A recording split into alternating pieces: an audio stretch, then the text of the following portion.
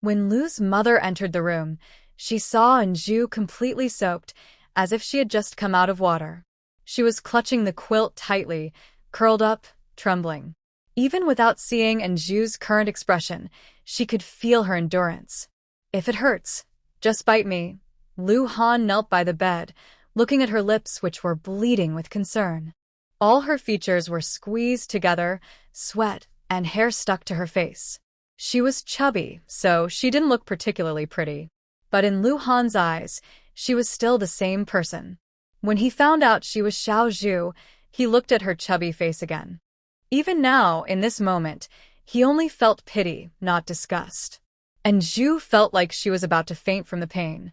She heard Lu Han's voice but didn't understand what he was saying. Lu's mother stood at the door, unable to bear to watch anymore. Xiao Zhu was so pitiful.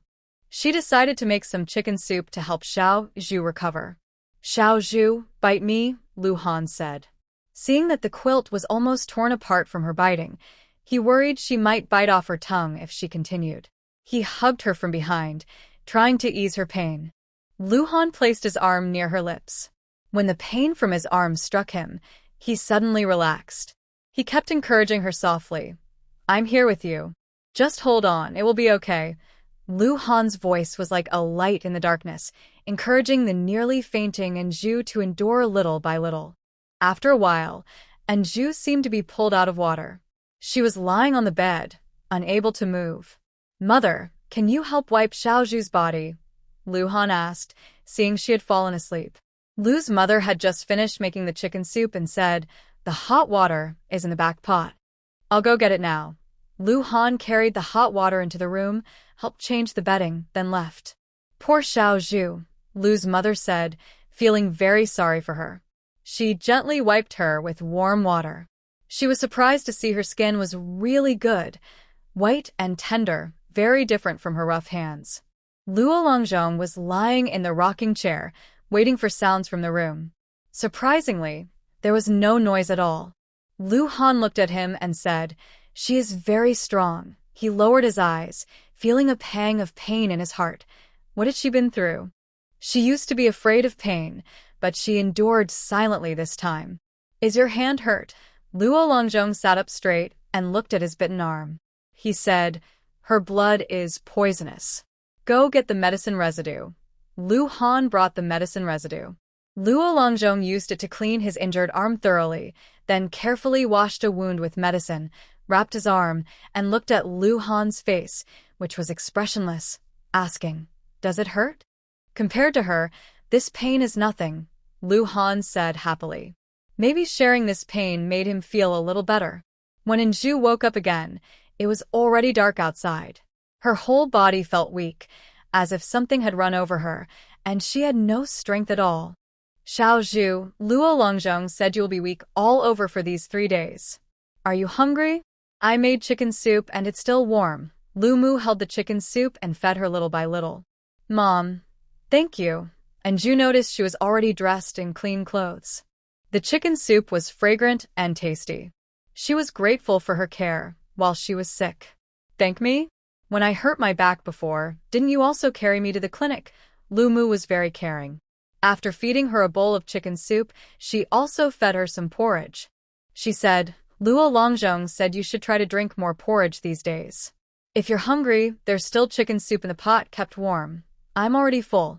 "The chicken soup is very delicious, and your cooking keeps getting better," Anju praised. Lu Mu felt even more distressed. Even now, Anju still praised her cooking. She smiled and said, "You're just a sweet talker." "Oh, Mom, earlier, was Lu Han taking care of me? Please thank him for me." Anju only remembered that Lu Han had been with her, encouraging her all along. Yes. He went to the county with Luo Longzhong. Said he needed to fetch some things. The small worry in Lu Mu's heart was gone. Lu Han probably just felt sorry for her. After eating, Anju fell into a deep sleep. The next day, when she saw the medicine again, she hesitated for a moment. Then she tilted her head back and drank it. This time, with more experience, she collected the black blood she vomited into a bucket, instead of spilling it all over Lu Han like yesterday. When she saw Lu Han again, She had just taken the medicine. The pain suddenly overwhelmed her, and she couldn't care about anything else, not even her embarrassment. She had to keep going. She wanted to survive. But it was so painful that she was close to giving up. Little Bamboo, you're the best. Keep going, I believe you can do it. Lu Han's voice encouraged her in her ear. Aren't you going to open a restaurant and make a lot of money? Yes, she had already opened a restaurant. Money was coming in quickly. There were many things she still wanted to do. She couldn't give up. Lu Han, thank you. And Ju raised her head and looked at Lu Han. During these 3 days, every time she finished the medicine, Lu Han would hold her and encourage her when she was about to faint from pain. Congratulations, you've made it through. From now on, you'll be safe and healthy and live a long life. Lu Han lowered his head. Her eyes looked tired. Carefully, he laid her down. I'll ask my mother to help you wash up and get some good rest. And Ju was truly exhausted. She lay on the bed and continued to sleep. Lu's wife, I haven't seen Little Bamboo these past few days. Why is she not around? Xie Xiaohong had not seen Ju for 3 days. She was worried and especially came to the Lu family. The combination of braised meat and tofu strips sold very well. Some people disliked tofu strips because they were vegetarian and wanted to buy meat dishes. Others thought braised meat was too expensive, so they bought the cheaper tofu strips. Little Bamboo is sick, Lu's mother explained after confirming the detox. Xie Xiaohong hurried into the room. Seeing the small room wherein Ju stayed, her eyes flickered. When she saw Ju on the bed, she was even more surprised. Little Bamboo, you've lost a lot of weight. Really? And Ju touched her face. It still looked plump. She smiled and asked, Aunt Tian, why are you here? Even after a good rest, and Ju still felt weak all over. Dr. Luo said her body was severely depleted and needed to be replenished. Got it, and Ju simply said, without mentioning poisoning. Even Dr. Luo said her poison was very strange. The ruthless vine is not common. It grows only in harsh conditions. If you don't look for it on purpose, you won't find it. And Ju's poison seems like it was born with her from birth. And Ju isn't the original owner. She always felt something was strange, so she decided not to say anything to avoid confusion. She smiled and said, Aunt Tian, I'm fine. I just caught a cold. A bit serious. Luckily, Dr. Luo is here, or I would have had a hard time. Yes, having a doctor in the village is great. Yesterday, Ding Wu's grandson had a fever, and Dr. Luo gave him some medicine. After taking it, he was bouncing around happily, Xie Xiaohong said, seeing that Ju looked well and didn't have a fever. She relaxed and continued, By the way, there's good news in the village soon. What good news? And Ju asked casually. These days, she mostly stayed in bed, feeling groggy and bored when awake. Her family, Xiao Manhwa, is getting married. She's marrying a carpenter from the neighboring village, Xie Xiaohong mentioned, thinking of her own daughter, Tianjun. Tianjun was also of marriage age. After looking around, she still thought Infeng was good, if only he would stop gambling. Oh, and Ju thought, isn't that Lu Han's bad romantic interest? Xiao Zhu. Xie Xiaohong suddenly looked outside quietly, leaned in close, and whispered in her ear, Have you and Lu Han slept together yet? Xie Xiaohong thought she was shy. She said, Xiao Zhu, I really appreciate you. You found us a good job to earn money. Zhen's father's leg is getting better too. I'm truly happy. But, Xie Xiaohong looked around the room and said, You live alone here, right? You came into the Lu family to bring good luck, but you're married. If you haven't been intimate, how could there be children? Your mother-in-law treats you well, but if you can't have children, what will she think? What should you do, Aunt Tian? And Ju didn't know how to respond. Xie Xiaohong was genuinely caring for her, because she was sincere, and Ju didn't want to lie. Many thoughts flashed through her mind. She said, And I just got sick, so I stayed here. I'm worried about my health, and I'm quite comfortable sleeping alone because I'm quite fat. Xie Xiaohong sighed and reminded her, Get well soon and have a baby. And Ju casually changed the subject with a smile, saying, By the way, Aunt Tian, is the braised meat selling well? Whenever this was mentioned, Xie Xiaohong had endless things to say. and Ju quietly relaxed. Fat girl, are you there? And Foam brought in Xia to visit Ju, bringing some fresh chestnuts from the mountain. Little Juga, is this your sister? Mother Lu came out of the kitchen and saw in Foam and in Xia. She praised, little Juga's sister is really pretty. She had a balanced figure, big bright eyes, and a clear, delicate face. Hello, Aunt Lu, and Xia smiled brightly. Her mother had told her that when she saw Ju's mother, she should be sweet-tongued. We came to see sister. Is she at home? And Xia's eyes were spinning as she wondered if this was the family her sister married into. Hello, Aunt Lu. We picked some chestnuts and want to give them to Fat Girl. Is she at home? And Foam hadn't seen Ju these days. He asked his father, who said he hadn't seen her at the restaurant either. So early in the morning, with the chestnuts they gathered, and Fuchin and Lu Yu's couple urged in Foam to visit Ju. Yes, she's resting inside. Mother Lu led them to Ju's room. And Xia ran into the room, wrinkling her nose, and quickly went to the bed, leaning in and asking, Sister, are you sick? It smells like bitter medicine. Fat girl, why are you sick? And Foam heard this, casually set down the chestnuts and looked at her, noticing she had lost a lot of weight. Why did you lose so much?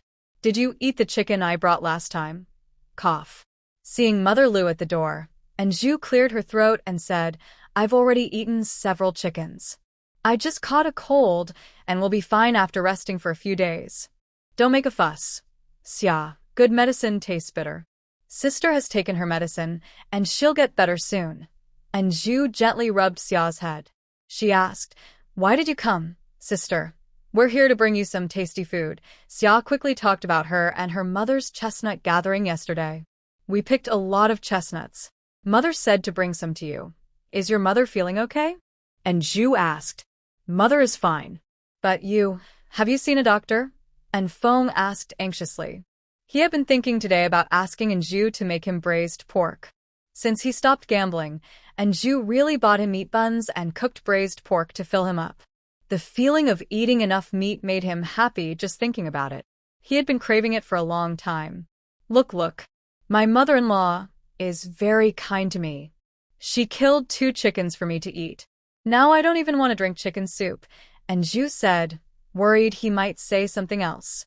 She warned him, Please don't tell your parents I am sick so they won't worry. Can you really keep it a secret? And Foam hesitated. And Ju rolled her eyes at him. When you used to gamble, why weren't you afraid of being caught? And Foam felt guilty and mumbled, If I don't say anything, I won't say anything. Xia, and Ju looked down at Xia, just as she was about to speak, and Xia said, Sister, don't worry. I won't tell Mom. But are you feeling better now? I'm fine, and Ju nodded confidently. The chestnuts are cooked. I just need to fry them in the pot. They taste really good. Next time, I'll make them for you. Sister, can I stay here for a few days? And Xia looked at her eagerly. And Ju paused for a moment. Just then Lu Mu, carrying tea, came in and said, Yes, you can stay as long as you want. And Xia's eyes lit up. She held Ju's hand and gently shook it. Sister, okay, and Ju felt relieved. She had finished her medicine. If Xia saw her in pain, she would surely cry. Mom, I bought a pig's trotter. We'll stew it later. Lu Han's voice came from outside. When Foam heard pig's trotter, he froze. Lu Han just came in and saw Foam. He said, Uncle, do you want to stay for lunch? And Foam was stunned. Lu Mu took the pig's trotter and politely invited them to stay for lunch. When Lu Han went into the kitchen, Lu Mu said, Honor, Mom, Xiao Zhu is my wife. I call her Xiao Zhu. My older brother calls her uncle, Lu Han explained confidently. Mother Lu had something stuck in her throat. She looked at Lu Han's handsome face. He is the great general of the Zhou dynasty. Many girls in the capital want to marry Lu Han, but he still refuses. Even the daughter of the Chung family only agreed to the engagement because of her gratitude to Lu's family for saving her life. Unfortunately, shortly after the engagement was arranged, Lu Han had an accident, and the Chung family insisted on breaking off the engagement. That was just a temporary solution, Honor. In the future, you still need to. Mother Lu didn't want to see Lu Han become discouraged. She didn't want him to stay a hunter forever. He is like a dragon trapped in shallow water. One day, he will soar in the sky again. At that time, and Zhu will only hold him back. Mother, there is no such thing as a temporary solution. Even if it's just a marriage of convenience, it's still marriage. Lu Han had refused to divorce before because he didn't care who he married. It was all the same to him. Now that he knows she is his Xiao Zhu, he definitely won't divorce. Even if they are only husband and wife, he doesn't want to let go. Mother, have you ever thought that if Xiao Zhu were not here, I would just be a pile of dirt? How could I have the face to dislike Xiao Zhu? Lu Han's eyes were deep. When you hurt your waist, Xiao Zhu risked her safety to go to the county to see the doctor. Such a good girl as my wife. Makes me very happy. Lu Han's eyes were sincere and firm. Mother, I hope you won't say such things anymore in the future. After speaking, Lu Han took the chestnuts sent by Xia to the water well to wash. He cut a long slit on each one on his back, so it would be easier to peel when roasting the chestnuts later. He added sugar and water directly into the pot to boil. Honor, when did you learn to do this? Mother Lu was preparing pig's trotters for lunch. Seeing Lu Han busy everywhere, she was very surprised. Lu Han paused for a moment. I learned it when I was in the army. Mother, you don't like chestnuts, so I didn't make them. Oh, Mother Lu responded. She needed to think carefully about what Lu Han said. If she really accepted Anju as her daughter-in-law, she would have someone to teach her in the future. Big sister, are you feeling unwell? Do you want some water? And Xia kept moving around the house, eager to clean every corner. After finishing her chores, she started to circle around Anju. All right, Xia, you've been busy since you arrived. You're still just a child. Anju looked at the busy Anxia, thinking about how the original owner was once a timid person. Even though Xia was the younger sister, it was the original owner who was protected. Big sister, I'm not little anymore, Anxia said seriously. You're sick. I want to take care of you. Good girl. Anju reached out and took 10 coins from her purse. Here, buy something tasty. No. Anxia quickly shook her head. Big sister, I can't take it. Mother said that it's not easy for you to marry into the Lu family. Keep some money for yourself. The little girl was so sensible. Anju's heart almost melted. She said, Take it. I still have money. If you don't take it, I'll be upset and angry, Anju said with a serious face, pretending to be unhappy. Anxia hesitated. Take it, Anju said, holding her purse which jingled as she shook it. I still have more. Thank you, big sister. Anxia quickly put the money away. Anju then started asking about the family. Anxia opened up like a flower blooming. Father and Fuchuan worked every day. In the past 2 weeks, the family had eaten meat twice. Mother's health was much better, no longer often sick. She was busy in the vegetable garden every day. The family's hen had hatched a new brood of chicks, and they bought 5 ducks. Most importantly, she talked about Anfeng, the eldest brother. Anxia's little mouth kept talking nonstop. Big sister, you don't know, big brother has changed a lot. He works every day. Look, my hairpin was bought by big brother. Isn't it pretty? Anxia touched her hairpin happily. The small pink flower clipped in Anxia's shiny black hair looked very pretty. She said, Xia wants to watch big brother. If he goes gambling, tell big sister right away.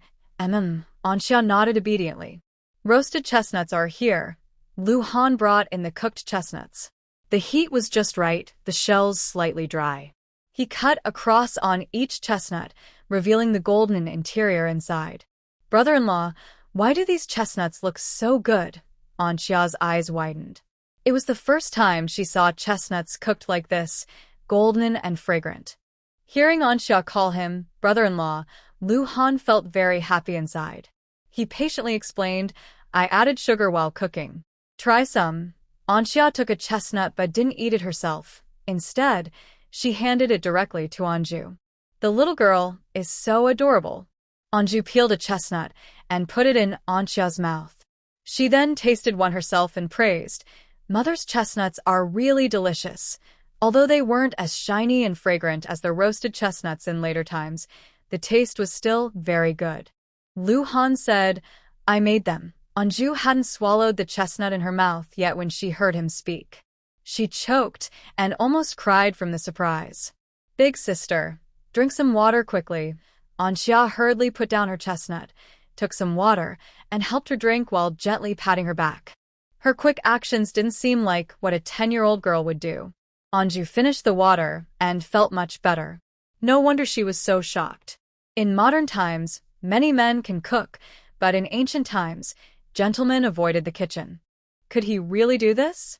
"Xiaozhu, why are you so surprised?" Lu Han looked at her eagerly, hoping she would remember that she had eaten the same kind of chestnut before. "Oh, I just think it tastes very similar to what I ate before." Anju looked at the chestnut again, and suddenly remembered the chestnuts Lu Han bought for her in the past. They seemed to taste about the same. Could it be that people who look alike also do similar things? Or maybe this is a parallel universe. Anju's mind was full of wild thoughts. At lunchtime, Anfeng ate until he was full. A pot of pig's trotters stewed with soybeans. Most of it went into his stomach. He felt a bit embarrassed and looked at Lu Mu and Lu Han, then found an excuse to leave after finishing his meal. Anxia stayed at the Lu family and was busy too. She followed Lu Mu like a little tail, actively helping to wash vegetables, cook, boil water, and wash dishes. Even when Lu Mu went to the vegetable garden, Anxia helped pull weeds, working very efficiently. "Xiaozhu, your sister is just like you. Hardworking," Lu Mu praised Anxia. Seeing how efficiently Anju worked earlier, she realized that their family's ability to work hard was inherited. Even the 10-year-old girl did more chores than Lu Miao Miao, and often brought water to her. And what about Lu Miao Miao? Mother Lu used to think there was nothing wrong, but now she realizes she really doesn't know how to raise a daughter. Lu Miao Miao always made excuses for not doing chores, saying she would get dark or that she was too tired after a little work, never showing her any real care. "Mom, my little Summer is really hardworking. I don't know who will be lucky in the future," Anju said, gently rubbing her sister Xia's head. After a few interactions and recalling the original memories, she felt a deep affection for her sister. "Big sister," and Xia shyly lowered her head. Mother Lu sat for a while and then went inside to rest. Only Anju and her sister and Xia were left in the room. And Xia lay beside her and asked, "Big sister, why don't you sleep with brother-in-law?" "Because I am sick," Anju replied softly, pressing her hand to Xia's forehead. "And you mustn't tell Mom about this." She was worried that Lu Yu, her mother, might get upset again. "But," and Xia frowned. Anju changed the subject and asked, "Xia, what do you want to do in the future?" And Xia shook her head, then said, "I don't know. When a girl reaches a certain age, she is expected to marry. What else can she do? Women aren't just supposed to marry and serve their husband's family. They can earn money and do what they love. They shouldn't be desperate over a man, right?" Anju wanted to teach Xia some ideas. In ancient times, women who didn't accept their husbands taking concubines were considered unkind, but if a woman truly liked someone, who would be willing to share her man? Xia was like a little sun, bright and cheerful. She didn't want her sister to suffer more because of a man in the future. "Big sister, you've changed," and Xia suddenly sat up. The room was dark, and only faint outlines could be seen. And Zhu's heart skipped a beat. "Big sister, are you upset?" And Xia threw herself into her arms, sniffling. "Did brother-in-law bully you? Does he not like you, Xia?" And Zhu gently patted her shoulder, knowing she misunderstood. She softly comforted her. "No, he didn't. Liar." And Xia choked, tears in her voice. "Father and mother sleep together, so big sister should sleep with brother-in-law. But he doesn't sleep with you, so you must be being bullied. Silly girl." And Zhu sighed helplessly, taking her hand. "It's because I don't want to sleep with Lu Han." "Ah." And Xia's sobs caught in her throat. "You see, I am so fat. Don't mention Lu Han. Even I dislike myself. Once I lose weight, we can sleep together. Isn't that better?" AI Zhu feels she shouldn't let Xia misunderstand, to avoid making the young girl feel upset. "I'm telling you this just to help you relax and think positively. In the future, you'll have things to do, right?" AI Zhu thinks it's best not to bring up this topic now, so she quickly changes the subject. "Xia, Tomorrow I'll make you sticky rice lotus root. What is sticky rice lotus root? The young girl's mood changes quickly, and her attention shifts. It's just lotus root stuffed with sticky rice. I saw someone make it in the county, so I want to try making it too. Aiju considers that she might be able to get out of bed tomorrow. Though still weak, doing small tasks should be fine. The two sisters chat happily, not realizing that Lu Han, listening nearby, hears everything clearly. Lu Han rests his hands behind his head. Aiju's gentle voice makes him instantly recognize her. He originally wanted to tell her eagerly that he is Lu Han from the same world as her. But now he has changed his mind. He can't let Aiju find out he's Lu Han. Otherwise, how could they get along in the future? Mom, do we have sticky rice and lotus root at home? Where can I buy some?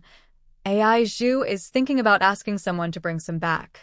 Lumu looks at her in surprise. There's some in the kitchen. Do you want to eat it?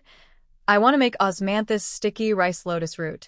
Seeing that all the ingredients are ready, Aiju is very happy. She asks Xia to wash the lotus root and sticky rice thoroughly, then soak the dried osmanthus in water. Making osmanthus sticky rice lotus root requires osmanthus sugar, which is essential.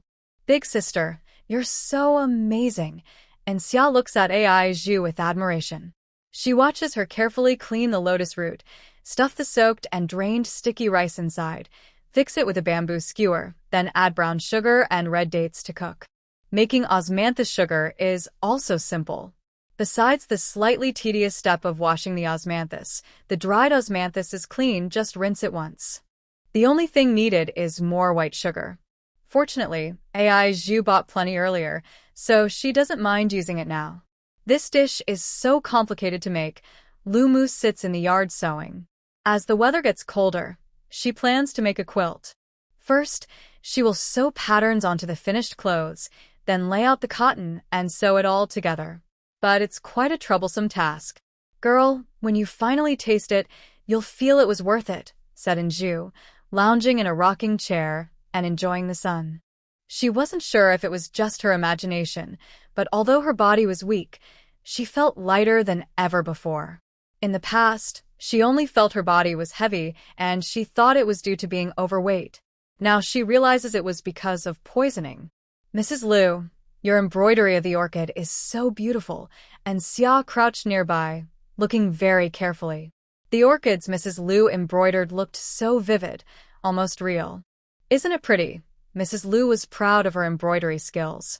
Seeing in Xia's serious interest, she patiently explained some tips for embroidery, like how to hide stitches and how to make stitches neat. And Xia listened very carefully. And Zhu had an idea. She said, Xia, I have a sewing basket and a handkerchief in my room. Would you like to try embroidering a piece of cloth for me? She had seen Mrs. Liu's embroidery skills before, and she knew Xia was patient. If she could learn even a little from Mrs. Liu, she could earn some money by embroidery in the future. Luckily, she had bought sewing supplies earlier because she thought they would be useful, so she had them now. Okay, and Xia immediately went to get the materials. Big sister, what do you want to embroider? And Xia asked, holding the handkerchief. Bamboo, said Nju. She liked bamboo, not only because her name included bamboo, but also because she admired its strong and upward-growing spirit, symbolizing progress and success. All right, and Xia started thinking right away. She was about to start stitching when Mrs. Liu asked, Xia, have you decided how to embroider the bamboo? Bamboo? Isn't it just bamboo? And Xia looked at Mrs. Liu with a confused expression, as if wondering how to embroider bamboo. Different bamboos have different poses, and the shades of color used to embroider them will make each bamboo look unique, Mrs. Liu patiently explained. She looked through her sewing basket and the bamboo sketches she had drawn earlier. She said, see, each type of bamboo is different when embroidered. Wow, so beautiful, and Xia immediately liked one of the designs. Excited, she said, Mrs. Liu, can I embroider this one? Yes, Mrs. Liu replied. She explained how to choose the embroidery threads. And Xia listened carefully and learned even more diligently. And Zhu was lying nearby, watching Mother Liu gently teach and Xia embroidery. She couldn't help but praise silently. She looked nothing like the fierce old woman she had first seen. They seemed like two different people. At this moment, Mother Lu radiated kindness and warmth. Her hair was always neatly styled, and her clothes, though not new every day, were always spotless. She must have taken great care to keep them so clean, as they had no wrinkles. Mother Lu didn't seem like a rural woman. Considering Lu Han's status, it didn't look ordinary either. Could it be that Lu Han's leg injury caused them to leave the capital? And Zhu's mind was filled with wandering thoughts. She smelled the fragrant lotus root soup cooking in the kitchen. Feeling happy, she basked in the warm sunlight on the deck chair and soon fell asleep. Big sister. And Xia wanted to show Zhu how beautifully she had embroidered with a handkerchief. But when she saw Zhu sleeping, she lowered her voice and quietly went inside to get one of her clothes to cover her. Big sister has lost a lot of weight, and Xia said as she crouched in front of Zhu, carefully examining her face. After this illness, Zhu looked visibly thinner. It's good to be thinner, Mother Lu said softly, looking at the thinner Zhu. Xia, it's better for a girl to be a bit plump, but your sister has become too fat, which affects her appearance and health. Even Dr. Luo said she should lose some weight. If Zhu were a bit thinner, with a more normal figure, even if she came from a humble background, it wouldn't be so hard to accept. Xia, you should persuade your sister more. She can't keep gaining weight like this, Mother Lu said with a glance at Xia. Since they were sisters, she believed Xia's words would influence Zhu. Don't worry, Aunt Lu. I will talk to my sister properly, and Xia said anxiously when she heard about health concerns. When Zhu woke up, and Xia was still embroidering a handkerchief, you could already see the shape of a bamboo. With Mother Lu's guidance, her embroidery had improved a lot. She praised her, saying, Xia, keep practicing. Don't worry, sister. I will definitely work hard, and Xia said with renewed enthusiasm. She felt eager to embroider forever. This was the first time she had made such a beautiful bamboo. In the kitchen, Anju finished making osmanthus sticky rice lotus root and then prepared a cold lotus root salad, lotus root meatballs, sweet and sour lotus root slices, and spicy lotus root sandwiches. If there had been more time, she would have loved to stew lotus root with pork ribs. Can lotus root be used to make so many delicious dishes? Dr. Luo looked at the dishes on the table. Each one was made with lotus root, but each tasted different. After moving the furniture, Dr. Luo stayed in the village and ate 3 meals a day at the Lu family. Yes, you can also make soup, stir-fry, deep-fried lotus root balls, and lotus root pancakes. There are many ways to cook lotus root, Anju replied. If I had tomatoes, I could make tomato sauce and turn the lotus root sandwiches into sweet and sour snacks. That would be amazing. Dr. Luo's eyes lit up immediately. Fat girl, I didn't save you for nothing. Tomorrow, I'll make the lotus root balls and pancakes you asked for. Today's dishes suited his taste very well. Staying in Dongxing village was truly a wise decision. Okay, Anju agreed happily. Xia, are you going to the county tomorrow? Sister wants to buy you candied hawthorn sticks. Anju planned to visit the restaurant while lotus root was in season and also wanted to introduce some special dishes. She also planned to take Anxia to the county for a walk. The girl's clothes were still her old clothes altered to fit her. Anxia's eyes brightened. Then she shook her head. No, Aunt Lu said she will teach me embroidery tomorrow. Xia, do you want to learn? Anju was used to chatting with the girl at night. Boring evenings could be more fun this way. Yes, Anxia nodded. I heard that good embroidery can also make money. She mostly figured things out on her own or learned from Lu Yu, but Lu Yu's embroidery was hard to describe, and hers was better. Every profession has its top expert. As long as Xia is willing to learn, she can master it. Anju encouraged her. Xia, if you learn well and become skilled, earning money will be easy. Do you understand what I mean? Sister, don't worry. I will study hard. But, Anxia hesitated. I can't stay at the Lu family forever, and I can't keep bothering Aunt Lu to teach me. What if she gets annoyed with me? She only stayed at the Lu family because she felt sorry for her sister's illness. If she had to stay long-term, it wouldn't be possible. Then let's think of another way. How do we know if it will work unless we try? And Zhu talked to Xia for a long time. Finally, she said, tomorrow I will go to the county and bring back some good food for you. Big sister, you don't need to. You should save more money. I can do without it, and Xia replied wisely and politely. And Zhu smiled but said nothing. She thought about buying more food tomorrow, and also getting some cloth and needles. Are you going out? Early in the morning, and Zhu saw Lu Han sitting in the carriage, seeming to wait for someone. I'm going to the county. Lu Han stood up and looked at Zhu. You have lost a lot of weight. It's good to be thin. I don't want to be fat. And Zhu said, pulling at her clothes. The dress her mother made was tight before, almost too small to wear. Now, after being sick, it felt a bit loose. It seems that after the poison was gone, her body recovered. She believed she would lose weight soon. Lu Han turned to help Zhu get into the carriage, but saw her walk past the carriage and leave directly. He said, Xiao Zhu, your body is still weak. You should take the carriage to the county. Who said I want to go to the county? And Zhu said without looking back. After walking a few steps, she stopped and looked at him suspiciously. Did you eavesdrop on our conversation? Didn't you say yesterday that you wanted to buy ingredients in the county? Lu Han answered calmly, refusing to admit he overheard. And Zhu tilted her head and thought for a moment, whispering, Did I say that? You did. Lu Han replied very confidently. And Zhu shook her head and didn't bother to think more. Dr. Luo said that if you want to recover well, you shouldn't overwork yourself, Lu Han said, leading the carriage beside Zhu. And Zhu didn't have the habit of overexerting herself. She got into the carriage directly. By the way, Uncle Gu isn't driving today. He's busy. Lu Han jumped into the carriage and looked back at her. Hold on tight.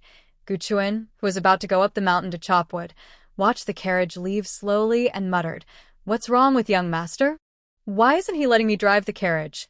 Lu Han drove the carriage steadily. He asked, Should we go straight to Washi or somewhere else? I'll go to San Pengzi's restaurant to see my father. Early in the morning, and Zhu woke up feeling sleepy. The carriage was swaying gently, almost like a lullaby, and she soon fell asleep leaning against it. Okay, Lu Han replied. He wanted to say more, but hearing the steady breathing from inside the carriage, he said nothing and quietly continued driving. Next time, he should ask Uncle Gu to drive. Thinking this, Lu Han stopped the carriage in front of San Pengzi restaurant. And Fuchuan, who had just finished delivering goods, saw Lu Han driving the carriage. Dad, Lu Han spoke up willingly. And Fuchuan, holding a snail in his hand, almost dropped it.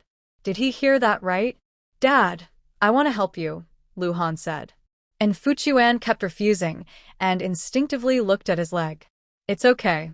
My leg is hurt, not my hand, Lu Han said, applying strength to help unload all the snails. When Zhu woke up and saw this scene, she was so surprised her eyes nearly popped out. If she wasn't mistaken, was Lu Han trying to flatter Fuchuan? Dad, and Zhu stepped forward with a smile, thinking she must have misunderstood. Chubby girl, and Fuchuan looked at Zhu and frowned instinctively. Why do you look so thin? Dad, isn't it good that I lost some weight? And Zhu didn't want to talk about being poisoned. She changed the subject. Dad, was the snail collection smooth today? Yes, everything went well. The manager even praised me for collecting good snails, and Fuchuan answered with a simple smile. Getting up early and working hard every day was tiring, but earning money was enough. Dad, keep at it. I'm going to check the restaurant. And Zhu said, and went straight inside. Lu Han followed her. Are you going to Dr. Song's place? And Zhu looked at Lu Han in surprise. Why was he coming along when she was going to the restaurant? She said, Thanks for the carriage today. It saved me a lot of walking. After a good rest in the carriage, she felt much more comfortable. Lu Han silently observed the restaurant. From its decoration, he was now sure, and Zhu definitely had shares in the restaurant. He pretended not to know and asked, When will your mother and Dr. Luo be waiting for the ingredients to be cooked? When will I come to pick you up? I can go back by myself. No need for you to pick me up, and Zhu replied. I'll buy some vegetables later and head home. There's still enough time for lunch. My daughter asked me to bring you back, Lu Han said as he pulled Lu Mu out to distract her. And Zhu didn't doubt him. Recently, Lu Mu kept saying how delicious her cooking was. Yesterday, she made osmanthus sticky rice lotus root, and she said she wanted to eat it again today. Oh, I need a little more time. I have some things to do at the restaurant, and later I need to go to the fabric shop, and Zhu said. I'll wait for you at the restaurant. Okay, Lu Han replied, not wanting to stay longer.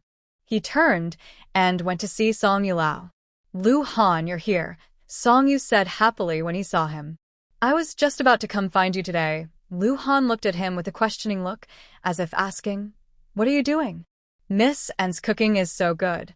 I came to your house to eat and also to treat your leg, Song Yu said, rubbing his hands. His new restaurant was doing very well, and the food was tasty. The taste of the river snails was exactly the same as in Zhu's, but he still felt that in Zhu's cooking was a little better. The flavor was fresher and more delicious, and he couldn't forget it. Wow, are you coming to serve me? Is this a home visit? Lu Han's face darkened. He corrected him. Xiao Zhu is already married. It's not proper to call her Miss N. Song Yu's eyes widened in surprise. He circled around Lu Han and said, Lu Han, are you serious? She is Mrs. Lu, Lu Han said calmly. Song Yu, as if to say, your taste is too heavy. Xiao Zhu just recovered, and today she's not feeling well enough to cook, Lu Han said directly. After eating Xiao Zhu's food, how could he still complain? Song Yu immediately got angry. Lu Han, are we not brothers? I traveled a long way to Yang County just to see you. I came to treat your leg. Now you won't even give me a meal? That's ungrateful, Lu Han replied. Isn't it because you're avoiding a marriage proposal? Song Yu, feeling exposed, stiffened his neck and said, nonsense. If I really wanted to avoid a marriage, why would I come to Yang County? I came only to treat your leg. Xiao Zhu, you're finally here, Zhou Wu said happily in the kitchen when he saw Zhu. He shared how well the restaurant was doing. Business is really great. Zhou Wu had already brought his eldest son, Zhou Xiaotao, into the kitchen, planning to train him as a successor. Uncle Zhou, today I came to make 2 new dishes, and Zhu chose spicy lotus root sandwiches and fried lotus root balls. Both dishes are simple to make, but they taste good and suit most people's preferences. After teaching the cooking class, Zhu hurried to buy fabric and sewing supplies. She thought the weather was getting colder, so she bought a lot of cotton. When she returned to the restaurant, she ran into Qian Duo, who was there to eat. As soon as he saw her, he shouted excitedly, Zhu, you've lost weight, you've gained weight. Zhu replied, giving him a side glance. His belly had grown quite a bit. Our restaurant's food is so delicious. Isn't it normal for me to gain weight? Qian Duo answered proudly. Recently, his father had been praising him for being good at business. Be careful. If you keep gaining weight, you might get high blood pressure, high blood sugar, or high cholesterol, Zhu said, looking at his expanding belly. Are you still single? If you get any fatter, which girl would want to marry you? What are high blood pressure, high blood sugar, and high cholesterol? Qian Duo asked curiously, then confidently said, that's none of your concern. There are plenty of girls who want to marry me. He looked proud, claiming to be the young master of the Qian family. They didn't have much, but they had money. Oh, Zhu replied calmly. They probably like your money. If you run out of it, who do you think would still want to be with you? Do you think I'll run out of money? Qian Duo raised his voice, acting like he was the richest person. I'm just talking hypothetically, Zhu said, eyeing his big belly. Being active is good for health. Being too fat isn't healthy. It's easy for you to say, since you're not fat, Qian Duo retorted, a bit annoyed. Zhu was the fattest girl he'd ever seen. I will lose weight, Zhu said confidently. That's impossible. Qian Duo shook his head. Gaining a pound is easy, but losing it is very hard. His parents used to watch over him, disliking his weight. They tried all sorts of methods to make him thinner. He used all his cleverness for that, but instead, he kept gaining weight. Eventually, his parents gave up and stopped bothering him. Then how about we make a bet? Zhu suddenly had an idea. Finding a good partner is not easy.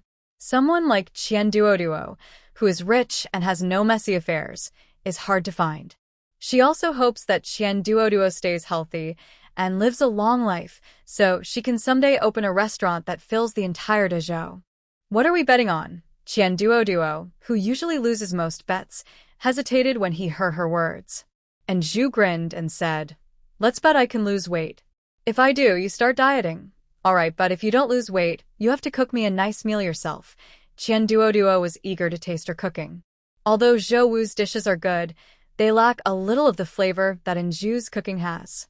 When Lu Han arrived at the restaurant, he saw them talking happily. He walked over and said, "Little Zhu, it's time to go home." Lu Han looked at the basket beside him and asked, "Did you buy these?" "Yes, some fabric, needles, and cotton." And Zhu casually replied. Then she asked, "Did you see the doctor?" "And Zhu, is he your brother?" Qian Duo looked at Lu Han, observing him back and forth between Zhu and Lu Han. Zhu had become quite plump, but Lu Han was tall and handsome, the most handsome man he had seen in Yangchuan County. Before Zhu could speak, Lu Han answered first, "I am little Zhu's husband, Lu Han." "Husband?" Qian Duo was stunned. He looked at Zhu in shock. "You got married?" And Zhu glanced at Lu Han out of the corner of her eye. She didn't expect him to admit their relationship not only in the village, but also outside. His taste is really strong, huh? And Zhu thought to herself, but she kept a bright smile and said, "Yes." Uncle Zhou said there are new dishes today. Before she finished speaking, Qian Duo found an excuse to leave. And Zhu took the opportunity to pick up the basket. "Let's go home quickly, so Lao Lang won't go hungry at noon."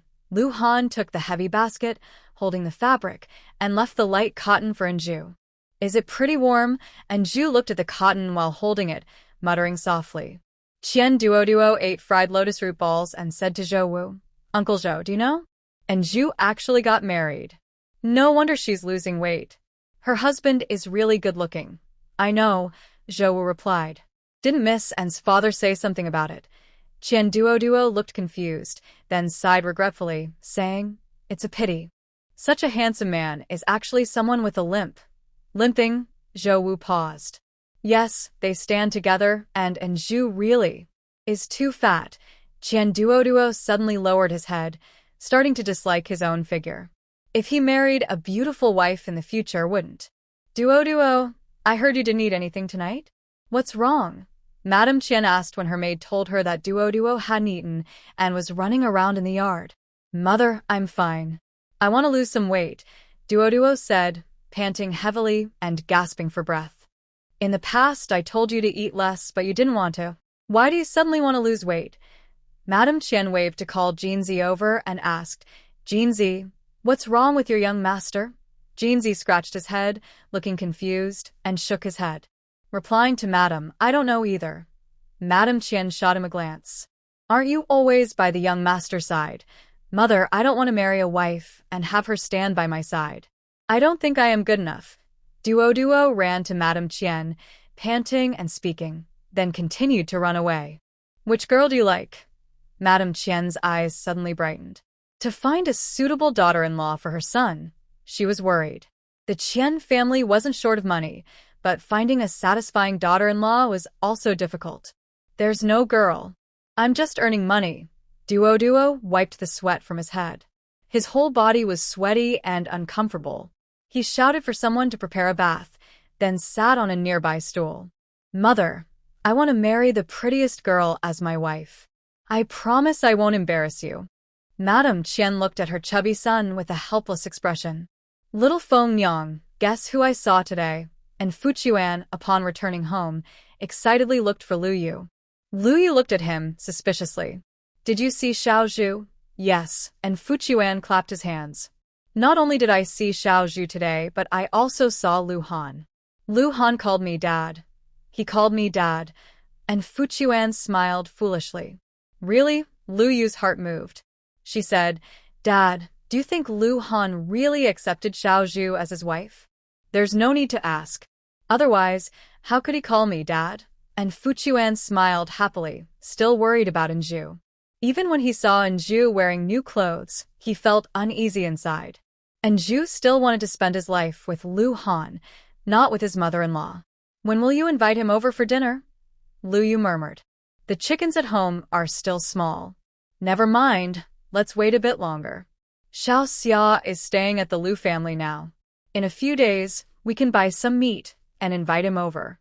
That evening, and Fuchuan started bragging again about Lu Han calling him dad. And Feng was eating and said, "Dad, he even calls me uncle now. When I took Xiao Xia to the Lu family, he called me that." And Fuchuan kicked him lightly. "Then why didn't you say anything last time?" "Didn't say. Maybe I forgot." And Feng replied, lowering his head to eat. Today, the dishes were all vegetarian, but the spicy tofu strips his dad brought back tasted good. He didn't dare to look up. "Xiao Feng, is there something you're hiding from us?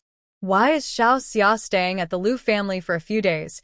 And Fuchuan thought about how Anju looked thinner today and couldn't help but worry again. "No, Xiao Xia just wants to get a bit chubbier," and Feng answered casually, planning to finish quickly and leave after eating. "Then why did Xiao Zhu lose weight? Is he sick?" And Fuchuan grabbed his hand suddenly, not noticing that he had let slip something. "His dad, you say Xiao Zhu lost weight?" Lu Yu's voice was full of surprise. "And Zhu made the lotus root soup and lotus root cakes he didn't have time to cook yesterday." Lu Longzhong ate happily. Lu Longzhong actually making lotus root powder from this lotus root tastes great too, and Zhu said, deciding to make it tomorrow. Oh. Lu Longzhong had been eating lotus root for 2 days and wasn't tired of it at all. By the way, does Lu Longzhong know about kudzu root? I heard it can also be made into kudzu powder, and Zhu mentioned lotus root powder and thought of kudzu root. Lu Longzhong replied, "Kudzu root, it clears heat and detoxifies, relieves thirst, nourishes the kidneys, and strengthens the spleen. It can be used in medicine and also made into food." He had been a doctor for a long time but was hearing about this for the first time. "I'm just telling you what I heard. I don't know what kudzu root looks like," and Zhu said, only knowing it was a plant but not what it looked like. "There are plenty in Leigong Mountain. If you want, I can dig some up tomorrow. But can you cook with it?" Lu Longzhong was never bothered by the trouble of preparing food. "Try it, this method is pretty much the same," and Zhu blinked. She asked, "Dr. Luo, do you go to the mountains every day to find some herbs?" Dr. Luo glared at her. "How can you still find anything?" "No," and Zhu replied confidently. "But there are many good things in the mountains. Wild chickens and rabbits, roasted, dried, or stir-fried, they all taste great. How about you take me to the mountain tomorrow?" And Zhu blushed. She had made all the delicious dishes she wanted these days, and now it was time to cook her signature dish. "What would you do there? With your chubby hands and belly, you'll get tired halfway up the mountain," Dr. Luo said with disdain.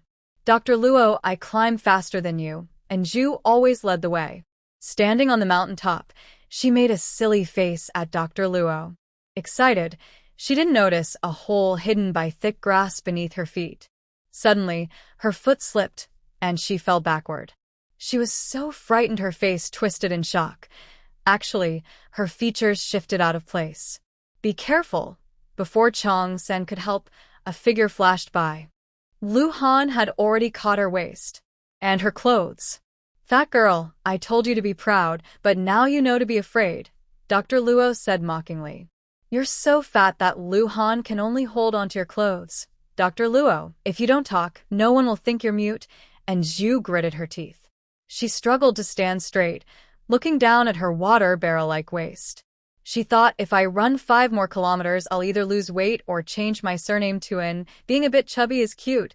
Lu Han's voice sounded nearby. Hearing this, and Zhu, who was determined to lose weight, thought. She looked at Lu Han with a strange expression. Could it be that he really liked her chubby? A woman being a little plump is called plump, but she was now seriously overweight. Her legs were thicker than most people's waists. Dr. Luo chuckled. "It seems you two are a perfect match," he said, but when Lu Han shot him a cold look, he quickly changed his words. "Everyone has their own taste," and Zhu rolled her eyes. Dr. Luo's eyes were also suspicious. They seemed like 2 people from different worlds, completely incompatible. Has Dr. Luo ever heard the saying? Lu Han deliberately fell behind a few steps, watching Zhu walk ahead, searching hard for wild pheasants and rabbits. She was chubby, but every move she made looked adorable to him. "What are you talking about?" Dr. Luo asked curiously. He had heard many people praise Lu Han, brave in battle, the war god of Dezhou. Especially after the battle at Huai Prefecture, Lu Han became famous and was the youngest general of the dynasty. Unfortunately, after the moon fell, Lu Han was injured at Pingyang Pass and limped. He left the court and unexpectedly hid in this small village, marrying a chubby wife. Good looks are common, but a fun soul is rare, Lu Han said with a slight smile. He had never realized that with the same face and body, just changing the soul could make someone so different. The chubby girl, Anju, was a good cook and didn't seem like a noble daughter, more like a puppet on strings. Dr. Luo nodded in agreement. Anju didn't have super hearing and didn't know what they were whispering behind her. She had already spotted a wild pheasant. She took a deep breath, pulled out her arrow from behind her back. Since the last time she used Lu Han's bamboo bow, it had become hers. She knocked the arrow, aimed at the long-tailed pheasant, and with a whoosh, the arrow shot straight at it. It missed. The pheasant flapped its wings and ran away. Anju looked disappointed. Pick up the arrow, Lu Han said as he stepped forward, took the arrow, and wrapped his arms around her from behind, holding her hand. Draw the bow and aim. His voice sounded in her ear. Anju froze for a moment, then obediently let Lu Han guide her. Add strength to your right shoulder, loosen 3 fingers on the string, Lu Han instructed.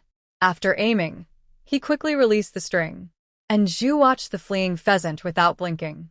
When she saw the arrow hit, she jumped with excitement. Anju was so excited she forgot Lu Han was behind her. She accidentally bumped her shoulder into his chin, hurting herself and crying out. Sorry, I didn't mean to. She turned around and saw his furrowed brow. She quickly apologized. Lu Han looked down at her full of apology. It's okay. Now go pick up the pheasant so it doesn't run away. When he saw her run to retrieve the bird, he took a deep breath. Her strong bump had made his chin feel almost not his anymore. Today they could have roasted chicken for dinner. Anju carried a wild chicken, feeling happy and excited. She asked, Dr. Luo, look how good I am. I hit a wild chicken. She looked eager for praise, her eyes smiling like crescent moons. Would you have hit it without Lu Han? Dr. Luo reminded her, clearly seeing what just happened. I held the bow, I drew the arrow, so why isn't it my hit? Anju argued with Dr. Luo. Only after he found some kudzu roots did she happily continue digging. Let's dig a bit more, make more at once. Maybe we can sell some for money. Both kudzu powder and lotus root powder are good ingredients. They taste nice and are nutritious. If we can make a lot, selling them won't be a problem. Girl, are you just after money? Dr. Luo teased as he directed her to dig the kudzu roots. With muddy hands, Anju dug while looking up and smiling brightly. Money can make even ghosts do work. Wow, there's a big patch here. Anju's eyes lit up at the sight of the large area of kudzu roots. She squatted down to dig, but her body was chubby and her legs were thick, making squatting difficult. She sat on the ground to dig instead. She left the kudzu roots, rubbed off the mud, and imagined the powder she could make from them. The smell, with a fresh kudzu aroma, mixed with sugar or honey, was sweet and wonderful. You're so ambitious, Dr. Luo said with a look of disdain. It's just some kudzu roots. Fine. Once the kudzu powder is ready, don't eat it, Anju said without turning around. Dr. Luo replied, No way. I have to taste what you make. You're even more useless than me, Anju said, digging quickly and well. Seeing the kudzu roots, she felt very energetic. She asked Lu Han nearby, Do you know where I can buy a lot of lotus roots? I asked Uncle Gu to buy some today. When we go home, we should see the lotus roots. Lu Han's answer made Anju very happy. It seemed that today she could make not only kudzu powder, but also lotus root powder, enough for 2 big bowls. Lu Han helped her dig, and soon the basket was full. Are you going back now? Dr. Luo looked at them and said, Didn't you say you were going to pick herbs with me? I'm going back to make kudzu powder and lotus root powder, and also to prepare a special dish called beggar's chicken. Anju smiled warmly and said, Grandpa Luo, Uncle Chong, you two can keep picking herbs. Girl, Luo the doctor asked her back, What is called beggar chicken? You'll find out after you try it, Anju teased. Luo the doctor muttered, Beggar chicken. Is it something a beggar eats? How good can it be? Come on, let's go back. Luo decided quickly and decided to go with them. Chong San looked hesitant. We haven't found the spiritual herb yet. If Kyoto finds out, Luo the doctor glared at him. What? Do you think you'll find the herb in a day? As soon as Anju got home, she cleaned the wild chicken first. On the way back, Lu Han caught another, so now they had 2 wild chickens. The chickens weren't small, and making them into beggar chicken, each person could have a portion. Big sister, what are you doing? And Xia followed Mother Lu, holding an embroidered handkerchief. In just a few days, she had improved. Of course, I'm making something tasty, Anju said. Xia, help me wash that kudzu root. By the way, did Uncle Gu send over the lotus root? No. And Xia fetched water from the well and washed the kudzu root. While handling the chicken, Anju said, once the kudzu powder is ready, I'll make something delicious for you. And Xia looked at the root with suspicion. Can this root be used for food? Also, she thought if the chicken is wrapped in lotus leaves, that's fine, but why cover it with mud? Full of questions, she wanted to ask but didn't dare, so she obediently washed the kudzu. Mother Lu had just finished making a cotton coat. When she came out, she saw Xia washing the root by the well. She asked, what are you washing the root for? Big sister said it's kudzu root and it can be made into kudzu powder, and Xia answered clearly. After thinking, she added, it's edible.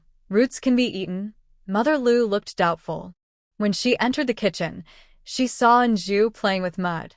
Little Zhu, what are you making? Making chicken, Anju said, wrapping the chicken in mud. She built a small fire pit and placed the mud-wrapped chicken inside.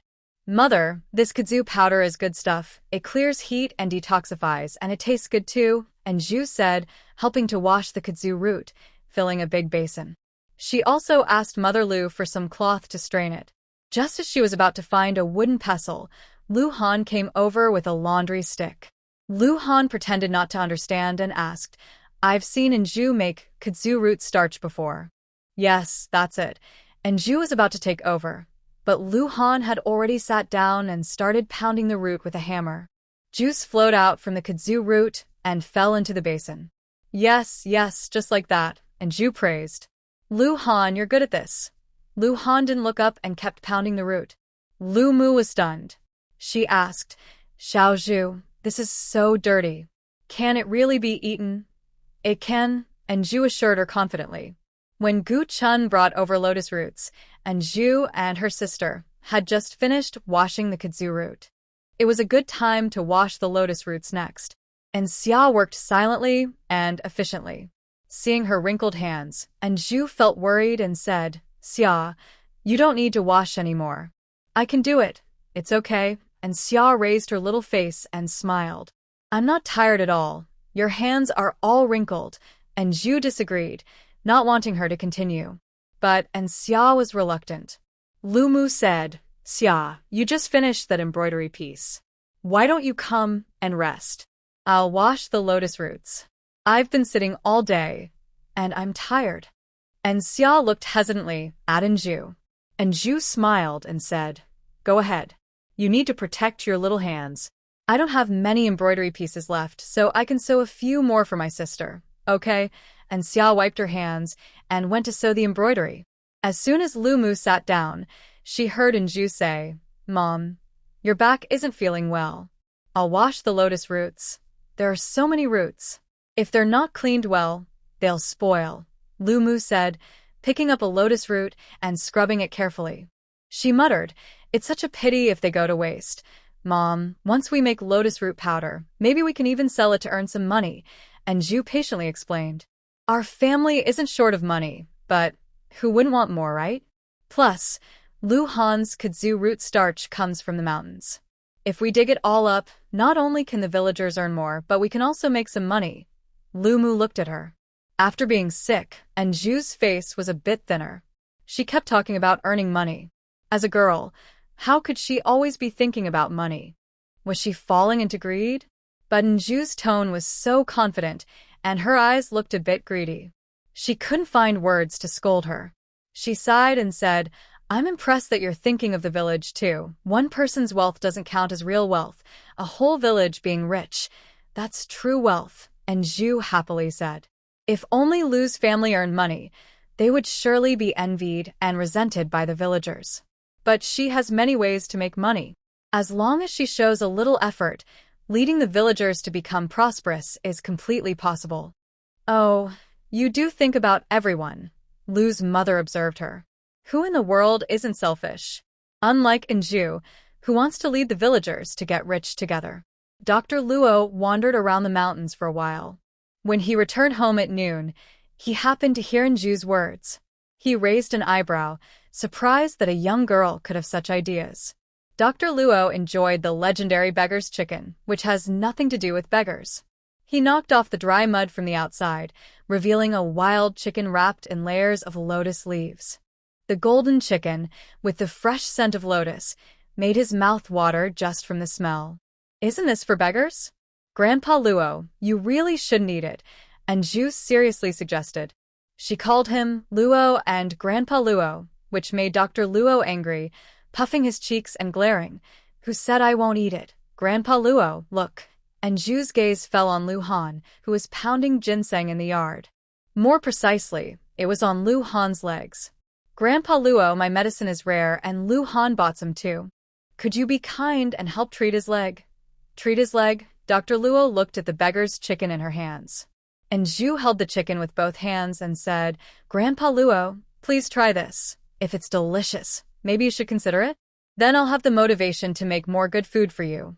Anju said in a tone like she was comforting a child. The precious herbs were bought by Lu Han. When she asked how much they cost later, Lu Han refused to say anything, making her feel uneasy. She owed him a big favor. During the days she was detoxing, she was in terrible pain, but Lu Han was always there encouraging her. For both reasons, emotionally and logically, she felt she should help Lu Han. Oh, Dr. Luo first tore off a chicken leg and tasted it. The outside was crispy and fragrant, cooked just right. The aroma of lotus mixed in, making the flavor different from what he usually ate. He ate with his mouth full of oil, looking very pleased. The chubby girl's cooking skills are truly impressive. What do you mean? Are you agreeing or not? Anju looked at him with confusion. Dr. Luo glanced at her and said, I don't treat people's illnesses easily. Anju quickly grabbed most of the chicken from his hand. Dr. Luo was annoyed, puffing his cheeks and glaring. He was just enjoying a chicken leg, and it tasted delicious. His stomach wasn't full yet. You little chubby girl, why are you snatching my chicken? I don't easily share my good food either, Anju said, holding a wild chicken. This chicken can be made into so many tasty dishes. Crispy chicken, spicy diced chicken, big plate chicken, peppery chicken, chestnut stewed chicken, yellow braised chicken, shredded chicken. Every time she mentioned a dish, Dr. Luo couldn't help but salivate. There seemed to be so many ways to prepare this chicken. Grandpa Luo, that's not all. There are also many delicious dishes you can make with duck. Braised duck, blood duck, taro-crusted duck. TSK, so many tasty options. Isn't it a shame if you don't make them? She said. Such a pity, Dr. Luo nodded. Many of these dishes he hadn't tried before. So, Grandpa Luo, as long as you treat Lu Han's leg, I'll keep coming up with new recipes to make for you every day. How about that? Anju suggested. Dr. Luo looked at her with a meaningful gaze. Are you trying to tempt me with food? How can you call it temptation? It's more like everyone gets what they want, and Zhu smiled gracefully, looking like a gentle lady. Dr. Luo stroked his beard, forgetting that his hand was greasy. His beard shone with oil. Lu Han was carefully pounding the root of the kudzu plant, crushing it until only bits remained. There was no more juice to extract. He switched to a new piece. As a martial artist, he had excellent hearing. He heard every word Anju and Dr. Luo said in the kitchen clearly. A faint smile appeared on his lips. Little Zhu still cares about him, right? And Xia sniffed the fragrant chicken leg but didn't eat immediately. Instead, she shook her head and said, Sister, I want to wait and eat with everyone. All right, and Zhu agreed without insisting. She didn't want the little girl to eat alone, as she definitely wouldn't like that. Perhaps convinced by her, Anju prepared a very rich lunch. Lu Han, since little chubby girl begged me again, I'll show you your leg, Dr. Luo said after finishing his meal. His words shocked Lu Mu. She reacted quickly and gratefully said, "Thank you, Dr. Luo." Thank you. God knows that Mother Lu has not slept well for a long time because of Lu Han's leg. She often wakes up in the middle of the night and has to wipe away tears. If you want to thank someone, thank your daughter-in-law, Dr. Luo said meaningfully. He looked at Lu Han and reminded him, "Lu Han, your leg has been like this for a long time. Whether it can be cured depends on the treatment after the examination." Lu Han bowed deeply. "Whether it can be cured or not, it's my fate as a younger generation. I don't blame Dr. Luo." Good. Dr. Luo first looked at Lu Han's leg, then reached out to gently feel it. When Lu Han was a general, he was injured but received the best treatment. However, his leg was badly hurt, and even with timely treatment, it left a lasting problem. He couldn't walk normally like others. How is it? Can it be cured? Mother Lu was worried and sat nearby without even washing her bowl, watching Dr. Luo. Although Zhu didn't speak, her worried eyes showed her concern. Lu Han was surprisingly calm. Looking carefully, his eyes showed hope. "It's difficult," Dr. Luo said as he carefully felt his bones, shaking his head. "If treated immediately, the chance is higher." "Now, Dr. Luo, can't you treat it either?" Mother Lu's eyes showed disappointment. Does it mean her son will be for the rest of his life? Her son's ambitions couldn't just be accepted like this. "Mom, it's okay." The imperial doctors also said it couldn't be cured before.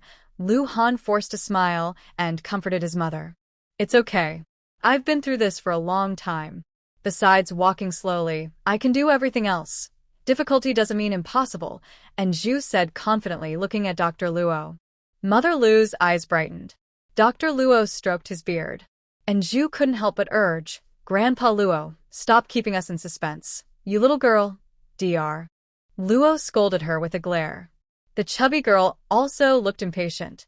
He said, "It can be treated, but the process will be painful. I'm not afraid." Lu Han's eyes lit up. This was the first time a doctor said his leg could be cured. If possible, he didn't want to be a. "How painful will it be?" Mother Lu hesitated. Dr. Luo explained, "Your current limp is because your leg bone broke and was left untreated for too long. The bones didn't heal properly, so you can't walk normally with that leg." Lu Han gradually understood and firmly said, "Dr. Luo, please treat it. I'm not afraid of pain. Do you know how to treat it?" Dr. Luo looked at him curiously. And Zhu hesitated and said, "Could it be that we need to break the bone again and let it grow back?" "What?" Mother Lu shook her head when she heard this. "No way, that's too risky. Fixing it properly is hard enough. Breaking it again is not an option, right?" Dr. Luo nodded. "Mother Lu, the chubby girl was right. It's about breaking the bone and letting it grow back, fixing the part that grew crooked before." Dr. Luo stroked his goat beard and looked at Zhu. The girl was quite clever. No, Mother Lu was the first to oppose. "Dr. Luo, what if it goes wrong and misses the spot before breaking it? And breaking a bone must be very painful," she added, feeling sorry for her son. She looked at Lu Han. "Honor, if your leg doesn't look good when you walk, that's okay. As long as you are safe and healthy, I won't mind. And Xiaozhu, she won't mind either." Mother Lu winked at Zhu. And Zhu pretended not to see her look. Her eyes focused on Lu Han. "No matter what decision you make, I will support you." "And Zhu," Mother Lu scolded sharply. "Do you know that breaking a bone and letting it grow back is risky? If anything goes wrong, Honor might never be able to stand again." Mother Lu's stern words didn't scare Zhu. She was about to speak when Lu Han said, "Mom, as long as there's a little hope, I won't give up.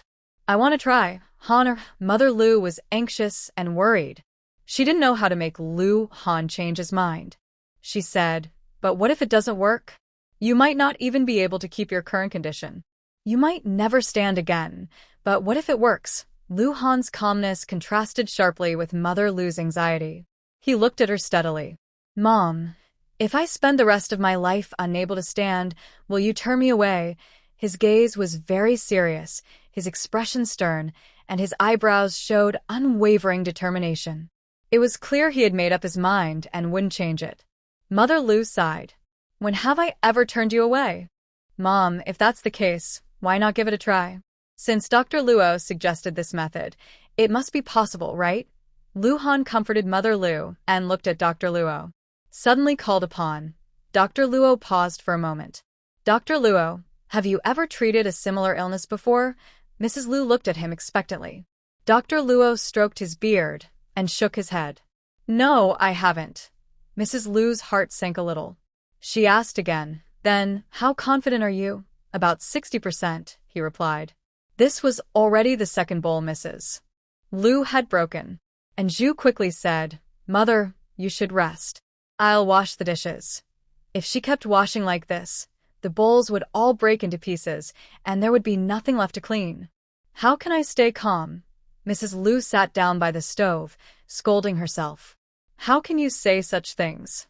If Honor's leg gets hurt badly, he might not be able to stand again in his life. What good does that do? And Zhu lowered her eyes, holding a loofah, and scrubbed the dishes. Lu Han wants to treat his leg. Even if Grandpa Luo only has a 60% chance, or even just 10%, he will try. Her voice was calm, like a thunderclap hitting Mrs. Lu's heart. Mrs. Lu looked up. The candlelight flickered on Zhu's face. She was washing the dishes carefully, each one spotless.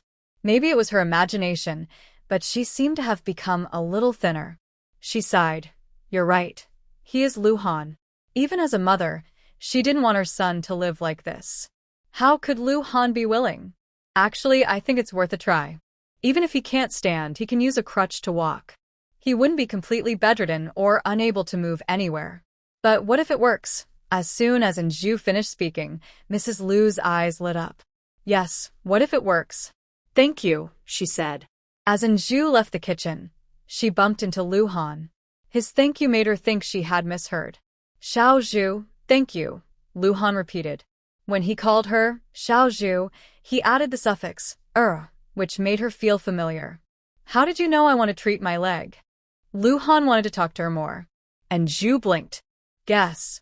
Please talk to your mother. She's probably worried about you, she said, then deliberately went to Dr. Luo's house nearby. Dr. Luo saw her and wasn't surprised. Chubby girl, when will the millet powder and lotus root powder you mentioned be ready to eat? Still need to dry it. If the weather is good, in a few days, it will be ready to eat. And Zhu looked up at the starry sky. The sun shone every day like today. In a few days, the dried root could be eaten. That's such a long wait. Luo the doctor looked a bit disappointed. Good food is worth waiting for, and Zhu sat down under the newly built eaves, which were paved with large green stones. Sitting on them felt like sitting on stones. Grandpa Luo, thank you. Thank me for treating Lu Han's leg. Luo the doctor stroked his beard. You might as well make some tasty food. The snail dish we had last time was quite good. Grandpa Luo probably planned to treat Lu Han's leg from the start, right? You said it was because of me, so they would thank me? And Zhu wasn't naive. It was clear Luo the doctor knew Lu Han. Though she didn't know their relationship, without her food, Luo the doctor would probably still treat him. Luo the doctor was lying in a rocking chair, enjoying good food every day. Life was pretty good. Not naive at all, Luo the doctor said with a side glance. Tomorrow, I want to eat beggar's chicken. Today, a wild chicken was too small, and he didn't get enough. Okay, and Zhu replied and stood up, ready to leave. Luo the doctor watched her back and muttered, that chubby girl doesn't even ask if his leg can be cured. Grandpa Luo said there's a 60% chance, right? And Zhu suddenly turned back. Under the moonlight, her eyes sparkled. She grinned, showing her white, neat teeth. Grandpa Luo, I believe you. You can definitely make Lu Han's leg better. After saying that, and Zhu walked away happily. That girl, Luo, the doctor shook his head. Before she reached home, and Zhu was startled by a loud voice. The next moment, she saw a girl rushing into Lu Han's arms. Instinctively, she looked at the nearby jujube tree and quickly stepped back. She tried to see the other figure. Oh my, isn't that he Xiaomian, the girl who is about to get married, as Mrs. Tian said? She still hadn't given up. Miss He, please mind yourself. Lu Han turned to the side. He Xiaomian lunged but missed. She stood in front of Lu Han, clutching her clothes tightly. She gathered her courage and said, Lu Han, I don't want to marry anyone else. As long as you agree, I'll be your concubine. Is that okay? When these 4 words appeared in her mind, and Zhu felt a surge of anger, but she wasn't sure whether she should speak up or not. No way, Lu Han said firmly, taking a step back to keep some distance between them. I look better than fat girl, and I'm thinner. You can marry fat girl, so why not me? He Xiaoman was very upset. If her mother had agreed earlier, she would have married Lu Han already. Lu Han looked down and said, she is taller than you, and Zhu hid behind the jujube tree and secretly praised Lu Han in her heart. He Xiaoman's eyes nearly popped out. She said, but she's so fat, like a pig. That's still better than being shorter than you, Lu Han replied coldly. You. He Xiaoman looked at him sadly. Lu Han, are your eyes blind? No, Lu Han said with a serious look. Miss He, in my life, I will not take concubines. He Xiaoman paused, tears welling up.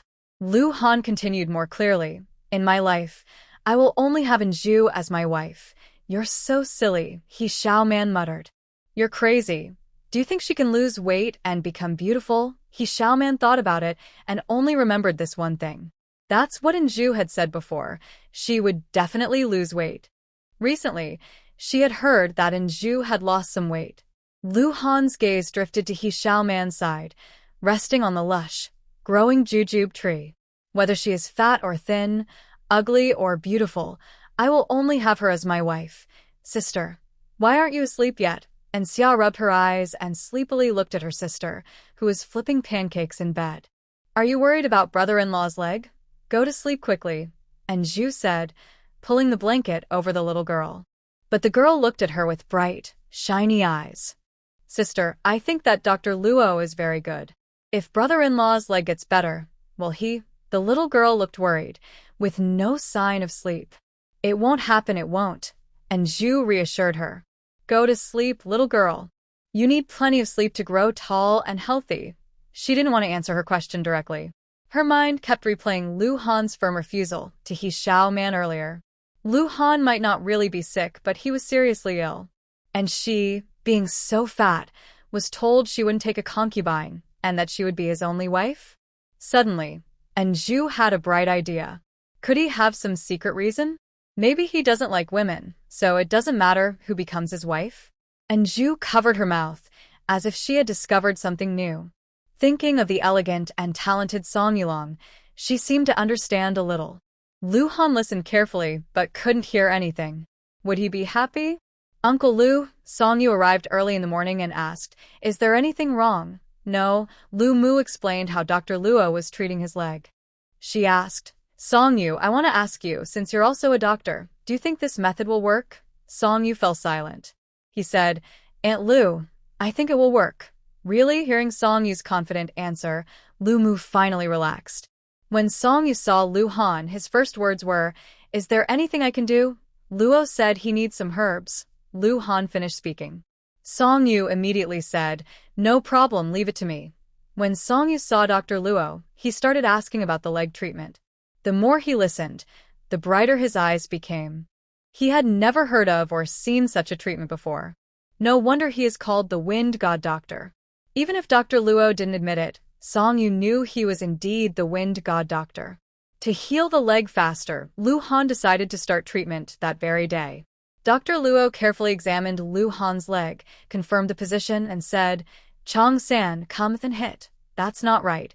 Chong San shook his head. He was General Lu's man. What if he hit too hard? Just hit as I say. If you break it, that's fine. Dr. Luo waved at him. You martial artists should know how much force is just right to break a bone. Dr. Luo, maybe. Lu Mu sat nearby, holding onto her chair to avoid falling.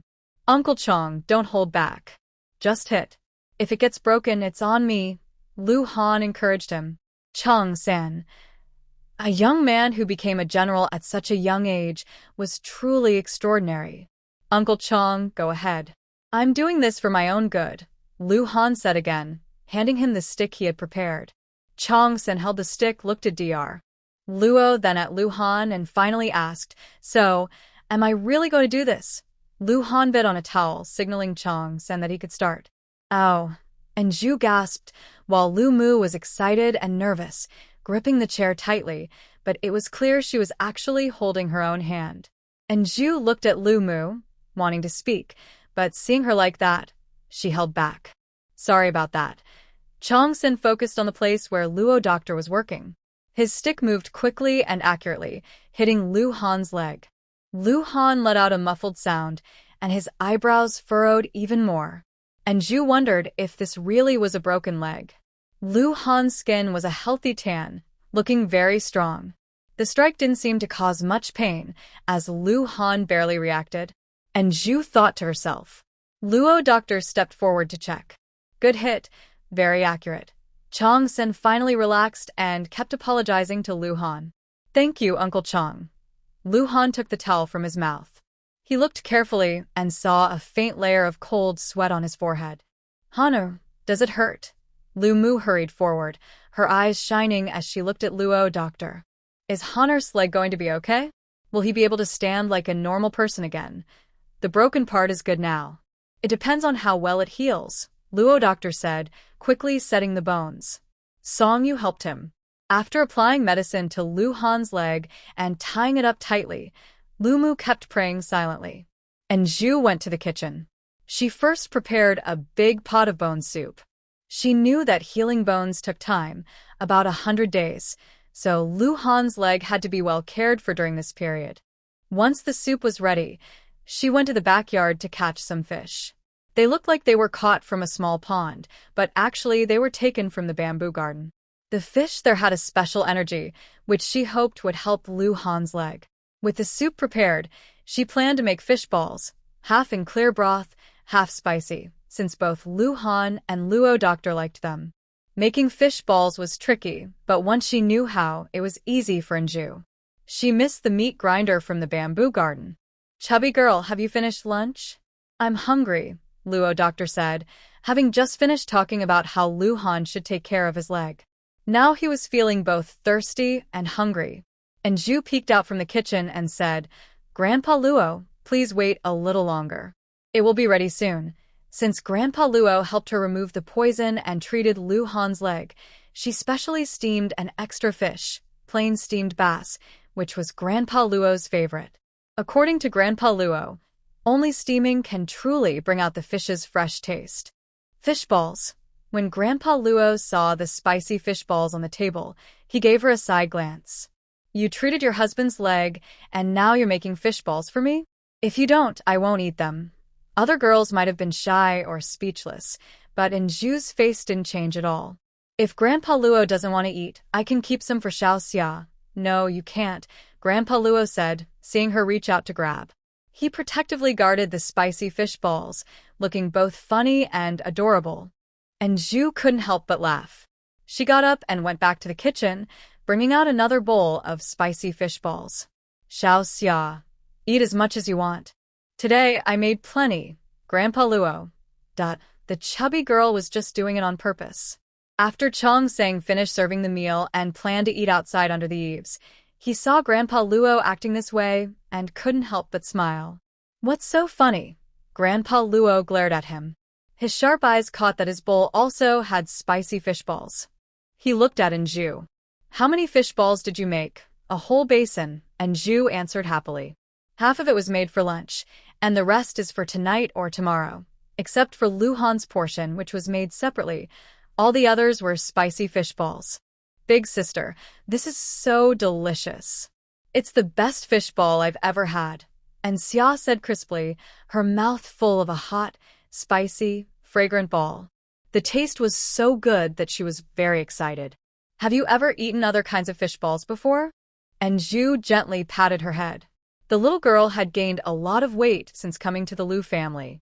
Xiao Zhu, Honor can't eat spicy food. Lu Mu knew Lu Han loved fish balls, especially spicy ones, but now he couldn't have any. Mom, I just sent a bowl of clear soup to Lu Han, and Zhu said, thinking about Lu Han's recent expression. She felt strange. Was Lu Han trying to flirt with her? But she was just a chubby, plain girl. And Zhu shook her head and pushed away the strange thought. She was sure she had seen it wrong. Lu Han was not gay. He liked Song Yu. It must be because she specially made fish balls for him, so he was touched. Thinking this, and Zhu felt relaxed and happy. Lu Han, I have to say, Miss N's cooking skills are better than those of the chefs in the capital. Song Yu sat with Lu Han, eating together. Just this spicy fishball dish had already won him over. He didn't know how she made it, but the fish balls were tender and bouncy, with the fresh taste of fish but no fishy smell. Plus, the spicy flavor was perfect. I know you can't eat spicy food, so I made a clear soup just for you. Song Yu ate a fish ball with each bite. For her cooking skills, I think I made a good choice in marrying her. Then tell your mother you want to marry a cook, Lu Han replied without looking up. Lu Han carefully enjoyed his meal. The fish balls with rice and the rich broth made from big bones filled him with flavor. Even without chili, he still ate happily. Don't, if my mother finds out I want to marry a cook, she might even break my legs, Song Yu said quickly. Then he looked up and explained, Lu Han, I didn't mean it like that. No matter what Xiaozhu's background is, remember she is my wife in the future, Lu Han warned with a sharp look. If you look down on her because of her status, then... His gaze was fierce, making Song Yu shiver. He asked, should I start calling her sister-in-law? Lu Han shot him a cold look as if mocking him. Do you even need to ask? All right, I won't call her miss, and next time. I'll call her sister-in-law, Song Yu said while eating. Suddenly, he stopped and looked at him with bright eyes. Lu Han, I want to clarify, I don't look down on sister-in-law. But if she goes back to the capital, will she feel inferior? People who wanted to marry Lu Han were either daughters of high officials or noble families. And Zhu, a small farmer girl, was fine, but she was also quite fat. Compared to those noble daughters, there was a huge difference. I won't go back to the capital. Lu Han lowered his eyes, placing his bowl aside. He took a cloth to wipe his mouth. Can you hide sister-in-law forever? Never go back to the capital. Song Yu raised an eyebrow and asked, after your leg heals, are you willing to stay in this small village for the rest of your life? Lu Han remained silent. Song Yu smiled and said, Lu Han, we both know clearly that whether it's North Qin or Western County, they are both watching us closely. This fight will happen sooner or later. Lu Han remained silent. If the court finds out your leg is healed, do you think you can stay hidden here like now? Song Yu raised an eyebrow. His leg had been lame before, so he hadn't mentioned it. Now that there's hope for recovery, this small village can't hold him back. Let's talk about it later. Lu Han changed the subject. Song Yu looked at him like he had discovered something new, surprised. Always decisive, General Lu. You even changed the subject? Did you burn yourself? He reached out to touch Lu Han's forehead. Lu Han pushed his hand away. Song Yu insisted, let me see if you have a fever and are talking nonsense. When Zhu entered the room, she saw this scene. Song Yu touching Lu Han's forehead, Lu Han gently patting Song Yu's forehead. Usually, she wouldn't think much of it, but since she had noticed Lu Han's feelings, this scene looked like a playful fight between lovers to her. Clearing throat. And Zhu cleared her throat and looked at them with bright eyes. It's a pity such a talented young man was like this. Xiao Zhu, why is your face red? Lu Han's voice sounded. Seeing her blushing, he felt something strange, but couldn't quite explain it. If Lu Han knew her hidden, unspoken thoughts, he might want to open her head to see what she was thinking. It's hot, and Zhu quickly said. She added, did I disturb you? I'm here to clear the dishes and ask if you want more rice. No. Song Yu quickly took the bowls and left, praising, sister-in-law, your cooking is especially delicious. And Zhu was confused. Could she be calling her? Are these clear soup dumplings made especially for me? Lu Han looked at her intensely. Her chubby face, the feeling of her hands when she pinched it, must be very nice, right? And Zhu was still thinking about how strange Song Yu was when she suddenly heard Lu Han's words. She didn't react for a moment. I like them very much. Thank you, Lu Han said gratefully. His words were normal, but his eyes were very intense. No need. When I was detoxing before, you were there to encourage me. I even bit you, so I should be the one saying thank you. Later, I saw the bite mark, deep teeth marks that probably won't fade. Thinking of that, I felt guilty and said, I'm at home. If you need anything, just call me to help. Okay, Lu Han replied. And Zhu thought Lu Han would be too shy to call her, but surprisingly, he kept calling her Little Zhu, quickly and easily. Little Zhu, I want some water. Little Zhu, I'm hungry. Is there anything to eat?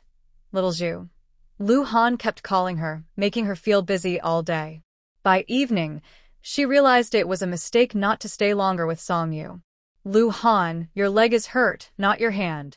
Why can't you wash yourself? And Zhu carried a basin of water into the room. Just as she was about to leave, she heard Lu Han ask her to help him wash. No, men and women shouldn't do that. She quickly shook her head. I'll ask Uncle Gu to help. Soon. And Zhu looked as disappointed as a wilted vegetable. Is Uncle Gu busy? It's okay if I don't wash today, Lu Han said kindly. He sighed. I'm used to taking a bath every day. I sweat a lot. I wonder if I can sleep well. She suspected he was playing the victim, but was it really necessary? Then I'll call my mother. And Zhu thought of Lu Han's mother. Lu Han stopped her, saying, Mother is a woman. It's not convenient. But I'm a woman too, and Zhu said, almost crying. Lu Han naturally replied, We are husband and wife. That's not true. And Zhu answered without thinking. After saying that, she saw Lu Han's sad eyes and suddenly felt like she had done something very wrong. Lu Han slowly lowered his eyes and said, Go back. I can manage on my own. Lu Han twisted a towel and tried to wipe his back alone, but it was very hard. His leg was, and trying to take off his pants to wash himself was also difficult. Every movement made him gasp in pain. I'll do it, and Zhu stepped forward, wanting to take the towel. Lu Han clenched his teeth and insisted, I can do it. Can what? In case I accidentally hurt the wound and dislocated a bone, wouldn't that be pointless? And Zhu said impatiently, holding a warm towel in her hand. She added, Just to be clear, I didn't do it to take advantage of you. Lu Han responded obediently, like a well-behaved child. Never mind, she couldn't repay evil with kindness. And Zhu carefully took off his clothes. It's just a bare chest. What's there to be shy about? She had seen many underwear models. Men by the sea are just wearing shorts, after all. When Zhu saw the long, short, deep, and shallow wounds on his back, she gasped. Why are there so many wounds on you? His back was covered with numerous cuts, like worms crawling over it. All minor injuries, Lu Han said indifferently. His hair was swept forward, and he glanced sideways. Did I scare you? Am I that timid? And Zhu used a cloth to wipe his body. As she covered the scars, she wondered what he did for a living.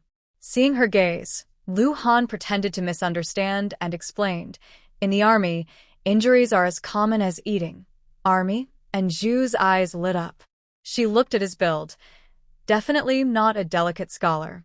His muscles were strong, clearly trained regularly. She hesitated and asked, Are you good at fighting? Do you know light skills? What do you think? Lu Han asked back instead of answering. And Zhu looked at him with admiration. Can you teach me? Want to learn? Seeing her bright eyes, Lu Han suddenly felt that all his years of hard training were worth it.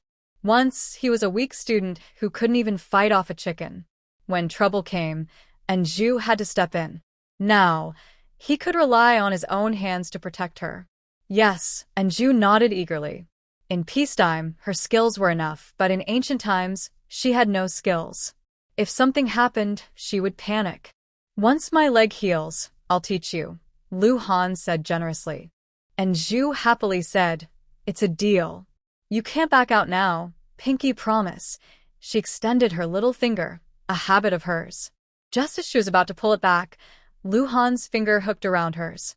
His fingers were rough, one large and one small, one dark and one light, forming a sharp contrast. And Zhu looked at him in surprise. Lu Han asked, Isn't this how you pull it? He pretended not to understand and looked at her. This is the way. And Zhu let go of his hand and continued, wiping him down. The upper body was easy, but when it came to his pants, she quickly took off his outer trousers, leaving only the undergarments. She carefully avoided touching his injured leg, focusing only on cleaning, not noticing the awkwardness between man and woman. Suddenly, She looked up and saw Lu Han's face turning red. She asked curiously, "Why is your face red?" "It's hot," Lu Han replied, imitating her tone. "It's not hot," and Zhu muttered, staring at him suspiciously. Then she teased, "Could it be that you're shy?" "Only girls get shy," Lu Han said calmly, though his heart was beating fast. And Zhu didn't press the matter. She quickly finished and said, "It's almost time to sleep. Can you put on your clothes by yourself?" Yes. Lu Han lowered his eyes, thankful that the room wasn't brightly lit. Yawning, and Zhu went back to her room and lay down. "Elder sister, brother-in-law's leg isn't well. Aren't you going to stay with him?" And Xia asked, looking at her. "What if he needs to get up at night?" "Xia, you really are my sister." And Zhu pinched her waist gently. "He managed before, he can manage now. It's not like his hands are hurt." "But sister, right now he needs your care," and Xia whispered beside her. "When his leg heals, he'll surely be grateful to you." Though still young, the girl worried about many things. And Zhu lay on her side, propping her head with one hand, and tapped her sister's forehead. "Haven't I already cooked for him? Haven't I helped him clean up? How is that not taking care of him?" Lu Han's leg couldn't move for several days, so he had to stay indoors. And Zhu noticed that when he held a book and read, he actually looked a bit scholarly. "Lu Han, can you teach me to read?" And Zhu asked, her eyes bright. She had grown up in the village and didn't know a single character. She couldn't suddenly claim she was literate, or people would become suspicious. "Learn to read?" Lu Han glanced at her and said, "There's a beginner's book on the table." "All right then." And Zhu quickly ran to the desk, which was piled high with books. The three-character classic was easy to find, and she pulled it out at once. When she handed it to Lu Han, she met his meaningful gaze and cleverly explained, "This book only has 3 characters in the title. 3 strokes make the word 3, and that one I know." In her heart, and Zhu secretly gave herself a big thumbs up. Lu Han didn't expose her little lie. Instead, he patiently and carefully taught her each character. The traditional and simplified forms were still a bit different. People at birth are naturally good. And Zhu was quite familiar with the opening lines of the 3-character classic, but when she saw the traditional characters, she still felt uneasy. For example, the word qian in nature can change looked very different in traditional form. She worked hard to remember the shapes, so she wouldn't forget them next time. By half-guessing and half-learning, she managed to remember quite a lot. Smart. If you practice a few more times, you'll recognize them all. Lu Han smiled slightly, praising her as his eyes rested on her proud expression. For someone who had graduated from a top university, this must seem like child's play. Recognizing isn't enough. You also need to know how to write. There's paper and brush on the desk. Try it. Lu Han encouraged her. And Zhu froze. The soft brush in her hand felt impossible to control. She really didn't know how to write with it. If you think you can't learn, then just forget it. Lu Han knew her personality well. She was always competitive, and this kind of challenge worked perfectly on her. Song Yu was right. He couldn't stay in the small village forever, and neither could Zhu. One day, she would see a much bigger world. "Who says I can't learn?" And Zhu bristled at once. She hurried to the desk and began grinding the ink. Even that was a skill, but with Lu Han guiding her, she quickly managed to prepare it properly. "Your leg isn't well. How will you write here?" And Zhu thought for a moment, then quickly found a board, propped it up on both sides, and made a simple desk for the bed. Looking at him, she said, "If you're going to teach me, you should at least write something first to show me." She had seen his calligraphy once before, but back then she hadn't paid much attention. "Watch closely." Lu Han picked up the brush, dipped it in ink, and wrote the 2 characters of his name, Lu Han, on the clean white paper. How shameless, just writing his own name. And Zhu grumbled inwardly, but on the surface, she kept up her act, pretending to be confused as she looked at him blankly. Lu Han's lips slightly curved. "Remember, this is my name, Lu Han." After speaking, Lu Han wrote the characters in Zhu on the side. The 2 names were placed side by side on the paper. His handwriting was very good, fresh and elegant, with a sense of beauty. I understand. This must be my name, right? And Zhu felt tired inside. How long did she have to pretend to be illiterate? Yes. Lu Han handed her the brush directly. Try it. And Zhu held the brush, used to gripping a pen tightly, and suddenly realized her mistake. She quickly tried to imitate Lu Han's way. She secretly looked at Lu Han. He probably didn't notice just now, right? Lu Han kept his eyes straight ahead, pretending he saw nothing. He said, "This is how you hold the brush." He reached out and corrected her hand, explaining, "Use your wrist as the center and each finger should be used for pinching, pressing, hooking, gripping, and resisting. Try writing the number 1. Oh, and Zhu was confused. The soft brush in her hand was very different from the hard pen she used before. The symbol of the number 1 looked like a worm crawling, crooked and uneven, sometimes thick, sometimes thin. It was hard to look at. First time writing, not bad, Lu Han praised. And Zhu's mouth twitched involuntarily. His standards were so low. This was called good? Even a preschool child's writing looked better than hers. Really? Again. And Zhu encouraged herself. Today I'm not feeling well. I think I'll try again tomorrow. And Zhu said, about to crumple the paper and throw it away. Lu Han quickly grabbed it. The ink isn't dry yet. Don't waste the paper. And Zhu looked at her terrible handwriting, feeling it was unbearable to look at. She cleared her throat and said, "Then I'll put it aside. No need." Lu Han refused and gave a reason. "I've stored all these papers in the box to prevent running out of paper later." And Zhu? Such ugly writing, and he still wants to keep it? Nobody has looked at the papers in the box for a long time, Lu Han said slowly. And Zhu thought he probably just put it somewhere casually. Maybe he even forgot about it. Anyway, she was just a beginner. What was she afraid of? And Zhu went outside to prepare dinner. "Xia, I made a new cotton coat for you. How do you like it? Do you like it?" Mother Lu gave Xia the first finished cotton coat, which surprised her. "Mother Lu, I can't accept this." Xia quickly shook her head, indicating she couldn't take it. Mother Lu looked at Zhu, who came out. "Xiao Zhu, I made a cotton coat for Xiao Xia. Please let your sister accept it." A cotton coat. Seeing the garment in Mother Lu's hand, Zhu remembered the fabric and cotton she brought back from the county a few days ago. She didn't expect Mother Lu to make a coat for her sister too. She gratefully said, "Thank you, Mother." Xiao Xia, quickly thank Auntie. "Thank you, Auntie Lu," Xia said obediently. Even though she usually acted composed, her eyes sparkled at the sight of the new coat. Girls love pretty clothes. Zhu thought to herself that next time she would buy some light-colored fabrics to make new clothes for Xiao Xia. Mother Lu encouraged Xia to try on the new coat. Xia simply wore it over her clothes. It was a bit big.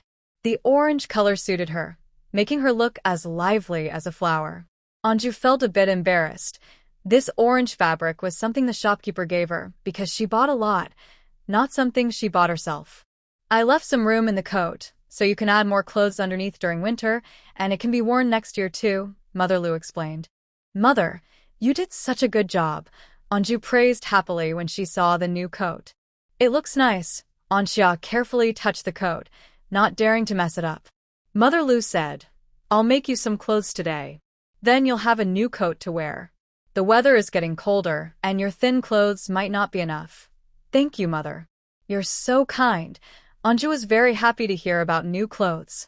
The fabrics were beautiful, but she had no way to make clothes herself.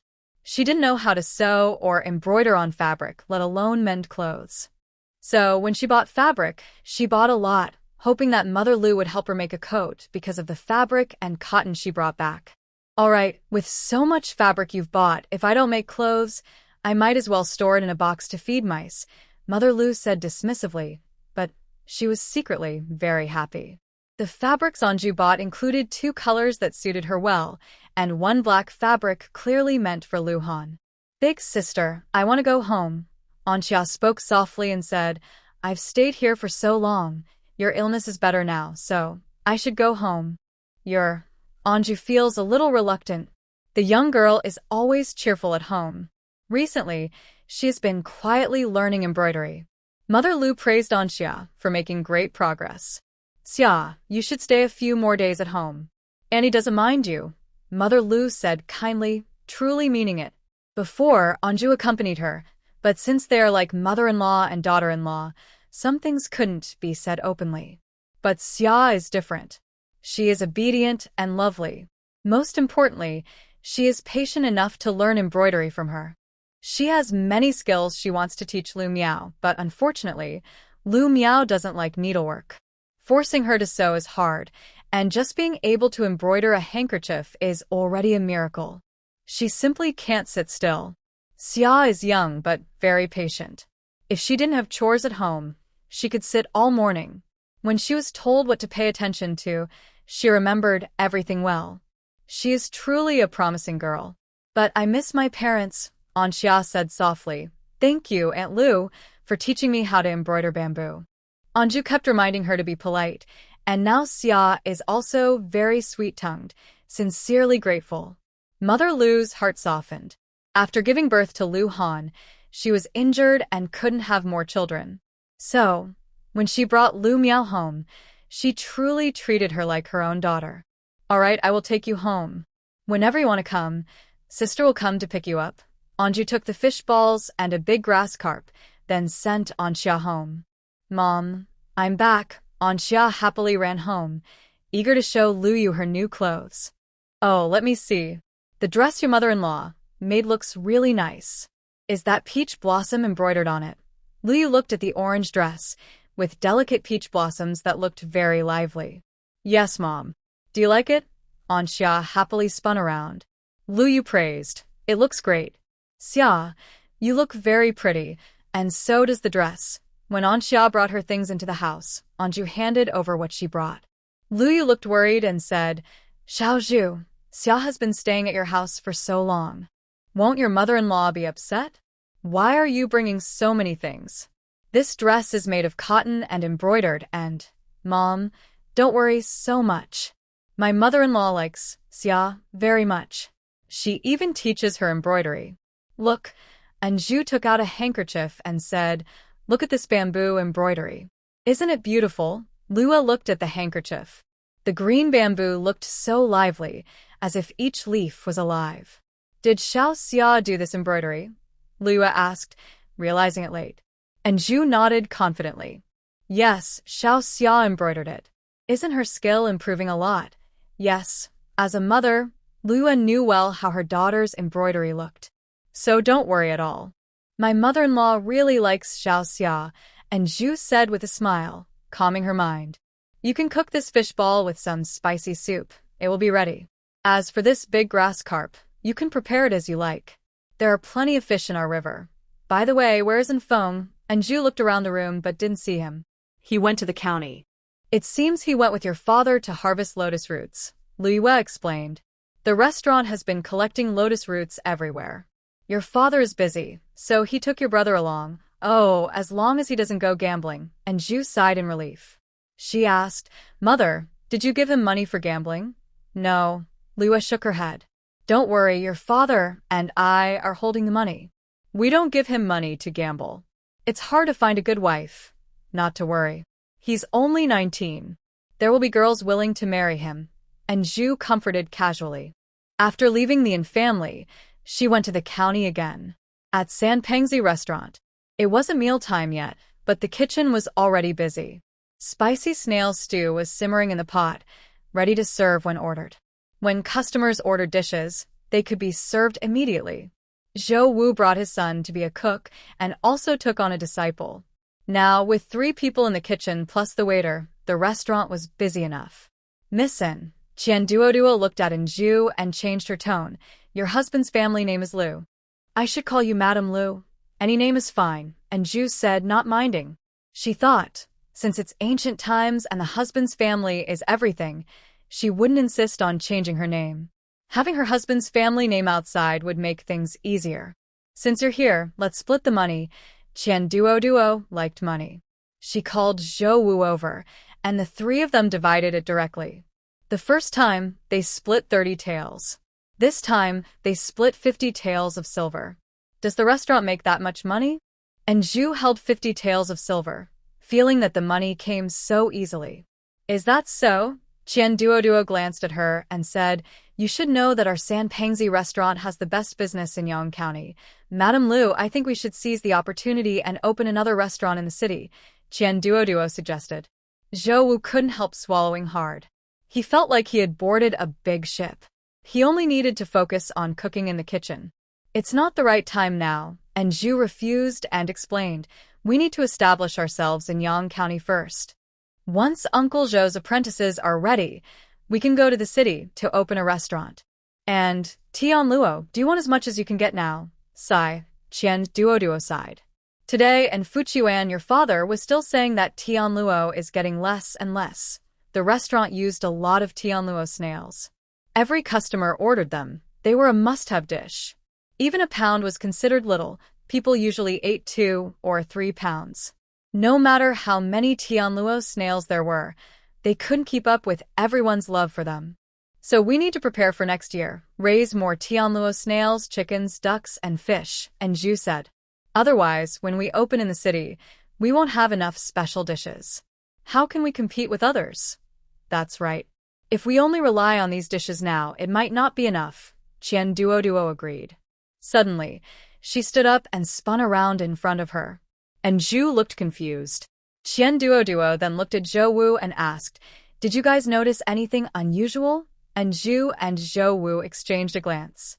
And Zhu said uncertainly, did you lose some weight? His general belly seemed a bit flatter. You're right, Zhou Shu. You look at me every day. How come you haven't noticed? Qian Duoduo tugged at his belt. Haven't you noticed?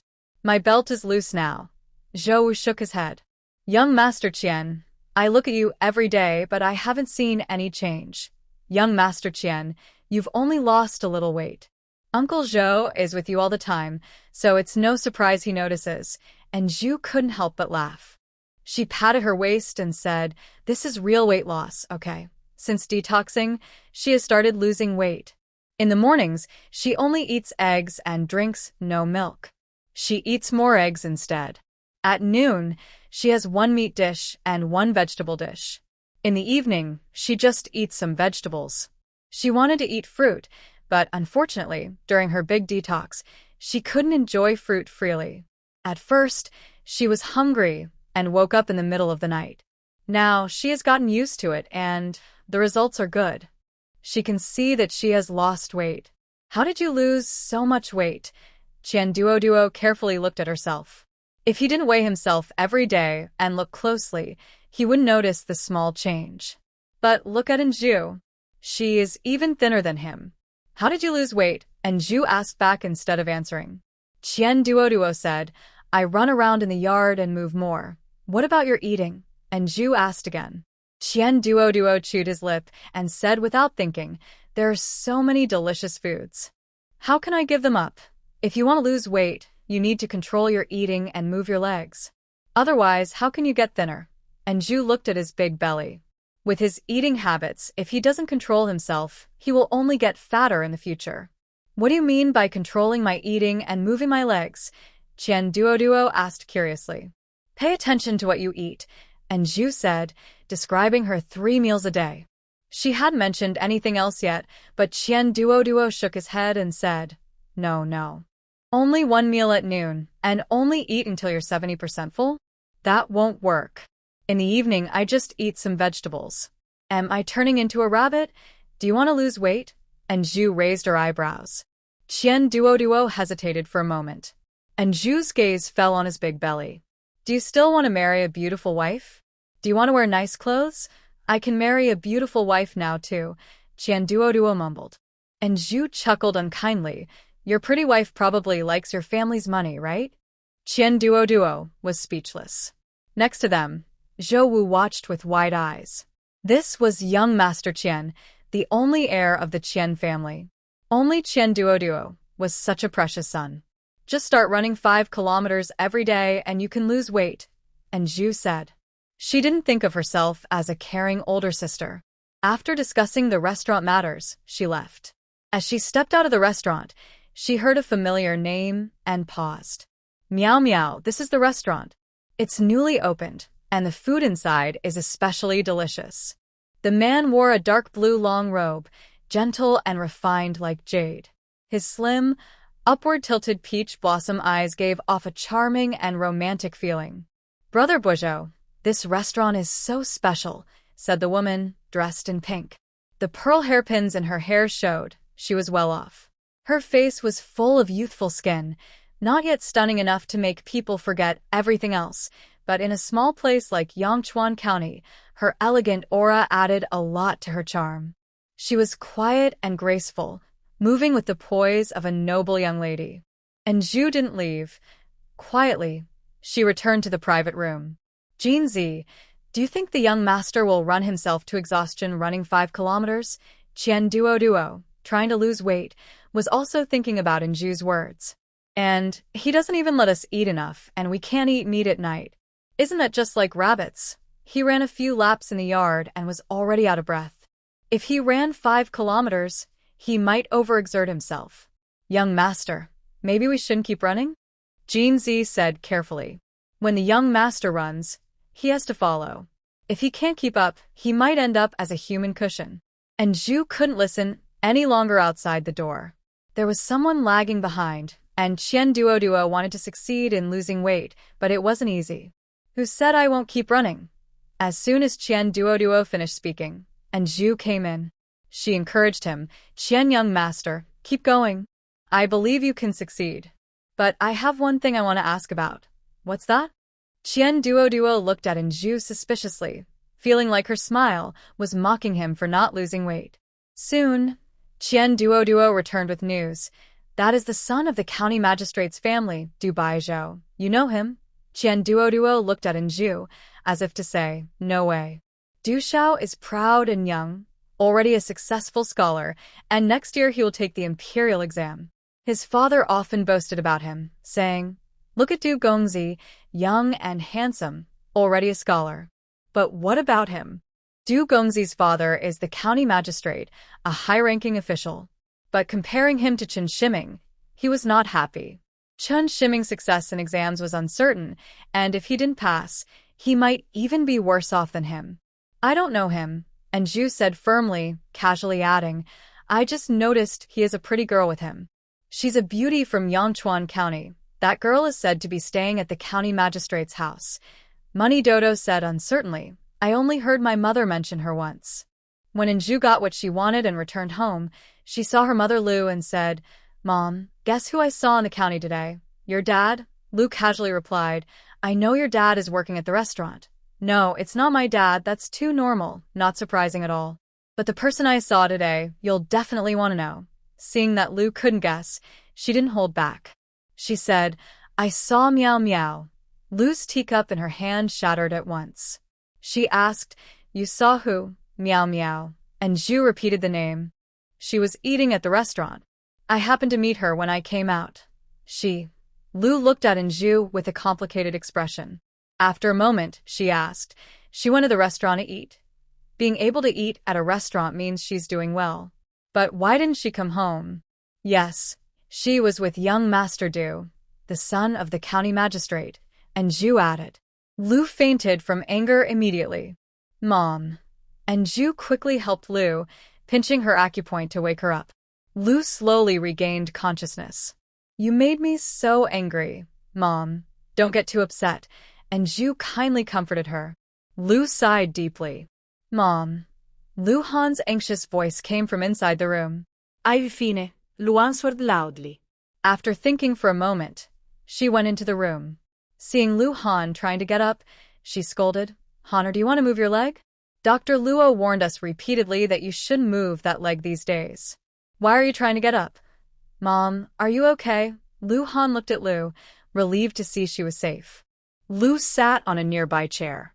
Xiao Zhu said she saw Meow Meow in the county, and Meow Meow was eating with young Master Du. Why do you think Meow Meow doesn't listen to advice? She's grown up now, and should be responsible for her own decisions. When talking about Meow Meow, Lu Han's expression was indifferent, not at all like her own sister. And Zhu planned to leave, but was stopped by Lu Han. 'Xiao Zhu, next time you see Meow Meow, don't tell Mom.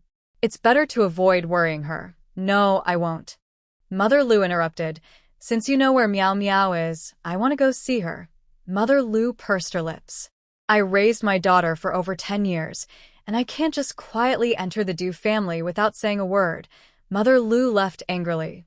And Ju awkwardly touched her nose and was about to leave when she heard Lu Han say, "My mother wants Meow Meow to bring me good luck, but she doesn't want to marry someone who is about to pass away, so she ran away secretly." And Ju looked at him in surprise, blinking her eyes as if to say, "Shouldn't this be kept a secret? Why are you telling me? You're my wife. I don't want to hide things from you. Meow Meow and I are not biological siblings. She was brought back by my mother from my uncle's house." Lu Han's calm tone made Ju feel like she was hearing about the weather, not a big secret. "Since we were young, I haven't been close to Meow Meow." As soon as Lu Han finished speaking, and Ju couldn't help but say, "She was willing to come from Kyoto to stay with you in Dongxing village." Before she finished, Lu Han interrupted with a sneer, "You think she really cares about my mother raising her?" "No, it's because her biological mother told her about an arranged marriage she didn't like, so she ran away secretly." And Ju touched her nose and said, "You don't have to tell me all this. She's two-faced. You're simple-minded, afraid you'll be sold, so you help count the money." Lu Han looked at her. Even across different times, she remained as cheerful and lively as before. Compared to Meow Meow's thoughts, her little worries are not worth mentioning. "Lu Han, how can you talk about your sister like that? Besides, if you want to praise your sister for being smart, don't call me stupid." And Ju said irritably. She stood up. "You're not acting like a brother at all. If I were your sister, I wouldn't be close to you." After speaking, and Ju angrily left, talking behind his back. Lu Han. If it were someone else, he wouldn't bother to say a word. But he's worried about Xiaozhu being bullied, right? "Xiaozhu, do you know where Meow Meow lives?" Mother Lu asked. The next day, Mother Lu took Ju to the county. This time, Lu Han stayed silent and asked Uncle Gu to take them. "Mother, I saw her yesterday at Sanpangzi restaurant. Now, I don't know where to find her." And Ju looked at the county office. "Do I really have to go inside to look for her? I'm not afraid, but I feel ashamed." "No, I won't go." Mother Lu stood at the county office for a long time before saying, "We'll go to a restaurant. Aren't you looking for someone?" And Ju paused. When they came, they looked fierce. Surely, they wouldn't be scared of the county office, right? "No more looking," Mother Lu said as she walked along the noisy street, watching the crowds go by. She said, "Since they want to climb high, why should I be the one to get involved?" Mother Lu's eyes showed a bit of sadness. Maybe she was disappointed because she raised her daughter with all her love. And Ju didn't say anything and just walked with Mother Lu down the street. Finally, they reached Sanpangzi restaurant. Mother Lu asked, "Is this where your father works?" "Yes," and Ju replied. She thought Mother Lu might want to go inside to look, but instead, she went around and took Ju to a fabric shop. They bought a lot of cloth and went home. Back home, and Ju bravely sat in Lu Han's room to learn how to read and practice writing. "Lu Han, do you think Mother misses Lu Miao? Why didn't she go find her at the last minute?" And Ju asked, feeling curious and sharing what happened today. Lu Han replied, "As long as Mother isn't foolish, she wouldn't go looking for her." And Ju thought, what kind of answer is that? "Lu Miao is my daughter. If my daughter ran away with someone, would you go to find her and be humiliated, or pretend she doesn't exist?" Lu Han asked back without waiting for her answer. "My daughter would never run away." And Ju said quickly, "If she did, I would break her legs, marry her off, and make her a concubine. If she leaves everything behind for some man, she might even end up despising herself. Don't change the subject." "Lu Miao hasn't run away yet," Lu Han said with a half-smile, looking at her in a way that made Ju feel uncomfortable. "Hey, don't look at me like that." And Ju felt goosebumps all over. She focused on practicing her writing. Finally, she managed to write the character, 1, without it looking like a worm crawling. She admired her handwriting, but suddenly felt a bit sad. As a university student, her calligraphy was worse than a worm. No, she had to practice more. And Ju practiced more and more enthusiastically. Lu Han didn't mention Lu Miao Miao anymore.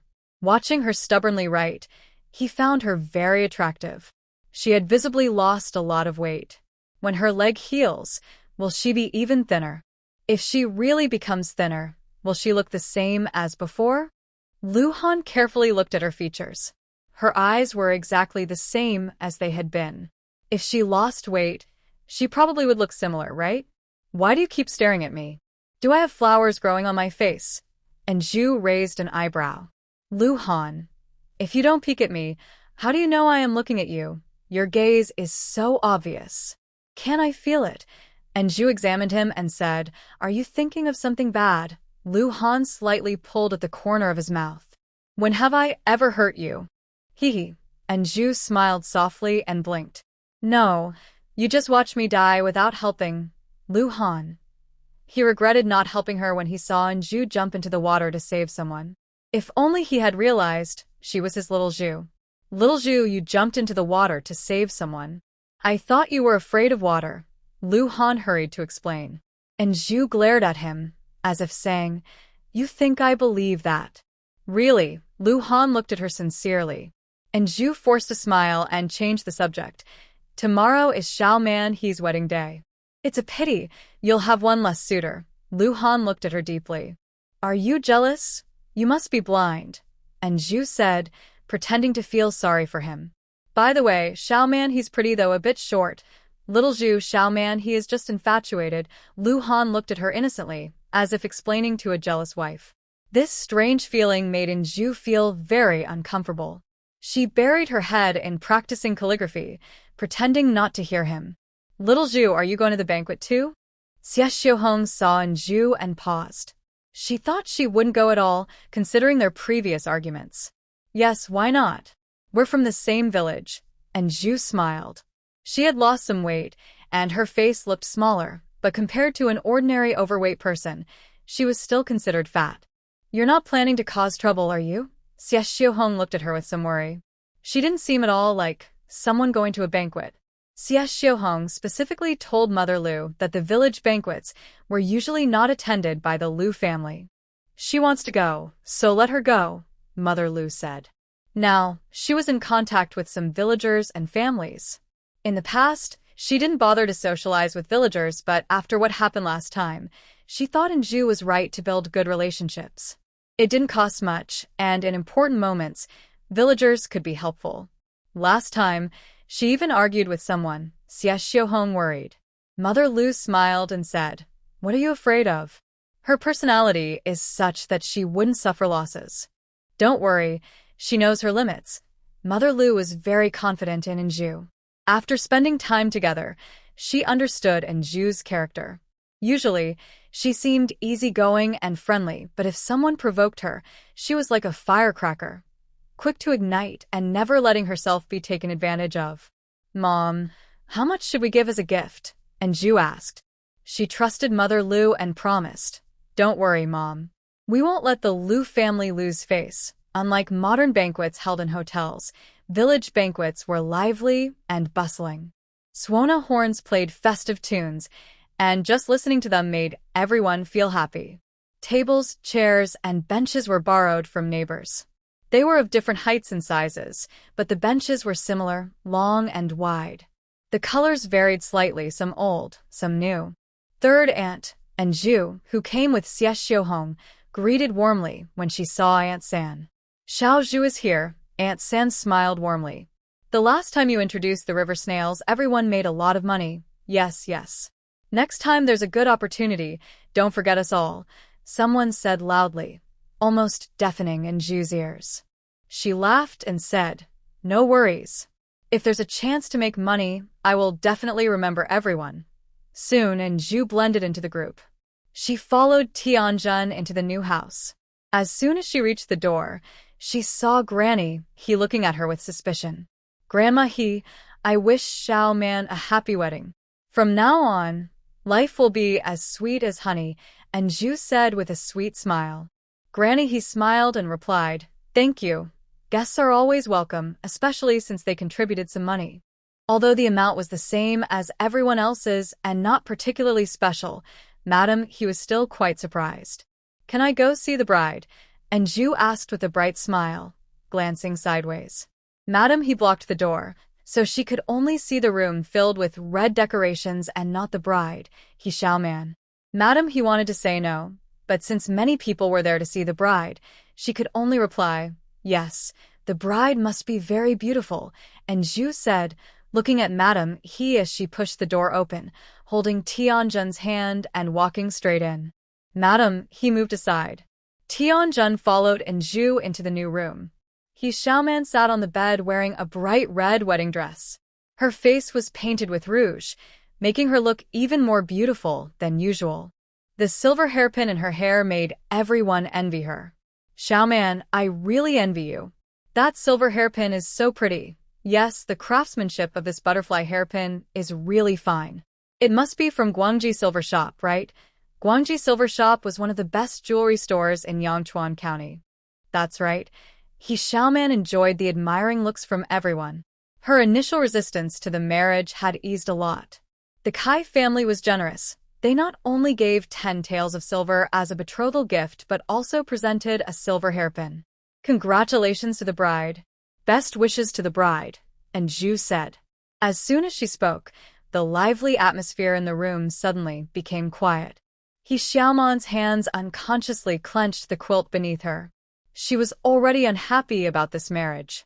Seeing the silver hairpin and the betrothal money, and knowing that the Kai family was trying to boost the He family's reputation, she had refused Lu Han harshly. Only then did she obediently agree to marry. Seeing Zhu now, her jealousy started to rise uncontrollably.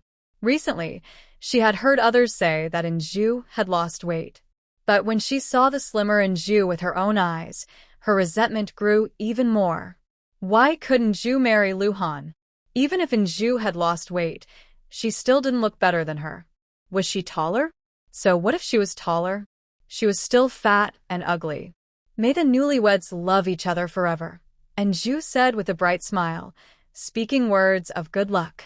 But her smile, in He Xiaoman's eyes, looked like a proud show-off. "Wish you both a happy life and many children," and Zhu looked at He Xiaoman's clearly unhappy expression. She stepped forward and said, "The bride heard my blessings.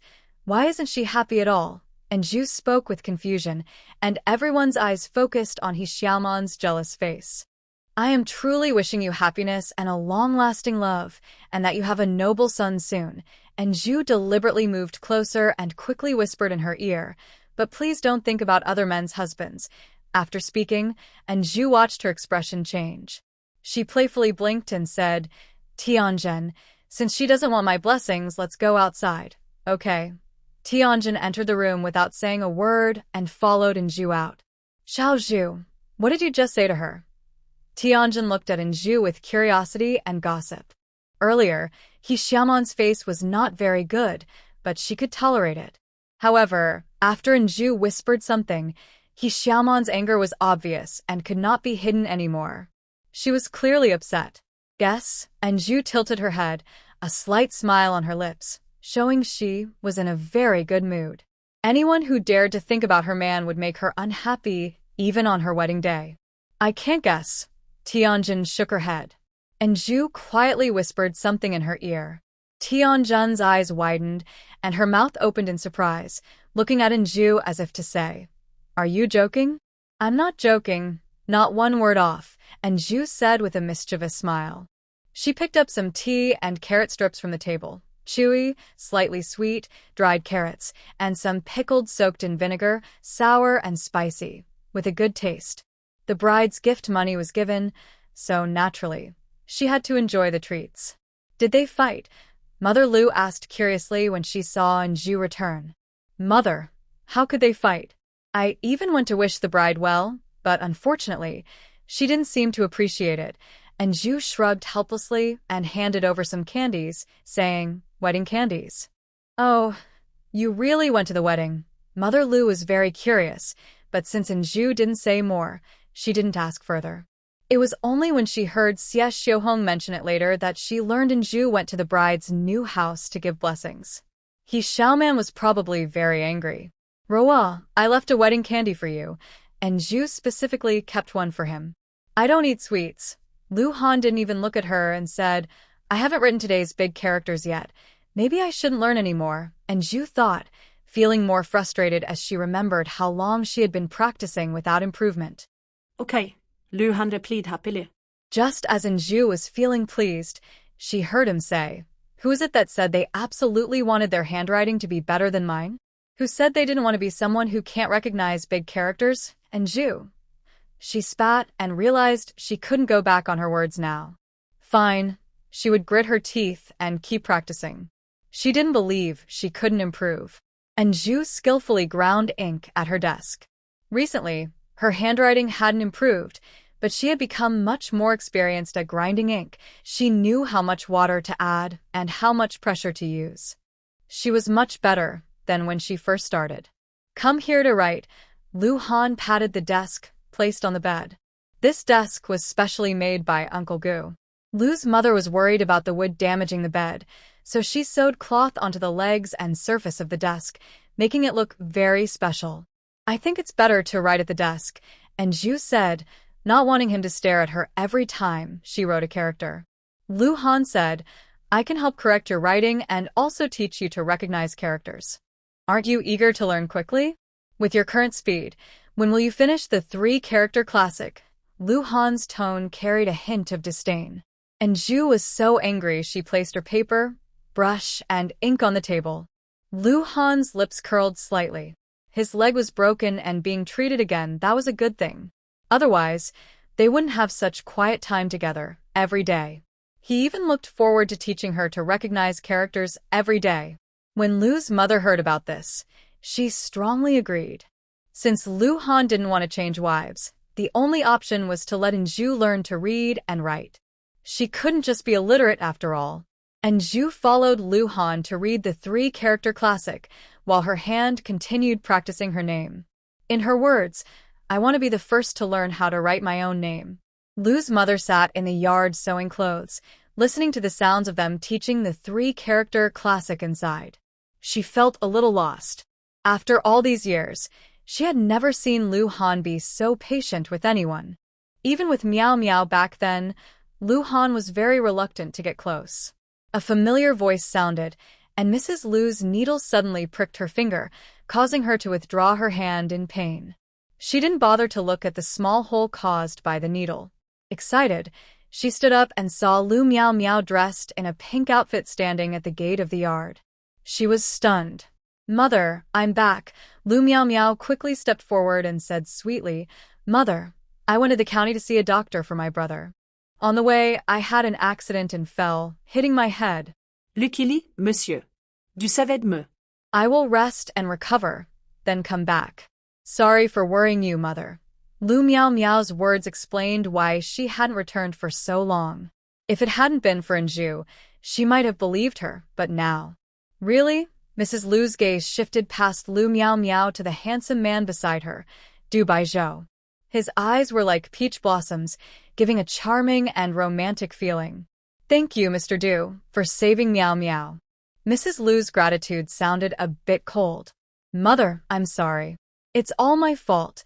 Lu Meow Meow lowered her head, looking like she was admitting her mistake. She then looked up with tears in her eyes and asked, "Mother, is my brother okay?" "Mother, you can scold or hit me if you want. This time, I brought a doctor from the city. He's very good at medicine." Lu Meow Meow looked at her mother eagerly. For some reason, the woman who used to protect her so much now seemed different. "Mrs. Lu, Mr. Du has brought a doctor from you to treat Meow Meow's brother," Du Baizhou said, signaling the doctor to come forward. Mrs. Lu smiled and said, "Thank you, Mr. Du, for your kindness. But my son is already being treated by a doctor, so there's no need to trouble you." The doctor didn't want to come to this village and had to treat patients at home. He couldn't resist Du Baizhou's money. Who knew this old woman didn't even invite him? "Mrs. Lu, you don't know. The doctor from you is one of the best in Chongping Prefecture."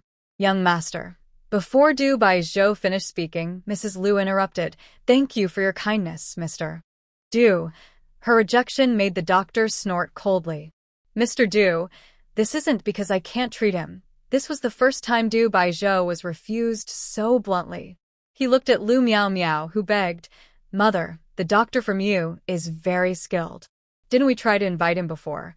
Now, young master, Du has been invited and we." "Meow Meow, Han Er's leg is so badly hurt that even the palace doctors can't help.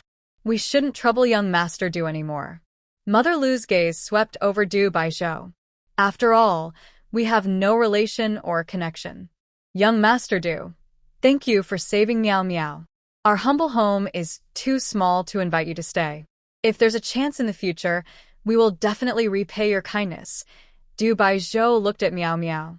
She looked upset, biting her lip, and politely bowed to thank him. It was just a small favor. Du Baizhou thought about his purpose for coming today. He asked someone to bring down the gift, but Mother Lu immediately refused. When Du Baizhou's carriage left, she turned around and slapped him. Mother, are you hitting me? Meow Meow was stunned. She looked at Mother Lu in disbelief, tears welling up in her eyes. Mother Lu had never hit her before. Mother Lu looked at her coldly. Meow Meow, I believe I have treated you well. I took you from your biological parents and raised you. You are the young lady of the general's household. Have I ever treated you unfairly in terms of food, clothing, or expenses? Mother has never mistreated Meow Meow. Meow Meow didn't hide her face.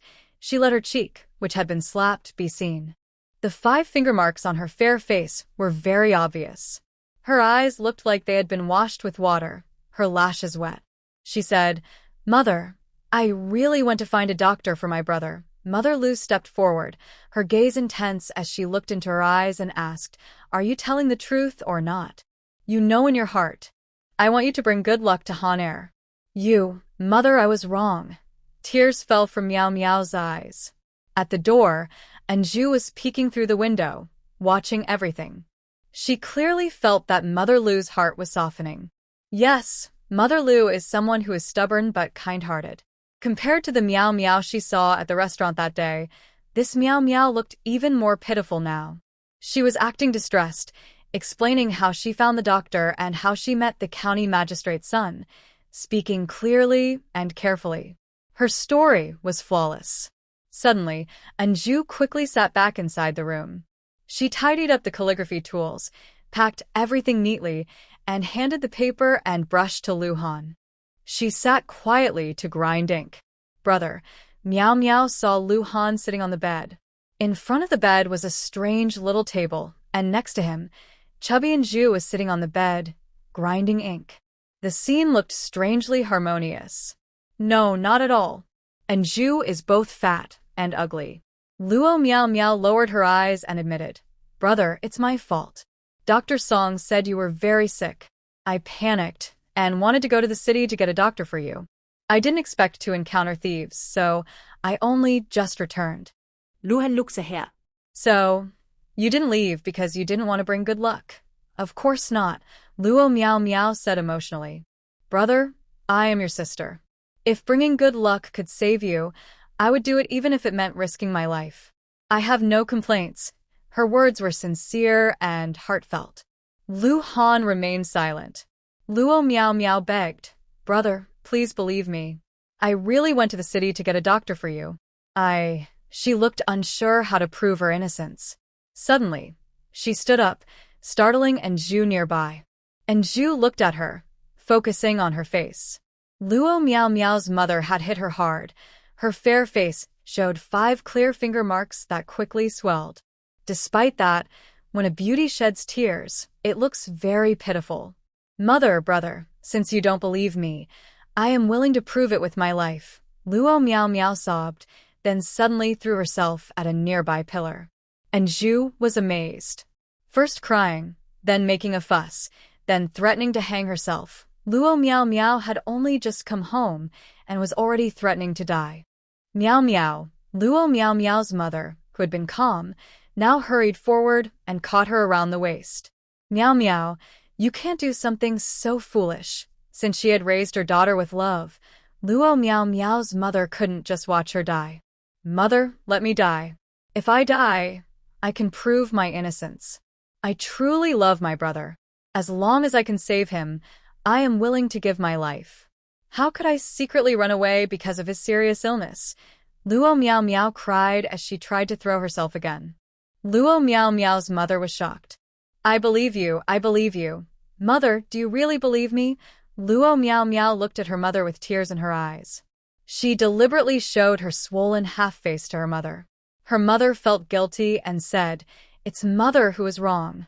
I misunderstood you." Mother Lu gently wiped her daughter's eyes and said, "Why did you leave for so long?" "I was so worried, I thought." "Mother, I was injured, so I stayed in Chongping Prefecture to recover. I only just returned with young Master Du," Lu Miao Miao explained. "I wanted to send you a message, but I was worried about my injury and didn't want to make you worry." As she spoke, Lu Miao Miao rolled up her sleeve, revealing a fresh, long, and frightening scar. Mother Lu's eyes tightened. "Meow Meow, what happened? Why are you so badly hurt?" "Mother, don't worry. I'm fine."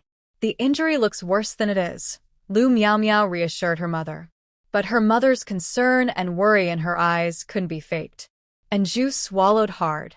If Lu Miao Miao's words were true, she was truly brave, willing to risk her life for her brother.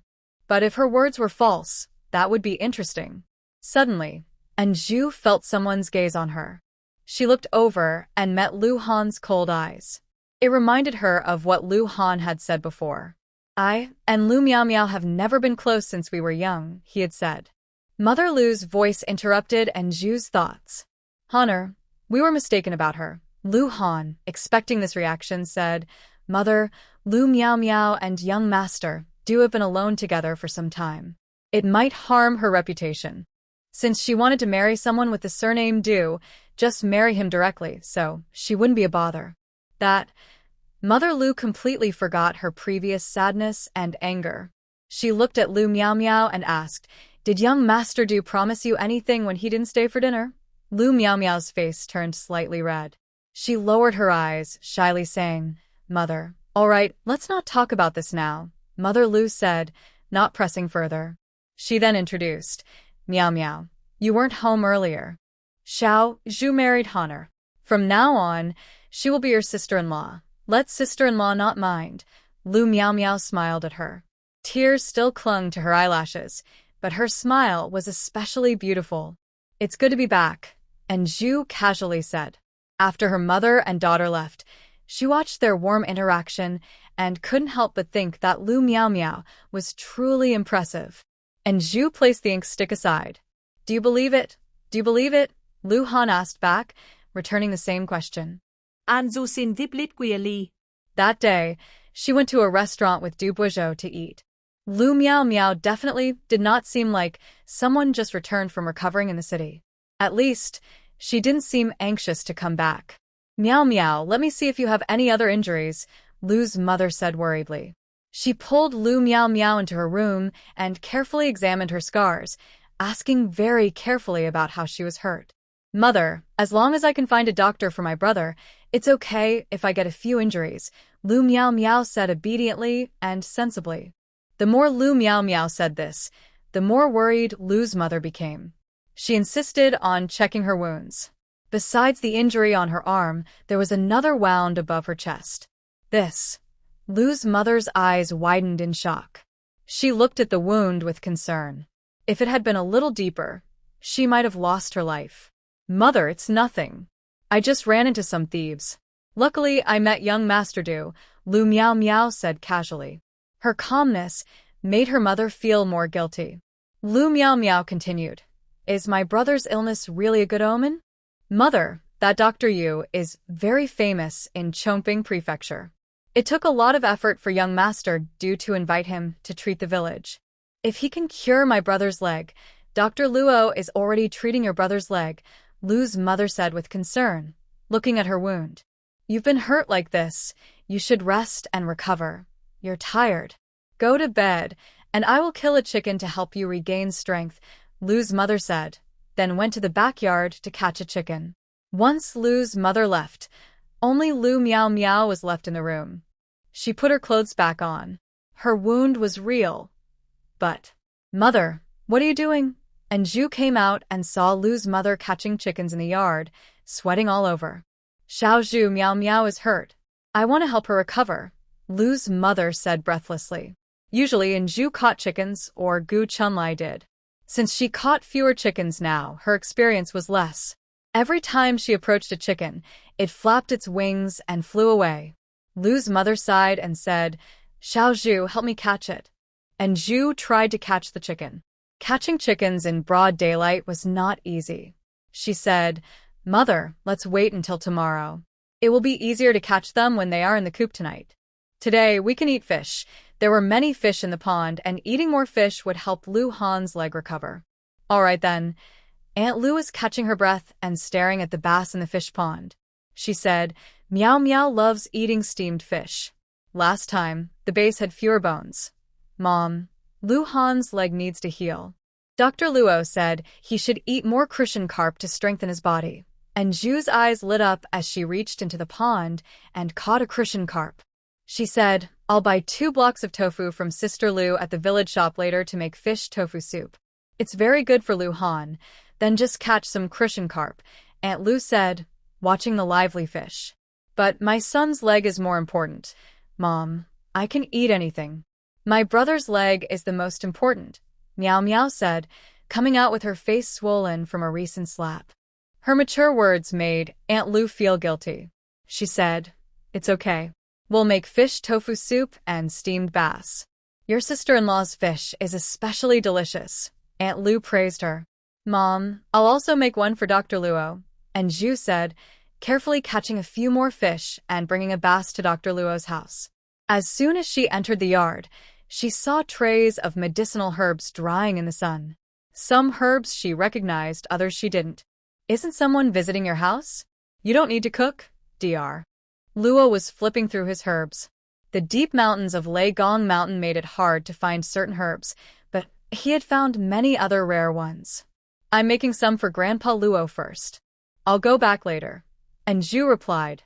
Since Dr. Luo moved to his new house, Lu Han's leg had healed. Dr. Luo often ate at his own home. Usually, and Zhu prepared the food and brought it to him, or she cooked directly at his kitchen. Dr. Luo didn't say much. "Today, I got 2 gene of beef. Take some home to eat." Getting beef these days was not easy. And Zhu happily said, "Grandpa Luo, I'll make you some braised beef today. It keeps well and tastes great. When you eat noodles, add a couple slices. Delicious." Her eyes sparkled at the sight of beef. She hadn't eaten beef in a long time. Braising the beef took some time. After she finished preparing the base, she said, "The braised beef will be ready tonight. I also fried some peanuts for you. Dinner can start now." Okay, Dr. Luo said, looking at the dishes on the table before heading back to the kitchen. He wondered how this girl's hands could turn simple ingredients into such delicious food. And Zhu went around to Lu's house at the end of the village to buy tofu, and then went home. The fish soup was hearty, and there was a plate of steamed bass. Much more than usual. As Zhu said, "If I catch small fish, I only get small ones." Pickled vegetables stir-fried with chili mixed into rice. Tasted amazing. "Meow Meow, try this. Xiao Zhu's fish is especially tender," Lu's mother said warmly. When she mentioned Zhu, she called her Xiao Zhu with a close and friendly tone. "Wow, sister-in-law, you're really talented in cooking. No wonder you're so plump," she added. As she finished speaking, Lu Meow Meow covered her mouth and quickly said sorry. "Sorry, sister-in-law. I just speak honestly, no harm meant. You're actually very pretty, and your chubby look is adorable." And Zhu simply replied without raising her eyelids, "It's okay. I'm already fat, so I don't mind what others say." She didn't put much effort into the bass fish. Even though it looked the same as before, the taste was different. For example, she didn't use the pot from the bamboo garden, but steamed it in a different pot behind. "Sister-in-law is so nice," Lu Meow Meow praised with a smile. "Mom, I also want to learn how to cook." "Stop dreaming. You're not cut out for cooking. Don't you remember how you almost set the kitchen on fire before?" Lu's mother said directly. "But I want to cook like sister-in-law," Lu Meow Meow said after tasting the base. It was a bit overcooked, making the meat slightly tough, not as good as the fish from Jufu Tower. "Your hands are for playing the piano and writing, not for cooking," Lu's mother said bluntly without thinking much. Lu Meow Meow awkwardly apologized to Zhu. "Sister-in-law, Mom didn't mean anything bad. I've been learning music, chess, calligraphy, and painting since I was little, but I haven't cooked before." Then you'd better not cook or you'll hurt your hands. You won't be able to write poetry, paint, or play the piano. I won't be responsible. And Zhu said seriously. Cooking is her happiness. She enjoys making delicious food and seeing everyone happy because of her cooking. Lu Miao Miao was speechless. Was this chubby girl stupid or just slow? Could she not understand what was implied? Everyone has their own strengths. Xiao Zhu, your cooking skills are something others can't match, Lu's mother praised. Since Zhu started cooking, she felt that the meals she used to eat could only fill her stomach. And Zhu Xiaolo smiled gently. Regarding Lu Miao Miao's implied sarcasm, even though she heard it, she didn't take it to heart. She thought that playing the guqin, chess, calligraphy, and painting was nothing special. They couldn't fill her stomach or be drunk to forget worries. Is it really embarrassing? Lu's mother said firmly. A girl who can cook and has good cooking skills is something to be proud of. Mother is right. From now on, I will learn more from my sister-in-law, Lu Miao Miao said obediently. Lu's mother replied, Miao Miao, you should study hard. Not knowing how to cook is one thing, but being able to cook is another. In the future, you could even make a bowl of soup for your husband. That would be wonderful. Lu Miao Miao looked shyly at her mother. She held her mother's hand and said softly, Mother, you're teasing me again. Everything I say is based on experience. I'm not teasing you. As for Master Du, since he saved you, we should thank him. Lu's mother thought about what kind of gift would be appropriate to show their gratitude. Something too expensive might seem like flattery. Something too simple might not express their thanks enough. Tomorrow I will go personally to thank him, Lu's mother said, looking at Lu Miao Miao. Only in this way could she dispel his intentions. Mother, Lu Miao Miao hesitated, unsure how to speak. I'm done eating. I'll go out to digest. And Zhu finished her meal and went outside to relax. Lu Miao Miao. Lu's mother looked at her seriously. Tell me, have you and Master Du crossed any boundaries? No. Lu Miao Miao replied dryly, her eyes flickering with a hint of evasion and guilt. Lu's mother was not a very delicate person. Hearing her answer, she didn't doubt. She said, Miao Miao, Master Du is not a good person. Lu Miao Miao fell silent. She said, Mother, I am already 17 this year. If it hadn't been for delays in Kyoto, she would already be married by now. Spending all her time in the village, what good suitors could she have? Lu Miao Miao, it's Mother who delayed you, Lu's mother sighed. She kept reassuring her. Don't worry, I will find you a suitable husband, Lu Miao Miao responded casually, but inwardly, she was indifferent. Unless Lu Han could return to Kyoto, there was no suitable match for her. Just after lunch, Tianjin saw Zhu arrive and quickly brought her home, saying, Today we're having dumplings. Come try some. I'm full, and Zhu firmly refused. Xiao Zhu, you've lost quite a bit of weight recently. Just try the dumplings my mom made. You love chive and meat filling, right? They taste really good. Tianjin praised her mother's dumplings as if they were the best in the world. Zhen girl is right. You've lost a lot of weight. It's okay to eat a few, Xie Xiaohong added. And Zhu couldn't resist and took a bite. Xie Xiaohong's cooking skills are really excellent. She teaches her how to make marinated dishes, and she always learns quickly. Her dumplings are even better than usual. Thin skin, lots of filling, with a delicious chive and meat flavor. When she bites into one, it's juicy and flavorful. Delicious, and Zhu said after eating one. She couldn't stop and ate another bowl. She let out a small burp and smiled wryly. Am I here to help digestion or to eat? Losing weight is really hard. Don't worry, Xiao Zhu. You've already lost a lot of weight, Tianjin comforted her. She licked her lips and said, I wasn't lying, right? My mom's dumplings are really tasty, aren't they? Uncle Tian's cooking is getting better and better, and Zhu said, noticing Tian Lao exercising his legs in the yard. She asked, is Uncle Tian's leg almost healed? Yes, the doctor said walking more helps with recovery, Xie Xiaohong said with a big smile. If Uncle Tian's leg heals well, their family will have more hope. Congratulations, Uncle Tian, and Zhu sincerely said. She and Tianjin went nearby to digest. Tianjin asked. I heard Lu Miao Miao is back. Did she bully you? Why would she bully me? And Zhu asked back. Tianjin pouted and said, her eyes are practically in the sky. She lives in the village, but acts like a young lady from a big city. You don't know, when we go to pick wild vegetables in the mountains in spring, do you know what she does? What does she do? And Zhu asked curiously. Tianjin said, she goes flower picking and recites poetry. I can't remember exactly what she said. Anyway, that poem sounds complicated. She can't recite it properly. One time, she was picking peach blossoms from a tree, and we were nearby digging wild vegetables. We saw her fall from the tree and land on her face. It wasn't Li Lulu's fault, but she still slapped her a few times.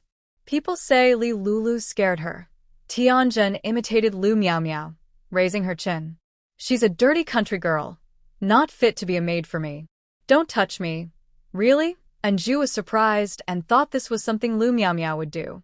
She said, no, she fell by herself. It has nothing to do with Li Lulu. She was still in the village and didn't know which girl Li Lulu was. Just then, Li Lulu was digging wild vegetables downstairs. When she fell, Li Lulu kindly tried to help her. Tianjin said angrily. You don't know, Li Lulu helped her, but she slapped her several times and said Li Lulu scared her, causing her to fall. Poor Li Lulu hasn't gone out for half a year because of this, Tianjin sighed. And Zhu widened her eyes. Why not go out? Maybe because she was scolded. Tianjin scratched her head in confusion. There were many people around. Lu Miao Miao said she wasn't fit to be a maid for her. Later, many people laughed at Li Lulu. Among them, the harshest laughter came from Tianjuju and Zhuhua. They laughed once each time they saw her. Gradually, Li Lulu hadn't gone out for a long time. Not going out because of this. And Zhu was speechless. If it were her, she would slap back and probably beat her so badly her mother wouldn't recognize her. Second sister-in-law, you're back? Can you teach me how to make chicken soup porridge? Lu Miao Miao looked at her with a bright smile, calling her second sister-in-law very naturally.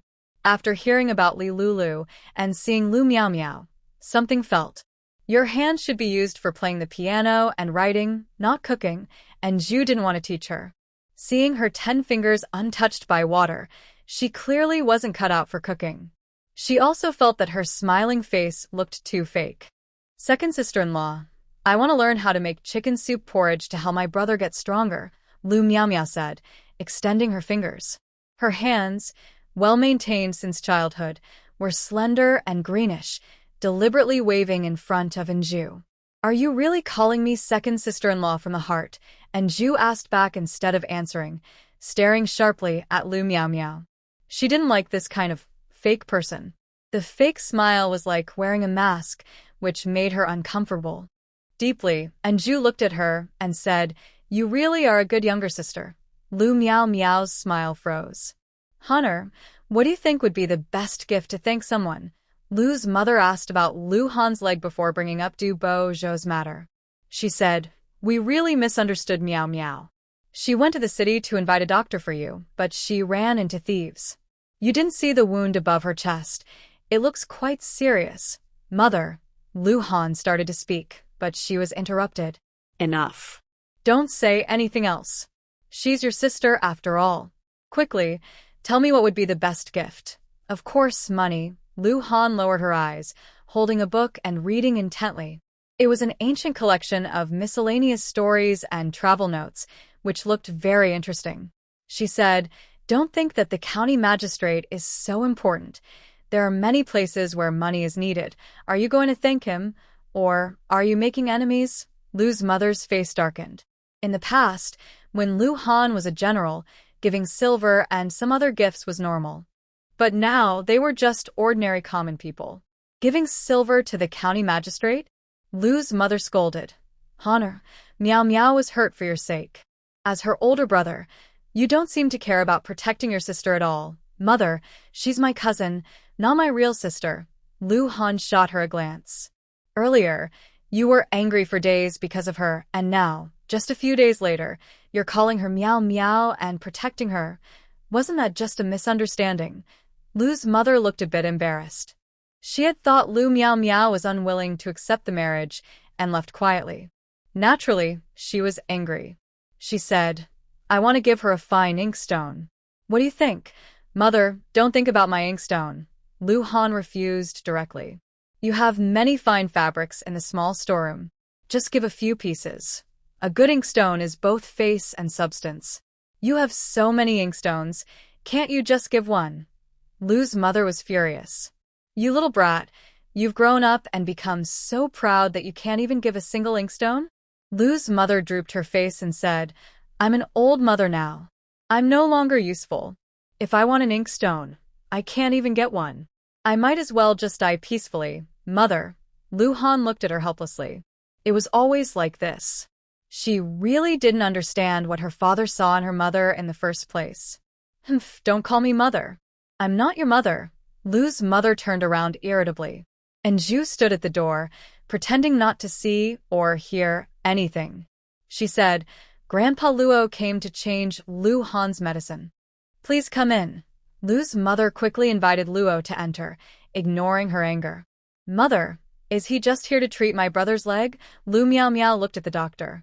The doctor looked unfamiliar. She said, Mother, can he cure my brother's leg? Her words carried a hint of disdain. Who are you? Luo looked at Lu Miao Miao. Dr. Luo, don't mind her. She's just worried about her brother. This is my youngest daughter, Miao Miao. Lu's mother was afraid Miao Miao might upset Luo, and if Luo refused to treat later, what would she do? Treating Lu Han's leg isn't easy, Luo casually replied. Mother, maybe Yao can try. What if he can cure my brother? Miao Miao always felt this old man was unreliable. That won't do. Luo treats first. It wouldn't make sense to change doctors halfway, Lu's mother said. After changing the medicine, Lu Han deliberately sent away Lu's mother and Miao Miao. He said, Luo, tell my mother that my leg has healed. I can't use much strength or do heavy work. Whether your leg can fully recover is uncertain, Luo said with a sigh. He looked at Anju and asked, Chubby girl, when will you make that spicy and sour fish fillet you mentioned last time? Tomorrow. I'll make it tomorrow, Anju said happily. She had been busy these days. Make sure you keep your word, Luo said. He had been gathering herbs in the mountains these days. The cakes Anju made were surprisingly good, except a bit hard. They were better than plain steamed buns. By the way, make it tomorrow night. I'll go to the mountain during the day. Make more of that pickled vegetable pancake and scallion pancake, Luo instructed. Okay, Anju replied. I'll send it over tomorrow morning. Her recovery is okay for now, but we need to see how it goes. Don't get out of bed, Luo warned again before leaving with the tea eggs Anju had boiled. Lu Miao Miao watched the scene and felt speechless. She said, Mother, such a good doctor. He probably just wants to eat and drink for free, right? Miao Miao. Lu's mother scolded sharply. Miao Miao pouted in grievance. Mother, I really care about my brother. I'm worried. What if the treatment goes wrong? Mrs. Lu hesitated and deliberately stopped Lu Longzhong to ask about Lu Han's leg injury recovery. Lu Longzhong, who received Lu Han's words, answered vaguely. Mrs. Lu's heart sank and she anxiously asked Lu Han, Hana, should we invite Dr. Yu to take a look? More doctors, more chances. No need, Lu Han refused, lowering his eyes. Mom, my leg is already useless. In the future, I can't even walk normally, let alone go to the battlefield to make contributions. Lu Longzhong lied to us. Mrs. Lu was furious and wanted to find trouble with Lu Longzhong. Next to her, Anju quickly comforted her. Mom, let's talk nicely. You and Lu Han have a good talk. I'll teach Miao Miao how to make chicken soup porridge. Following Lu Han's hint, Anju took Lu Miao Miao to the kitchen. Miao Miao wanted to listen in secretly to see if Lu Han's leg had any hope, but unfortunately, Anju was too enthusiastic and couldn't resist her warmth. Miao Miao, to make chicken soup porridge, first we need a chicken. Let's go catch one, Anju said as she circled around the kitchen and then took Miao Miao to the backyard to catch chickens. She said, this chicken soup porridge, from catching the chicken to cooking it into porridge, is something you do yourself. That shows sincerity and effort. Her words made Miao Miao feel unable to refuse. If she didn't catch the chicken herself, wouldn't that mean she lacked sincerity and effort? Miao Miao, used to a pampered life, had never caught chickens before. She ran around the yard chasing chickens. Hunter, I'll invite Dr. Yu tomorrow, Mrs. Lu said firmly about her son's leg. Mom, my leg can recover enough to walk normally, Lu Han said before she could speak. But I hope Meow Meow thinks my leg can't be cured. Mom, how is brother's leg? Maybe we should still invite Dr. Yu to come and see, Meow Meow asked worriedly. Honestly, he doesn't seem very capable, sighing. Mrs. Lu looked at her but said nothing. Lu Han said, Mom, let's make a bet. In 3 months, if my leg doesn't recover, Meow Meow will still be the same as before, not thinking about herself. From then on, I will treat her as my real sister. Meow has been raised by her since she was young. Although she can be a bit stubborn, she is fundamentally kind. If she truly cared about wealth and status, she wouldn't be living in this small village with them. Mother, young master, do specially sent Yu Longzhong to come. Before Lu Miao finished speaking, her mother interrupted. Yu Longzhong has already been driven away. How could he still come to treat your brother? When we were in the capital, we sought the best doctors for treatment. Some famous doctors from Chongqing Prefecture also came to examine him. I doubt Yu Longzhong can cure your brother's leg, but what if Dr. Luo can't cure it? Lu Miao thought about the awkward situation yesterday. She was worried that Dr. Luo might refuse to come and treat Lu Han's leg. If it really can't be cured, then it's your brother's fate. Her mother's lips pressed into a straight line. Maybe it's heaven's will that your brother's leg remains unhealed. Perhaps this is your brother's destiny. Her mother's eyes looked sad. Since Lu Han's father passed away, the 15-year-old Lu Han had been supporting the Lu family. From a small soldier to a general, he had done so much. How could heaven let his leg become lame? A person with a lame leg, how could he lead troops into battle? But, Mother, you've always told us not to accept fate, Lu Miao asked carefully. She wondered if it was just her feeling, but since she returned, her mother had changed a lot. She used to look down on the villagers, but now she could mingle with the women from the village. This morning, she even saw her mother chatting with the village women. Meow, we've been in Dongxing village for more than half a year. I think living here is pretty good, at least away from trouble. Her mother's words made Lu Miao want to curse. This dilapidated village. What kind of life was that? She was a young lady from a noble family. She couldn't say rude words. Staying in the village, how could she enjoy wealth and luxury? Could she be married to a young man from the village, working hard under the sun, only able to complain about small things, counting silver and money every day, doing everything herself? She didn't want that kind of life. Meow. Even if we stay in the village, our life will be better than in the capital, safe and smooth. Her mother wanted to say that with their family's wealth, life in the village would be very comfortable. After Lu Miao married, she could also live a stable and happy life. Mother, let's treat my brother's leg first. Lu Miao Miao forced a smile, but did not agree with Mother Lu's words. Mother Lu felt worried inside. Don't you want to ask why I did this? Lu Han looked at her writing big characters. Even if her handwriting was ugly, like a dog crawling, she practiced better each day. And Zhu's mind was fully focused on her writing. She remembered clearly where she needed to improve. She couldn't waste her effort. Without raising her head, she asked, Why should I ask? There's a reason for what you're doing, Lu Han said. And Zhu thought, if she had a sister as fake as this, she wouldn't like her either. At dinner, and Zhu went to cook for Luo Lang as usual, only starting in the kitchen afterward. Sister-in-law, Luo Lang's attitude is too proud. He still makes you cook every day. You're not his family's cook, Lu Miao Miao said, defending Zhu. And Zhu smiled. Luo Lang is treating your brother's illness. Don't say making him cook is too much. Even if he asked for more, I would agree, right? She shrugged. Unless you don't care whether your brother's leg gets better or not. Of course I care.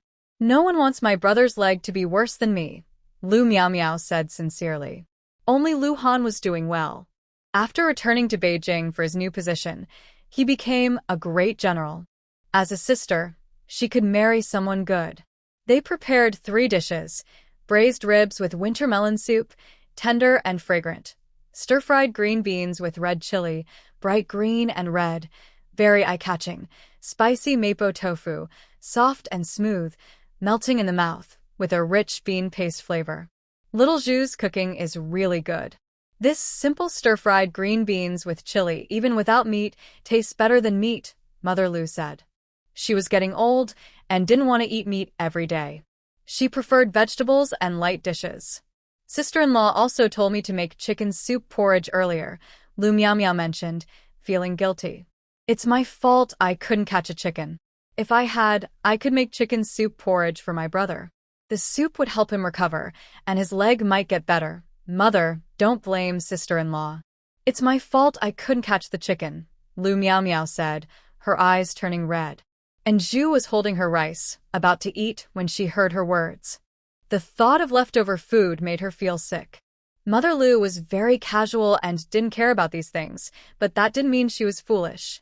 She pushed the dishes in front of herself and said, "You said you want to make chicken soup porridge, but I never said I would. You caught the chicken, I showed you how to cook it. If you can't catch the chicken, do you expect me to do it? I'm very busy," and Zhu rolled her eyes. "If you think my cooking isn't good, then don't eat it. Mom, I didn't mean that." Lu Miao Miao's eyes were about to tear up. She said, "I've always praised my sister-in-law's cooking." "Xiao Zhu, Miao Miao didn't mean anything bad," Mother Lu explained for her. "Mom, I didn't bully her," and Zhu stood up, took her own dish, and said, "I didn't scold or hit you. It's better not to cry, so Mom won't think I bullied you." And Zhu went straight to Lu Han's room. She had many things she wanted to say, but seeing Lu Han eat gracefully, she felt it wasn't worth getting angry. There's no need to get upset over someone like her. "You're not eating cilantro," and Zhu looked at the cilantro on the table. She loved cilantro and wanted every dish to have it. Today, when she saw cilantro, she added it directly.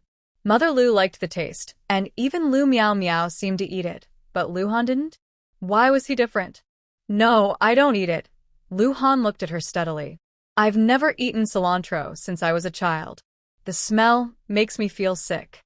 But I will eat the dishes if I pick out the cilantro." His answer made Zhu feel a bit confused.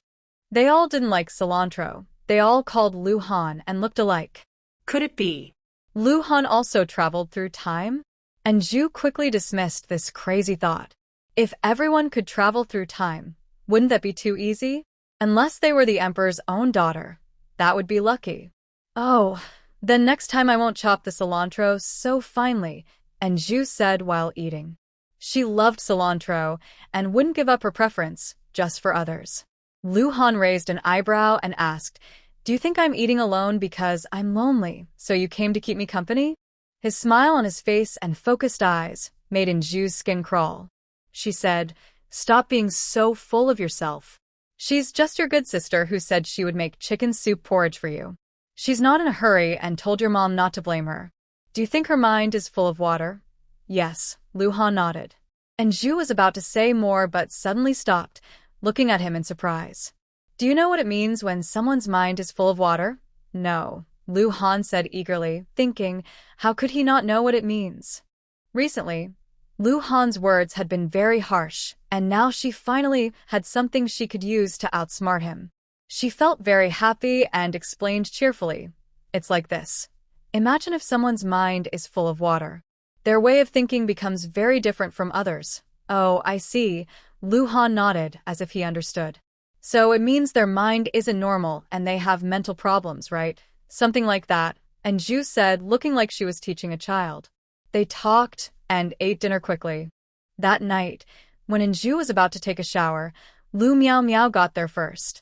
"Big sister-in-law, thank you for filling the water for my bath." "You're so kind," Lu Miao Miao said, standing inside the shower room. She took off her outer clothes, straightened her back, and showed her slim figure. "The dishes you made these days are so delicious. I've gained weight." Lu Miao Miao looked worried as she touched her slim waist. "Sorry, I filled the water for myself. If you want to take a bath, wait a bit." The water in the pot is still boiling, and Zhu said, grabbing her clothes and stepping in without giving Lu Miao Miao a chance. "Big sister-in-law." Lu Miao Miao was stunned. Was she not angry that she called her fat? Or did she not understand the hidden meaning behind her words? "Calling me big sister-in-law doesn't help. You need to fill your own bath water. Do you expect me, as your sister-in-law, to do it for you?" You're not like your brother, who can't walk because he broke his leg, and Zhu said firmly. If Lu Miao Miao was kind-hearted and easy to get along with, she might have let it go. But she kept calling herself fat and mocking her for it. If Lu Miao Miao slapped her, would she still give her another cheek? She didn't have such a good temper. Get out. Aizhu put her clothes into her arms and directly placed her own clothes on the shelf. Humph. Lu Miao Miao turned around, holding her clothes as she left. Aizhu locked the door, thanks to Lu Han, who not only expanded the bathing room but also installed a door. Now she could bathe inside without worry. After a long day, taking a warm bath was very relaxing. Meow Meow, what's wrong? Lu's mother saw Meow Meow coming out of the bathhouse, holding her clothes with red eyes. She wondered, she's just taking a bath, how could she be crying? Mom. Meow Meow started to speak, but her voice choked with emotion. Lu's mother asked, don't cry. What's going on? It's nothing, Mom. Don't blame my sister-in-law. What did Xiaozhu do? Did she bully you? Lu's mother looked at her with concern.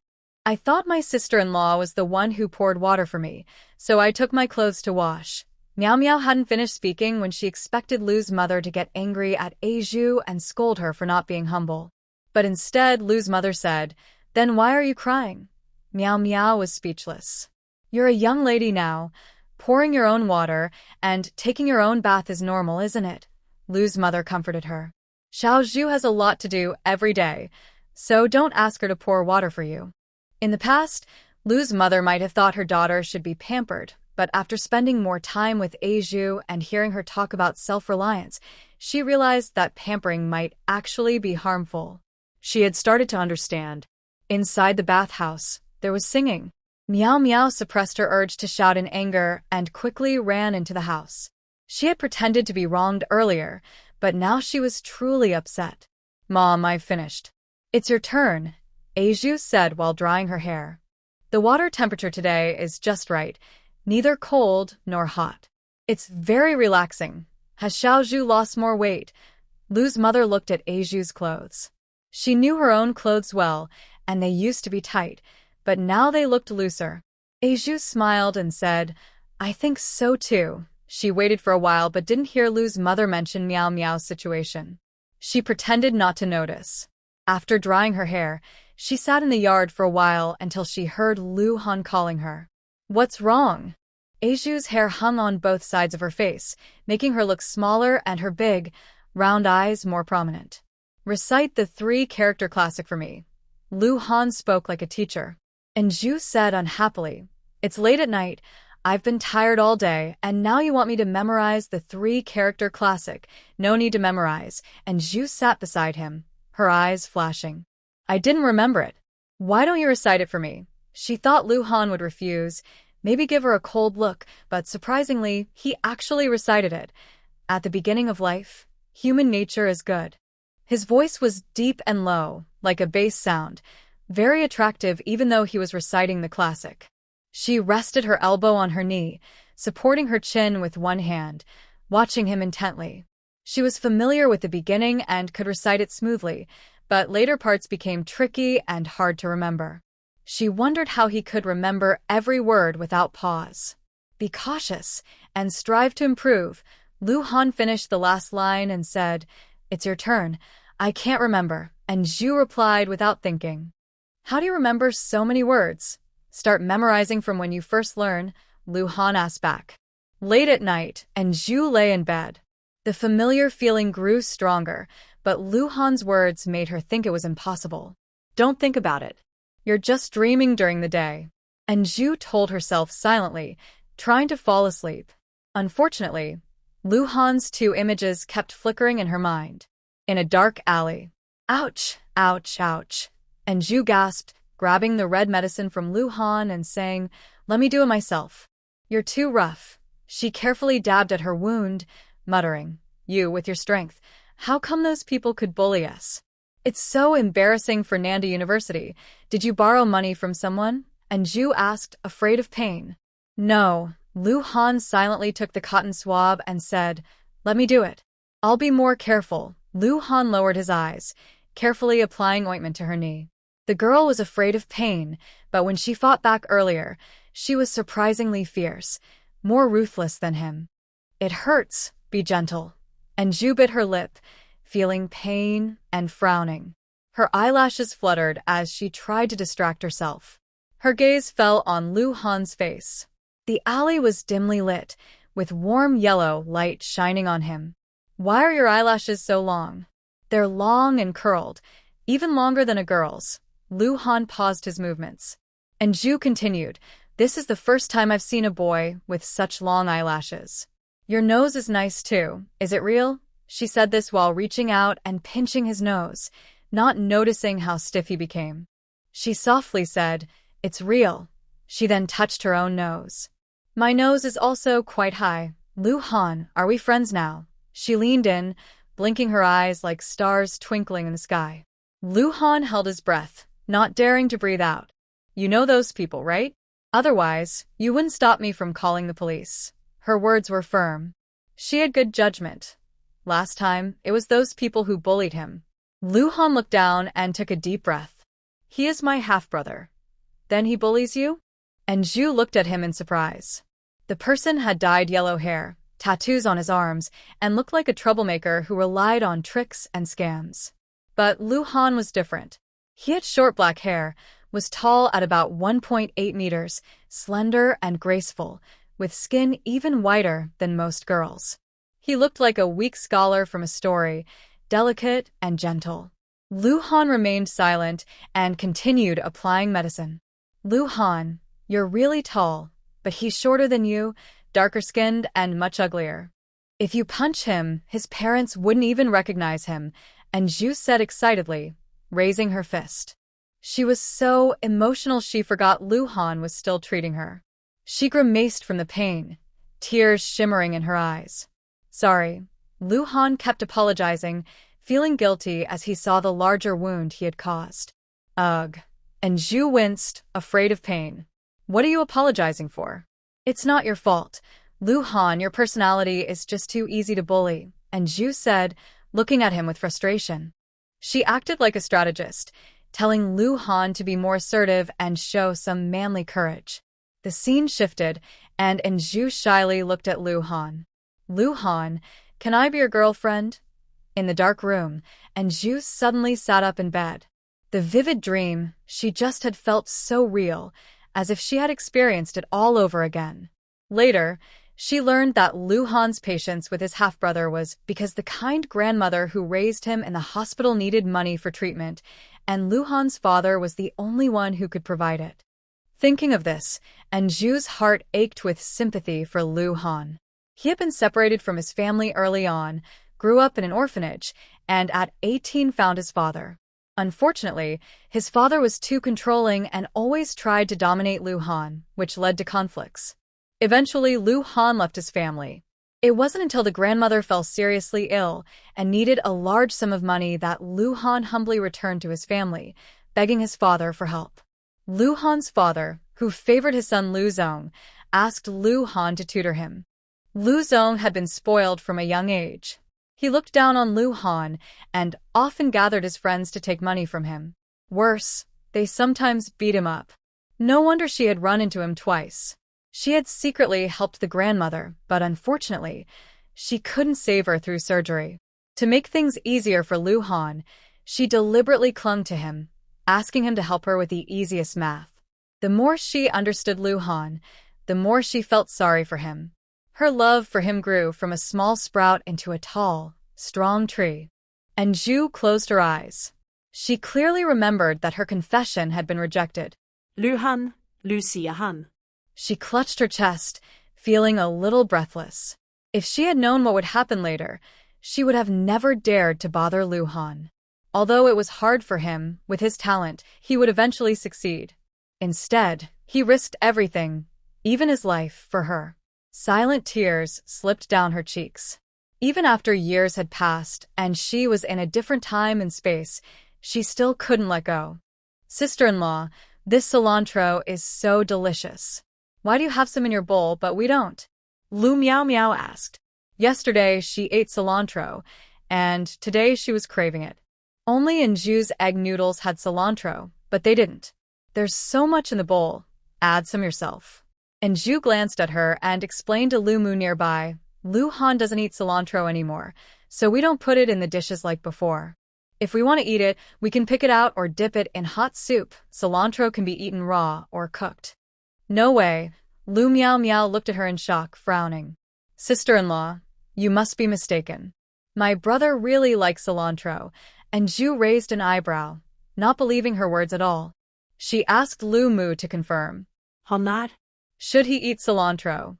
Lu Mu suddenly hesitated. She knew Xiao Zhu wasn't someone who spoke nonsense. Sister-in-law, I grew up with my brother. If I'm wrong, then mother must be wrong too, Lu Miao Miao said proudly, giving her a look full of mockery, as if mocking her overconfidence and trying to show how close she was to her brother. Now she's been proven wrong.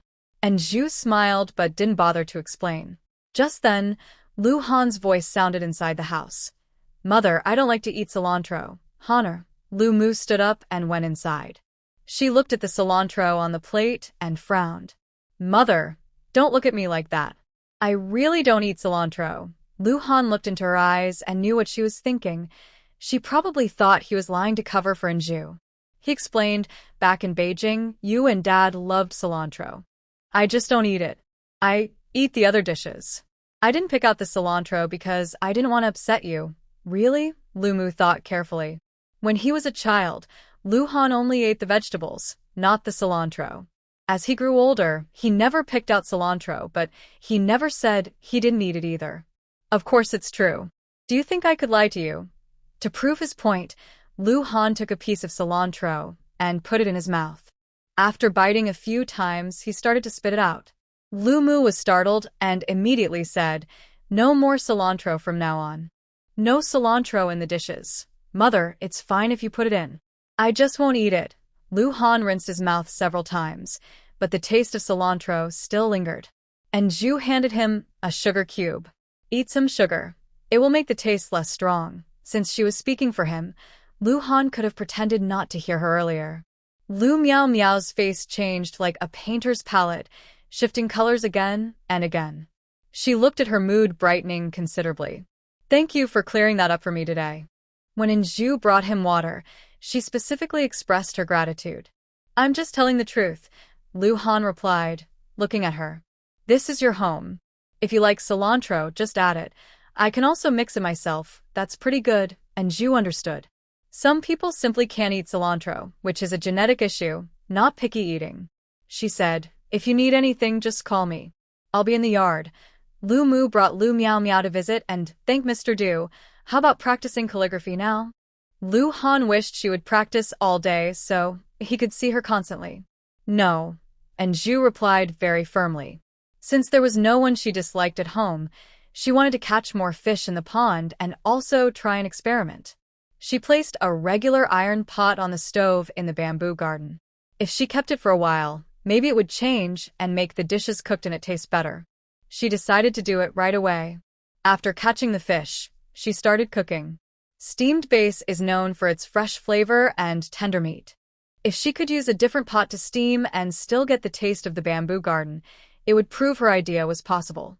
When changing the pot, she locked the door to prevent others from seeing. She was worried about explaining where the extra pot came from. Try it quickly, and Zhu brought 2 plates of steamed fish to Lu Han, both to help him nourish his body and to have an extra judge. Why 2 dishes? Lu Han looked at the 2 nearly identical fish and didn't understand what Anju was doing. Try it first. I'm experimenting with how to make base more tender, and Zhu casually made up an excuse. Lu Han didn't ask further. He carefully tasted one, then the other. He said, the texture, appearance, and tenderness of both dishes are the same. If there's any difference, it's that this fish is a little bigger. Really? And Zhu grinned, showing her neat white teeth.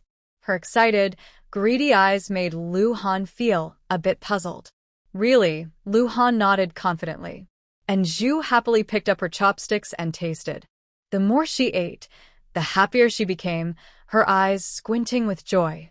Even though she couldn't sell the pots, it meant the restaurant's business was good. If the restaurant did well, she could get a lot of profit and silver. With the silver, she could support the bamboo garden. Maybe someday, she could unlock more features of the bamboo garden. Little Bamboo, please help me move the table aside. There is a hidden compartment underneath. Bring me the box. Every word Lu Han said, and Zhu understood, but when they were put together, she didn't understand.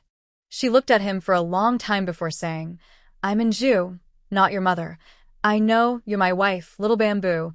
Lu Han smiled as he looked at her. Her silly look was very cute. Then, why do you want me to get it?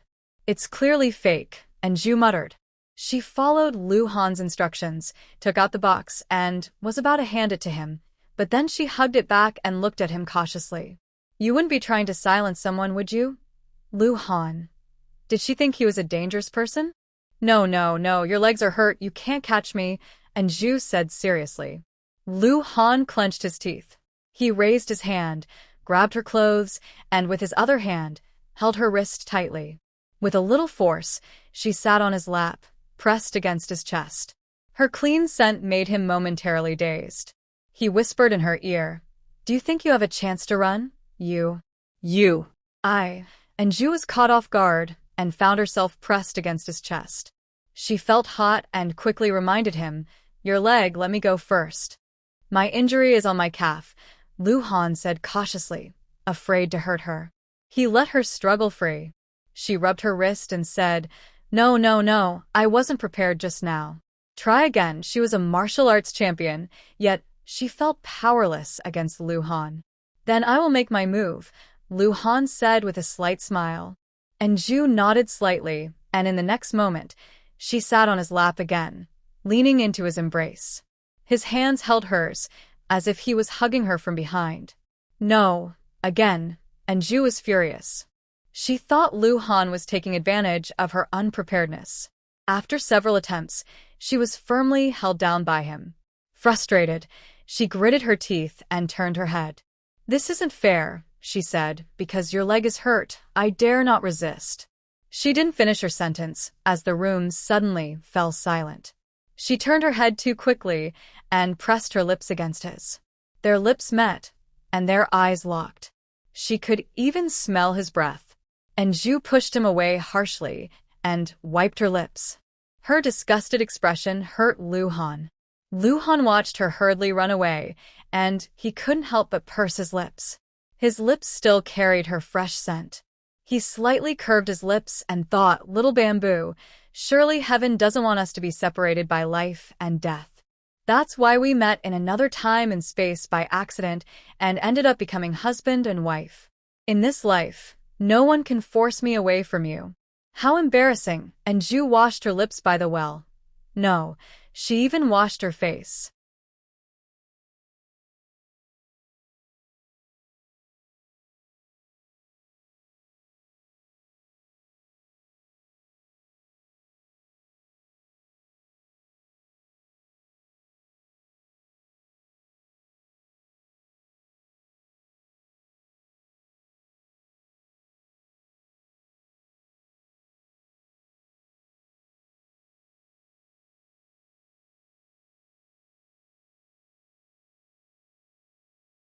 She felt it was too embarrassing.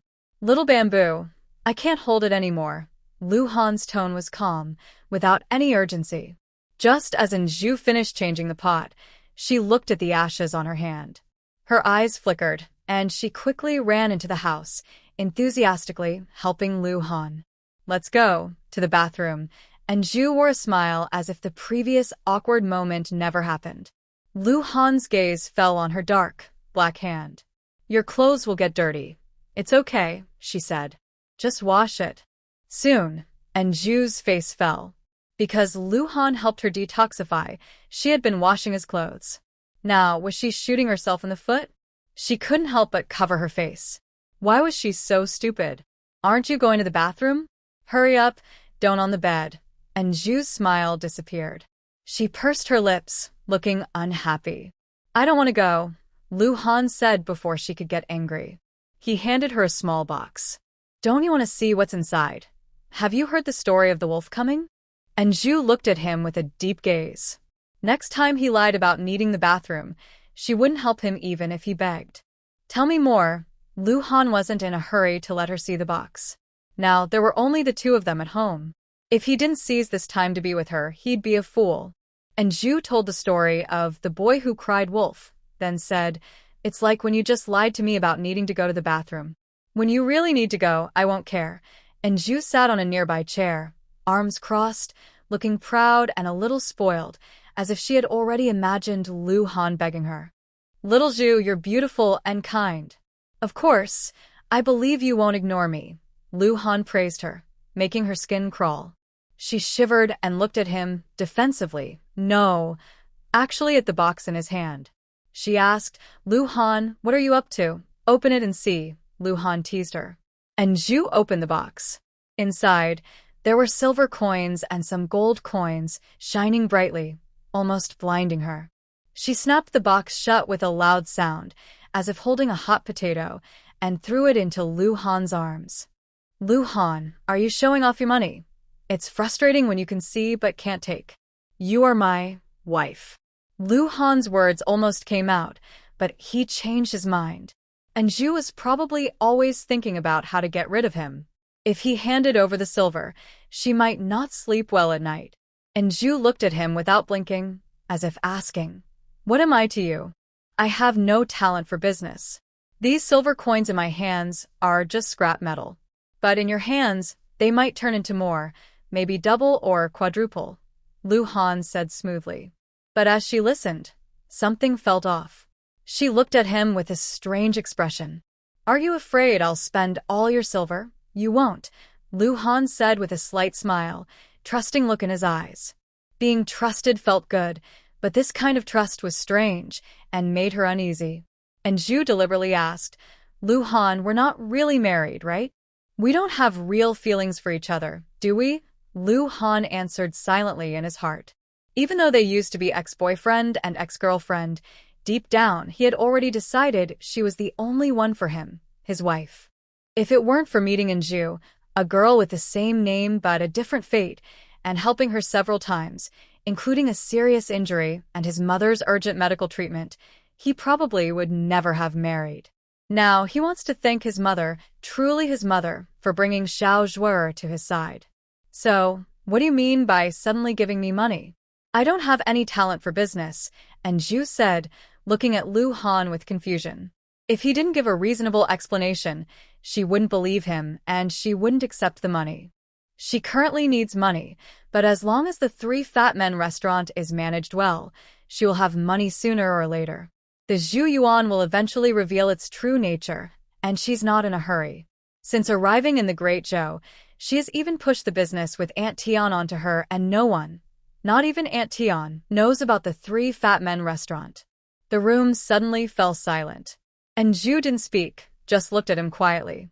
After a long while, Lu Han said, "The snail dishes you made are the same as those at the Three Fat Men restaurant." And Zhu's heart tightened.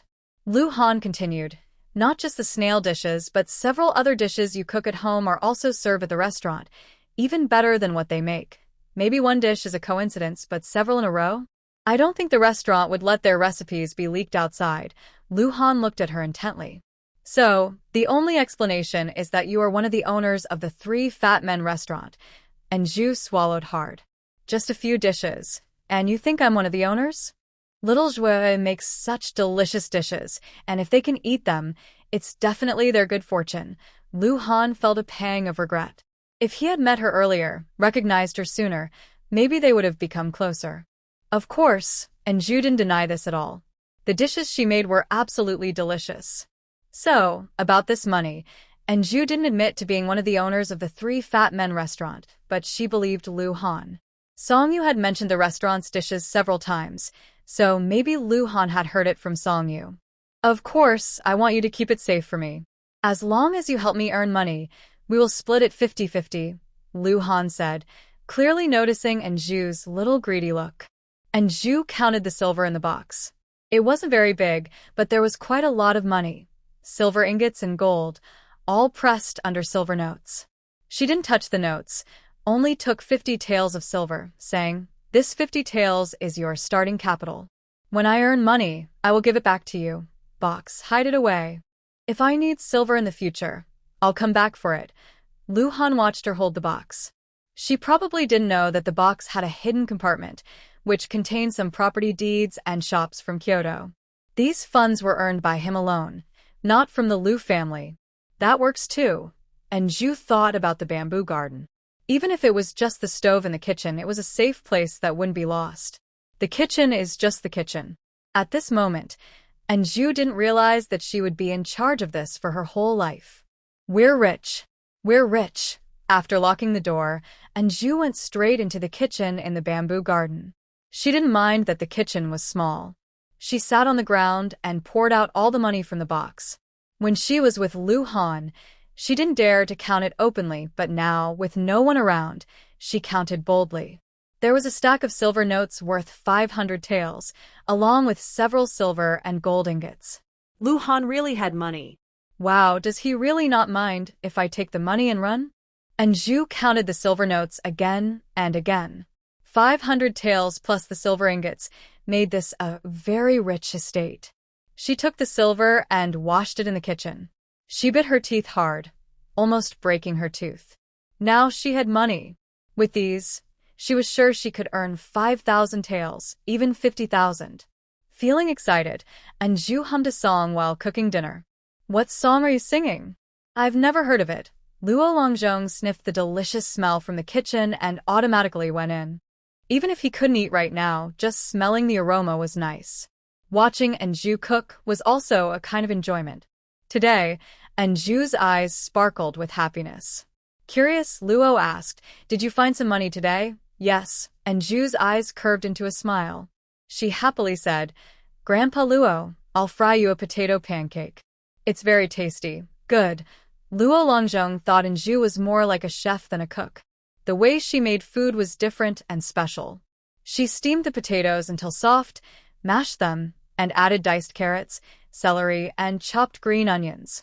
If there was enough time, she wanted to make dried vegetable pancakes or scallion pancakes, simple and delicious. A round, plump potato pancake, golden on both sides, smelled wonderful.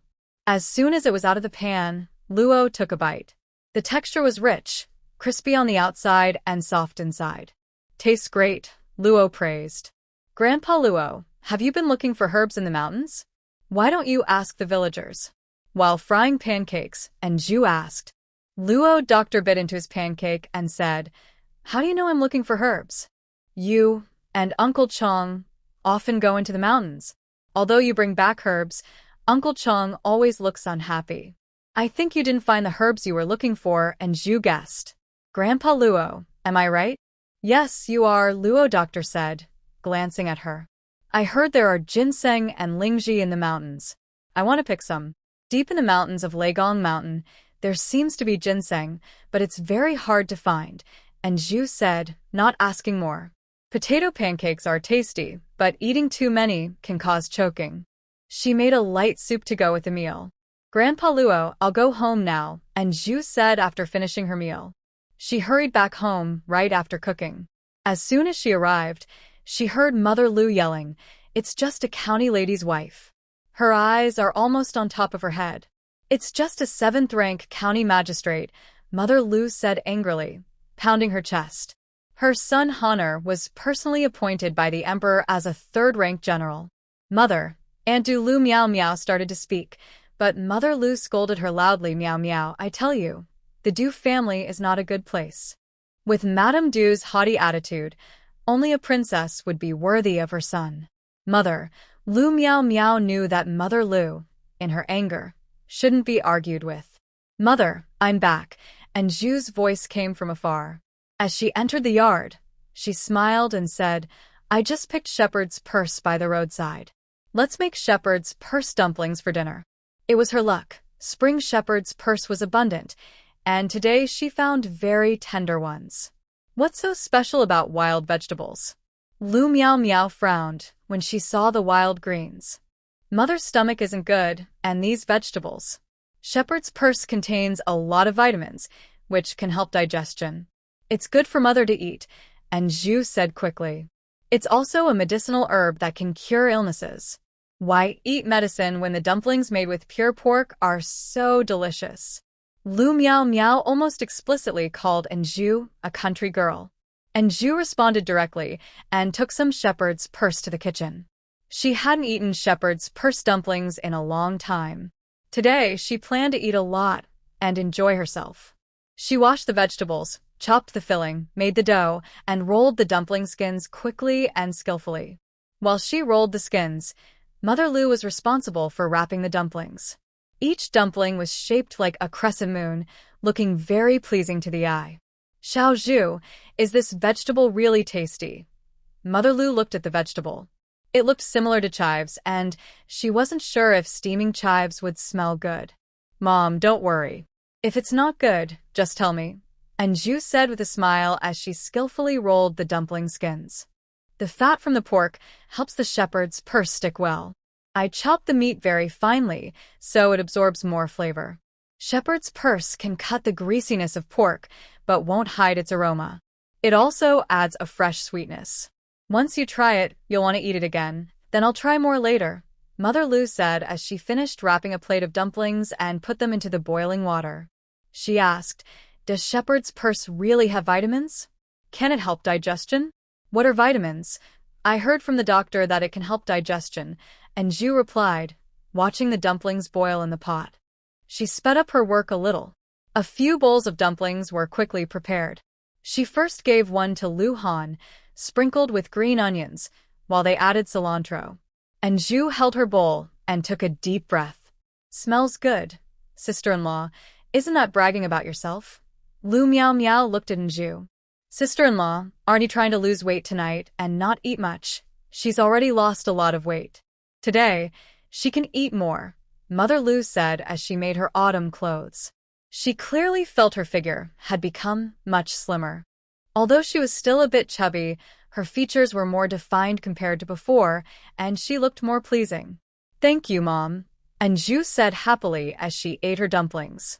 She took a bite, and the soup, the sweet freshness of the shepherd's purse, and the tender pork all exploded in her mouth.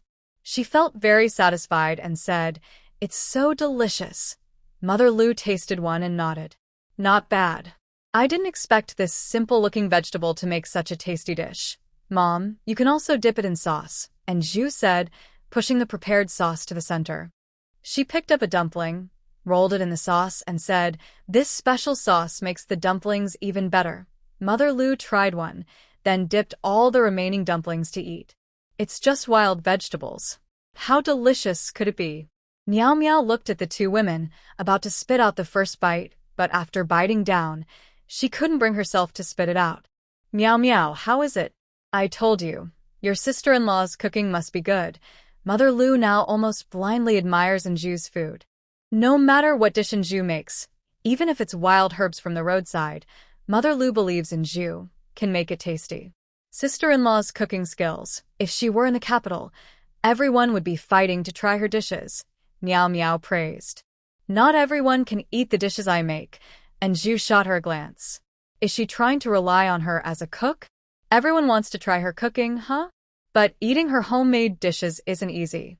After a walk, Zhu was about to go to the kitchen to boil water when she saw the pot was already empty. Sister-in-law, I saw you hadn't come back yet, so I washed up first. You can boil water now. Miao Miao deliberately chose the time when she returned from the walk to wash up, letting her take her time.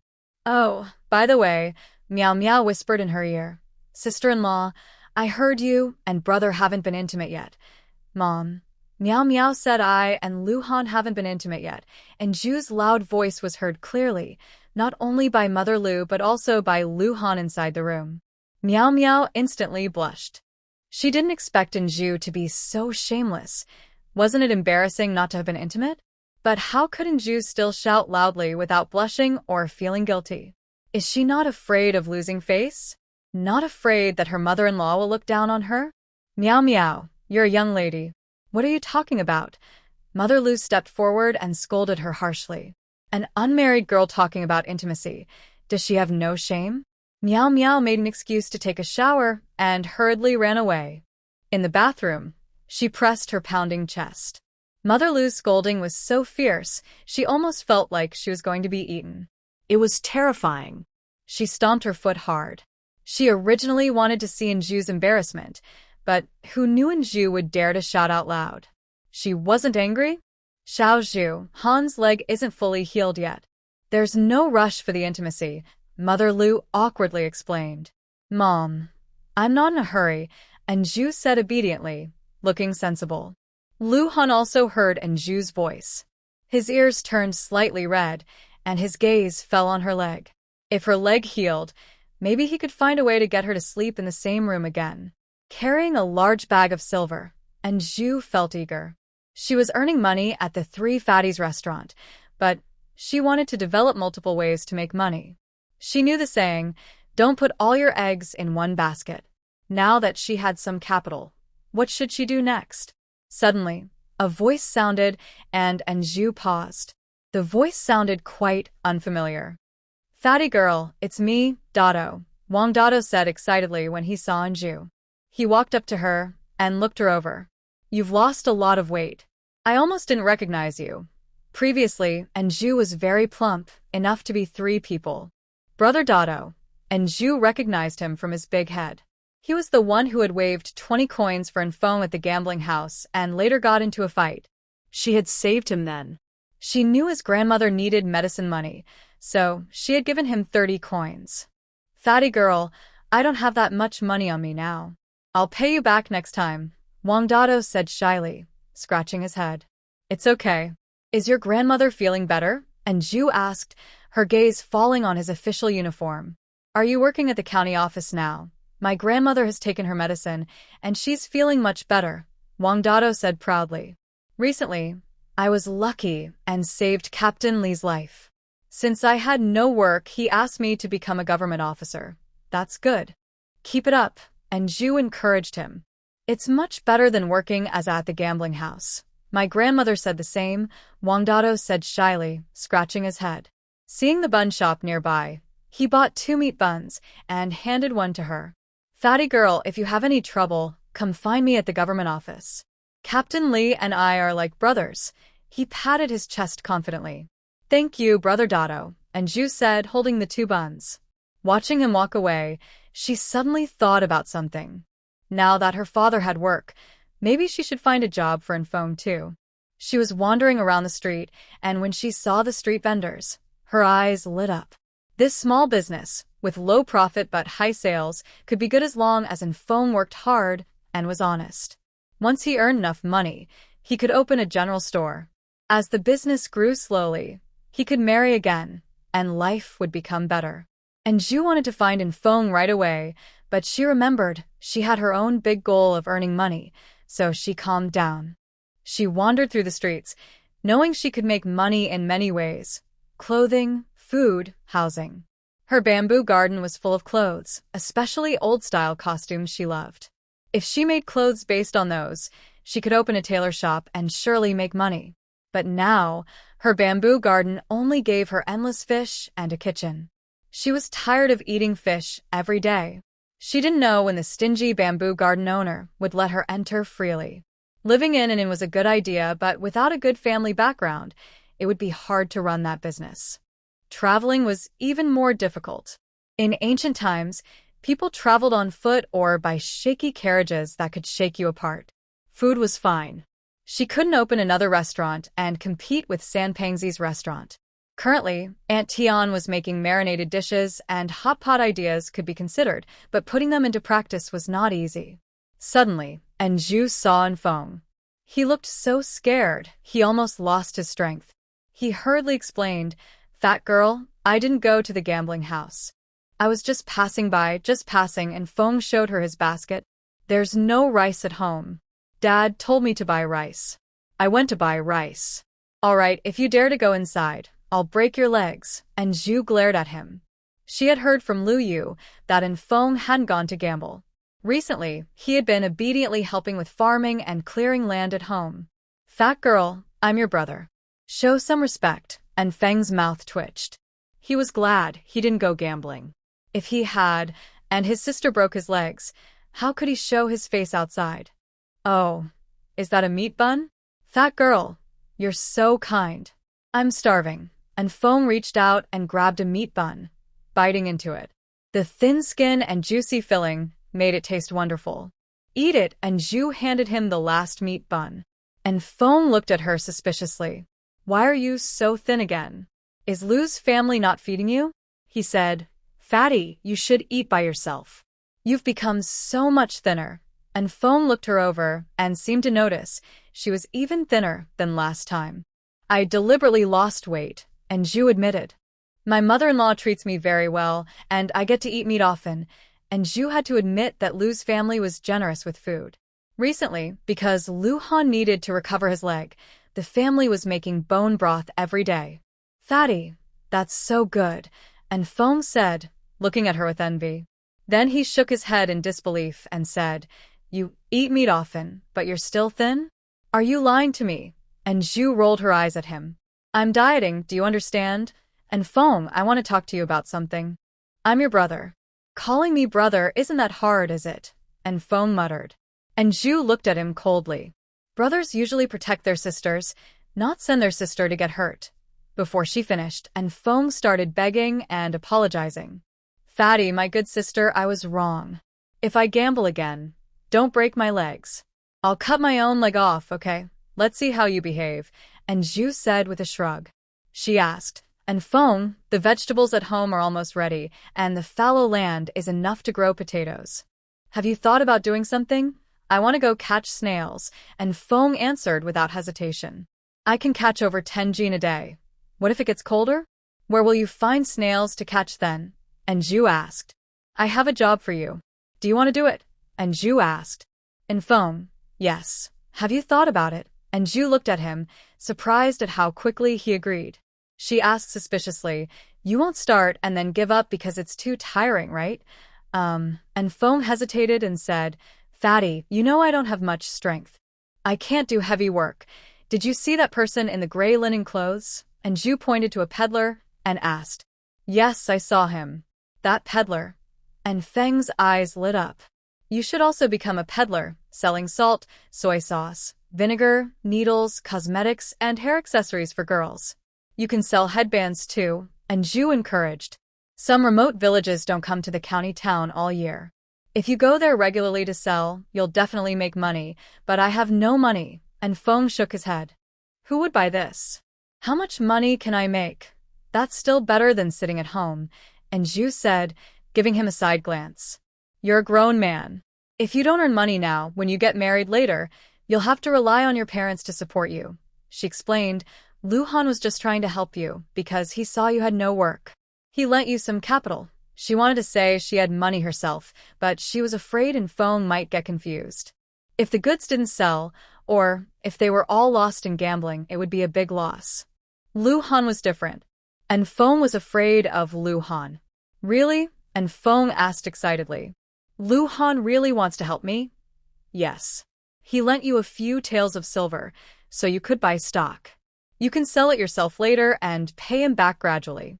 How does that sound? And Zhu's suggestion was quickly accepted by Feng. And Feng took Zhu to buy supplies. There were many ways to buy goods. He said, When I used to work at a gambling house, I met a trader who said this shop has cheap and complete goods. And Zhu gave him a warning look before negotiating with the shopkeeper. She said she wanted to buy some stock to sell.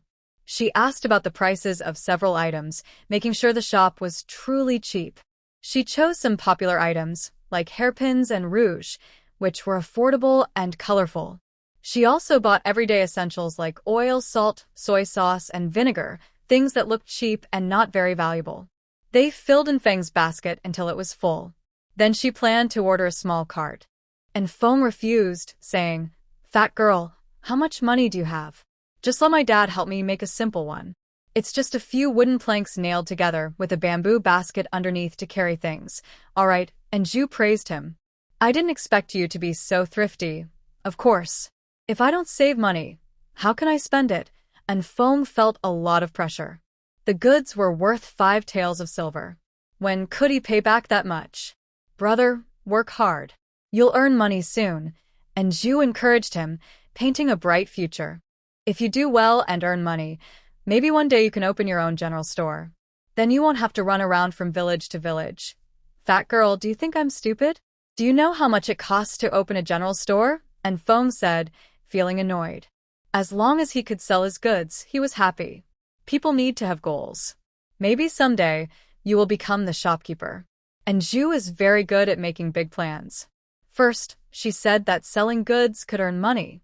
She carefully calculated that as long as Feng works hard and is diligent, he will make a good amount of money. If he can't open a shop in 1 year, then 2 years. If not in 2 years, then 10 years. Brother, do you mean you won't open a shop in 10 years? And Zhu asked with a raised eyebrow. And Feng was so excited that he was still full of energy when he got home. He told Lu Yu about selling goods. He said happily, Lu Han, my brother-in-law, is really great. He even knows I, your big brother, have no work to do. Mom, I am going to cut bamboo. Later, I will ask Dad to make me a basket. And Feng said quickly, and went up the mountain to cut bamboo. Lu Yu looked at the house full of goods. Xia, did I hear you right? Your brother's going to sell things. Yes, Mom. He also said it was borrowed money from brother-in-law, and Xia said, her eyes shining at the colorful headbands. There were so many beautiful headbands. And Xia looked up and exclaimed, Mom, why are you crying? I'm happy. Lu Yu wiped her tears and smiled. Your brother used to love gambling. He fought and scolded, but he couldn't change. Now he can do proper work. I'm so happy. I'm happy too. It's all because of sister. And Xia said, really liking her older sister now. And Zhu bought ribs and a big piece of pork intestine. She cooked the ribs in soup to help Lu Han recover. The pork intestine was cleaned and prepared. She hadn't tasted these in a long time. Stir-fried intestines, braised intestines, spicy intestines, marinated intestines. There are so many ways to cook them. She couldn't count. Sister-in-law, what are you doing? It smells so bad. Lu Miao Miao covered her nose, showing her dislike clearly. Pig intestines, and Zhu said while washing them by the well. They are good stuff. When cooked right, they taste really good. Ugh, Lu Miao Miao gagged. This is pig. I won't eat it. I swear I won't. It's okay, I will eat. And Zhu smiled widely, almost saying it's not for you to eat. Lu Miao Miao immediately went to complain to her mother. Her mother hesitated and asked, it should be tasty, right? Mom, you weren't like this before. Even if we live in the village, we shouldn't act like real villagers, Lu Miao Miao said eagerly. What's wrong with being a villager? It's free and simple, no need to overthink. You don't have to say 10 words when one will do, her mother replied. She now liked living in the village, especially the cheerful women like Aunt Sun San and Zhu Tsuexiang. They gave her some bok choy seedlings and radish seedlings. To thank them, she took 2 pieces of cotton cloth. They were very happy. The next day, Zhu Tsuexiang brought her some pickled vinegar to try. Xia Xiaohong brought some braised meat to share. They might not have gone to school or read many words, but they were honest and kind. Whoever treated them well, they would treat in return. They didn't overthink or look for hidden meanings in words or gifts. Mom, do you really want to stay in the village? Brother is a general. Lu Miao Miao looked toward the kitchen, afraid that Zhu might hear her. She whispered to her mother, brother will return to the capital someday. Her mother looked at her and asked, Miao Miao, do you regret coming to live in the village? At first, Lu Han had mentioned her feelings a few times, but she didn't pay much attention.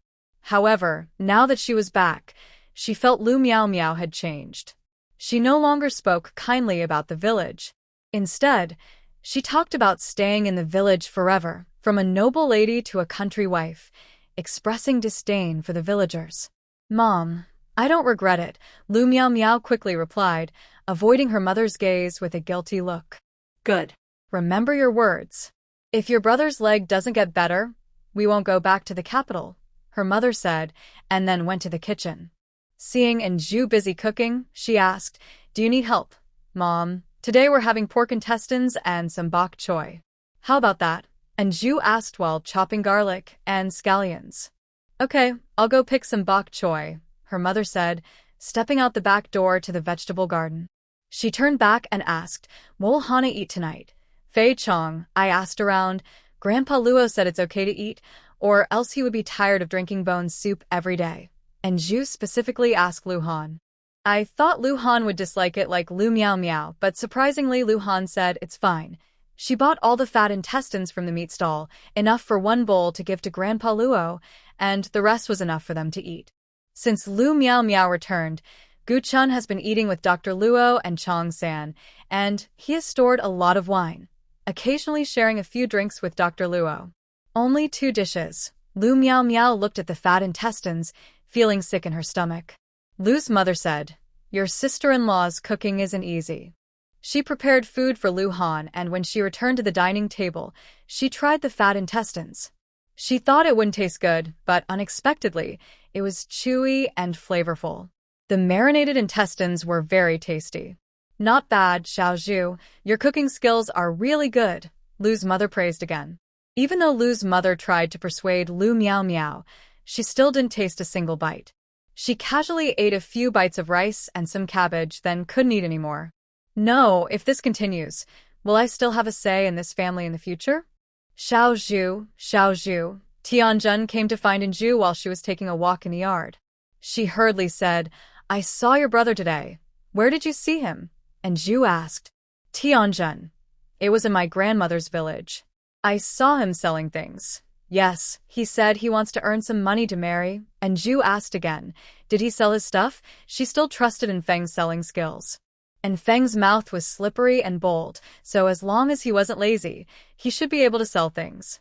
"Yes, he sold them." Tianjin nodded eagerly and pointed to her hairpin, saying, "Look at my hairpin. I bought it from your brother. Isn't it pretty? I saw many people in the village bought things from your brother." Xie Xiuhong also talked to Tian Lao De about Enfeng selling things. She said, "Enfeng is now choosing goods to sell in various villages. Although the prices are low, he definitely makes money. Look, we make some small marinated dishes, and the money we earn now is more than what we made in half a year before. Who knows if he's just doing it on a whim?" "Did you see Zhu Sheng?" Old Tian Lao spoke about Zhu Sheng with sadness. Zhu's family had a cart, but because of Zhu Sheng's leg, they couldn't afford treatment and still owed money. They had to sell the cart to pay debts. Gambling is the worst habit, as it can ruin a family completely. I heard that because of this, Zhu's 2 daughters-in-law argued every day about splitting the family. Maybe Enfeng has changed. Xie Xiuhong hesitated before replying, "Let's wait and see. Anyway, it doesn't matter if Tianjin waits another half year." "Oh, the bride has returned home?" When Anju went to the county, she happened to meet He Xiaoman and her husband carrying a rooster and some snacks on their way back. The young couple, though newly married, seemed to be having a disagreement. He Xiaoman walked ahead, looking unhappy. "Yes, we're back today." He Xiaoman stopped and thought about what Anju said on their wedding day. She felt especially upset. "You two are walking so separately, not like a newlywed couple," Anju teased, making it seem like they knew each other well. "Who said that?" He Xiaoman waited for Hu Muxiang to come over, then linked arms with him and said, "We're doing well." She smiled brightly, looking very happy, and said with a side glance, "My husband loves me very much." "Oh, congratulations," and Zhu casually replied. Whether she was happy or not had nothing to do with her. She carried her basket and left. Today, she planned to sell fish and also add a new dish with pork intestines to the restaurant menu. The delicious taste of pork intestines is something lovers of good food shouldn't miss. She covered her face with a cloth, sold some fish, then carried another basket of fish to the restaurant. Even with Lu Han's money, she still needed to earn more herself. Money only feels safe when it's in her own hands. Xiao Zhu has lost weight again. Zhou Wu saw Anju and immediately noticed she looked thinner. "Really?" And Zhu happily lowered her head. Recently, she had been busy with Lu Han's leg and hadn't paid attention to her weight for a long time. Zhou Wu carefully examined her and nodded. "Yes, you really have lost weight."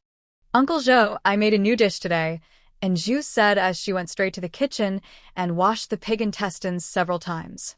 Zhou Wu said, "That stuff smells too bad. No matter how you cook it, it won't taste good. Many people think only lower-class folks eat that. That is something they wouldn't eat." And Zhu confidently said, "Not just the intestines but also pig liver, pig stomach, and pig blood. When prepared well, they can be very tasty. Just wait and see. And Zhu carefully washed the pig intestines while also teaching Zhou Xiaotao how to clean them properly. Zhou Xiaotao was learning to follow in his father's footsteps. Every day, he was washing and cutting vegetables in the restaurant.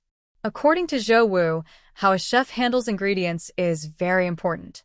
Unsurprisingly, a dish with pig intestines once again impressed Zhou Wu. Zhou Wu was eager to buy more intestines so he could prepare and sell the new dish soon. By the way, it's almost mealtime. Where is young Master Qian? And Zhu asked curiously.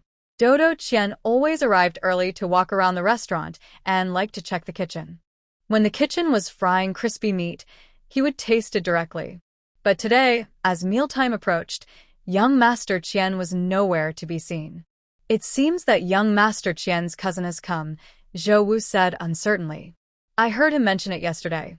Just as Zhu was about to leave the restaurant, she saw Qian Qian and his cousin Zhou Shengsheng. Qian Qian was not very chubby, but Zhou Shengsheng was tall and graceful, inheriting her mother Madame Qian's beauty. Madame Lu, won't you stay for lunch? Dodo Qian directly introduced Zhou Shengsheng to Zhu. Shengsheng has been wanting to try your cooking. Uncle Zhou makes better dishes than I do, and Zhu modestly smiled. Zhou Shengsheng stepped forward and said, Madame Lu, don't be modest. I heard my cousin say your cooking is even better than the chef's. Madame Lu, can I taste your skills?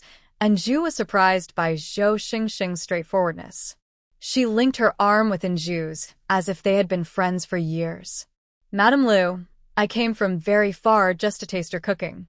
You don't know, my cousin has been praising your dishes to the sky. Zhou Shengsheng smiled brightly, her cheerful personality making Zhu like her. And Zhu didn't hesitate.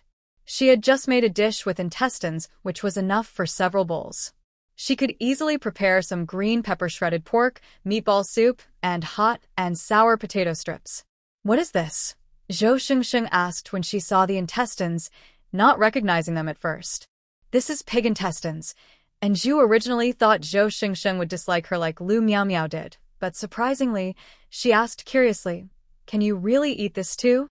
Zhou Shengsheng took a bite, sniffed it, and then put it in her mouth. Before she could taste the flavor, she saw Qian Duo eagerly grabbing half a bowl of food. Zhou Shengsheng widened her eyes and watched Qian Duo finish eating the fatty intestines, then said, Cousin, how can you do that? Dear cousin, I was lucky enough to taste Mrs. Lu's homemade dishes today. I had to eat more. Qian Duo said happily, praising, I never knew that fatty intestines could be so delicious. No, you can't take it from me, Zhou Shengsheng said, quickly pushing the plate toward her. Then she looked shyly at Zhu and said, Mrs. Lu, please don't mind. Don't look at her being so thin. She might have eaten a lot, Qian Duo quickly added, grabbing food from others, relying on snatching. And Zhu watched them fight over the food after eating a bowl of rice, and she finally understood how lively they were. See? I was right. Qian Duo looked at the empty plate and patted her round belly. It would be great if I could eat Mrs. Lu's cooking every day. Zhou Shengsheng shot her a sharp look. Cousin, Mrs. Lu isn't a chef. Do you even know what you're saying? Mrs. Lu? Zhou Shengsheng smiled warmly at Zhu. I wonder if Mrs. Lu would mind if I stayed for a few days. Zhou Shengsheng, Qian Duo said through gritted teeth. And you, aren't you just wanting to eat every day too? Cousin, you're wrong. I just feel an instant connection with Mrs. Lu. Whenever I see her, I feel very close, like she's my long-lost sister. I feel very comfortable around her. Zhou Shengsheng's smile was bright and sincere. If you didn't see it yourself, you wouldn't believe how much this girl can eat. Who is this? When Mrs. Lu saw Zhou Shengsheng, she was stunned. Hello, Mrs. Lu. I am Zhou Shengsheng, the younger sister my sister introduced to me. Just call me Shengsheng. I came especially to see Sister In. Zhou Shengsheng said politely, very different from how she acted at the restaurant fighting over food, looking like a proper young lady. She was recognized as her sister just an hour ago. And Zhu thought to herself that Zhou Shengsheng was very friendly and easy to get along with. Hello, Miss Zhou. After Mother Lu was surprised for a moment, she was amazed by the gift brought by Zhou Shengsheng, snacks and fabrics which she understood. But what about the chicken, duck, and pork? Zhou Shengsheng felt a bit embarrassed under Mother Lu's gaze and explained, I came without asking, which was quite rude. Sister An said she would cook for me, so I thought I shouldn't come empty-handed. It would be too impolite. Miss Zhou, do you think my family can't afford chicken, duck, or pork? Lu Miao Miao's words carried a sharp tone. Normally, she could pretend otherwise, but after overhearing Mother Lu and Lu Han's conversation last night, knowing Lu Han's leg wouldn't heal and that he might stay in this village forever, she no longer wanted to pretend or stay. They want to spend their whole lives in the village, but she doesn't want that. How could Miss Lu think that? Zhou Shengsheng looked surprised. It's just that I'm craving something. Sister An has already worked hard to cook for me. I shouldn't make her buy meat, right? If I married into a good family, it wouldn't matter if Sister An brought guests. But if the family isn't good, it's already good if they don't chase people away. Zhou Shengsheng spoke with a hint of meaning and then smiled at Mother Lu. Mother Lu must be a kind mother-in-law. I often hear Sister An mention how generous you are and how well you treat her. Just now on the road, I said it was my idea to bring these. The chicken, duck, and pork are from our own farm, so I wanted everyone to try them. You're too polite, Miss Zhou, Mother Lu said with a glance at Lu Miao Miao, explaining, Miao Miao means that as hosts, we shouldn't let guests bring their own food. Your younger sister-in-law isn't someone to mess with, Zhou Shengsheng whispered in her ear. And Zhu was boiling hot water, preparing to slaughter the chicken and duck. With Zhou Shengsheng's enthusiasm, she also had to entertain her. Besides, she liked girls like Zhou Shengsheng. If it were someone else, I'd see through it and wouldn't bother to remind her. Sister An, I'm telling the truth. Zhou Shengsheng pointed to her own eyes. My mother said I have a good eye for people. No matter how gentle someone pretends to be, I can see through it at a glance. Just like I see Sister An, I liked her right away, she said. Zhou Shengsheng's words made Zhu smile. TSK, TSK, TSK, do you think I like you just because my cooking is good? Of course not. Sister An is kind-hearted and not petty. I like her, Zhou Shengsheng said with a smile. And Zhu, is she praising her or criticizing her? With chickens and ducks around, she decided to make a roasted chicken, and the duck was cooked in a traditional soup. Zhou Shengsheng was curious about everything. She walked around the house and immediately noticed the fish in the small pond. Sister An, the fish in your pond are really healthy. Above the pond, bamboo drips water into it. When the pond is full, water flows out through a hole she dug. The clear pond is filled with pretty stones. Not only are they healthy, but they taste good too. And Zhu finished preparing the chicken and duck. Zhou Shengsheng was still watching the fish. She squatted down, aimed, and soon, a fish was wagging its tail in her palm. Sister An, you're so amazing. Zhou Shengsheng looked at her with admiration.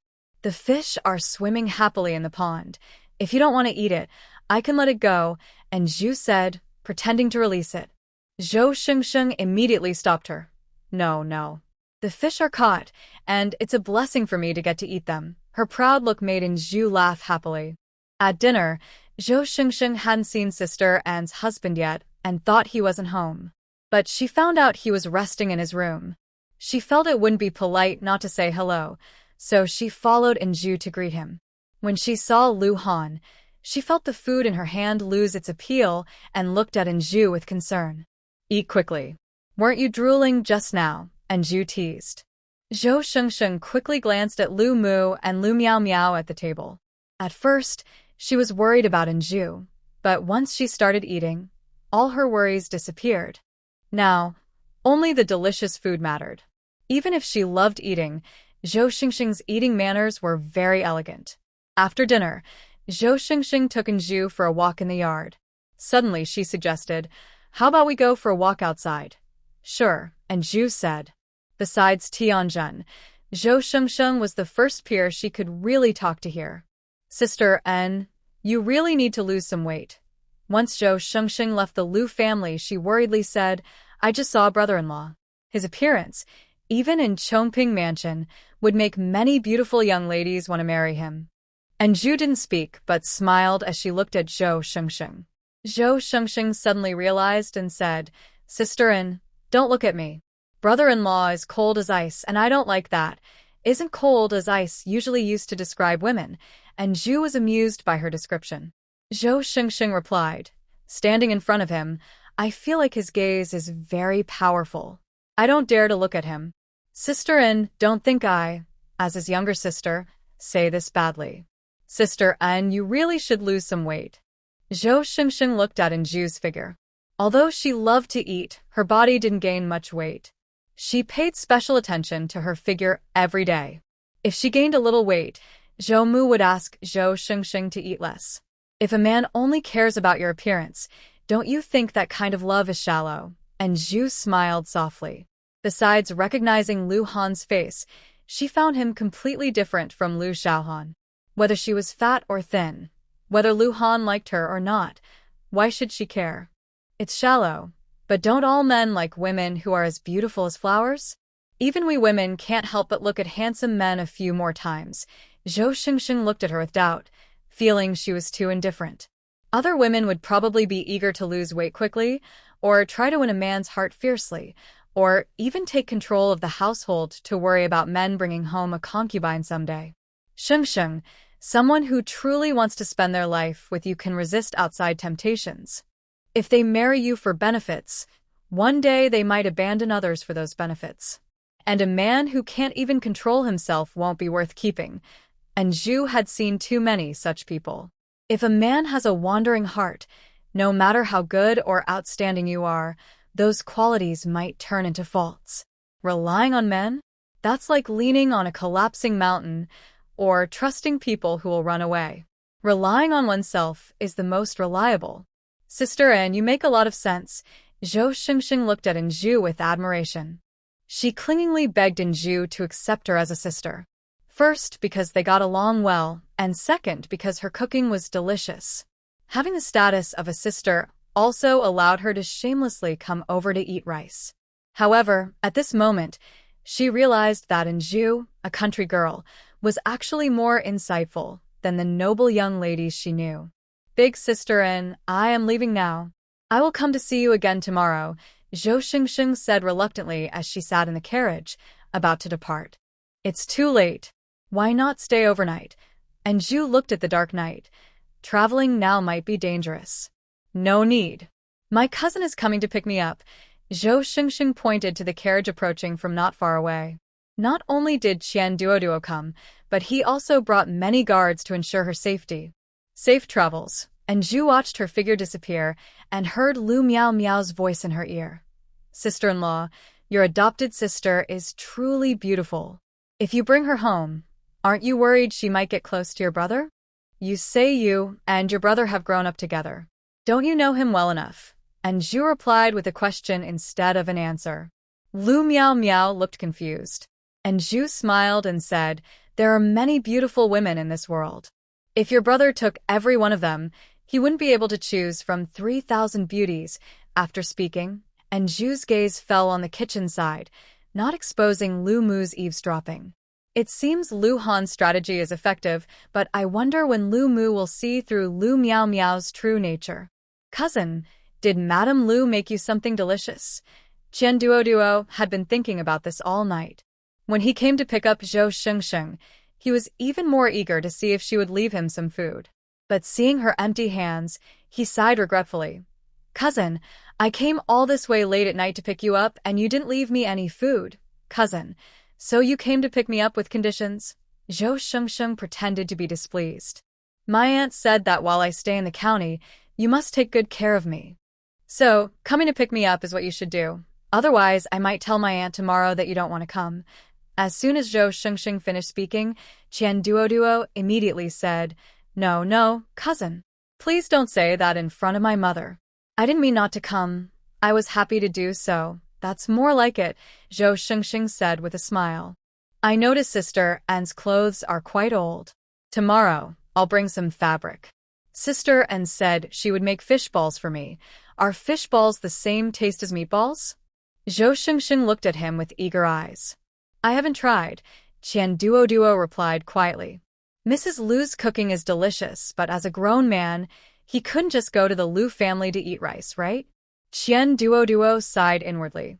Tomorrow, he would ask Uncle Zhou to find out why such tasty fish balls weren't available at the restaurant. How about now? Do you think my calligraphy has improved? Look at the way I write my name. Do you think it's very beautiful? And Zhu carefully examined her writing of her own name. It had improved a lot since the beginning. She had to admit that Lu Han was a good teacher. Every correction he made was very professional. Sometimes, and Zhu was also confused. Lu Han and Lu Xiaohan, besides sharing the same face, were completely opposite people. Lu Han had a strong presence and was very skilled. His calligraphy, full of ancient and modern knowledge, seemed to carry a noble aura, as if he was naturally the main character.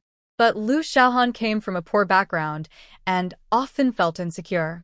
Even though they often stayed together because she clung to him, Lu Xiaohan became more confident later. Still, compared to Lu Han, he was clearly not on the same level. Lu Xiaohan was very knowledgeable, but in history, he was terrible, so bad it was hard to watch. And his handwriting was no better. Even though he used a pen, his writing felt completely different from Lu Han's brushwork. Lu Xiaohan's writing was conservative, as if restrained, giving a feeling of being unable to fully express himself. Lu Han's writing, on the other hand, was flowing and grand. His strokes were lively, free, confident, and bold. Good, you've improved a lot. Now write my name, Lu Han said, pointing to her name. He liked their names written side by side. Okay, and Zhu shook off her thoughts of comparison and focused on writing.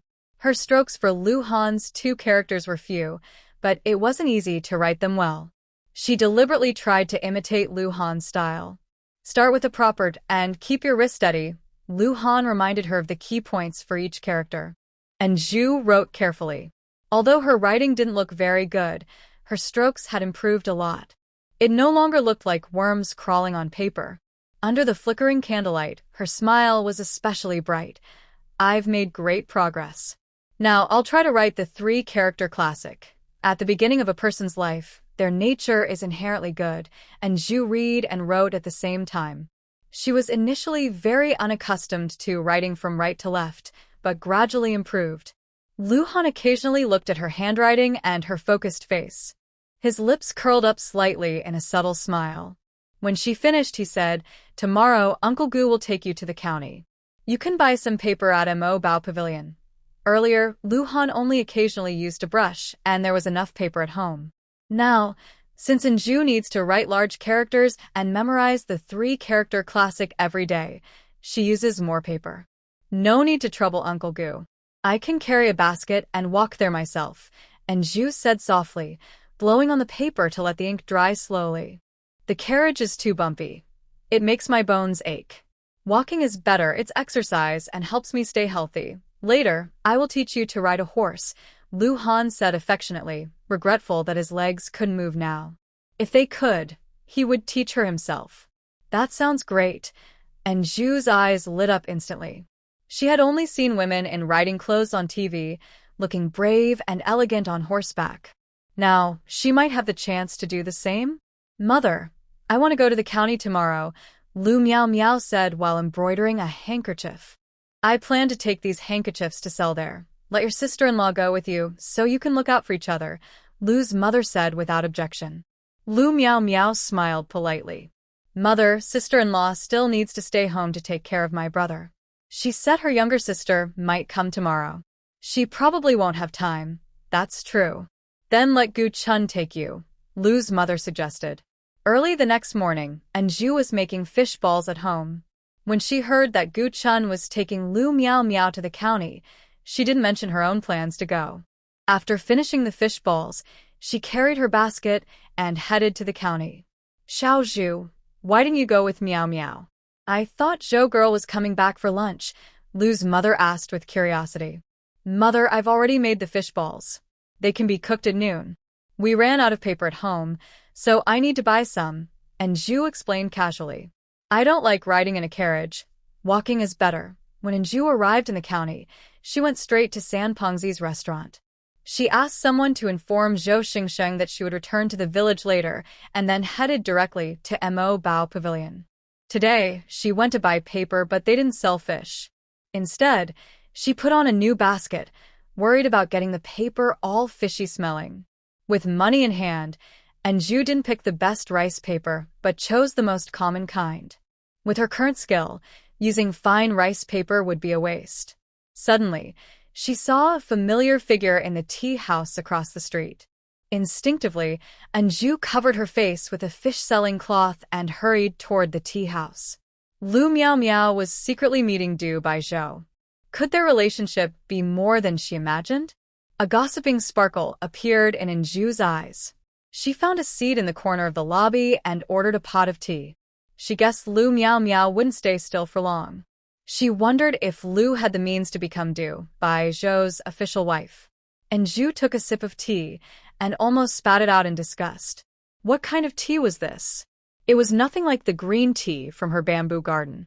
It was broken into tiny bits, yellowish in color, with a dull aroma, and even had an old smell. And this tea cost only 5 cents? Stealing money. Anju secretly despised herself, thinking about the tea mountains and piles of tea leaves in her bamboo garden. If she opened a tea house with them, she would surely make a lot of money. Right now, Anju was completely obsessed with money. She felt like she was guarding a mountain of gold, but didn't know how to get in. She was so distressed that she finally cursed silently. She tightly clutched the powder flower in her palm. The money from the restaurant's profit, aside from a small part kept for emergencies, was mostly swallowed by her powder flower. Once swallowed, it was gone. Besides the initial fish and stove, there was nothing left.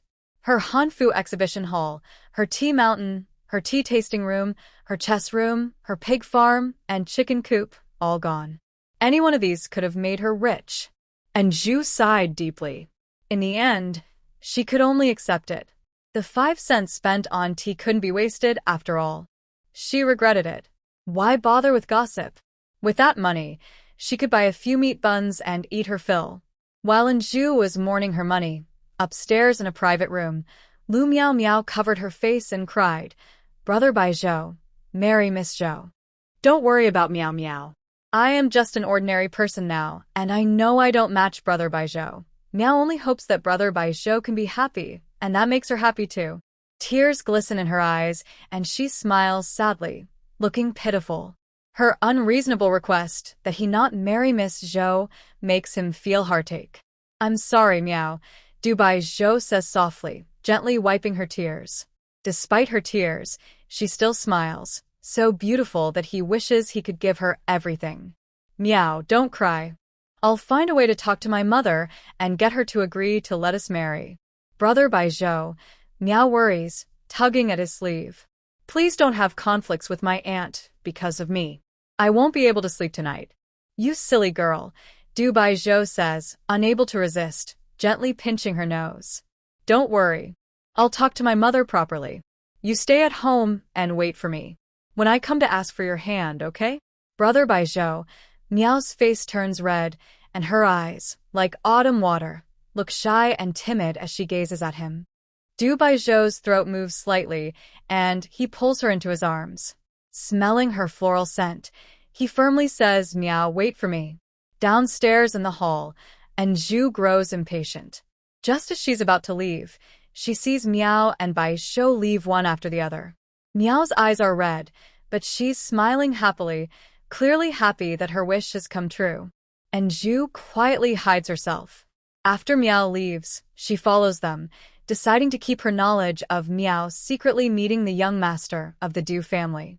No matter what Miao does, it's none of her business. When she reaches the village entrance, Anju sees a lively scene. The main characters are her good brother and Feng. 2 men from the Tian family are fighting within Feng. Nearby, Tianjun looks worried, but Tianju mocks. Tianjun, is he your sweetheart? You're really embarrassing the Tian family. Everyone knows and Feng loves to gamble. Don't blame me, his sister, for not warning you. Marrying someone like him is worse than marrying into the Yuan family. At least the Yuan family's dowry is 15 taels of silver, Tianju says with a smile, pretending to be sincere. Tianjun clenches her fists and grits her teeth. Tianju, if you think the Yuan family is good, go marry them yourself. Don't involve me. If you hadn't stolen from Brother N, he wouldn't have fought with Tian Bao Zhen and Tian Bao Zhu. Tian Zhu, stop it. Don't hurt him. Big brother and second brother clearly stood up for you. When did they start stealing his goods? Tian Zhu said disdainfully. Tian Jinjin pointed at the headpiece in Zhu's hand and said, "This is the headpiece sold by Brother N. You didn't pay for it." "I didn't say I wouldn't pay," Zhu said, hiding the headpiece in her. She didn't know where he got the headpiece from, but it was bright and very beautiful. "Quick, make them stop. If they keep fighting, someone will get hurt," Zhenjin said anxiously, trying to step forward to help. Zhu pulled her aside and said, "Look at this headpiece. Isn't it also very pretty?" Zhu pulled her along, pretending to choose a headpiece. Zhenjin was worried that Feng's goods might all be ruined by Zhu. Just then, she saw Zhu return. Zhu put down his basket and rushed forward, kicking Tian Baozhen to the ground first, then spinning and kicking Tian Baozhu down. "Fatty, you're here." And Feng, who had been curled up with his hands over his face, looked up excitedly when he saw Zhu. It was like he saw a savior. His eyes shone, and he said excitedly, "Fatty, you have to stand up for me. They are hitting me," and Feng was shameless in complaining, speaking confidently. Having seen Zhu's skills himself, he now pointed at him. "And Feng, you're the older brother and I'm the younger sister," Zhu said, looking at the footprints on his clothes and the punch on his face. "Who hit you?" "He did," and Feng pointed at Tian Baozhen. "He knocked me over and scolded me. His sister also tried to my headpiece without paying, and they also teased Miss Tian," and Feng accused them, then pointed at Tian Baozhu. "He also kicked my..." "Oh," and Zhu said, rubbing her fists. She stepped forward and punched Tian Baozhen as he got up. At the same time, she kicked Tian Baozhu sideways. She was so fast that Feng's eyes widened with admiration. His fists clenched tightly, and he admired his sister immensely. By the time Zhu reacted, Tian Baozhen and Tian Baozhu, the two big men, had already been knocked down. Compared to their calm earlier, Zhu was now anxious and worried. She shouted loudly, almost bursting Zhu's eardrum. Watching Zhu run and shout all the way, Zhu couldn't help but think, this girl really has a big lung capacity. "Brother N, are you okay?" Tianjin stepped forward with concern, seeing that Feng's mouth wound was bleeding. She hurriedly handed over a cloth and said, "Big brother N, wipe it quickly." "Thank you, you've helped me again." Just now, she was stopped by the siblings Tian Baozhen and Tian Baozhu. Tian Zhu noticed the hairpin on her head, and Tian Baozhen directly tried to it. She was upset and argued with them. Fortunately, Feng, who was about to visit Zhu, saw the scene. Things got worse when Tian Baozhen deliberately made Feng fall and said unpleasant words, all because of her. Big brother and was beaten because of this. Zhu watched the scene, his gaze shifting between Feng and Tianjin. Honestly, Feng looked proper, and Tianjin was a gentle, delicate girl. Maybe they could even spark some love? Zhu quietly looked at the messy goods on the ground. Without needing to see closely, he guessed that all the oil and vinegar in the basket were probably ruined. He only managed to save her hairpin, some salt, and sewing needles to prevent everything from being spoiled. "Who dares bully my grandson?" Granny Tian crossed her arms and rolled up her sleeves. Nearby, Tian Er, the second son of the Tian family, was holding a tool, and Tian Er's wife was coming with a broom. Behind them, villagers gathered to watch. "Tianjin, you shameless girl, flirting with men from other villages and bullying your cousin. You should have been soaked in long ago, instead of ruining our Tian family's reputation now." Granny Tian, hearing Tian Zhu's words, immediately directed her anger at Tianjin. Tianjin burst into tears. She hurriedly stood up, seeing Granny Tian's sharp, triangular eyes. Having been beaten and scolded since childhood, she instinctively felt afraid. "Grandma Tian, your two grandsons knocked over my brother's goods. Look at this oil and vinegar, more than 10 pounds spilled. Tell us, how do you plan to compensate?" Zhu stepped forward and signaled to Feng beside him, "And your grandsons beat my brother. Look at his face, what a mess. Not only did they hit me, but they also bullied Miss Tian," and foam showed his battered face. Granny Tian spat and said, "Compensate? Just a little lip contact and you say pay? Why should we? Because they knocked over the goods," and Zhu pointed at Tian Baozhen and Tian Baozhu hiding behind him. "And you also beat my grandson? Look at how dirty and beaten he is." Grandma Tian pulled out her two grandsons. Besides Tian Baozhen having been hit in the face, they were dusty, but much better than in foam. "Besides, I told you all that you three teamed up to bully my grandson," Grandma Tian said loudly. She pointed at Tianjun and said, "Tianjun, no wonder the Yuan family didn't like you when I introduced you. You must have a secret admirer." "I didn't." Tianjun quickly shook her head and explained what just happened. Grandma Tian interrupted, "You're already going astray. Who would believe your words?" "Then, who would believe I hit your two grandsons?" And Zhu asked back. She smiled and looked at the villagers watching and said, "I'm fat, but I can't hit a woman. Do you think I can hit men?" "Two big men?" The villagers looked at Zhu and then at the two big grandsons of the Tian family. They all shook their heads. Grandma Tian was furious. She slapped Tian Baogen's head and asked, "Quick, tell me who hit you." "Grandma, it was that chubby girl," Tian Baozhen said sadly, rubbing his head. Suddenly, someone in the crowd laughed loudly and said, "Tian Baozhen, Tian Baozhu, are you still men? Getting beaten by a woman? That's really embarrassing." And Zhu looked at the speaker, who was Sun Sheng, the youngest son of Aunt Sunday. Tian Baozhen didn't know how to reply. Old Tian slapped his head again and said, "You fool. Can't even tell who hit you? You just told me Infeng did it, and Feng was quite famous in Dongxing village, but not for gambling.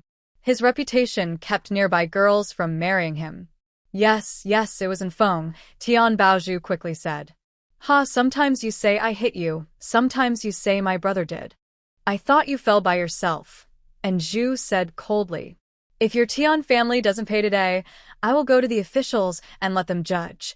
Grandma Tian didn't expect Zhu to be so strong. She was so angry that she threw her feather duster at Zhu. And Zhu dodged nimbly to the side, scared her so much she hid behind Sun Ditsai. "Uncle Sun, look at the Tian family. They are so rude. They dared to hit me in front of you. They clearly don't respect Uncle Sunday. My older brother is not from the village, but he helped Tianjun because I have a good relationship with her. When my brother saw someone in trouble and helped Tianjun, Mrs. Tian accused him unfairly. Tianjun is her granddaughter. Others saw what happened and tried to stay out of it, but she insisted that Tianjun and my brother had an affair. If you take that seriously, it's like she wishes Tianjun would die." Woo-woo, and Zhu cried and spoke clearly, feeling wronged. She said, "They broke my brother's basket of goods. The items inside are ruined. If they don't want to pay, that's fine, but they also said I hit the Tian family's grandson. That's clearly an attempt to extort us. Uncle Sun, it's okay if this basket of goods is broken, but who will dare to sell things in our village in the future?" And Zhu sobbed. If Aunt Sun hadn't comforted her, she might have collapsed. She was about to burst with frustration. "Oh my, being an actor is not easy. Dad, if peddlers come to sell things in our village and the villagers start smashing their stuff, who will dare to come again?" Sun Sheng said angrily. "Long term, if the villagers are so wild, which girl would be willing to marry into this village?" Sun Sheng usually studies at the county school. When he returned last time, he heard that fat girl knew the owner of a restaurant and helped buy a lot of freshwater snails. This brought some wealth to the village and made life easier for him at school. Later, he realized that if Fat Girl hadn't known the restaurant owner, the villagers wouldn't have had the chance to get freshwater snails early. Such good opportunities might never have come to Xing village. Tian Baozhen, Tian Baozhu, come out, Sun Dekai, who has been village head for over 10 years, called out. He wasn't just lucky, his family's descendants are thriving and he's smart. He scolded loudly. Usually, Sun Dekai is very kind, but now he's stern, and his brothers were surprised. He asked sharply, "Do you two dare to swear to the heavens that Infeng was the first to hit you?" Tian Baozhen and Tian Baozhu were about to speak, but Sun Dekai's stern gaze fixed on them. "If you dare to lie, may lightning strike you dead. After death, you'll go to the 18th level of You'll never marry in your life." The brothers looked at each other, stammered their vows, but couldn't finish. They immediately admitted their mistake.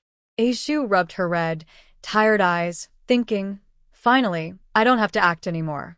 "I'm so exhausted." When Xie Xiuhong arrived, the situation was already over. Sun Ditsai had made the Tian family compensate and phone for the damage.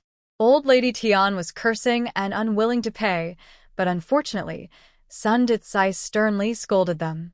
He said that if the Tian family didn't pay the money, they would be forced to leave Dongxing village. Sun Ditsai even called the elders of the Tian family to come and calmly explained what had happened. He made it clear what the Tian family had done, warning that if they continued like this, no one in the village might want to sell goods anymore, and no girl might want to marry into the village. The elders of the Tian family immediately ordered them to pay the money, or they would be kicked out. Old Lady Tian was reluctant and asked how much money was needed. Aishu looked at Enfeng and asked, "How much did it cost to break everything?" "I'll count," Enfeng said. He no longer felt shy about his face. He skillfully picked up his things and said, "This jar of lard was sold for half today, and there are 6 jin left. Everyone knows the price, so I won't say it. This vinegar was bought yesterday. I bought 8 jin and sold 2 jin. The flower pattern on this headpiece is dirty now, so it probably can't be sold anymore." And Enfeng quickly calculated and finally said, "The total is 368 won. I'll be generous and count it as 361. Old Lady Tian almost spat out her old blood. She pointed at Enfeng and said, "You're talking nonsense. You bought these things, but you can't have earned that much money. At most 301. "That's not right," Enfeng replied. "I bought the goods to sell them. Since you broke my things, shouldn't you pay me?" He casually picked up a piece of candy and said, "This candy is covered in oil and vinegar, so it's no good to eat anymore. It was only worth a few won to begin with. I bought it from the county and could sell it directly here. Do you think I want her money?" Despite her reluctance, the Tian family still paid. Old Lady Tian looked at Enfeng with hatred, wishing she could tear him apart. But Enfeng was not afraid. He just glared back. Old Lady Tian was so angry she almost fainted. Fine, she thought, the Yin family members are all no good. Her sister is even more fierce than her. Old Lady Tian couldn't swallow this insult. The Yin family was one thing, but what about that lying girl Tianjun? Why should she get away with it? She took a few steps back and then turned around, saying, "Jin girl, your own grandmother has told you about the marriage, but you don't want it. Do you want to marry Big Brother Pang? Grandmother tried to persuade you, but it's better to listen to her. I am your real grandmother, and I won't harm you." "Mother, don't talk nonsense," Xie Xiuhong said worriedly as she protected her daughter. Old Lady Tian added, "But even if you want to marry, he doesn't want to marry you." She spoke sarcastically. "Miss Tian is so good, I can't compare," and Feng hurriedly explained, feeling embarrassed as he scratched his head. Oh. Old Lady Tian saw this and thought there was some connection between them. Her words became more unpleasant. Xie Xiuhong wished she could rush forward and fight Old Lady Tian. Brother-in was introduced by Grandma to a widower from the Yuan family, and he's much better. Tianjun was furious. Even though Brother-in had helped her many times, she was being blamed and scolded by her grandmother. As soon as Tianjun spoke, everyone in the village fell silent. Old Lady Tian was stunned for a moment, then looked at Enfeng and said, "If you are willing to marry, he doesn't want to marry you." "I am willing," Enfeng said quickly, worried about embarrassing Tianjun. When old Master Tian arrived, he just heard these 2 sentences. He clapped his leg and thought, "This is bad." The air was very quiet. Old Lady Tian snorted coldly, disappointed that her hopes weren't realized. She said, "Enfeng is just like the young son of the Zhu family. Maybe one day he'll lose all his family's money gambling and get his leg broken."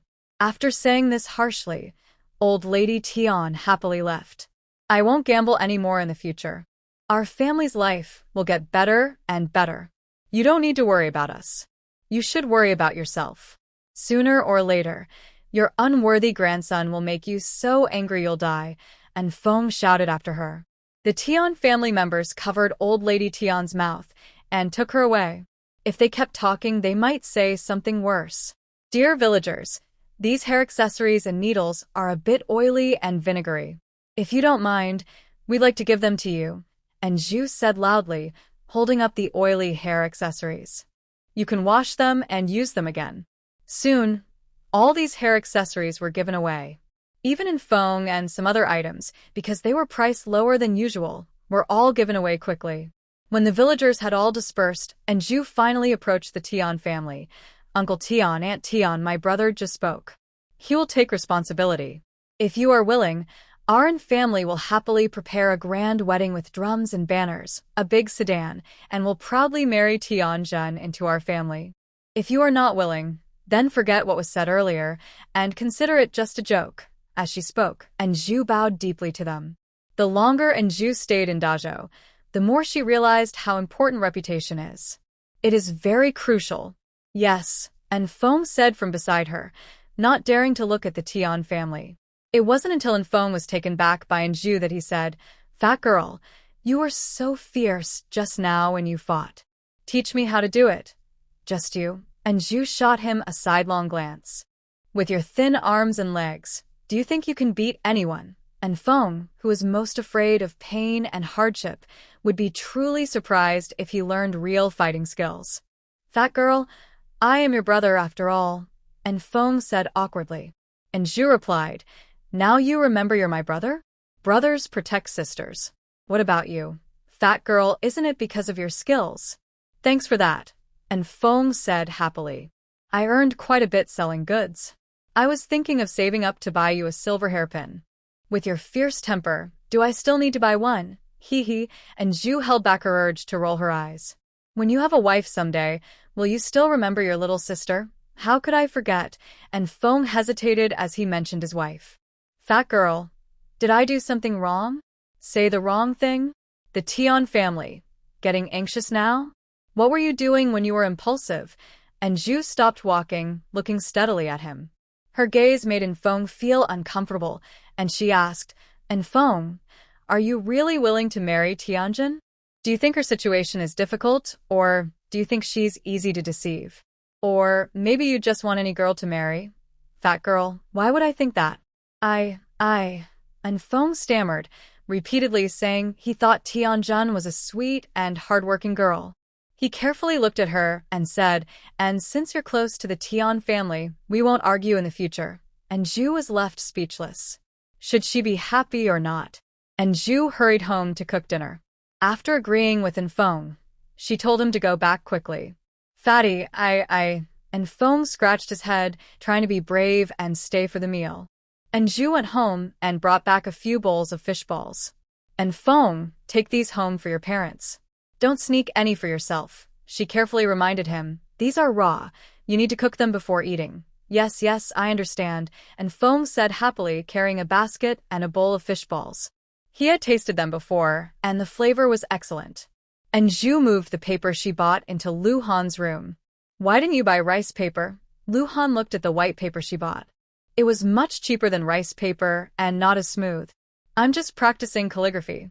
Buying expensive rice paper would be a waste. Once I get better, I can use it then. And Zhu said, holding up the lowest layer of rice paper. I bought some especially for you in case you want to use it. Rice paper is too expensive to use for practice. I can't bear to waste it, Lu Han said. Even though he had enough money to buy good paper, he still didn't want to use the best quality for practice. Lu Han looked at the white paper she brought home. We shouldn't be short of money for buying paper at home. You don't understand how expensive everyday needs are if you're not in charge. We need to save money where we can, and Zhu explained. She was never short of money, but she was very principled about spending. She spent what was necessary without hesitation, but she was careful with unnecessary expenses. And Zhu placed several sheets of paper into a fragrant camphor wood box. The unique scent of camphor wood could prevent insects, mold, and dampness, making it perfect for storing paper. Little Zhu, you're working hard as a housekeeper. In the future, I will earn more money so you don't have to worry about money, Lu Han joked. His words made Zhu feel momentarily dazed. His tone always gave her a feeling of being with Liu Xiaohan. Liu Xiaohan often said he wanted to earn more money to support her. He worked multiple jobs, and by his senior year, he had already partnered with classmates to develop a game. She even remembered how happy he was then, saying the game was coming along well. She remembered how excited Liu Xiaohan was back then. His insecurities seemed to fade, replaced by confidence. Since then, their relationship was broken. Little Bamboo. Lu Han looked at her dazed expression and asked, "Are you feeling unwell?" "No." And Zhu lowered her eyes. Outside, Zhou Xingxing's voice came, and she took the opportunity to leave. Today, Zhou Xingxing still didn't come empty-handed. She brought high-quality cotton fabric. The colors and patterns weren't the most eye-catching, but they suited Zhu very well. "Sister In, I brought you some fabric. The weather is getting colder, so make a few new clothes.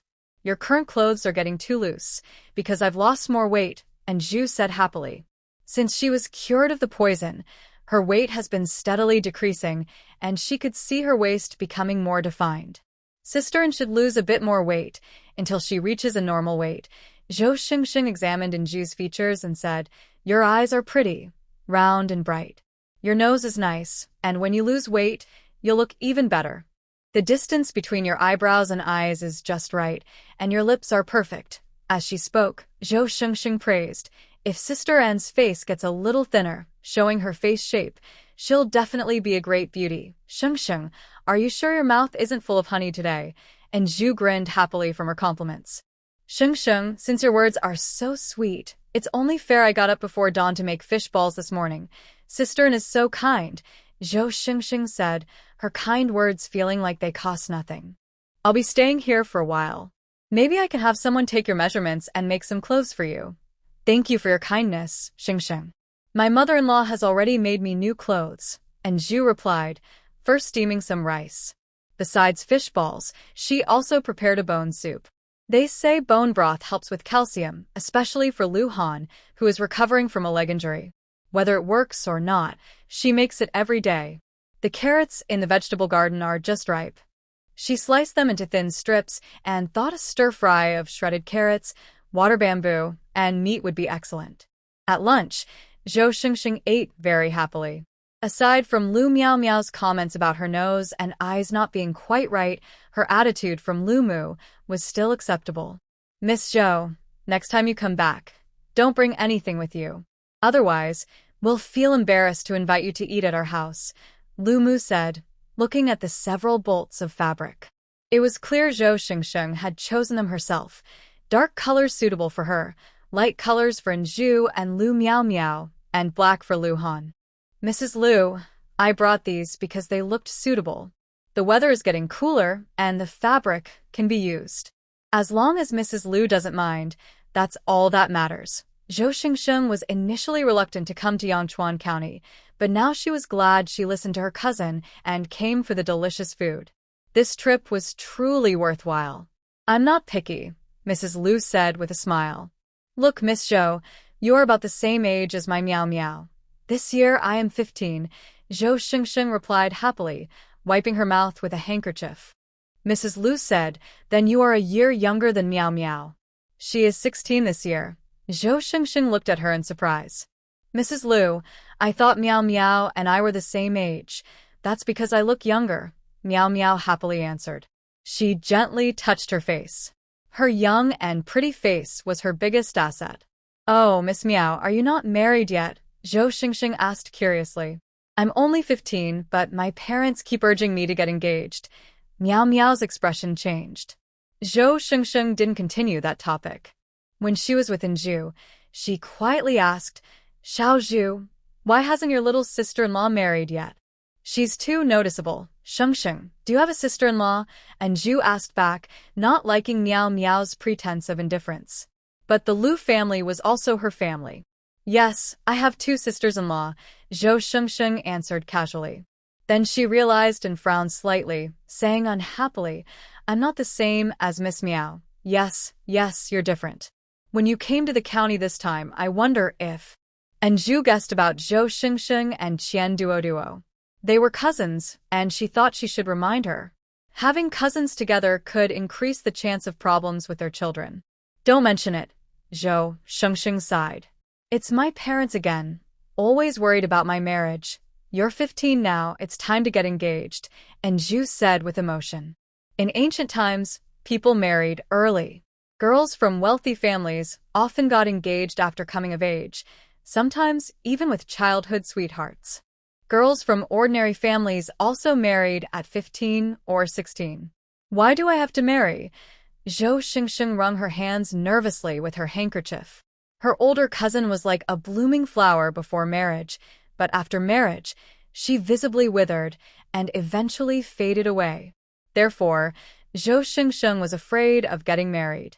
Many unfair things happen to women in this world, and Zhu lowered her eyes. The Great Zhou dynasty is relatively better. Women can appear in public and do small businesses. It's not true that they never leave the house. Big sister in Zhou Shengsheng suddenly looked worried. Is brother-in-law good to you? With Lu Han's appearance, I wonder if he can see how good sister-in is? Probably not. Zhou Shengsheng twisted her handkerchief, thinking, men all like beautiful women, even my cousin, who is like a delicate flower, still. Big sister, and if brother-in-law doesn't treat you well, just tell me. I will stand up for you. Zhou Xingsheng was afraid that Zhu, like her cousin, would keep everything inside her heart until she withered away. Feeling Zhou Xingxing's worry, Zhu couldn't help but smile. She had lost a lot of weight, and her shallow dimples appeared on her cheeks, looking gentle, elegant, and sweet. Shengsheng, dying over a man is not worth it. Life is about more than men. There are many things to do, like earning money or enjoying good food, and Zhu said, playfully winking at Zhou Xingsheng. Xingsheng, when you're unhappy, eating a good meal can make you feel better. Yes, yes, Zhou Xingsheng nodded excitedly. When she came to the county, she talked to her aunt about Master Du. She was unhappy, but her cousin took her to enjoy Zhu's delicious food, and her mood changed. So, when you're upset, eating a good meal can make you forget all worries. If you're still unhappy after one meal, then have 2 or 3. And Zhu's words really touched Zhou Xingxing's heart. I really don't want to leave, Zhou Xingxing said reluctantly, looking at Zhu. Tomorrow I have something to do, so I can't come to see you. Okay? And Zhu replied. Zhou Xingxing pouted sadly. Big sister, and you must remember, I am your Xingxing sister. In the future, if you make something delicious, tell me. Don't forget your little sister. Don't worry, I won't forget. And Zhu smiled gently. At this moment, Zhou Xingxing looked very adorable. Meow meow, don't worry about the marriage. I have already asked someone and maybe there will be news soon. Mother Lu decided to share a secret with Meow Meow. Since the last incident, she has been thinking about letting Meow Meow marry early, so she wouldn't get hurt with young Master Du. Mom, I'm not in a hurry.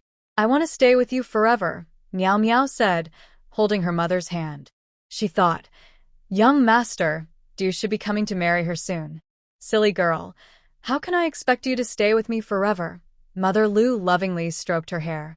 Having gone through so much hardship with them, maybe she just felt life was too hard. She definitely didn't think she was vain, as Honor said.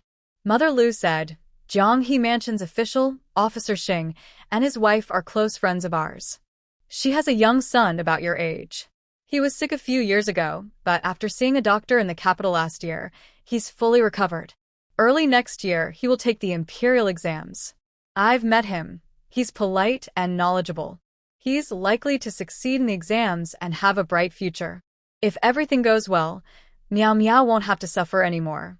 Mom, are you talking about Officer Xing? Meow Meow's face changed. Yes, he's handsome and proper. He was sick then, so his complexion wasn't good, but... Before Mother Lu finished, Meow Meow interrupted. Mom, I won't marry. No, Meow Meow, his illness isn't serious, Mother Lu explained, worried she might refuse. Meow Meow shook her head. I won't marry. We were talking about marriage before, but now our family is poor. If I marry into his family, people will laugh at us. I won't marry. Mother Lu chuckled softly. Meow Meow, don't worry. Mom, do you really want me to marry so far away? Meow Meow threw herself into her arms, acting spoiled. Mom, I don't want to marry so far. I want to stay with you. Silly girl, as long as you're happy, Mom will be fine. Mother Lu gently stroked her long hair. She remembered when she first brought her home. She was tiny and always smiled at her. At that time, she decided to treat her like her own daughter. Mom, Meow Meow didn't know what excuse to give. Even at night, she was worried and thoughtful. And Zhu took care of everything. When it was time, she took Meow Meow to Lu Han's room to learn characters and practice calligraphy every day without missing a session. With her previous foundation and Lu Han's good teaching, she could now recite the entire three-character classic. Sometimes, Lu Han would tell stories from the three-character classic, helping her understand them better. Listening to his stories, she felt reluctant to sleep. Little Zhu, it's time to rest. Deep into the night, Mother Lu's voice came from outside. And Zhu had no choice but to go back to her room. As soon as she lay on the bed, she thought about the story of the glowworm reflecting the snow that she hadn't finished earlier. She was practicing yoga on the bed, unwavering. Even if she was chubby, she wanted to stay flexible. Moreover, after gaining weight, her skin stretched out. If she didn't keep practicing, she would become soft and unappealing later. Do you want to hear the story again? Lu Han's voice came from the next room. Yes, and Zhu answered without hesitation. She had read the three-character classic before, but now she understood every sentence and word. Many stories inside were only partially known, but Lu Han told them very thoroughly and vividly, as if he had experienced them himself. Sometimes, he even shared what he saw and heard outside, making Zhu want to listen even more. Through a wooden wall, Lu Han's stories helped Zhu fall asleep. Mother, I won't marry Zhou girl, Orly girl. I only want to marry Meow Meow, Du Boizhou said firmly, while kneeling in the ancestral hall. Mother Du was so angry her face turned pale. She stood in front of Du Boizhou, equally determined, and said, "Let me tell you, forget about it. Unless I die, you won't marry Lu Meow Meow." Humph. Mother Du turned and left. Back in her room, Mother Du threw everything around in anger. Wu Mama, who was nearby, advised gently, "Madam, calm down. Be careful with your health. This wicked woman, relying on her looks, has made Boizhou so infatuated. If she really married in, would Boizhou still care about studying? If I had known it would turn out like this." Mother Du was furious. If she hadn't been soft-hearted and taken her in to recover from her injury, instead of sending her away to a farm to heal, none of this would have happened. "No, Wu Mama. Tomorrow you go to the Lu family and check things out," Mother Du whispered to Wu Mama. Wu Mama nodded and said, "All right, madam. I'll go tomorrow." "Who is that?" Early in the morning before leaving, she saw someone outside. "I am Wu, the housekeeper's mother, from Madame Du's side," Wu Mama said with a smile. Seeing Zhu's chubby appearance and rough cloth clothes, she felt a bit disdainful, thinking the Du family was just a high branch. Does Mrs. Wu have something to say? And Zhu was not foolish. Even though Mrs. Wu's expression was well-controlled, she could tell that Mrs. Wu looked down on her. "My lady has something to discuss with Miss Lu." Mrs. Wu frowned. The chubby girl in front of her was very rude, not even allowing her to enter. "Oh," and Zhu told her to wait a moment, and then went inside to inform Madame Lu about this. Madame Lu wanted to keep it secret, but Meow Meow had already run out of the room. She asked, "Did Mrs. Du's people come?" "Yes, call Mrs. Wu," and Zhu replied simply, acting as a neutral messenger. "I know. Mrs. Wu is the housekeeper for Madame Du Shi." Meow Meow went back to her room to freshen up. Madame Lu had someone invite Mrs. Wu in. She sat in the main seat, looking at Mrs. Wu without standing up. She was just a housekeeper after all. "Madame Lu," Mrs. Wu bowed politely. She then had someone bring out the gifts behind her. The gifts were opened one by one, and only the box of silver shone brightly. Wow, that box of silver must be worth at least a few hundred taels. There were also some fine fabrics, and although the jewelry was a bit old-fashioned, it was still silver. "What does your lady mean by this?" Madame Lu looked at Mrs. Wu coldly, her face full of anger. She held her teacup tightly, almost wanting to splash the tea on Mrs. Wu. "My lady said that there are 500 taels of silver, some fabrics, and jewelry as a dowry for Miss Lu." She hopes Madame Lu will find a suitable marriage for her soon. The words, suitable marriage, were emphasized by Mrs. Wu. As soon as Mrs. Wu finished speaking, there was a loud sound of a teacup smashing on the ground. When did your Du family start managing Miao Miao's marriage? Madame Lu said angrily, her voice trembling. She clutched her chest, so furious she could hardly speak. Was the Du family trying to humiliate them? Was it time to give up hope? And Zhu quickly stepped forward, gently patting Madame Lu's back. Madame Lu, don't pretend to be naive. With your families, Mrs. Wu didn't finish her sentence, but her eyes swept across the room, full of contempt. That disdainful look said everything she thought. She said, our young master isn't someone just anyone can climb up to.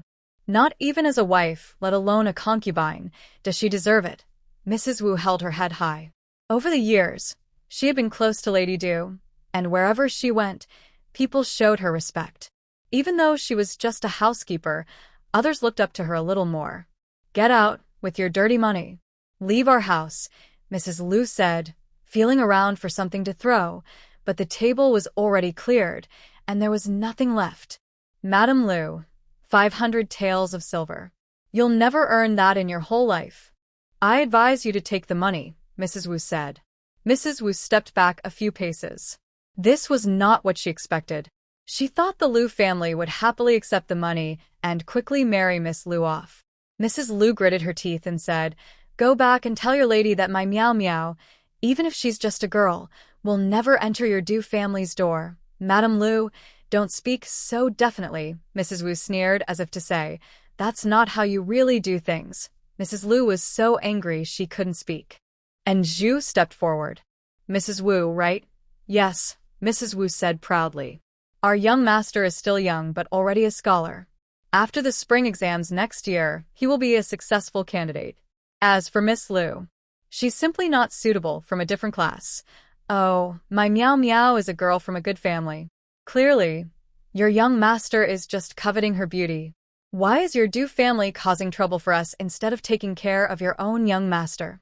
A faint smile played on Inju's lips, but her eyes were sharp as she looked at Mrs. Wu. Is it because we are common folk, and your young master is the son of a county magistrate, that you think you can insult us freely? The laws of the Great Zhou clearly say that officials should protect the people and love them like their own children. Even the emperor himself follows this. So, is Lord Du more important than the emperor, and does he look down on ordinary people? And Zhu watched as Mrs. Wu's face changed. Mrs. Wu's voice grew stern. Don't talk nonsense. You can eat your food carelessly, but you can't speak recklessly. Discussing the emperor is a serious crime. I'm so scared, and Zhu said, trembling as if she was terrified. Then she sneered. The Du family uses their power to bully others. Clearly, Lord Du's son is after my Miao Miao's beauty and pestering her. Yet, when it's convenient for you, you turn the story around and lie. You. Mrs. Wu was forced to step back by Inju's words. Take your things and get out of the Lu family, Mrs. Lu said, her anger easing a little. She gritted her teeth and spoke fiercely. And Zhu quickly moved things outside, almost hitting Madame Wu's head. Madame Wu and her group left angrily. Lu Miao Miao, come out here, Mother Lu shouted sternly. Lu Miao Miao stood there blankly, going from happy to feeling a huge sense of shame when she heard Madame Wu's words. The Du family, why are they humiliating her like this? Madame Du didn't want her to enter the Du family? She was determined to get in anyway. Did you secretly meet with the Du family? Mother Lu looked sharply at Lu Miao Miao. She was angry and wanted to protect her family, but even Madame Du couldn't sit still, wanting the Lu family to quickly arrange a marriage for Lu Miao Miao unless Du Baizhou insisted on marrying her. Mother, Lu Miao Miao clenched her fists tightly. She won't let me marry, but I want to marry. Slap. Mother Lu slapped her hard. All her previous words seemed meaningless now. Go back to your room. Don't step outside. Mother, I won't. Lu Miao Miao immediately ran outside upon hearing this. Mother, I want to pursue my own happiness. Mother Lu watched her run away, feeling dizzy. Mother, and Zhu reached out to check her pulse to see if she was still breathing. She pinched her neck to confirm. Mother, are you okay? Mother Lu still showed no signs of waking up. Xiao Zhu, what's wrong with Mother? Lu Han's worried voice came from inside the room. And Zhu didn't look up and replied, she probably fainted from anger. I'll go call Grandpa Luo. She helped Mother Lu onto a chair and then went out to find Luo. Soon Luo came over, examined Mother Lu, and said, it's just a sudden rush of anger. She'll be fine once she wakes up. Luo pressed firmly on her pulse, and Mother Lu woke up. Mother, how are you? And Zhu looked at her. Seeing her wake, she asked, you fainted just now. Are you feeling any discomfort? Fainted? Mother Lu looked at Zhu blankly, her expression gradually clearing. Her emotions stirred again. Calm down. Luo's voice reminded her from beside. If you faint again, it will harm your health. And Zhu gently patted Mother Lu's back. Gradually, her heavy breathing slowed, and she calmed down. She took a deep breath and said, thank you, Luo. Luo. Lu Han was about to leave, but Dr. Luo glared at him. You don't want that leg anymore? My mother. Lu Han looked worriedly at his mother. At this moment, Lu's mother forgot her anger. She was excited and said, Honor, go back to bed quickly. Mom is fine, I'm okay. Be careful with your leg. She hurried over, helped Lu Han onto the bed, and asked Dr. Luo to check him. You're healing well, but standing up like today is still too much. You're in a critical recovery period. If you move a little, you might become lame again. Even if I were a miracle doctor, I couldn't fix your leg, Dr. Luo said seriously, with a stern look. Hana, you must not get out of bed in the future, Lu's mother urged anxiously. She also promised Dr. Luo, don't worry, Dr. Luo. I won't let him get out of bed next time. Dr. Luo stroked his beard thoughtfully. Whether he wants to keep his leg is his own choice. Fat girl, I will go to the mountain later. Make some pancakes for me to take, Dr. Luo said, originally planning to grab some dry food. But now, smelling the delicious aroma from the kitchen, he didn't want to leave. There are a few chive pancakes in the pot. I'll go get some for Grandpa Luo, and Zhu said, bringing out the golden brown pancakes with crispy edges. The fragrant chives inside steamed hot, and Dr. Luo immediately ate one. Fat girl, your pancake-making skills are amazing, Dr. Luo praised sincerely. Whether it's potato pancakes, scallion pancakes, or these chive pancakes, they all taste wonderful. Grandpa Luo, these are for your lunch, and Zhu said softly, having prepared 6 pancakes. After eating one, Dr. Luo wanted more. 4 pancakes definitely weren't enough. It's okay, I'll have one more. Don't give one to Chong-san, Dr. Luo said confidently, eating another pancake before preparing to leave. He reminded him, remember, injuries to muscles and bones take 100 days to recover. The first month is the most important for Lu Han's leg. Thank you for the reminder, Dr. Luo, Lu Han said gratefully. After Dr. Luo left, Lu's mother scolded Lu Han repeatedly. Honor, you must not be so reckless next time. Mother, Lu Han sighed.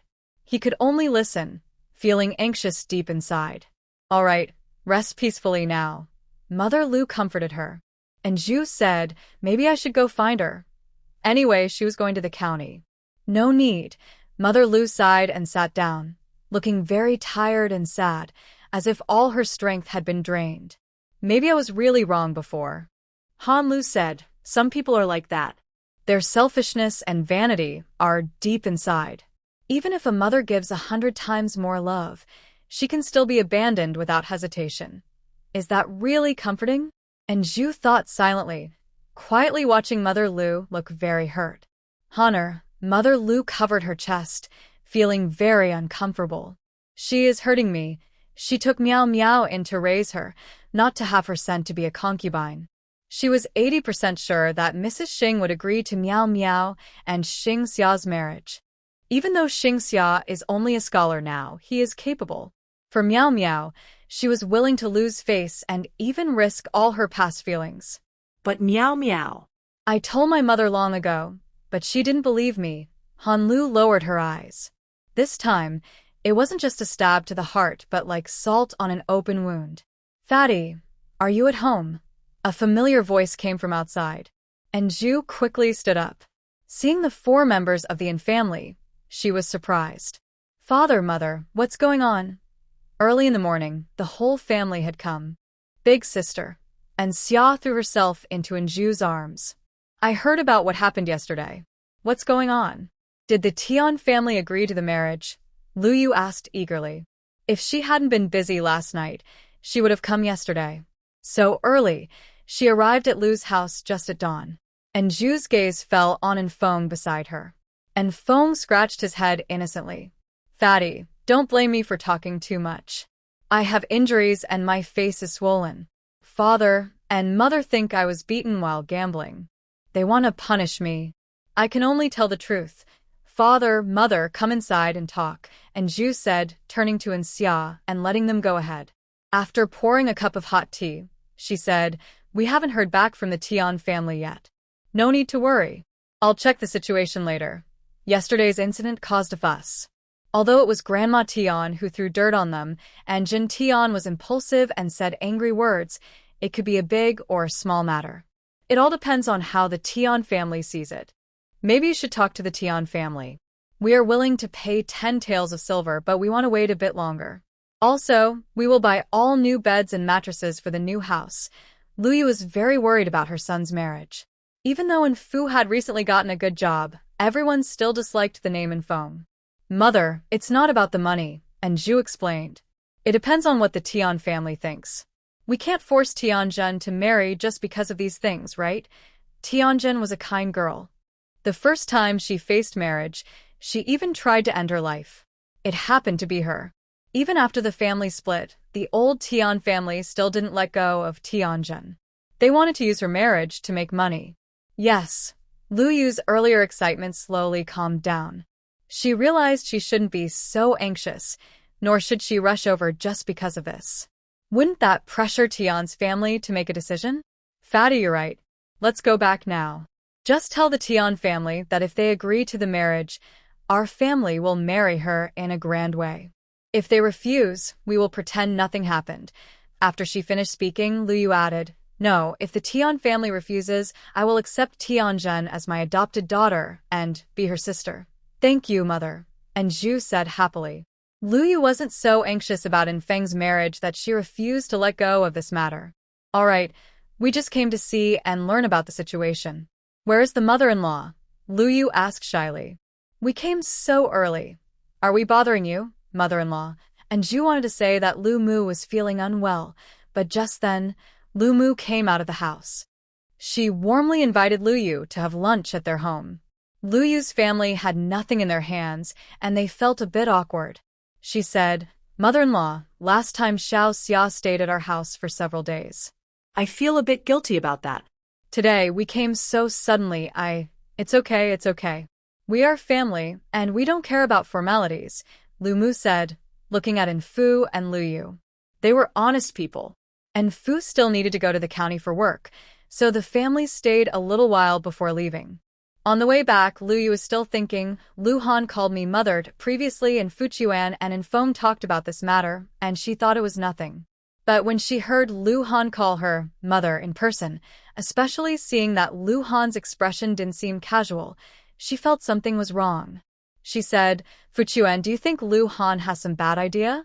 Could he really be interested in our chubby girl? Why not? Maybe he really likes our chubby girl, and Fu Chuan replied, holding his daughter carefully. Besides being a bit fat, she is hardworking, cooks delicious food, and is respectful to her mother-in-law. If she becomes our daughter-in-law, we'd be very happy, but chubby, Lu Yu sighed. I think she looks thinner now. Is she really happy at Lu's house? Since she was young, she had been plump and adorable. As she grew older, she remained chubby. Her family was not well off, and although she did a lot of work and ate little, she still gained a little weight each year. Lu Yu even took her to the doctor, who said she was healthy with no problems. Maybe being a bit thinner is better, and Fu Chuan said uncertainly. Every time I see her, she seems happy. Lu Yu glared at him and kept walking, not wanting to talk anymore. Brother, am I going to have a sister-in-law soon? And Xia repeated what she had just said in front of Anju. And Feng scratched his head. I also want to find a sister-in-law, but everyone refuses to marry me. What should I do? And Xia tilted her head.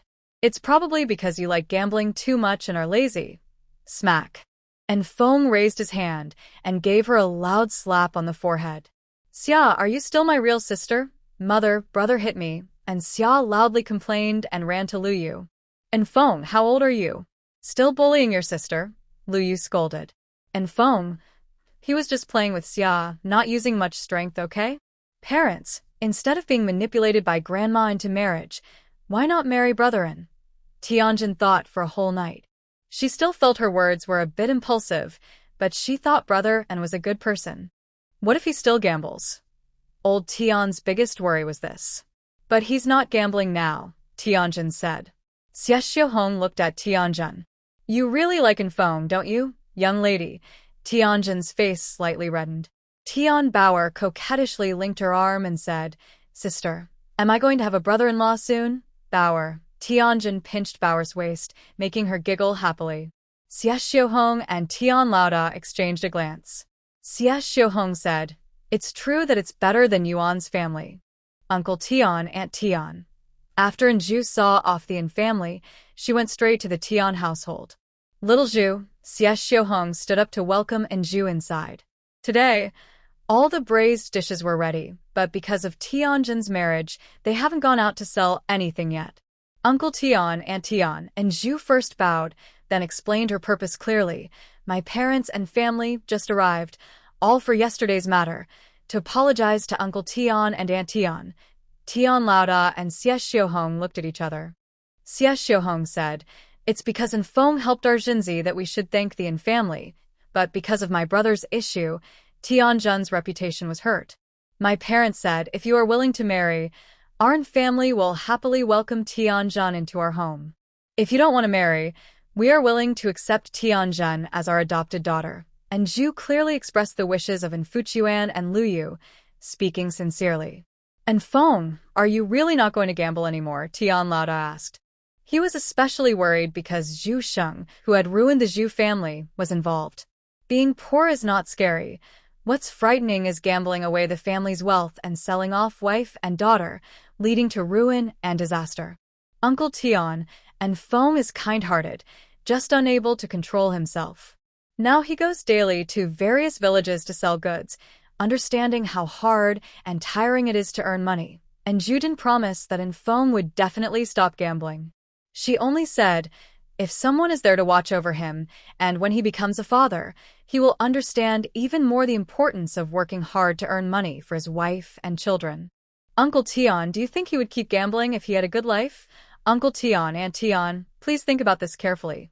And Zhu was about to leave. As she reached the door, she heard Tian Lauda say, have your parents invite the matchmaker to come. And Zhu excitedly turned around, never expecting Tian Lauda to make such a decisive decision so quickly. You promised to bring the young lady home with dignity. If you treat her badly in the future, I will risk my life to speak up for her. Old Master Tian said seriously, his kind face showing his protectiveness for his daughter. Uncle Tian, don't worry. If Feng dares to bully Tianjin, I will fight him. And Zhu said happily, raising his fist. His gaze fell on the shy Tianjin nearby. This marriage is settled. And Zhu happily shared this news with the Yin family. Lu Miao Miao chased after him but couldn't enter the Du residence. She covered her face with a veil and stood under a big tree nearby, facing the grand courtyard. She pressed her lips together, leaning against the tree, thinking about how even a servant girl from the Du family dared to humiliate her. Her desire to climb higher grew stronger. If she had still been a young lady from the general's estate, would the Du family have dared to treat her this way? Unfortunately, Lu Han's leg was completely useless now. She had to think about herself. Her eyes darkened slightly. Since the Du family refused to let her in, she would go in herself. No one could stop her. Perhaps Lu Miao Miao was lucky today. Du Baizhou had gone out, and just as she was about to approach, she saw Du Madam also leaving with him. The mother and son got on a carriage, seemingly heading out. Lu Miao Miao hid in the shadows and secretly followed. She watched as Du Madam and Du Baizhou got off the carriage. Today was the first day of the lunar month, and many people came to burn incense. Lu Miao Miao followed them inside. She wanted to find Yi Fei, who was beside Du Baizhou. As she got closer, she saw someone familiar. Her eyes widened slightly. Today, Zhou Shengsheng was dressed in a pink peach-colored outfit, with delicate hairpins and ornaments shining in her hair. She stood obediently beside another lady, smiling softly. If it had been any other time, she might have complained about her good luck.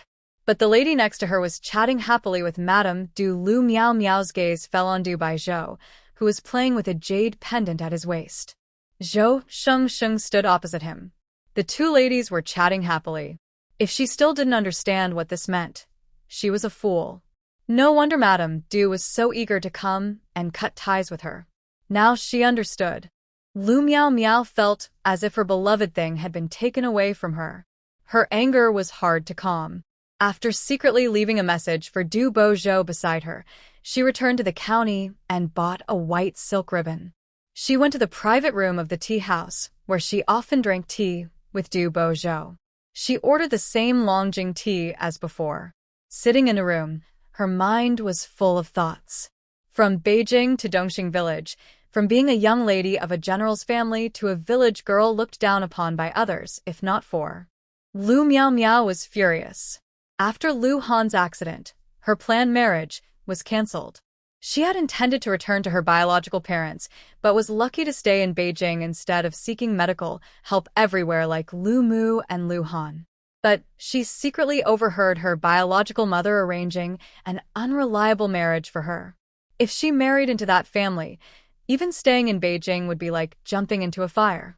Lu Miao Miao decisively followed her mother. Luckily, she had plenty of money on the way. Though she suffered some hardships, life was still manageable. She settled in Dongxing village, full of hope. Lu Miao Miao sighed. She felt sad for her own suffering. She had endured so much with the Lu family, but in the end, she had to rely on herself. Lu Mu didn't care about her at all. Through the window slit, she saw Du Bouzhou had arrived.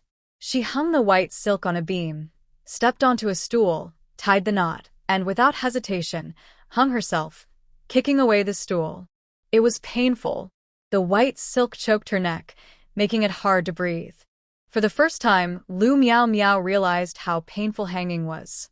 Her face turned red, and her legs swung and struggled in the air. She really wanted to die. All she could think about was this. If she had known, she wouldn't have chosen this way. Du Bouzhou pushed open the door of the private room. When he saw Lu Miao Miao swinging in midair, his pupils shrank. The flickering white caught his heart fiercely. He hurriedly caught her down. Lu Miao Miao's face was flushed red, and her neck was also red from the strangulation. Du Bouzhou, frightened, held her tightly. Miao Miao, how could you think of ending your life? Lu Miao Miao took a long time to regain consciousness. Her previously red face turned pale. She looked at Du Bouzhou with despair, a faint smile appearing at the corner of her lips. The weak smile was so pitiful that it made people feel heartbroken. Brother Bouzhou, it's really good to see you one last time.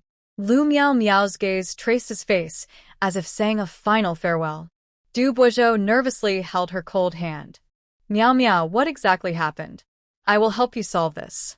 You must not think of ending your life. Lu Miao Miao shook her head gently. Her eyes were red, tears shimmering in her eyes, and finally, unable to bear the weight, they fell down her cheeks. I feel like I have no face to live. This morning, Lu Miao Miao said sadly, explaining what had happened today before Du Bouzhou could speak. I don't blame Aunt Du, it's just that I Miao Miao am not worthy of Brother Bouzhou. But I feel like I have no face to stay in this world. My mother is too much, Du Bouzhou said angrily. He hadn't expected that his mother, who had been silent these days, would resort to money to dismiss Miao Miao. Brother Bouzhou, I just can't bear to part with you. Lu Miao Miao choked. I wanted to see you one last time before I die, so I asked you out. From now on, let's not meet anymore, to avoid causing you trouble. Lu Miao Miao looked like she was always thinking of Du Bouzhou. Her gentle attitude contrasted with the domineering and strong-willed Mrs. Du Bouzhou's heart was completely inclined toward Lu Miao Miao. He lowered his head and kissed her on the forehead. Miao Miao, I will definitely bring you into my family, but Lu Miao Miao bit her lip, looking troubled. My mother has already driven me out of the house. I have nowhere to go. As for Aunt Du, she looked at him worriedly. Brother Bujo, please don't be angry with Aunt Du. She is doing this for your good. Her words didn't calm Du Bujo. Instead, they fueled his dissatisfaction with Mrs. Du. He embraced her firmly and said, I will take you home right now. Meow meow. Du Bujo helped her stand up, hesitating as he looked at her. Lu Meow Meow held his hand and smiled faintly, looking into his eyes full of trust. As long as I can stay by Brother Bujo's side, even as a concubine, Meow Meow doesn't mind. Meow Meow. Du Bujo was moved, unaware of what was happening in the county, and Zhu didn't know that Lu Meow Meow had resorted to crying, making a fuss, and even threatening to hang herself just to get into the Du family. Now, she just wanted to quickly share the good news about her marriage with the Yin family. Mother, I have great news, and Zhu exclaimed as soon as she entered the house. And Xia put down her sewing basket and rushed into Zhu's arms. Sister, am I going to have a sister-in-law? And Zhu gently pinched in Xia's nose. In Fuchuan and in Feng both earned money, and the family's meals improved. The young girl also visibly gained some weight. Did Tian Jiang agree? I didn't hear wrong, did I? Lu Yu ran from the vegetable garden, forgetting to put down the small bok choy seedlings in her hands. Her eyes fixed on her, worried she might have misheard. Mother, you didn't hear wrong. Tian Jiang agreed to the marriage, but they have one condition, and Feng must never gamble again. And Zhu said happily, sharing the news about Tian Jiang. Lu Yu was excited. No, I need to change my clothes and find a matchmaker to come over, so there are no delays. And Zhu raised an eyebrow, surprised. Lu Yu cared a lot about her son's marriage. Soon, Lu Yu changed into simple cotton clothes suitable for farm work, in dark colors. She redid her hair into a simple bun, looking very plain. Mother, who are you planning to invite as the matchmaker? And Zhu asked. Lu Yu hesitated. There is a matchmaker in the village, but is that okay? It might be better to find someone we know. Uncle Sun San is the wife of our village's official. We all know each other, and Uncle Sun San is kind. Yesterday, her family helped Feng speak for himself. Asking her to be the matchmaker would be good, and Zhu said, recalling how she delivered a gift to Uncle Sun San yesterday. She was very warm and polite. Uncle Sun San said she could help as the matchmaker if needed. All right, Lu Yu nodded, pulling Zhu to go outside. Mother, you don't need to wait for Dad to come back. When the matchmaker arrives, you should discuss the bride price and other details, and Zhu reminded her. She didn't understand local customs well, but could Lu Yu make the decision? Lu Yu smiled. Don't worry. I already discussed with your father yesterday. If Tian Jiang agrees, we'll give 10 taels of silver. Okay? And Zhu replied, thinking whether she should contribute some money. Just as she was about to ask, Lu Yu smiled. You can keep your silver. Your father found a new employer, and they're willing to give some money up front. Your father will pay it back gradually. Besides, we still have some at home. And Fuchuan was working at a restaurant, and he had earned quite a bit from digging for snails these days. Although it wasn't 10 taels of silver, it was close. And Feng was stunned, and even more confused. He reached into his ear and asked, Mother, did you really arrange a marriage for me? Miss Tian, are you willing to marry me? Lu Yu patted Feng's head warningly and said, the Tian family already said this. If you dare to gamble again, don't expect them to marry their daughter to you. I won't gamble anymore, I promise. And Feng quickly shook his head and repeatedly assured her. Mother, if I gamble again, not only you and everyone else, but I myself might break my own hand. That's better. Lu Yu smiled and continued. The marriage is set for the 2nd day of the 12th month. You need to earn more money soon and try to renovate the house. Look at your room. There's not even a decent piece of furniture. How can the bride be happy when she comes in? Don't make Miss Tian feel wronged. Yes, yes. And Feng happily took out the money he earned today. Today I sold some things and made 30 coins. Good. Lu Yu took the money. From now on, you need to give me your earnings every day so you can marry your wife. And Feng nodded, eyes full of hope. Old Tian rarely drank a little wine. Recently, he had been worried about Tianjun's marriage. His legs still couldn't move well, which made him even more anxious. Today was a double celebration. His legs could now support him to walk. The doctor said that in a few days he could recover fully. His daughter's marriage was also settled. Old Tian took a sip of wine and said, "That kid in Feng is pretty good. The Yin family handles things properly. And Feng's mother is your future mother-in-law. She doesn't seem like an ordinary person." "Not just ordinary, I think she's as good as Xiao Zhu. Both are good people." Xie Xiuhong was also happy. This morning, they agreed on the marriage, and Jia brought Sun San's wife to propose in the morning. The bride price was 10 taels of silver, which was quite a lot in the village. Some families are so poor they might not even have a bride price and just exchange daughters directly. A slightly better-off family might have 3 or 5 taels of silver. The Yin family could come up with 10 taels of silver, which shows they value their daughter. While practicing calligraphy in her room, Zhu was curious. Earlier, Mother Lu was so angry she fainted, but now she seemed fine, as if nothing had happened. "Focus." Lu Han knocked on the table. Her writing had more strokes now.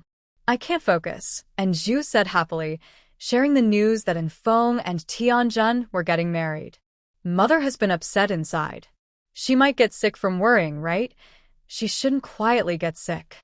"Don't worry, Mother isn't that fragile," Lu Han said meaningfully, looking at her. She just couldn't accept it for a while. She also couldn't accept it before. When people come back and say some nice words, she accepts it, right? Zhu mumbled. Lu Han smiled. "This time is different from before." "What's different?" To Zhu, Lu Miao Miao's story about going to the city to see a doctor and being injured sounded fake, and she didn't believe a word. But Lu's mother believed it. "Just watch," Lu Han said, not mentioning Lu Miao Miao again. If it weren't for his mother, he wouldn't even want to keep the Lu surname. He said, "Recite the student's guide and memorize the 3-character classic." "No, isn't that multitasking?" Zhu said irritably, glaring at him. "Writing and memorizing require full attention. Eyes, mouth, and heart. You're making me distracted. I'm not taking exams, so why do I need to memorize everything perfectly?" Zhu didn't care. She continued to recite the 3-character classic. After days of studying, she was very familiar with it. Looking at the paper filled with characters, it wasn't very neat, but she was improving every day. After finishing her writing, Zhu went to her room to practice yoga. Lying on the bed, she started working on the powder flowers in her palm. "Zhu Yuan, you've spent so much money already. Why don't you give me some benefits?" Zhu whispered, pressing her palm with the powder flowers. It hurt her to see the money she earned from the 3 Fatty restaurant being spent entirely by Zhu Yuan. The main thing was, Zhu Yuan still didn't give her any benefits. Her costume exhibition and her. Zhu sighed. Knock, knock. The door was knocked, and Lu Han's voice came through. "Do you want to hear a story?" "Yes," Zhu said, lying on the bed and hugging her pillow. "Today, I want to hear travel stories."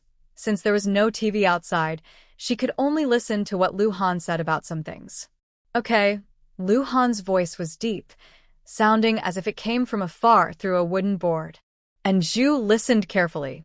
After he finished, she yawned and said, "I'm going to sleep," then drifted into a sweet dream. Big Sister In, at the entrance of the 3 Fatty restaurant, Zhou Xingxing eagerly ran up, excitedly pulling her upstairs. "Big Sister In, I have something very important to tell you." Zhu casually asked, "Was yesterday's matchmaking partner your dream person?" "Pfft, no way." Zhou Xingxing looked disgusted. "Come on, I'm glad I didn't like him. Otherwise, he'd make me sick. Your family's arranged match is so unimpressive." Zhu looked at her curiously. Zhou Xingxing's family background is clearly good. "What about your little sister-in-law?" Zhou Xingxing asked instead of answering. Zhu hesitated. "Lu Miao Miao, is your matchmaker not the son of the Du County family?" Zhu looked at her with a complicated expression. "What's the connection here?" "Yes, it's him," Zhou Xingxing said with a gossiping look. "Sister, and do you know about Lu Miao Miao and Du Gongzi?" Zhu said vaguely. "She was once saved by Du Gongzi." "You're wrong." Zhou Xingxing looked at her uncertainly. She was actually Du Gongzi's lifesaver, and she stayed at the Du family estate for a month to recover from her injuries. "Lu Miao Miao, who can't lift a shoulder bag or carry anything heavy," Save someone? And Zhu couldn't believe it. Lu Miao Miao is obviously weak and helpless. I heard that Lu Miao Miao stepped in front of Du Gongzi to block a knife, Zhou Shengxing said. She also added, and there's more, Lu Miao Miao is about to become Du Gongzi's concubine. Concubine? And Zhu raised an eyebrow. Lu Miao Miao looks proud and confident. Would she willingly become a concubine? Otherwise, do you think she could be the main wife? Zhou Shengxing looked at her with a puzzled expression, as if to say, "What are you thinking?" Zhou Shengxing thought for a moment, worried she might misunderstand, and explained, "Sisterin, since ancient times, matching families and social status matter. Even if the Du family is official or just wealthy, they are very particular about choosing a main wife. Sisterin, I don't mean to look down on you. Zhou Shengxing hurriedly explained. And Zhu interrupted, "I understand what you're saying. Are you sure Lu Miao Miao wants to be a concubine?" "Most likely," Zhou Shengxing added. Du Gongzi is willing to risk his life for Lu Miao Miao. If the Du family doesn't agree, he might threaten to die. He even talks about saving her life, and so on. So Lu Miao Miao definitely entered the Du family. By the way, right now, in the tea house and on the street, you can hear stories about Du Gongzi intending to marry his lifesaver. As soon as Zhou Shengxing finished speaking, and Zhu headed straight to the tea house. When they arrived, everyone was praising young Master Du, saying he is loyal and kind. Listening to these rumors, and Zhu asked, "Shengxing, do you think young Master Du spread these rumors? It could also be Lu Miao Miao." "Probably," Shengxing nodded. Unsure, and Zhu asked, "Since she married her savior, why is she considered a concubine?" And "Yeah, just enjoy your tea." Shengxing didn't answer but pulled in Zhu to continue eating. "Honestly, I think this girl has really risen high. She saved the county magistrate's son and went from a farm girl to become young Master Du's concubine. How do you know she's not the official wife?" "Come on, young Master Du is very talented. I heard passing the imperial exam is very easy for him. With such a bright future, how could he marry a girl from a poor family as his wife? She's his savior." "So, what if she's his savior?" There were many such words. And Zhu was surprised to realize that everyone thought it was right for young Master Du to marry Lu Miao Miao as a concubine. What is wrong with this world? Feeling confused, and Zhu returned home. Mother Lu looked at her distractedly and asked, "What's wrong?" "Mother, I'm fine." And Zhu shook her head. She stood up and said, "I'm going to the kitchen to cook." Mother Lu pulled her back.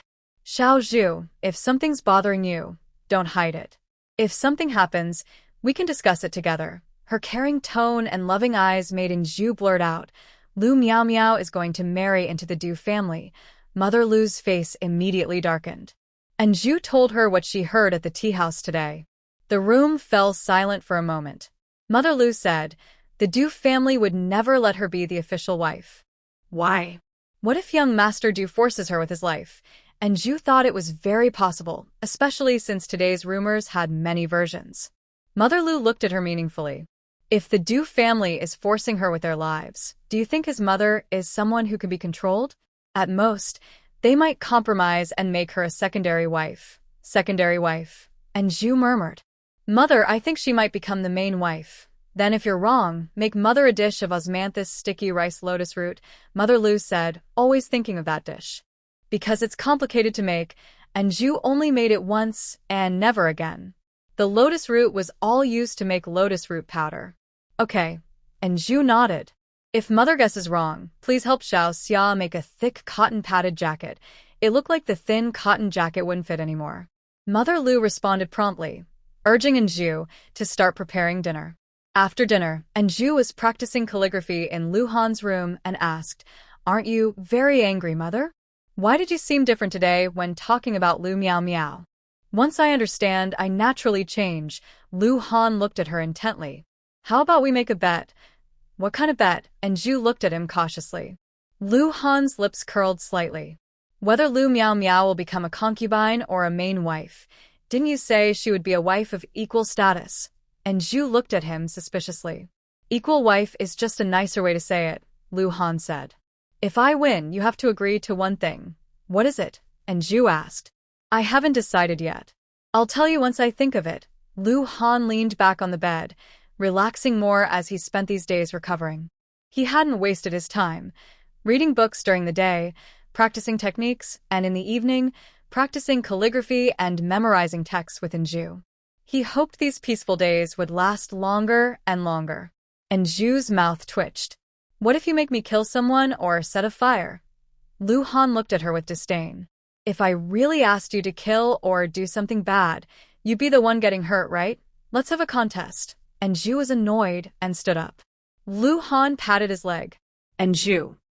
She immediately remembered their last confrontation, where Lu Han had defeated her completely and even made her lose her first kiss.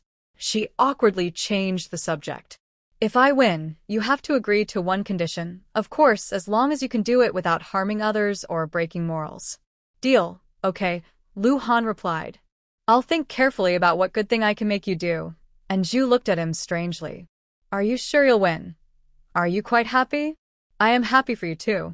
That young sister-in-law has finally gotten married. Zhou Shengsheng smiled happily, looking like she was genuinely pleased for her. Anju asked, who is the other wife? It seems to be Lady Du's niece. Zhou Shengsheng replied uncertainly. Now I can finally relax and play. My parents won't pressure me to marry anymore. I heard that when cousins marry, their children might have problems, Anju said casually. In the Great Zhou dynasty, it was quite common for cousins to marry. Really? Zhou Shengsheng wasn't worried. She said, I only have one cousin named Qian Duoduo. Don't worry, my parents definitely won't marry me to him. Anju raised an eyebrow. Recently, Qian Duoduo had lost some weight, but she was still far from being at a healthy, standard size. Mother, you are truly insightful. Anju praised Mother Lu. She had always thought Mother Lu was careless and not very attentive, but it turned out she was very accurate in her guesses about this matter. How is it hard to guess? Mother Lu was sewing a cotton-padded coat with her sewing basket. Mother, is this for me? Anju looked at the embroidered garment she was holding. The light blue color was her favorite, and from its size, it wasn't for little Xia. Mother Lu wouldn't wear such a light color. Winter is coming soon. If I don't make you a few more cotton coats, you'll probably freeze, Mother Lu said impatiently. Anju grinned and said, Thank you, Mother. Sticky rice lotus root, Mother Lu reminded her. Anju responded, All right, don't worry, Mother. I'll start making it now. While preparing the osmanthus-flavored sticky rice lotus root, she also brewed a bowl of lotus root starch into a clear, sweet paste. She said, Mother, try it. Does it taste good? Very good, Mother Lu praised. Honestly, if she hadn't said anything, she wouldn't have known it was made from lotus root. Excited, Anju finished making the osmanthus-flavored sticky rice lotus root. Just then, she saw Lu Miao Miao returning with Du Boizhou. She quietly listened in the kitchen, worried that Mother Lu might hurt Lu Miao Miao or simply drive her out. Mother Lu brought Lu Miao Miao in front of Lu Han. Lu Han was holding a book. When he saw the mother and daughter enter, he put down the book. Lu Miao Miao, if you regret, your brother and I will cancel this marriage for you. Lu Mu's gaze fell on Lu Miao Miao. Although it wasn't her own flesh and blood, she had raised her from a little girl who could barely speak to a tall, graceful young woman. Mother, I don't regret it. Lu Miao Miao had already made her decision deep in her heart. Being a concubine is just a nicer way to say it. It's still a concubine. Lu Mu took a deep breath, her eyes filled with disappointment as she looked at her. Mother, I love him. I like him. I want to spend my life with him. Please, let me do this. Lu Miao Miao knelt directly in front of her mother, acting as if her mother was the villain. Lu Mu's eyes grew colder. Lu Miao Miao. She called her by her full name, one word at a time. If you decide to marry the man with the surname Du today, you will no longer be my daughter, Yao Guilin. Mother, we love each other. You said I should marry someone I like, didn't you? Lu Miao Miao felt a bit panicked. The Lu family was her last hope. The daughter of the Lu family will never be a concubine. You know that. Lu Mu looked at her coldly. If you regret this, I and your brother will help you cancel the marriage. You will still be my good daughter. This was forcing her to choose between two options. Lu Miao Miao's eyes flickered with struggle, but she made her decision. Anju watched as Lu Miao Miao left with Du Boizhou. She was a little shocked. Enough. If you want to know, just go in. Standing there with your sticking out and eavesdropping, do you have no shame? Lumu looked at Anju peeking outside, and didn't hide her words. In half a month, Lu Miao Miao will get married. She will leave from Du's courtyard. After that, we will have nothing to do with her. Lumu also asked Gu Chun to send back the betrothal gifts, so she wouldn't have to see them and feel upset. I'll think about what I should do. Lu Han looked at her with intense eyes. He wanted to remarry her, to become a real couple, to make her love him. He wanted many things. Take your time, and Zhu felt a knot in her heart. If she had known he would guess so accurately, she wouldn't have bothered to bet. It was really a mistake. Big brother too, and Zhu found Wang did too, just as he was walking on the street. She asked, "Did you find out about the shop I asked you about last time?" Wang did too wiped the sweat from his forehead. "Missin, I was just about to find you. You want to know about the shop on Bo Shu Street? It's settled now. I'll take you there right away." Anju followed Wang Dada to look at the shop. It was a semicircular store on the corner of Baishu Street, shaped like a fan. Anju was most happy about the backyard and kitchen. Overall, it wasn't very big, but it had everything it needed. The seller was an old man who asked for 30 taels of silver. That's a high price. The shops next door only ask for 25 taels, Wang Dada said. The old man replied, "You don't know the full story. My shop is bigger than theirs, and there are 3 rooms in the backyard. When there's a drought, other wells run dry, but mine still has water. If it weren't for my son's accident, I wouldn't want to sell this shop," he said emotionally, looking at the goods inside. "And I will give you the unsold groceries for free." His eyes were full of tears. Others wanted to lower the price, but his son needed 30 taels to save his life. "All right, I'll buy it," Anju said directly, paying the money. The old man was a loving father who wanted to save his son. After signing the agreement, Wang Dada said, "Missin, actually, if you offered 25 taels, he might sell it. His son lost 30 taels gambling, and now his life depends on it. Since he wants to save his son, those 30 taels are like a life-saving gift." It's a good deed, Anju thought. Others might try to bargain, but she knew the old man was desperate. She wanted to lower the price but couldn't bring herself to say it. Anju put the contract into her, actually hiding it in her bamboo garden. She gratefully said, "Big head, thank you for helping me find such a good shop. These things are a gift to you." Anju packed a bundle of groceries from the shop and handed it to Wang Dadu, mostly things that could be useful at home. "No, I can't accept this." Wang Dada shook his head.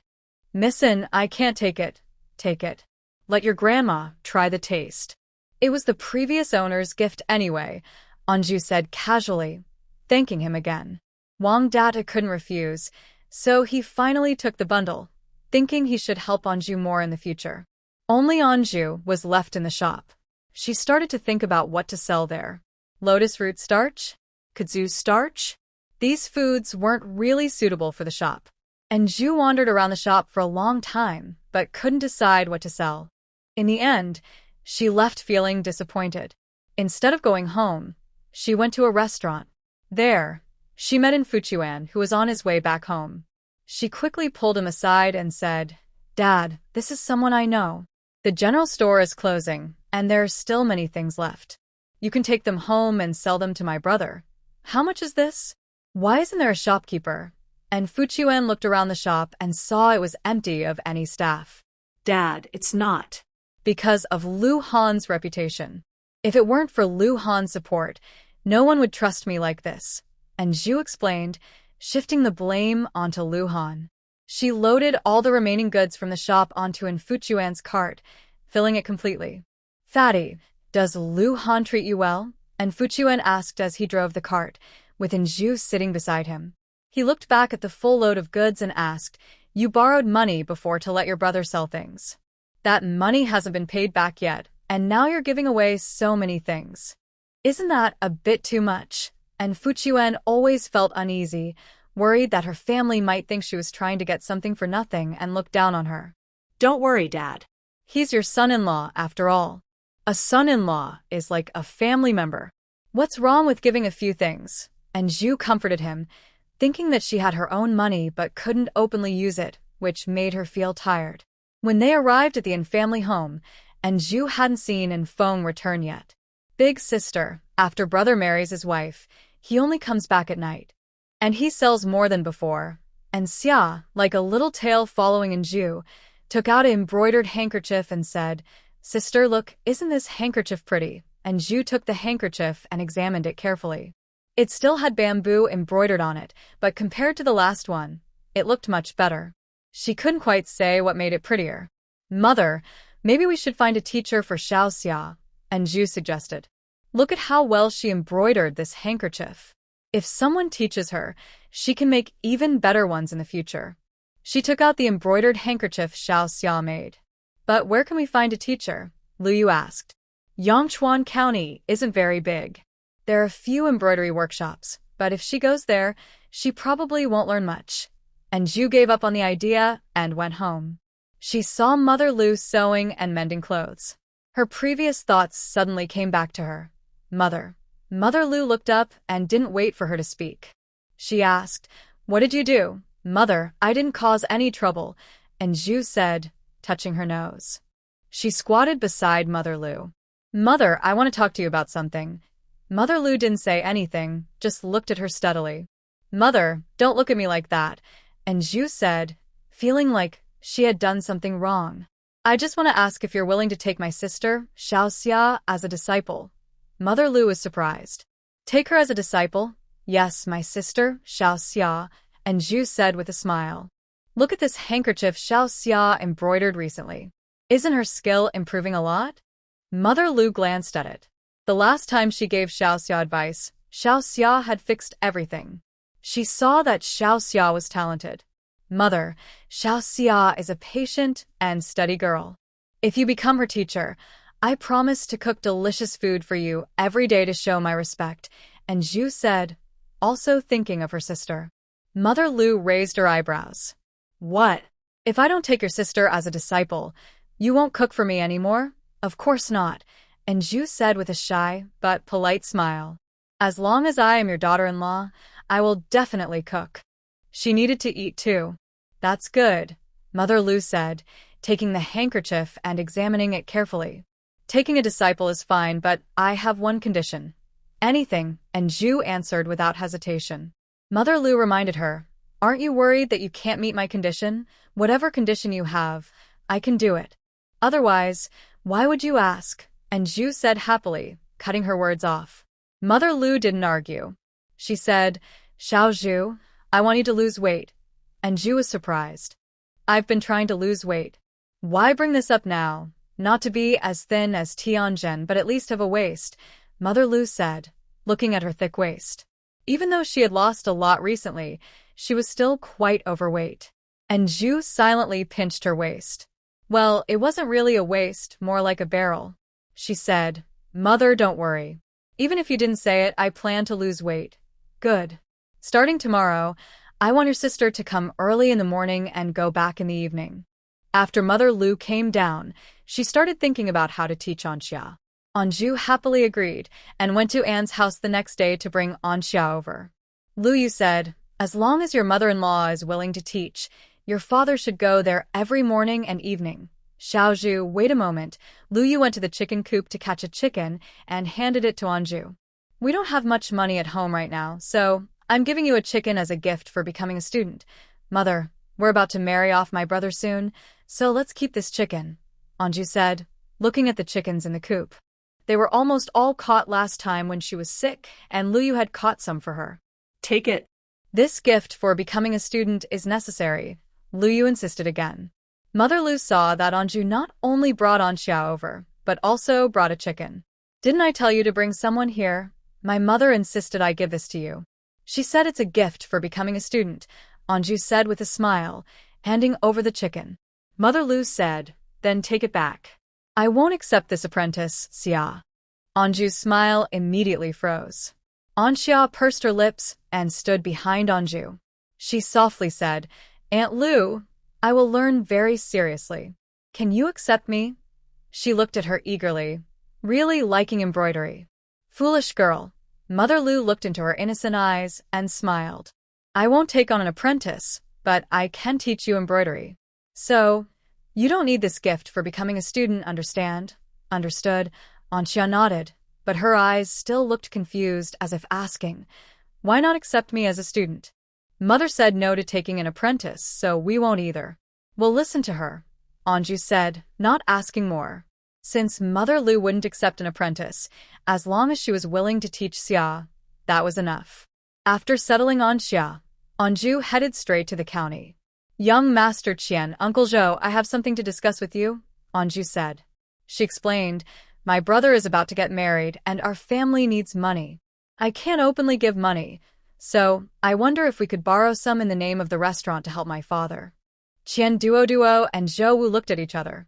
Zhou Wu said, Xiaozhu, we were just about to talk about this. The restaurant's business has been very good since it opened. Everyone has been busy.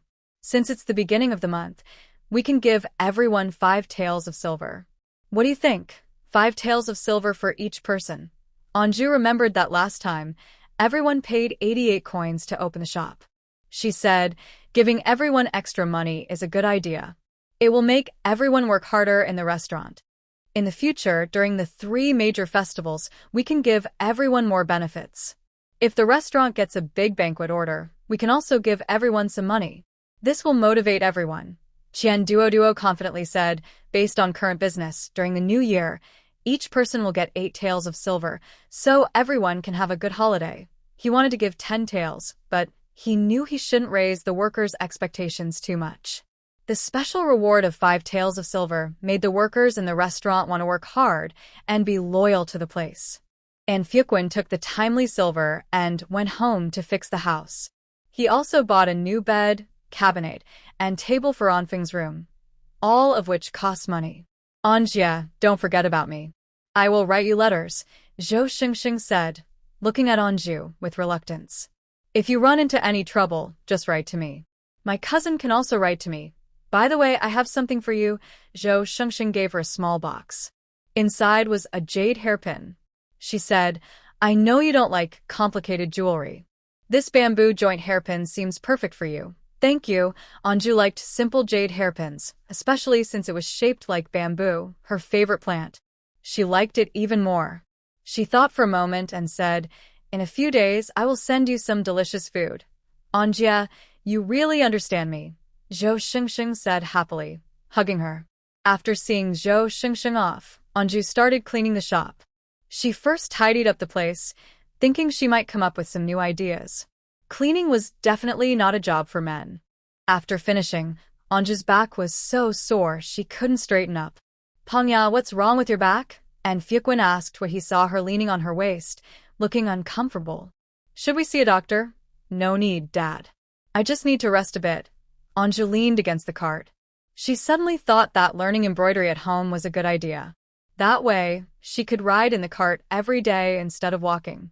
Running to lose weight was one thing, but after a long day, walking was another matter. Dad, if that shop belonged to you, what would you want to do? Anju asked casually. An Fuquan replied, such a good shop. It must make money no matter what. Yes, it makes money no matter what. And Zhu closed her eyes and thought. Suddenly, she heard In Fuchuan ask, Fatty, whose shop is that? It's Lu Han's. And Zhu quickly blamed Lu Han without hesitation. Lu Han has a shop, and Fuchuan thought for a moment and warned, Fatty, Lu Han can't walk properly now. Don't let anyone find out about the shop. If someone with bad intentions notices, it could be trouble. If you want to come to the county later, I'll take you there and then bring you home. It's a good chance to pick up Xiao Xia. As a girl, you need to stay safe. Before, and Fuchuan wasn't worried because his daughter was chubby and didn't have much money. But now, hearing that the shop belonged to Lu Han, his heart started pounding. Dad, what are you thinking? I don't say anything, and no one will know it's Lu Han's. Besides, I'm so fat. Who would be interested in me? And Zhu thought, if anyone dared to have bad thoughts about her, she would definitely give them a good beating, and even their parents wouldn't recognize them. When Anju got home, and Xia was embroidering, the little girl was young but very patient. Xia, do you still want your eyes? And Zhu saw her embroidering all day and took the needle and thread from her. To protect your eyes, you need to go outside and walk every half hour. No more embroidery all day. Got it, sister. And Xia looked longingly at the needlework, especially the peony flower she was almost finished with. And Zhu was firm. Finish it tomorrow. Just a little more, sister. And Xia felt she wouldn't be able to sleep if she didn't finish today. No, you can't. And Zhu pushed her onto the carriage. She then looked at the peony embroidery, which was elegant and beautiful. She praised, my sister has talent. Try it yourself. Mother Lu also encouraged her. She pulled Zhu over to try. And Zhu took the needle and said, Mother, I really can't do this kind of needlework. I'm not good at it. How will you know if you don't try? Mother Lu frowned. And Zhu hadn't embroidered much when she pricked her finger, and her fingertip was full of blood. Oh no, I pricked myself again. Mother, I think I should stop embroidery for today. I really don't have the talent for this. She had already pricked herself 12 times. And Zhu had been trying hard to learn from Mother Lu, but her fingers just wouldn't obey her, even though she was following her mother's instructions carefully. Xiao Zhu, it's time to practice writing. Lu Han's voice came from inside the room. Mother Lu looked at the handkerchief she embroidered with disdain. Practice again tomorrow. Mother, tomorrow too? And Zhu asked with a sad face. Mother Lu said, your sister is only 10 years old. Does that mean you're not as good as your sister? Mother Lu didn't say the rest, but her meaning was clear. And Zhu wanted to say she was not as good as her sister. Facing her mother's scornful look, she suddenly felt a surge of determination. No, she couldn't give up. And Zhu thought to herself, she must not say she can't do it. In the second drawer of the desk, there's a blue bottle with ointment inside. You can use it, Lu Han said, not even looking at her fingers. He guessed that her fingertips were probably poked full of tiny holes from the needles. Lu Han, you're so kind. And Zhu found the ointment and applied it. The cool, soothing ointment really eased her discomfort. She then took out a contract and said, I bought a shop. I wrote my name on it because you weren't here. I hope you don't mind. I don't mind, Lu Han said, his eyes fixed on her fingertips. Mother's embroidery skills were taught by palace embroiderers. If she used her skills to make clothes to sell, even in the capital, she would have to compete fiercely. So, Mother is willing to teach me? That's my good fortune. And Zhu said with a smile. Maybe I'm just not cut out for this. She looked at her fingertips, full of tiny needle holes. Each one made her feel sad. Xiao Xia was learning too, and she was talented. She was a good fit for this craft. But why did she have to learn it too? Mother Lu had even added a condition. She had to learn embroidery, or else she wouldn't teach Xiao Xia. The condition was supposed to be about her losing weight, but now it seemed she also had to learn embroidery? What do you think the shop should sell? And Zhu asked, turning her head. Lu Han said, anything you want to sell is fine. What if we lose money? This is your money. And Zhu kindly reminded him. No worries. If we lose money, we'll earn it back, Lu Han said, patting his leg. Dr. Luo said that in a few days, the boards will be taken down and I can try walking. When that happens, with my skills, I can definitely earn enough to support you all.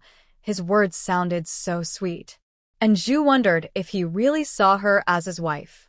Is he hiding his relationship with Song Yu just so she can be a fake wife forever? Well, if she hasn't found someone she likes, then pretending is fine. She won't have to deal with rumors or pressure to marry.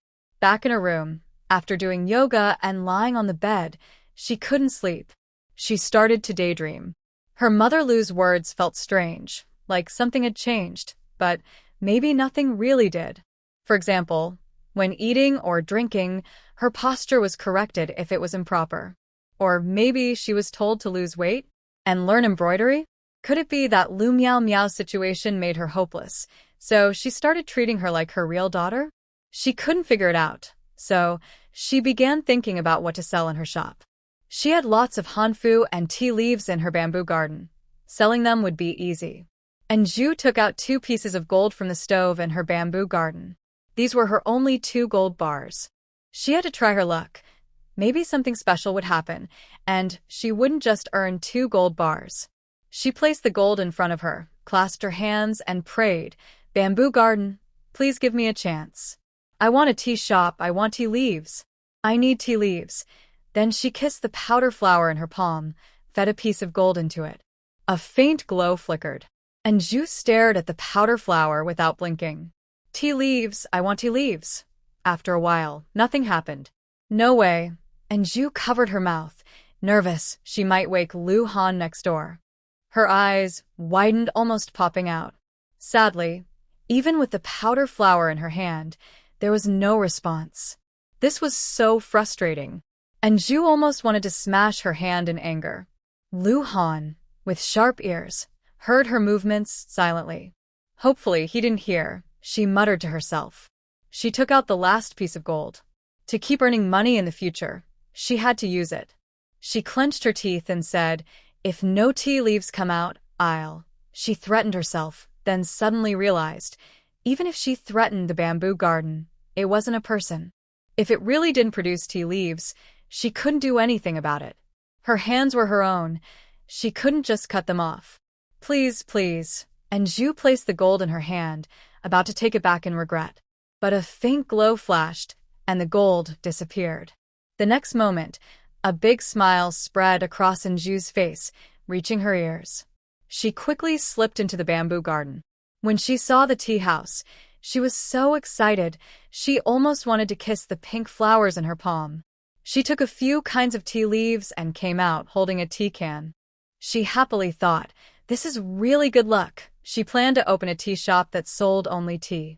Just a wall away, Lu Han wondered, what kind of dream is she having? Did she wake up laughing in her sleep? And Zhu, who was sleeping with tea leaves in her arms, indeed had a sweet dream. She dreamed she made a lot of money. She was sitting in a pile of silver coins, smiling so much she couldn't close her mouth. When Zhu woke up, she immediately looked at the tea leaves in her arms and sensed the tea house in the bamboo garden. The mountain of tea leaves, all kinds of famous teas, were all produced in the bamboo garden. With these tea leaves, she wondered, wouldn't her business be prosperous? But how could she explain where these tea leaves came from? And Zhu thought to herself, fish are easy to explain. They're caught from the river. But these tea leaves can't just appear out of nowhere, right? She wasn't worried. No problem. With these tea leaves, I can just come up with a convincing story later. Xiao Zhu, your jade hairpin looks nice, Lu Mu said, examining the jade hairpin in Zhu's hair. It was a gift from Sheng Sheng. I also think it looks good, and Zhu said, touching the jade hairpin. She liked this style of hairpin because it was very convenient for tying up her hair. Lu Mu said, I have a pair of earrings. You can give them to Zhou girl. Soon after, Lu Mu came back with a pair of pearl earrings. Mother, these earrings are too expensive, and Zhu said, looking at the pearl earrings. Even if she didn't know much about jewelry, she could tell they weren't cheap. This jade hairpin isn't cheap either, Lu Mu said, glancing at her own jade hairpin. In social interactions, giving gifts shows respect and helps build good relationships. Thank you, mother, and Zhu said with a smile, holding the earrings. Lu Mu then took out another jade hairpin. Here, I'm giving you this one. Wear it in rotation. Unlike her own jade hairpin, which was carved with a white magnolia flower, this one looked very beautiful and simple. Thank you, mother, and Zhu said, holding the hairpin. She paused for a moment before asking, Mother, about this. Keep it. You're my daughter-in-law, and I don't want to embarrass myself, Lu Mu said with a slight smile, urging her. Hurry up and make breakfast. I'm hungry. And Zhu quickly cooked egg noodles in the kitchen, sprinkled them with fresh green scallions, and the smell was wonderful.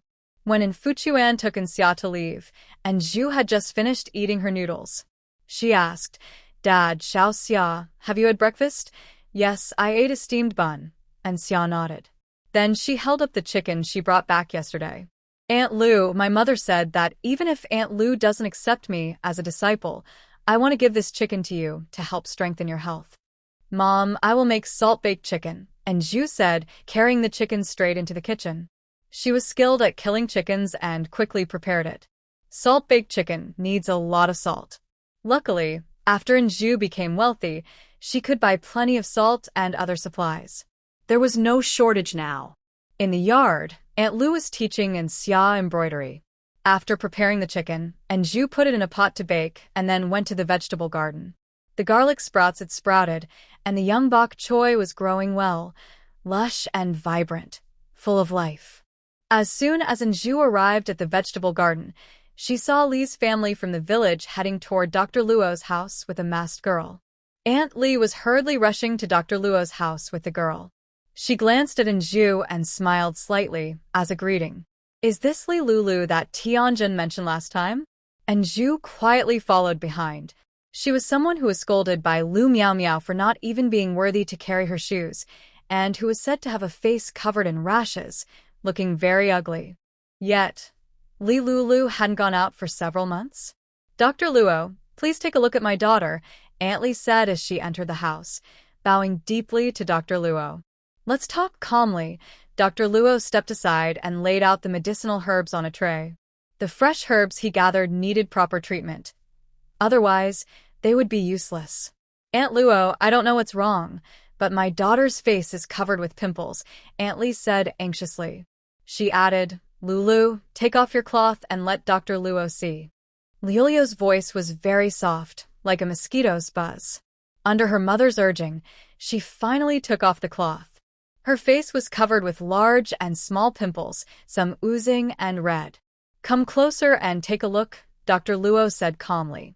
To him, a face like this was no different from any other disfigured or bloody face. Lulu didn't notice any strange looks from Dr. Luo and felt a bit more confident inside. Dr. Luo leaned in carefully, examining her face closely. Throughout, his expression remained calm, with no visible emotion. Come in. Dr. Luo, with his hands behind his back, entered the room, sat down, arranged the soft cushion for taking pulses, and gestured for her to extend her hand. Her face had been treated before, but every time she was told she would get better, her condition never improved. Instead, it seemed to get worse, especially during her menstrual days, when the pain was so bad she couldn't stand. And Zhu didn't go inside. She stood at the door for a while and then left. After watching them leave, Anju entered the room. Grandpa Luo, what kind of illness does that girl have? Do you know her? Dr. Luo, holding a cup of tea, asked. Since when did you become so curious? I'm just asking out of curiosity, Anju replied casually. Dr. Luo looked at her. A patient's matters shouldn't be shared with outsiders. Anju. Fine. She might as well not have come. She stood up to leave. Dr. Luo watched her back and said, Chubby girl, today I feel like eating braised pork. And Zhu paused. I'm not in a good mood today. You're quite temperamental, Dr. Luo called after her. The pork belly in the kitchen will spoil if you don't cook it. Grandpa Luo, the weather is getting colder. Don't worry, it won't spoil. Tomorrow, I'll make you braised pork with preserved vegetables, and Zhu said with a smile, then strode out quickly, ignoring Dr. Luo's protests. If she said she wouldn't cook, she wouldn't. As soon as Anju stepped inside, she heard Mother Lu's voice. Xiao Zhu, are you free now?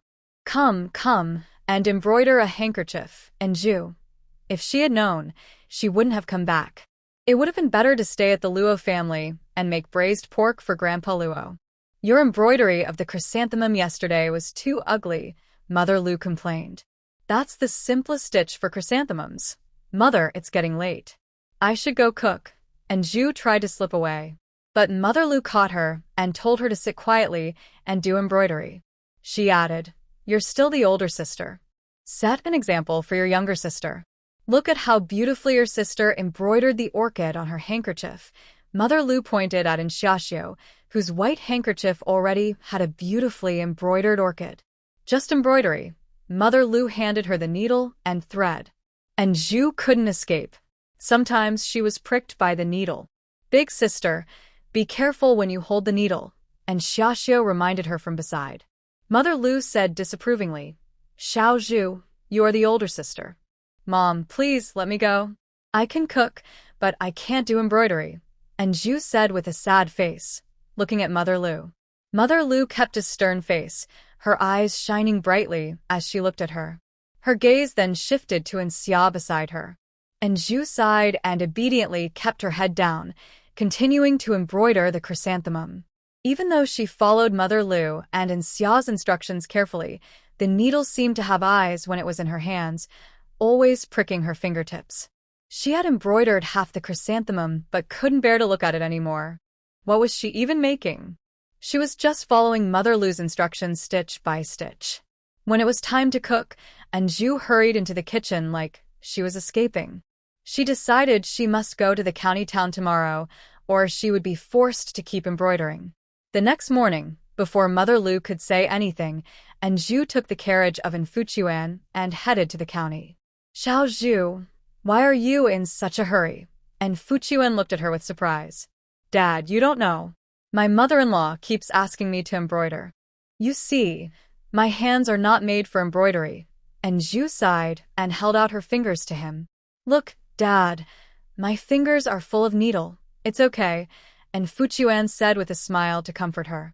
If your mother-in-law is willing to teach you, it means she accepts you. That's a good thing.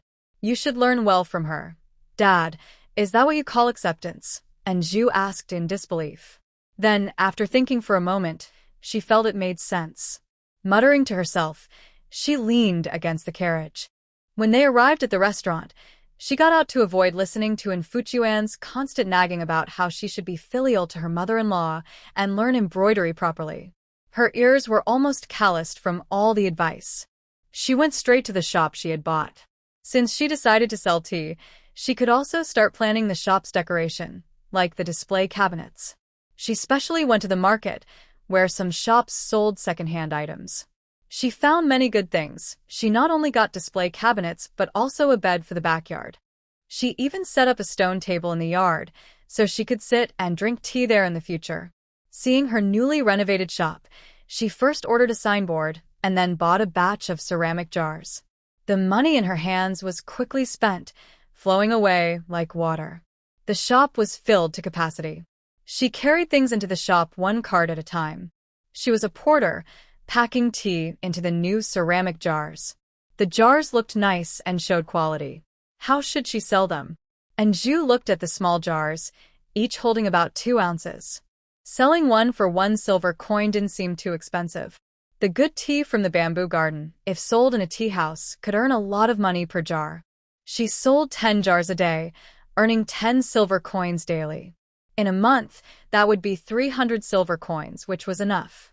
Wow, this makes so much money. And Zhu held the tea and suddenly hesitated. Selling tea alone might get her robbed, right? At home, she kept thinking about how to sell the tea. Even when practicing calligraphy at night, she couldn't focus. Luhan asked, "Are you facing a problem?" "I want to sell tea. Last time, Zhou Xingxing's family lives in the city. I thought of asking her for some tea to sell. 1 jar costs 1 silver coin. If I sell 10 jars, I'd get 100 silver coins. But such good tea. I'm worried about being robbed." And Zhu pushed the tea towards Zhou Xingxing, knowing Lu Han wouldn't ask carefully.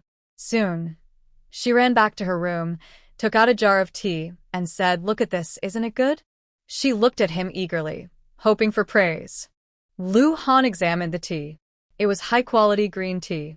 Even before brewing, just by its appearance, he knew it was good tea. Selling it for 1 or 2 silver coins wasn't expensive. He thought for a moment and said, "I want to drink a cup of tea." And Zhu waited, expecting him to have a good idea. But he just asked her to brew a cup.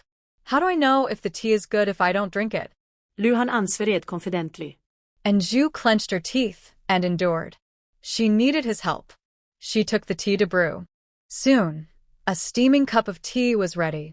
Lu Han sniffed it first. The light, fresh aroma and clear tea soup made him take a sip. It was rich, fresh, and had a long aftertaste. He said, "The tea is good. Then tell me how to sell it well." And Zhu worried. She was afraid her tea might be stolen tomorrow if she sold it today, or that some reckless people might rob her. Yangchuan County is a small place. Such good tea costs about 1 tael of silver per jar. Not many people can afford it, and even if they can, they might not think it's high class. Lu Han explained this simply, and Zhu hit her head and said, "I was so silly. I should take my tea to the capital city to sell. In a small county, people can't afford it, and even those who can might not buy it. So I should open my tea shop in the capital city?" And Zhu frowned. "No, I want to go there, but I can't.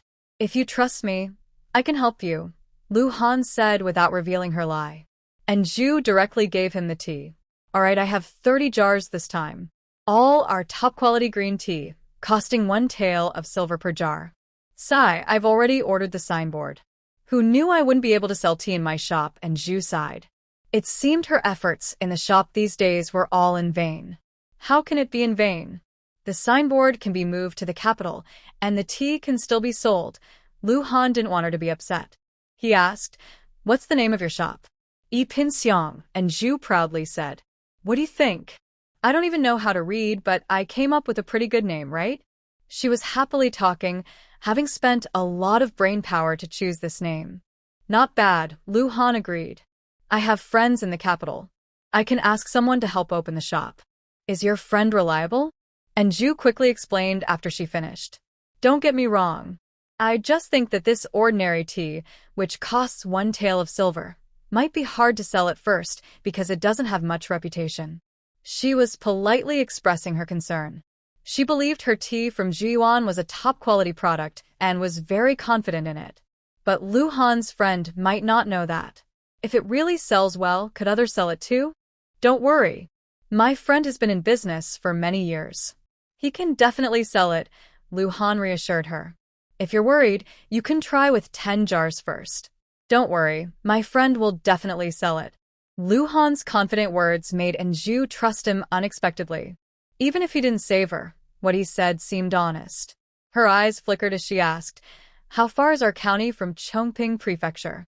"If we travel quickly, we can leave at dawn and reach Chongping Prefecture by night." Lu Han's gaze fell on her face. "If you want to go to Chongping Mansion, wait a few more days.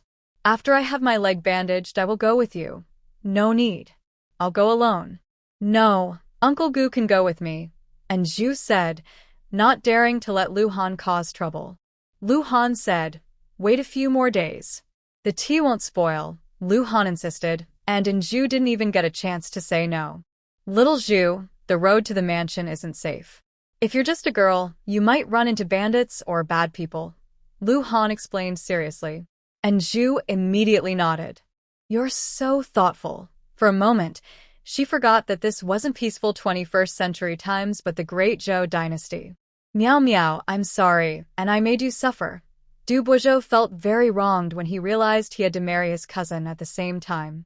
Recently, his mother had been very strict with Meow Meow. When he finally saw her in the side yard, Zhang Ma was still guarding the door. "No, I don't feel wronged. It's Meow Meow's fault," Meow Meow said wisely, looking at him. "Brother Boizhou, don't worry about me. Zhang Ma treats me very well. Look, do you think this wedding dress looks nice?" Meow Meow took out a bright red wedding dress. Although it was a bit rushed, as long as there was money, everything could be bought. Unfortunately, it wasn't bright red. When Meow Meow saw the wedding dress, she didn't want to look at it. Seeing Du Boizhou, she praised the dress, which made him feel even more guilty. "Don't worry, Meow Meow. I promise I won't make you feel wronged in the future," Du Boizhou said, wrapping his arms around her waist and kissing her on the forehead.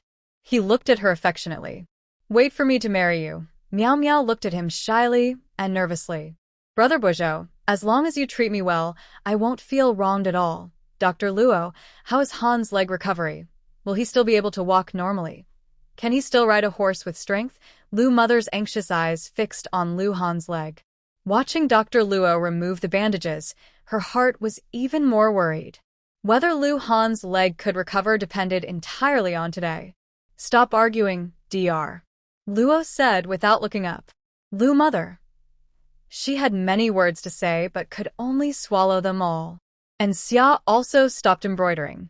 She stood beside Zhu, praying silently that her brother would get better so her sister wouldn't have to marry or be criticized by others. After some time, Dr. Luo opened the splint and carefully examined his leg. He gently pinched it and asked a few questions, saying, "You're healing well, that's great." Mrs. Lu clapped happily. Dr. Luo's hand trembled slightly. Luckily, he had finished checking the bones. If she had startled him earlier, he might have accidentally misaligned the newly healed bones, which would have been a waste. "I'm not doing it on purpose." Mrs. Lu covered her mouth. "Dr. Luo, I really didn't mean to scare you." I was just too happy. That's enough. You can try standing on your leg every day. Don't stand for too long. If you feel ready, try walking slowly, said Dr. Luo. This was his first time treating a broken leg and then healing it. Seeing the recovery, it was better than expected. You should thank your wife. If it weren't for her cooking bone broth, chicken soup, and fish soup every day to help you recover, your leg wouldn't be healing so well. Don't worry, Dr. Luo. Xiao Zhu treats me very well. I keep it all in my heart, Lu Han said. Now that he knew his leg could heal, his gaze toward Zhu became more straightforward. Yes, Dr. Luo did the most work, but our Xiao Zhu also contributed a lot, Mrs. Lu said happily. Since coming to Dongxing village, this was the happiest day she had had. Lu Han's leg was finally healed. Mrs. Lu asked, Dr. Luo, how long will it take for Lu Han to be able to walk normally? Based on his recovery, he should be able to walk in about a month. But to fully regain strength and use it normally, it might be around the new year, said Dr. Luo. Since it was mid-November now, he estimated that by the new year, Lu Han's leg would be back to normal, even if it was a good recovery. That's wonderful, Mrs. Lu said happily. Dr. Luo, you can stay for dinner tonight. I'll cook a duck to celebrate. Mrs. Lu was so happy, she went to catch a duck. Halfway there, she called Zhu out again. Xiao Zhu, come help me. Today, we will celebrate properly. The lunch was especially rich. It was the first time since Lu Han's leg was healed that he sat at the dining table. He had been lying in bed for nearly a month. When he sat at the table, he held his tea and said, Dr. Luo, thank you for healing my leg. I toast you with tea instead of wine. If you ever need help in the future, I will always be there. Every word Lu Han said, for Dr. Luo, meant more than just healing his leg. Lao Doctor was holding a cup of wine and drinking, saying, the pain of healing a broken leg again. I admire you. Not everyone can bear this kind of pain. While drinking a little wine, Lao Doctor unexpectedly got drunk. Grandpa Lao, have some tea, and Zhu offered, handing him a cup. I brewed a strong tea to help sober you up. Lao Doctor leaned on his chair and said, I'm not drunk. I'm fine. He sipped the tea and mumbled, this tea is good. No wonder it's from the capital. And Zhu pretended not to hear. The Lu family must be quite important in the capital. Lu Han rested for 2 days and was now able to go out with a cane, just like before. He said, Mother, I need to go to Chongping Prefecture. That noon, Lu Han brought up the matter. Lu Mother, happy because Lu Han's leg was healing, was in a good mood. Why do you want to go to Chongping Prefecture? She asked casually. Lu Han replied, some things. Lu Mother didn't ask more. Okay, how many days will you be gone? 5 or 6 days. Lu Han glanced at Zhu across from him. This time, I'll take Xiao Zhu with me to the city. Xiao Zhu? Lu Mother paused while serving food. And Zhu had already thought of how to persuade her mother, but Lu Mother said nothing and simply agreed. All right, take Xiao Zhu to see the city. Also, buy some fabric on the way back. The fabric in the county isn't pretty enough, and the colors aren't bright enough. Also, buy a few decent pieces of jewelry for Xiao Zhu, Lu Mother added. Chongping Prefecture isn't big, but compared to Yang County, there are more delicious foods, drinks, and fun places. If you have free time, take Xiao Zhu out for a day. Thank you, Mother. And Zhu was surprised that her mother was so understanding. All right, just call me Mother. No need to thank me, Lu Mother said with a smile. She thought to herself, maybe she was the lucky star of the Lu family. They thought Lu Han's leg couldn't be healed, and the doctor said there was no cure. Song Yu even prepared her for the worst. But who knew Lu Han would survive? And Zhu brought Lao Doctor back home again. He healed Lu Han's leg. It's known that even the palace doctors had treated Lu Han, but he still couldn't recover fully. This Lao Doctor was so skilled. How did he manage to heal him? Mother, let Xiao Xia stay at home with you for a few days. And Zhu also felt uneasy about Mother Lu being alone, so Xiao Xia accompanied her. Although Xiao Xia is just a young girl, having someone with her makes a big difference. All right, you can go to the city of the mansion with peace of mind. Honor's leg has just started to get better, so you need to watch over him. Don't stay out too long, or it might hurt his leg, Mother Lu warned anxiously. I've put the money in the box on the carriage. Buy whatever you need. It's good to see more things. Mother Lu's constant reminders made Anju feel the warmth of a mother's love. When she got on the carriage, she opened the box and found 100 taels of silver notes. Lu Han, your mother is really generous. 100 taels of silver notes. You're such a good daughter-in-law to my daughter. Of course I'm generous. Lu Han deliberately changed the subject to her. Anju cleared her throat, but didn't explain. She sat in the carriage. The road to the county was the same as always, and she had traveled it many times. But today, because they were going to the mansion, her mood was different, and she saw the scenery in a new way. How is Chongping Mansion like? Anju was very excited about the trip to the mansion. The signboard was already made, and she brought it along. At first, she was very excited, but later she became numb. Her bottom was sore from bouncing. Sitting in the carriage, she kept shifting her weight from side to side. Watching Lu Han sitting still, she really wanted to ask, "Don't you hurt? Are you tired? Wanna lie down for a bit?" Lu Han patted the seat beside him. "No, thank you," and Zhu refused quickly. The carriage wasn't small, and lying down was possible, but Lu Han was sitting right there. Lying on his lap felt strange. She lifted her feet and semi-reclined in the carriage, which was much more comfortable. At noon, everyone took a short break. Anju took her homemade biscuits, and after eating, they continued their journey. "Uncle Gu, maybe I should drive the carriage." Anju lifted the curtain. The cold wind outside made her face freeze. It looked like snow would fall in a few days. The weather was getting colder. Today, Anju wore a thick cotton-padded jacket that Mother Lu had made for her, but she was still cold. "No need. Young madam, sit tight," Gu Chun replied with a smile. She didn't know when she started calling her young madam instead of missin, and Zhu didn't bother to correct him. When it was almost dark, they finally arrived at Chongping Mansion. After reaching the inn, her stomach was growling with hunger. "Are you hungry? I'll have someone bring in some food," Lu Han said, looking at her weak and tired appearance. He ordered Gu Chun to bring the meals into the room. As expected of a guest house in the city, before Yanju had sat for long, a full, delicious meal was already served. Gu Chun said, "Young master, young mistress, I'll go back to my room to eat."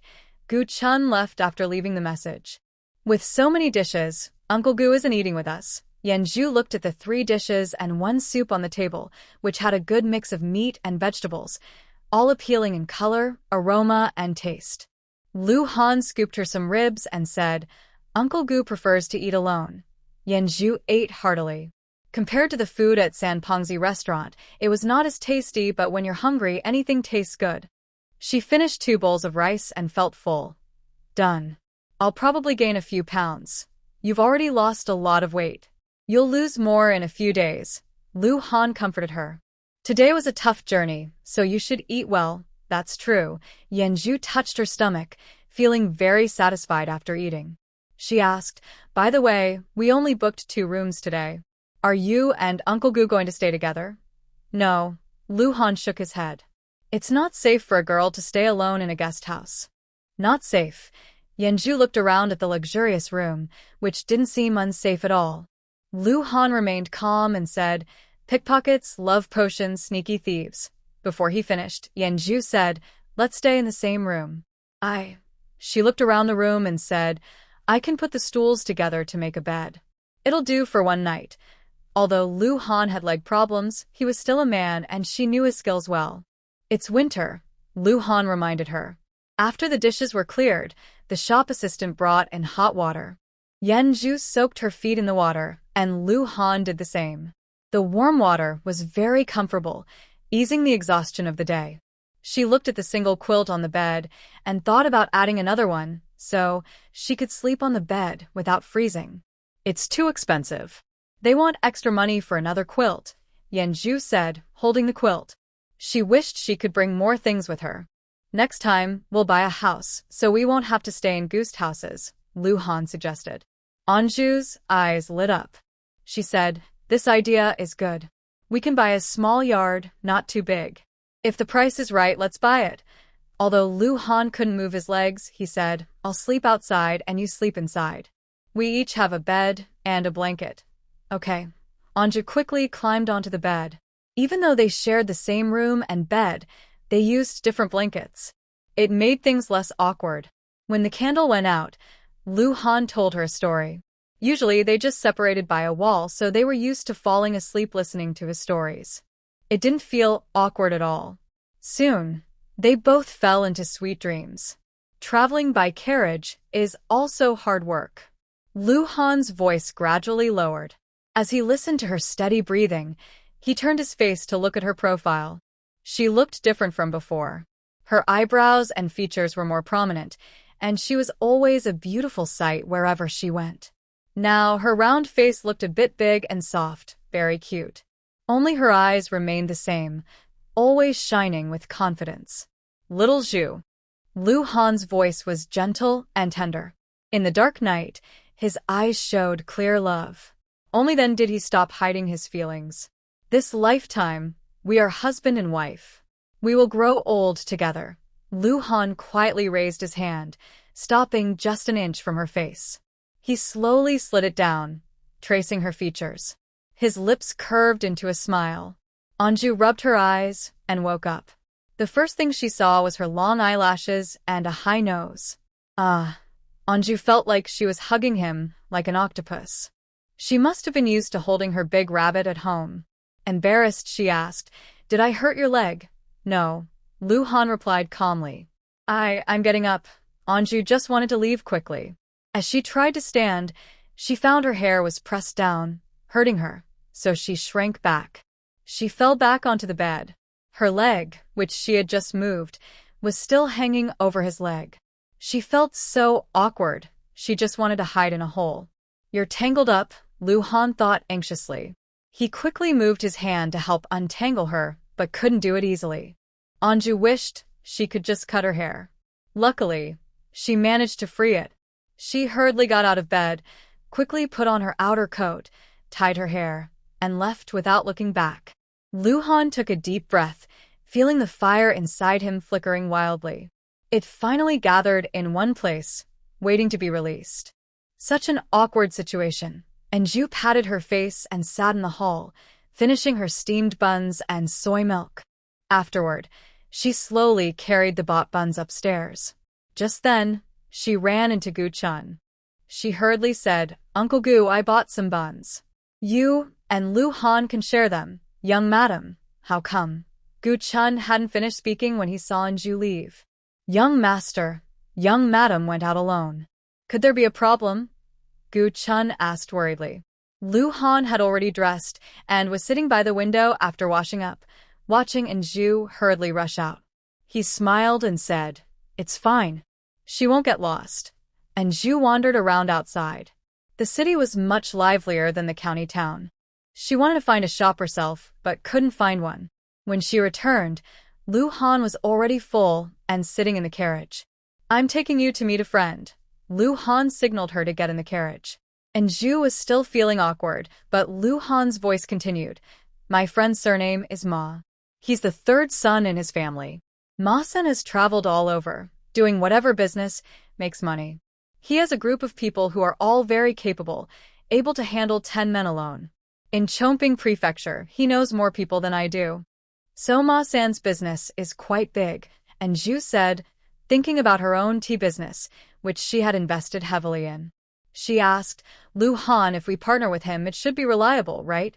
"Of course," Lu Han nodded. Seeing her still worried, he added, "Ma-san is a close friend of mine. You can trust him." Before she could see him, she was startled by a loud voice. Ma-san's voice was strong and full of energy, almost bursting her eardrums. Ma-san was tall and broad, with a thick beard. He stood next to Lu Han, so big he could almost cover Lu Han. "Third brother, this is my wife, Anju," Lu Han introduced seriously. Anju forced a friendly smile and reached out to greet him. "Hello, third brother." After extending her hand, she suddenly remembered that in ancient times, handshakes weren't common. Lu Han took the initiative to hold her hand. "Third brother, Xiao Zhu wants to start a tea business. Yangchuan County isn't big, and tea is hard to find. That's why she thought of you. Brother Sin doesn't like fancy talk." He looked at Lu Han and said unhappily, "You're not being thoughtful. Even after marrying, You didn't invite Brother San to drink wine. Are you afraid I can't give a gift? Brother San, you can't skip the gift. We still need to make up for the wedding later. When Lu Han and Brother San are together, he speaks casually and comfortably, showing they are good friends. Lu Xiaohan, if you come to Chongping Prefecture and don't think of me, Brother San, I won't be your brother. Brother San put his hand on Lu Han's shoulder. The tea business is fine and the shop is ready. Just put up a sign and you can start selling. But is your leg fully healed? Brother Sen looked at his leg with concern. When Lu Han came to Chongping Prefecture last time, he went out for business and wasn't here. Xiaozhu found a doctor for me, and he healed my leg, Lu Han said happily. I'm recovering now. That's great. Brother San's hand rested on Lu Han's chest, and they reminisced about old times. And Zhu felt her heart skip a beat when she heard the name Lu Xiaohan. Could it be that in a parallel universe, this person looks the same, has the same name, and even the same nickname? Xiaozhu, Brother San is taking us to see the shop, Lu Han whispered softly in her ear. And Zhu immediately snapped back to her senses. When they arrived at the shop, she thought the temporary place might have many problems, but surprisingly, the location was very good. She was satisfied with the size, and even the simple layout pleased her. Young sister-in-law, for your shop, Lu Xiaohan is very attentive. I asked him to find a place on the street, busy and preferably where rich people gather. Look at this shop. Are you satisfied? If not, Brother San has another shop. Brother San knew very well that although Anju was chubby, the fact that Lu Xiaohan took her seriously and introduced her as his wife clearly showed he truly liked her. Thank you, Brother San. I like this shop very much. Anju said. Lu Han, let's take this one. But about the price. Young sister-in-law, I'm giving you this shop. No need to talk about the price. That's too formal, Brother San said generously. And Zhu looked at Lu Han and gave him a subtle signal. Lu Han whispered a few words in her ear. And Zhu smiled and said, Brother San, how about this? Let's partner up to sell tea. The money we make will be split 50-50. I'll supply the tea leaves, and how to sell them depends on you. What do you think? Third brother only needs to hire someone to guard the shop. And Zhu clearly understood that she couldn't stay in the city forever, so finding a partner was the best choice. Splitting 50-50? That's too much. Ma Sanga looked at Lu Han with displeasure. Lu Xiaohan, what's going on with your wife? Third brother, we won't pay for the shop. The shop belongs to you, and you sell the tea. If others have ideas, they can deal with it. We're already making a good profit of 5%. If third brother takes nothing, I'd feel embarrassed. Lu Han spoke clearly and simply. He added, we brought the signboard this time. Tomorrow we can hang it up and start selling tea. We won't stay in the city for long. All right then, Ma Sanga didn't refuse. Soon he brought the signboard and hung it up. The words first-class fragrance looked grand. The sign was a bit small, but it was okay for now. And Zhu took out 30 cans of tea and said, Third brother, my tea costs 1 silver coin per can. Ma Sanga paused at her words. Sister-in-law, do you know that top-quality cloud mist tea only costs 1,200 coins? Third brother, my tea is very good. People who understand tea will naturally recognize that, and Zhu said confidently. The person selling the tea was also brought by Ma Sanga. He was a clever young man named Fu Shun. And Zhu carefully brought a set of tea utensils and patiently taught Fu Shun how to brew tea. She explained all the features of green tea clearly. Lu Xiaohan, your wife is impressive. Ma Sanga watched Zhu brew tea. She was plump and dressed simply, but her focused and elegant manner when making tea was very pleasing to watch. Of course. It's not just anyone's wife, Lu Han said proudly. Third brother, can you find a small house for us? It doesn't have to be big, just a small yard. When we go to the city, we'll have a place to stay. Why look for a house? Third brother has plenty of courtyards, Ma Sanga said. Before he finished, Lu Han replied, Third brother, my wife and I shouldn't bother you all the time. The words, wife and husband, carried weight in Lu Han's tone. Ma Sanga understood immediately and sent someone to look for a house. After Zhu finished teaching Fu Shun how to brew tea, they found a place. Already found one so quickly. At the moment Zhu opened the door, she immediately liked the place. The owner of the previous house was probably a flower lover. In the corner of the yard, flowers and plants were growing lively and vibrant. It was an ordinary courtyard with 2 rooms in the main house and 2 guest rooms in the side rooms. The kitchen was in the corner of the yard. The house was small but had everything needed. Next to the kitchen, there was also a water well. This is it, and Zhu thought immediately. She liked it here. The house was very clean. She tidied it up a bit, cleaned all the beds inside, bought some bedding, and that night, she showed her cooking skills. Lu Xiaohan, now I understand why you married her, Ma Sange said while eating. He chewed happily. His cooking was good enough that after trying it once, he wanted to try again. I'm not married to a cook, Lu Han said with a twitch of his mouth. When Ma Sange left, he still warmly invited them to stay a few more days. He said he would buy some beef tomorrow to celebrate. Third brother, do you want to eat the dishes made by Xiao Zhu? Lu Han bluntly exposed his idea. Ma Sange confidently said, Lu Xiaohan, what you're saying, beef isn't easy to buy. I'm just trying to improve your meals. Also, I'll buy half a sheep. The weather is cold, so it'll warm us up. With a new home came new feelings. And Zhu lay on the unfamiliar bed, but felt especially at peace. The name on the house deed was all hers. Lu Han wasn't afraid she might run off with the money. Before sleeping, Anju was a bit fuzzy and thought to herself that he trusted her too much. But this feeling of being trusted was really nice. Lu Han's room still had a candle burning. He wrote many characters of Yupingxiang but wasn't satisfied. In the end, he chose the most satisfying one to keep. Is this? Anju looked at the Yupingxiang sign and thought she might be seeing things. Lu Han said, Didn't I say the sign was too small? I rewrote a new one for you. We'll use this one.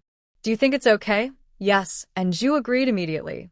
When she first made the sign, she disliked the plain font. But Lu Han's new one was different, grand and majestic, pleasing to the eye. Thank you, and Zhu happily stored the characters away. When she saw Ma Sange, she immediately looked for a place to make a plaque. Brother Sen said, If your wife trusts me, just give me the word. Once it's ready, I'll replace it with a new one, okay? Thank you, third brother. And Zhu handed over the token, and the group arrived at Yupingxiang. The tea was already brewed, and the new shop was full of fresh energy. Even though it was a short time, the aroma of tea was undeniable. With a tug on the red silk and a burst of firecrackers, Anju's first shop in Chongqing Prefecture officially opened. Smelling the firecracker scent, she never expected that the first shop in the city would be a tea store. She thought it would be a restaurant, but it turned out to sell tea leaves. She hoped the tea sales would bring in lots of money. On the first day, the tea was free. Everyone rushed in to try the tea from Yupingxiang, eager to see how fragrant it was. How much does this tea cost? All tea drinkers praised the tea as very good. Someone asked, and Anju replied, 1 tael of silver for a jar. On the counter, 30 jars of tea were neatly arranged. Today is the opening. We only have 30 jars. Once sold out, you'll have to wait until tomorrow to buy more. Anju's clear voice surprised everyone with the high price of 1 tael of silver. Before they could react, she continued. Only 30 jars, someone asked curiously. Yes, only 30 jars today, and Zhu answered confidently, as if saying, once they're gone, there won't be any more. If you want to buy, you'd better hurry. Yunwu tea only costs 1,200 coins, but yours is 1 tael of silver. Yupingxiang, I haven't heard of it. Exactly, I haven't heard of it either. Does it exist in the capital? No, I just came from the capital and haven't heard of Yupingxiang. The crowd whispered among themselves. People who drank the tea wanted to buy more, but the high price made them hesitate. They didn't expect this new shop to sell tea so expensively. Miss In? A clear voice sounded. And Zhu looked up and saw Zhou Xingxing, whom she hadn't seen in a long time. Miss N, when did you come to the city? Why didn't you come to see me? Zhou Xingxing said excitedly. I just arrived and didn't tell you, and Zhu said, rubbing her nose. She then took Zhou Xingxing to the backyard. Zhou Xingxing asked, Miss In, is this your shop? Selling tea leaves. Ahem. And Zhu cleared her throat. Listening, Zhou Shengsheng continued. Annie and didn't open a restaurant in the city. So, how did she start selling tea? Yipingxiang, what kind of tea is this? And Zhu? Oh no, it's happening so quickly. She had told Lu Han before that she got the tea from Zhou Xingxing, but now Zhou Xingxing didn't seem to know. Who would have thought she would meet Zhou Xingxing on the first day of opening? Miss Zhou. Lu Han stepped forward. Zhou Xingxing didn't understand in Zhu's look and asked, Andian, what's wrong with your eyes? Are you feeling unwell? And Zhu covered her face, wishing she could find a hole to hide in. If you're not buying a jar of tea, Yipingxiang's tea is very good, Lu Han said, pouring tea for Zhou Xingxing. After taking a sip, she said, I'll buy 2 jars of tea. Zhou Xingxing specifically asked her maid to loudly announce at the shop, and she paid on the spot. She said, Auntie, I don't have time today. I'll come back another day. Zhou Xingxing left with the 2 jars of tea she bought. That person seems to be the daughter of Commander Zhou, right? Someone recognized Zhou Xingxing's identity. For a moment, everyone hesitated earlier, thinking it was too expensive, but now they were afraid they might not get any. After all, the tea brewed from this tea is really good, better than Yunwu tea, just not as famous. 30 jars were quickly sold out. What kind of shop are you running? Why is there no stock? It's just opening. Exactly. Everyone stay calm. Come early tomorrow. Fu Shun followed Zhu's advice, politely persuading everyone to leave. Ma Sange saw this scene and said, Little sister-in-law, you haven't prepared enough stock. It's enough, and Zhu smiled happily, holding the silver, splitting half to Ma Sange and also giving Fu Shun 100 coins, saying, Third brother, how can we make Yipingxiang known to everyone as quickly as possible? Well, Ma Sange hesitated and said, Of course, the more people talk about it, the more they think our tea is good, and gradually word will spread and people will come to us. That's too slow. And Zhu shook her head and said, We won't stay in the city for long. If we don't make our tea famous now, it will be hard for Fu Shun to sell it later. But we have no stock now. Won't everyone be unhappy? Master San does not understand. And Zhu smiled and Lu Han explained, Third brother, what do you think will happen if everyone finds the tea good but can't buy it? It will be bought tomorrow, Master Sen answered quickly without thinking. People will talk about it. Think about it. Throughout Chongping Prefecture, no, even in the whole Great Zhou, is there anyone selling out-of-stock items? Lu Han asked in return. Master Sen nodded as if he understood, but wasn't quite sure. Lu Han continued, R.E. Pin Xiang opened and sold out immediately. The tea is good, and with Miss Zhou buying tea, I am sure that now, everywhere in the tea houses and restaurants, people are talking about our tea. How expensive it is, how fragrant, and how rare. If it were third brother, would he want to come and see the shop? Lu Han asked. Master, Sen finally understood. He said, You're clever. It's still early. I'll go get some beef, and we can celebrate at home. But, sister-in-law, do you still have tea left? And Zhu instinctively looked at Lu Han and touched her nose. Yes, I have stock. On the way back, and Zhu kept thinking about how to explain to Lu Han. Little Zhu, Lu Han deliberately fell behind half a step and whispered in her ear, I'll go with you to get the stock. Didn't you put all the goods outside the city? And Zhu blinked and Lu Han said, Little Zhu, no one has realized yet that your tea is valuable. Once they do, will they swallow your goods? I'll bring some people along so you don't have to worry. And Zhu smiled. She was worried that the goods she entrusted others to bring might be stolen. But he didn't know that all her goods were hidden in the bamboo garden. She blinked and said, Then let Uncle Gu go with me. You should rest your legs and not walk around. Third brother has brought back the beef and lamb. I'll buy some seasonings for hot pot tonight. Sitting in the carriage, and Zhu saw an old, dilapidated temple nearby and asked Uncle Gu to drive over. Uncle Gu, wait outside for me. Young madam, is it dangerous inside? Gu Chun looked worriedly at Zhu. And Zhu smiled and shook her head. Don't worry, there's no danger. And you stay outside. If anything happens, just call out and I'll come. Be careful, young madam. Gu Chun warned seriously, holding a knife, ready to act at any moment. And Zhu repeatedly corrected him, saying, Uncle Gu, just call me Xiao Zhu. Miss and other titles feel too awkward. Every time she heard Gu Chun call her Miss, She felt uncomfortable and didn't know who he was referring to. And Zhu entered the abandoned temple, relieved that no one was there. She looked around inside, and finally took out 2 large bags of tea leaves from behind the Buddha statue. The tea was covered with rice stalks. As she thought about jars, she remembered the jars in the tea house. The 30 jars they ordered from the county couldn't be found right now, and the tea house was filled with ceramic jars used for selling tea, stacked like a warehouse. Except for the bottom of the ceramic jars, which had the words, bamboo garden and blue and white patterns, they looked like old-fashioned items, not modern at all. She made a firm decision and secretly took hundreds of jars to hide behind the temple. Once everything was ready, she called Gu Chun in to help move the items. Seeing the bags and jars, Gu Chun couldn't help but ask, "Miss, such valuable tea leaves are hidden in this old temple? What if someone takes them? And these jars, they look so nice," Gu Chun said, examining the jars and tea leaves. He looked at Zhu with curiosity. She was just a country girl, yet she somehow got such good tea and beautiful jars. The way she was delivering them was also very unique. "Uncle Gu, we need to move quickly, so no one finds out. This temple is no longer useful," and Zhu said, carrying a bag with great strength, startling Gu Chun. When they got home, and Zhu was hungry, "I bought meat buns to fill my stomach first," Lu Han said, handing her a bun. And Zhu took a big bite. Ma Sanga said, "I told you at noon you should eat real food," but Lu Xiaohan insisted on buns. "Turns out, my sister-in-law loves buns, and they stay warm easily." And Zhu paused and looked at Lu Han. He explained, "Eating at a restaurant, the food cools quickly.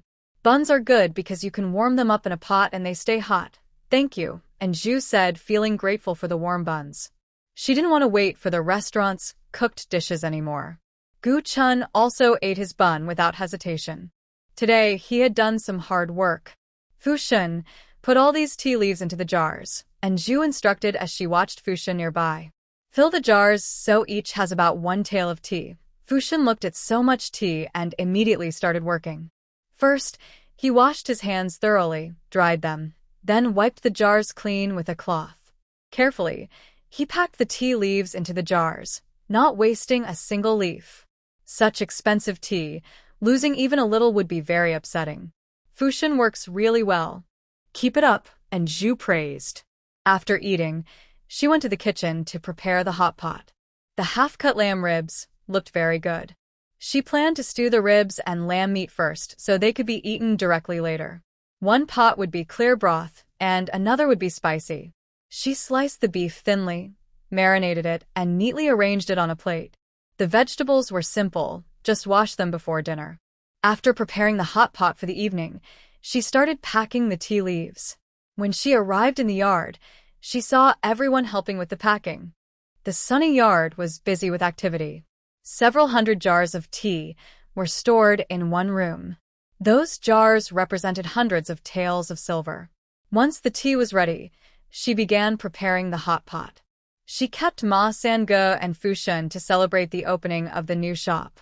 Besides lamb and beef hot pot, she bought many vegetables, bok choy and radishes, which are special for the season. She also added pig blood, fried tofu, and vermicelli. When cooked in the hot pot, they tasted wonderful. "Too bad there's no beef tripe," and Zhu said, arriving late and missing it. Ma Sango asked, "What is beef tripe?" "That's the cow's stomach lining, the layered stomach," and Zhu explained. When cleaned and cooked in hot pot, it tastes great, crisp and refreshing. The flavor, and Zhu swallowed hard. She said, "No, I shouldn't think about it anymore." She brought the new copper pot to the table, adding charcoal in the middle. The outer ring was for boiling the hot pot. Seeing the copper pot, she wondered if there were others from the capital who had traveled through time. Otherwise, how could hot pot exist here? "Why does this hot pot taste even better than the one at Jufu Tower?" Ma Sanga took a piece of lamb. The flavor was excellent. He had eaten hot pot at Jufu Tower before, but this one was much better. Third brother's choice of beef tallow was the key, and Zhu smiled happily and said, "There is no beef fat. Even if I wanted to make beef hot pot, it would be difficult." She added, "It's a pity there isn't much beef fat. Otherwise, I could make more hot pot base. Is lard okay? Ma Sange asked. Of course, the texture isn't as good as this beef fat, and Zhuo replied quickly. It's a pity that beef fat is hard to find. Don't worry. I often go to different places. When I find some, I will send it to my sister-in-law, Ma Sange said. He tried to dip the beef into the hot pot. Soon the beef was cooked. With the dipping sauce Zhuo made, the flavor was excellent. I've never eaten such delicious beef, Ma Sange praised, looking at Lu Han with envy. Lu Han ate quietly and helped Zhuo serve dishes, ignoring Ma Sange's envy. Fushan was focused on eating hot pot. He had never tried the hot pot at Jufu Tower and couldn't afford it, but today, the lamb and beef he ate, even the bok choy, tasted wonderful. In the cold winter, eating this lamb hot pot warmed both body and heart. Everyone was very happy. And Zhuo lay on the bed, looking at the 15 taels of silver, feeling very happy, her earnings from tea leaves. In the future, continuous income from tea leaves meant she would always have money. This gold was truly worth it. She happily fed 5 taels of silver to Zhuyuan. As her earnings increased and Zhuyuan's shop expanded, she could foresee endless wealth flowing in. The next morning, when Zhuo arrived, Fushan had already prepared tea. Many people were gathered at the shop entrance, all here to buy tea leaves. That jar is different from yesterday. Someone noticed the jar was different and asked. And Zhuo explained, the tea leaves are the same. It's just that the previous jar is gone. We specially ordered this type of jar. From now on, all our tea at Yipingxiang will be stored in this kind of jar. These are blue and white porcelain jars with the words Jiyuan on the bottom. Everyone, remember this jar is ours at Yipingxiang, and Zhuo said loudly. She carefully examined the jar and added, today, we still have 30 jars. Once sold out, that's it. After Zhuo finished speaking, those who had doubted the porcelain jars were worried about missing out. In less than a short while, all 30 jars were sold. Those who didn't get one still wanted to buy tea leaves, just like yesterday. Everyone, please be patient. Sit down and have a cup of tea. Come early tomorrow to buy more. It will be the same, and Zhu's voice was soothing and calming. She said, Fushan, brew more tea for the guests to enjoy. The table arrangements she had prepared earlier were now useful.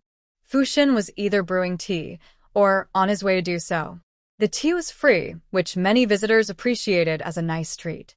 Drinking the tea made from Fushan's brewing, everyone enjoyed the flavor and became more eager to buy tea leaves. After settling the guests, Zhu went to the backyard, where Lu Han and Ma Sange were chatting. Ma Sange said, I'll be leaving early tomorrow. Don't worry about the tea shop. Besides Fushan, I've asked others to watch over it. Everything will be fine. Ma Sange added, if anything happens, remember to leave me a message. Safe travels, third brother, Lu Han said simply. Thanks, Ma Sange replied with a smile. When he saw Zhu, he said, sister-in-law, I've bought some butter. Great. Wishing third brother a smooth journey, Zhu replied. After seeing Ma Sange off, Zhu looked at Lu Han and said, your friend is really nice. Third brother is straightforward, Lu Han said, then asked, are the tea leaves sold out?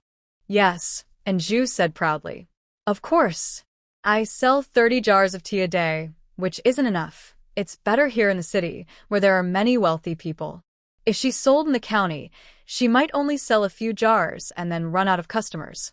Zhu was glad to be in the city. Even if she sold 30 jars a day, in a month of 30 days, she could sell 900 jars, earning about 900 taels of silver. Next time, she could sell famous teas like Longjing, Dahongpao, or Pu'er, easily earning a few hundred taels a month. She imagined silver coins flying toward her. The best part was that the tea leaves from the bamboo garden were inexhaustible. A month's profit was nothing compared to a year's, which might be around 1,000 taels. Over 2, 5, or 10 years, what then? Once her tea gained fame, she wouldn't worry about making money. As for the tea garden, she wasn't worried. Later, she could find a good tea mountain and meet more tea farmers. Who knew where her tea really came from?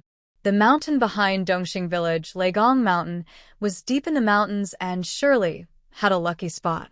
She could say her tea was picked from there. and Zhu praised herself silently.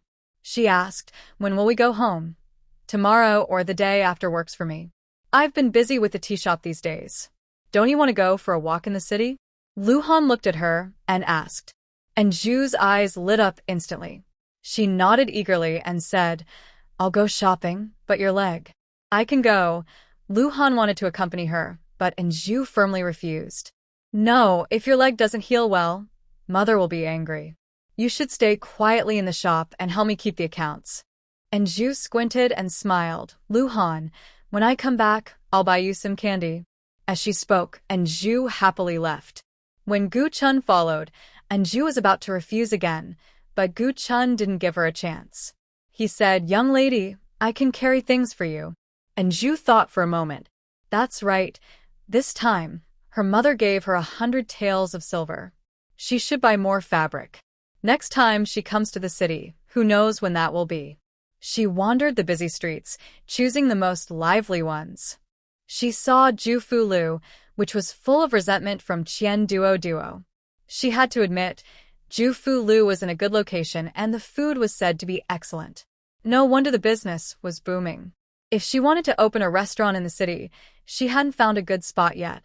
Passing by Ju Fu Lu, she saw Jin Xiu cloth shop. Even without going inside, just looking at the fabrics outside, she could tell this city's cloth shops were different from those in the county. The styles, colors, and materials were 10,000 miles better. No wonder it was the city's top cloth shop. Zhu entered the shop. It wasn't long before she was attended to. She picked out more than 10 pieces of fabric, some for herself, some for Lu Mu, Lu Han, Gu Chun, and Fu Quan, Lu Yu, and even in Feng and in Xia. She also bought a large red piece, thinking it might come in handy for Tianjun's wedding. When she left the shop, she was glad she brought Gu Chun along. With so many fabrics, she couldn't carry them all by herself. "Uncle Gu, maybe you should take these back first," Zhu suggested. Besides fabric, she also bought a lot of sewing supplies, so Xia could learn embroidery peacefully. Others buy fabric by a few feet, but she bought whole bolts. If she had known earlier, she would have brought a cart. "Miss, do you still remember the way back?" Gu Chun was worried about Zhu. Zhu patted her chest and said, "Uncle Gu, don't worry. I can manage on my own." Before Gu Chun, she was holding him in front and carrying him on her back behind, making the path difficult to walk. She then took the fabric and went home first, planning to come back later to find him. Without Gu Chun following, Zhu felt like a wild horse running free. She was holding a candied hawthorn stick, looking around happily, very lively. Suddenly, Zhu arrived at the bank of Yunxia River. She knew the name because she overheard others mention it. The painted boats on Yunxia River and the top-ranked enchanting girl from Yunxia Tower were about to perform on stage. Yunxia Tower is probably a brothel, right? The enchanting girl is likely the top courtesan. Zhu pushed through the crowd to the riverbank. It was already crowded with people, 3 layers deep. The decorated painted boat docked at the river was very fancy. The front deck became a temporary stage, with a square platform built for performances. Pink curtains fluttered in the wind. Below the stage, women played musical instruments. In the middle of the stage, a brightly dressed and glamorous madam announced that the enchanting girl, Mei Yan, would perform. Zhu could feel the crowd tremble with excitement. She kept her balance, afraid of being pushed into the water. She wanted to see how stunning this Mei Yan girl was. "Miss Mei Yan," a voice called out beside her. When the pink figure appeared, the voice was so loud it almost burst her eardrum. It felt like watching a star perform. Mei Yan didn't say a word. From a distance, she could only see her graceful figure vaguely. Her slender waist was so delicate she worried she might break if she used too much strength. She turned and smiled charmingly, more beautiful than the most beautiful women in the palace. This Mei Yan girl truly deserved her reputation as the top courtesan. Just look at her face and figure, no wonder these men went crazy. Even women might feel inferior after seeing her. Unfortunately, Mei Yan's performance was too short. After dancing once, she left the stage without saying a word. The next act was also very good. She looked around and suddenly saw Zhou Shengsheng. And Zhu pushed her way toward Zhou Xingxing, but the crowd was too thick. It was hard for her to find Zhou Xingxing among so many people. Fortunately, the performance by charm girl Mei Yan has ended. Otherwise, she would have had a hard time walking. When she approached Zhou Xingxing, she saw her talking with a few girls, hesitating whether to say hello. Suddenly, there was a commotion. Someone had fallen into the water. In the next moment, Anju saw a green figure pushing Zhou Xingxing into the water. Anju quickly rushed forward, grabbing Zhou Xingxing's hand and forcefully bumping the green figure. She didn't know if it was bad luck, but after being bumped, she was pushed into the water again by the panicked crowd. Someone has fallen in. Someone's sharp scream sounded. Anju held Zhou Xingxing's hand tightly as the crowd surged around them. After finally pulling Zhou Xingxing out, she looked scared and said, "Sisterin, thank you for saving me just in time. It was just a coincidence. Are you all right?" And Zhu examined her. Aside from a little dirt on her dress, she seemed fine. "I'm fine." Zhou Xingxing recovered her composure and asked, "Did you men fall into the water just now?" "I don't know," and Zhu whispered a few words into her ear. Zhou Xingxing looked at the water with a complicated expression. Someone had already gone into the water to rescue her. It wasn't until Lin Yumin was pulled out by a man that they left. "Sister N, I probably won't have time to visit you today. I'll come see you tomorrow," Zhou Xingxing said as she headed home to recount today's events. After saying goodbye to Zhou Xingxing, Anju lost her desire to continue wandering. Why did that girl, Yumin, want to harm Zhou Xingxing? Madam has returned. If she doesn't come back soon, young master will go look for her himself, Gu Chun said when he saw Anju returning. He wiped the sweat from his forehead, having just searched around but couldn't find her. "It's unfamiliar here. If I get lost, I won't be able to explain to my mother," Lu Han said, biting his lip. When he saw her safe, he let out a sigh of relief. "Don't worry. I have a mouth. Even if I get lost, I can ask for directions," and Zhu said, drinking a large cup of tea before recounting the lively scene she saw today.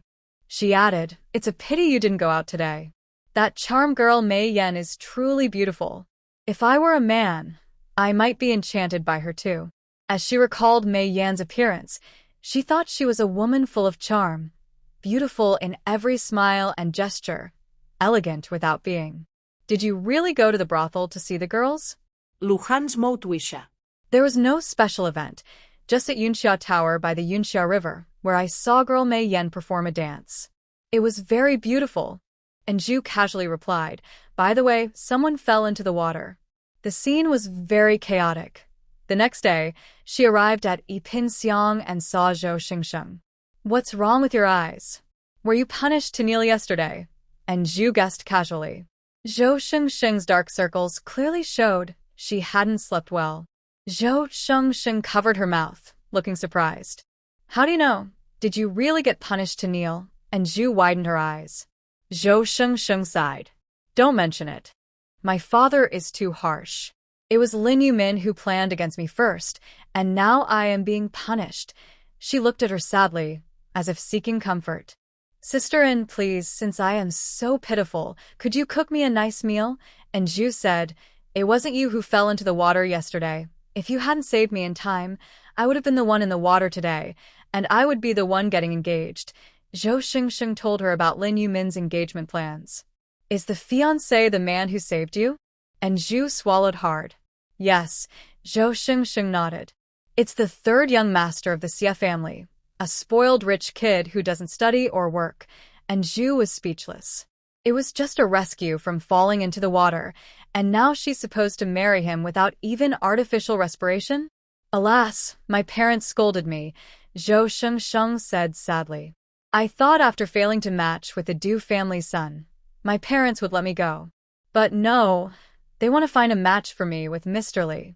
Oh, sisterin, I feel so pitiful. You don't know about Mr. Li. He looks good and comes from a noble family, but I heard he loves to visit brothels. So, you went to Yunxia Tower?" And Zhu asked curiously. "Yes, I want to find out the truth and show my parents that their judgment is wrong," Zhou Xingxing said with pursed lips. Now and Zhu understood. Zhou Shengsheng wanted to investigate Mr. Li, but someone had plotted against her because of him. The plan failed, and she ended up being the one who was tricked. Sister In, I want to eat the braised spare ribs you make. Zhou Shengsheng looked at her sadly. Seeing her so pitiful, and Zhu decided to take Zhou Shengsheng home. Big sister In, you should come stay at my house.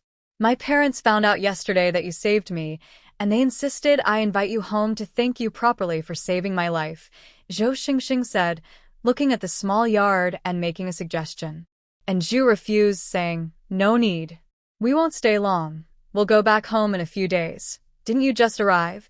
Zhou Shengsheng raised an eyebrow, reluctant to see her leave. Big sister En, don't you and brother-in-law live in the capital city? The capital is so nice. Are you worried about me or about the food I cook? And Zhu quickly pointed out her thoughts. Zhou Shengsheng smiled awkwardly, then confidently said, Big sister and I miss you, and I miss your cooking too. You're so fond of food, yet you stay so slim. How do you do it?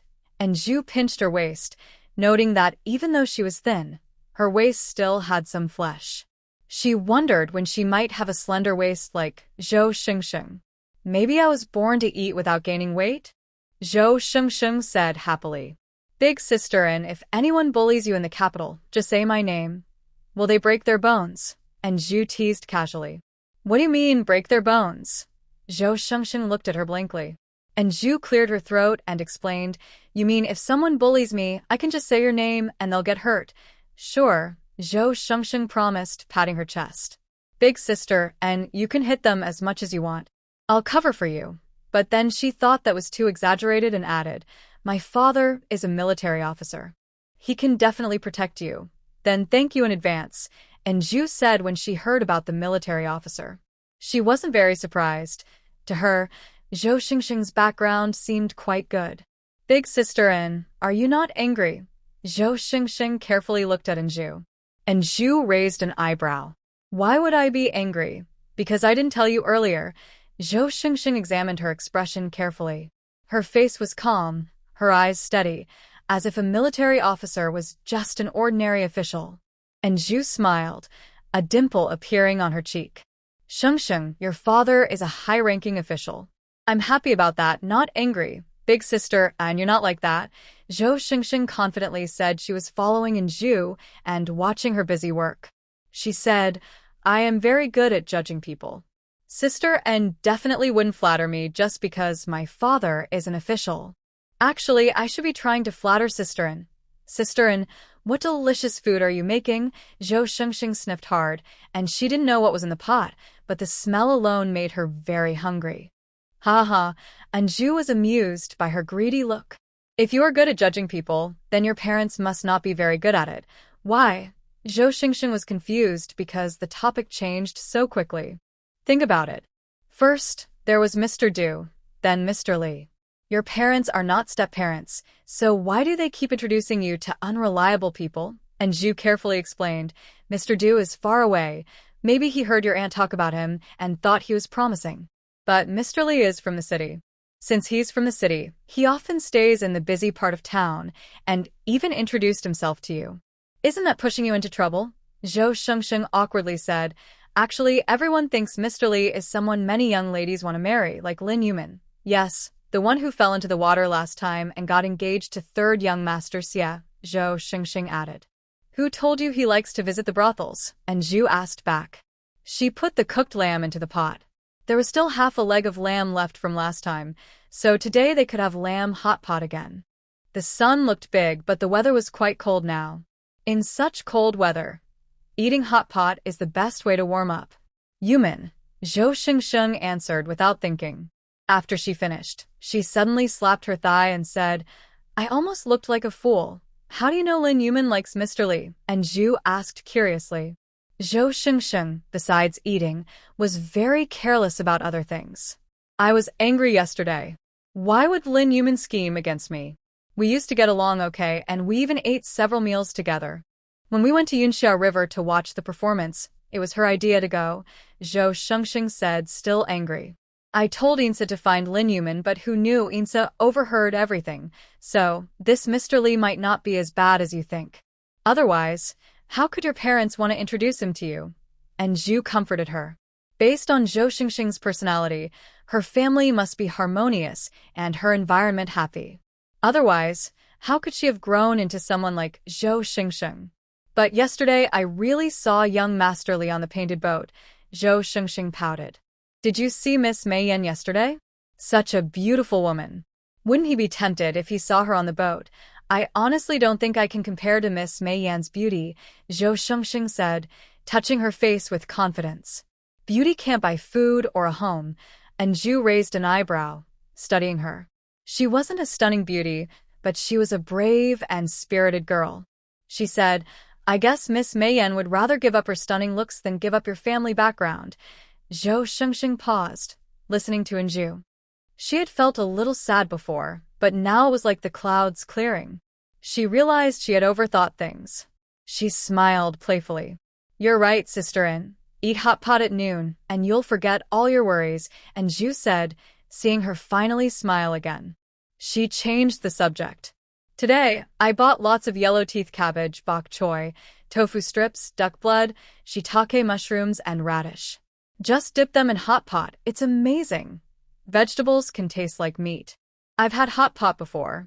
Zhou Xingxing chirped excitedly. She talked about the hot pot at Zhu Fulu. How do you know how to make hot pot? I heard it came from Kyoto, and Zhu thought maybe there were travelers from Kyoto too. She smiled and said, I just tried making hot pot myself. Different broths give different flavors. You can try later and see the difference. When Lu Han and Gu Chun returned, they were just about to eat hot pot. And Zhu hurriedly said, Come and eat hot pot. Brother-in-law, I'm here to visit again, Zhou Xingxing said politely, acting like a noble young lady. Hearing brother-in-law, Lu Han felt very happy. Xiao Zhu's friends are few. Welcome. Thank you, brother-in-law, Zhou Xingxing whispered to Anju, with a secret smile.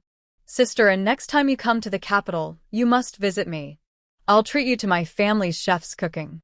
I tell you, our chef's lotus duck is delicious, so good. Zhou Xingxing's mouth watered just thinking about it. All right, I will try next time, and Zhu smiled warmly and invited Gu Chun to eat together, but Gu Chun stubbornly refused. Little Zhu, Uncle Gu, is used to eating alone. If he joins us, he might not be comfortable, Lu Han explained, his gaze subtly falling on Zhou Xingxing. And Zhu immediately understood and didn't insist. The plentiful lamb and cooked vegetables were all served to Gu Chun. Uncle Gu, thank you for your effort, and Zhu said with a bright smile as she handed over a big bowl of lamb hot pot. Gu Chun's eyes welled up with tears. The young lady was truly kind. Big sister In, this hot pot is delicious, spicy and flavorful, Zhou Xingxing said as she started eating.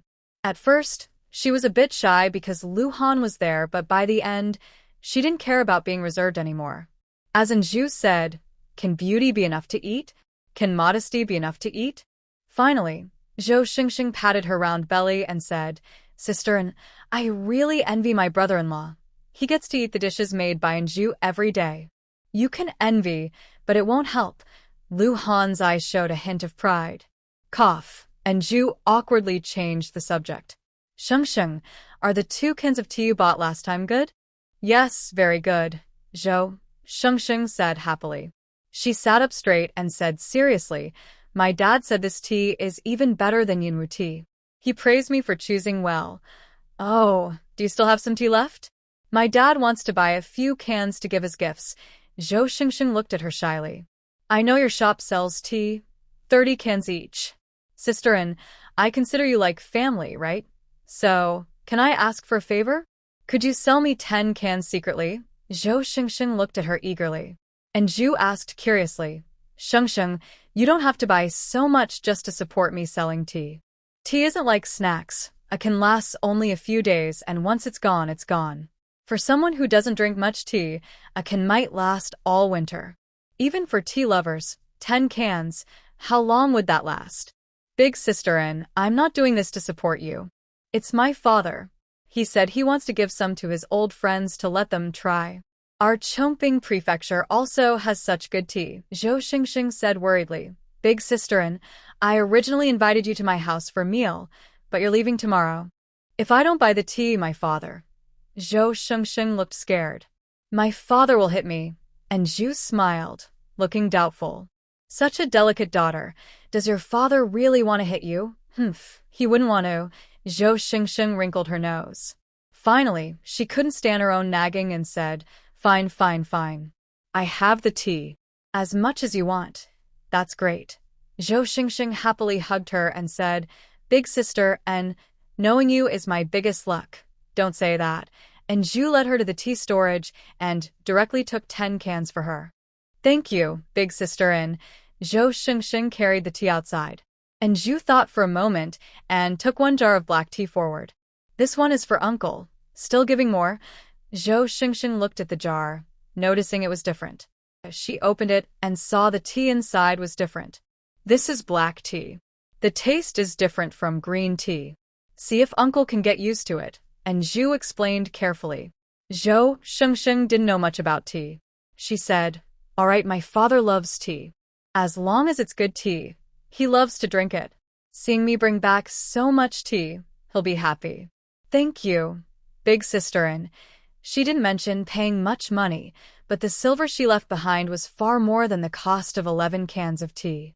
And Zhu wanted to catch up, but the carriage had already gone far away. Miss Zhou, you are truly loyal. Lu Han looked at the silver in her hand and then at her bamboo and jade hairpin. It was a gift from Zhou Shengsheng. He wondered if the jade hairpin, specially made, was finished. Yes, Shengsheng is indeed a good girl, and Zhu didn't fuss over the silver. As long as they kept visiting each other, it was fine. Madam. Fu Shun arrived while Zhu was tidying the tea. Seeing Fu Shun, she said, Fu Shun, from now on 30 cans a day. One cannot too many, one cannot too few. Also, no one is allowed to buy more than 10 cans. Understood, young master, Fu Shun replied. Fu Shun responded softly, listening to Anju's instructions. He said, Madam, don't worry. I will take good care of the first-class incense. No one will dare to target it. Fu Shun was young but had a calmness beyond his age. Later, when it was quiet at night, Anju lay in bed, thinking about her trip to Chongqing Prefecture. The smoothness of the journey made her feel a bit unreal. What's this? Before dawn, as Anju got into the carriage, she saw Lu Han handing her a small box. I bought it yesterday, when I passed by, Lu Han casually said. Anju looked at him suspiciously. She opened the box and saw a clear jade hairpin. Unlike Zhou Shengsheng's bamboo-style hairpin, this one was slightly curved, with a blooming lotus flower at the top. The lotus was pure and flawless, like a graceful young girl standing tall. This lotus carving is really beautiful. Anju liked the lotus a lot. It's noble and peaceful, beautiful yet elegant. Just like you like it, Lu Han remembered she liked pink lilies. Unfortunately, there was no pink jade, so he couldn't carve a pink lily. Between white lilies and lotus flowers, he finally chose the lotus. I'll try it on, Anju said, replacing her old hairpin with the lotus one. The pure lotus seemed to bloom in her black hair, looking very beautiful. Does it look good? Anju shook her hair, wishing she had a mirror. Although she was still a bit chubby, she loved to look nice. It looks good, Lu Han smiled as he watched her. Suddenly, the carriage jolted. Ansulia nedtörar Lu Han. Be careful. Lu Han caught her waist and protected her head. When the carriage stopped, Anju was in his arms. Lu Han looked down and asked, Are you hurt? Did anything happen? I'm fine. Anju shook her head. She tried to stand up, but the carriage jolted again. Her legs went weak, and she fell again, her hand landing below his navel. What is this? Anju felt her hand was different. Her face suddenly turned red as she remembered the first time she rode in a carriage. It was all so awkward, touching a place she shouldn't have. She quickly pulled her hand back, lifted the curtain, and asked, Uncle Gu, what's going on? When she lifted the curtain, she saw not Gu Chun but a woman in red. Miss Mayan? Anju was surprised when she saw the woman. The woman in red directly jumped into the carriage. When she saw Lu Han, she immediately aimed her dagger at him. Lu Han's eyes darkened slightly. Just as he was about to act, and Zhu said, Miss Mayan, let's talk nicely. Are you hiding from someone? Seeing her disheveled appearance, and Zhu quickly slipped into the carriage, as if chased by a ghost. Change into a different outfit and pretend to be my maid, and Zhu said. Hearing this, Mayan looked at her strangely. She cleared her throat and asked, Do you think I look like one? She was more like a young lady. The girl in front of her was quite fat. Take off your clothes first and put on mine, and Zhu said without hesitation. She took her clothes from under the carriage and threw them into Mei Yan's arms. If you don't change now, it'll be too late. Mei Yan clenched her teeth and was about to change clothes when Zhu said, Take off your outer coat first. Hurry up, and Zhu urged. Hearing the sound of horses outside, she pressed on. Lu Han closed his eyes. Dear officials, what brings you here? Gu Chun confirmed there was no problem inside the carriage. Hearing the voices, he understood Lu Han's intentions.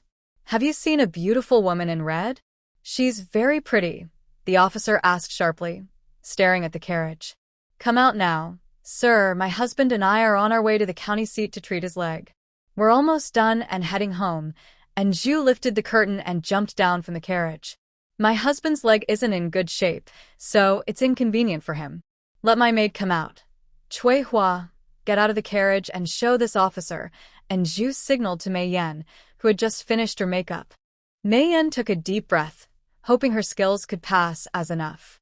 Why are you hesitating? And Zhu scolded as she watched her not move. She then explained to the officer, My maid here isn't very pretty and doesn't like to see people. Please forgive her. Cui Hua, get out, and Zhu pulled Cui Hua out of the carriage. She's too ugly. When the officer saw Cui Hua's face clearly, he immediately felt like vomiting. Her skin was dark, and there was a large black birthmark on her cheek. Her eyebrows were thick and coarse. She was extremely ugly. Sorry, sir. My maid is a bit ugly, he apologized. As Zhu spoke, she handed silver to the official and said, We are now rushing back to Yang County. Leader, this definitely isn't magic smoke. Magic smoke looks like a beautiful woman, with skin as white as peeled eggs. She doesn't look like her. The officer looked at Zhu and Suehua. One is fat, the other is ugly. The man on the carriage was a man. Shut up, the lead officer said coldly, giving him a sharp look. If we let her go, neither of us will be safe. Go wash your face, the officer said, staring at Suehua, the maid. She was so ugly it was hard to look at. Magic smoke moved slightly, and Zhu held her hand and said, All right, as long as the official isn't in a hurry to wait, and Zhu took a water bag from inside, dipped a cloth, and wiped Magic Smoke's face. She said while wiping, I chose Suehua because of her looks. Otherwise, with such a good figure, what if she tries to my husband? And Zhu's words made Magic Smoke stiffen and not dare to move. Even Lu Han in the carriage couldn't help but smile. This girl dares to say anything. Official, look at my husband. He's so handsome. I have to watch him closely. And Zhu said proudly. After washing Suehua's face, she added, Do you think my maid looks a bit whiter now? The officer coldly looked at Suehua, pushed her away, and Zhu quickly helped her. Official, there's no one else on our carriage. You get down, the officer pointed at Lu Han. Lu Han looked at him coldly. His sharp gaze surprised the officer. If it weren't for their ordinary carriage, he might have thought they were dealing with someone very important. Official, my husband has trouble walking. It's not convenient for him to get on and off the carriage, and Zhu said, slipping a bag of silver over. The officer weighed the silver in his hand, then kicked it into his chest and said sternly, Get off the carriage. He drew his sword. The cold, sharp light made Zhu jump. She was angry inside but forced a smile and helped Lu Han down. Be careful. Lu Han was originally angry, but since Zhu was taking such good care of him, he felt better. He held her hand, used her for support, and jumped down from the carriage. One leg hit the ground, but he didn't dare to move the other. And Zhu helped him stand aside. Official, please search. The officials searched the carriage thoroughly, checking under the seats and places where someone might hide. They also searched the other carriage carrying supplies and found many items inside. The officials looked at the four of them and asked, Did you see a woman in red? We've been sitting in the carriage the whole time and didn't see anything, and Zhu replied, turning to Gu Chun. Did you see her? No. Gu Chun shook his head. I was focused on driving and didn't notice anything. Impossible. The officials kept staring at the four of them, suspicious. One of them said, that woman is a wanted criminal. If you hide her, it's a serious crime. Sir, there are only four of us, and you've already searched the carriage. There's no one hidden, let alone a criminal. And Zhu said, getting annoyed. You've checked everything, taken our money, and questioned us. Why won't you let us go, sir? Gu Chun also offered money. The officer took it, but suddenly changed attitude. Take these four back for proper questioning. We came after her, but this area is empty except for this carriage. It looks suspicious. Who dares? Lu Han, who had been silent, spoke up. He looked at the lead officer and said, has Governor Hong Song been informed of your reckless actions? If you can't find the person, are you trying to use us as substitutes? The lead officer, hearing Lu Han mention the governor's name, looked suspicious. He cupped his hands and asked, may I ask, young master, how do you know the governor's name? Lu Han gave him a cold look. Go back and tell the governor that Lu Han sends his regards. Young Master Lu. The officer bowed again, still suspicious.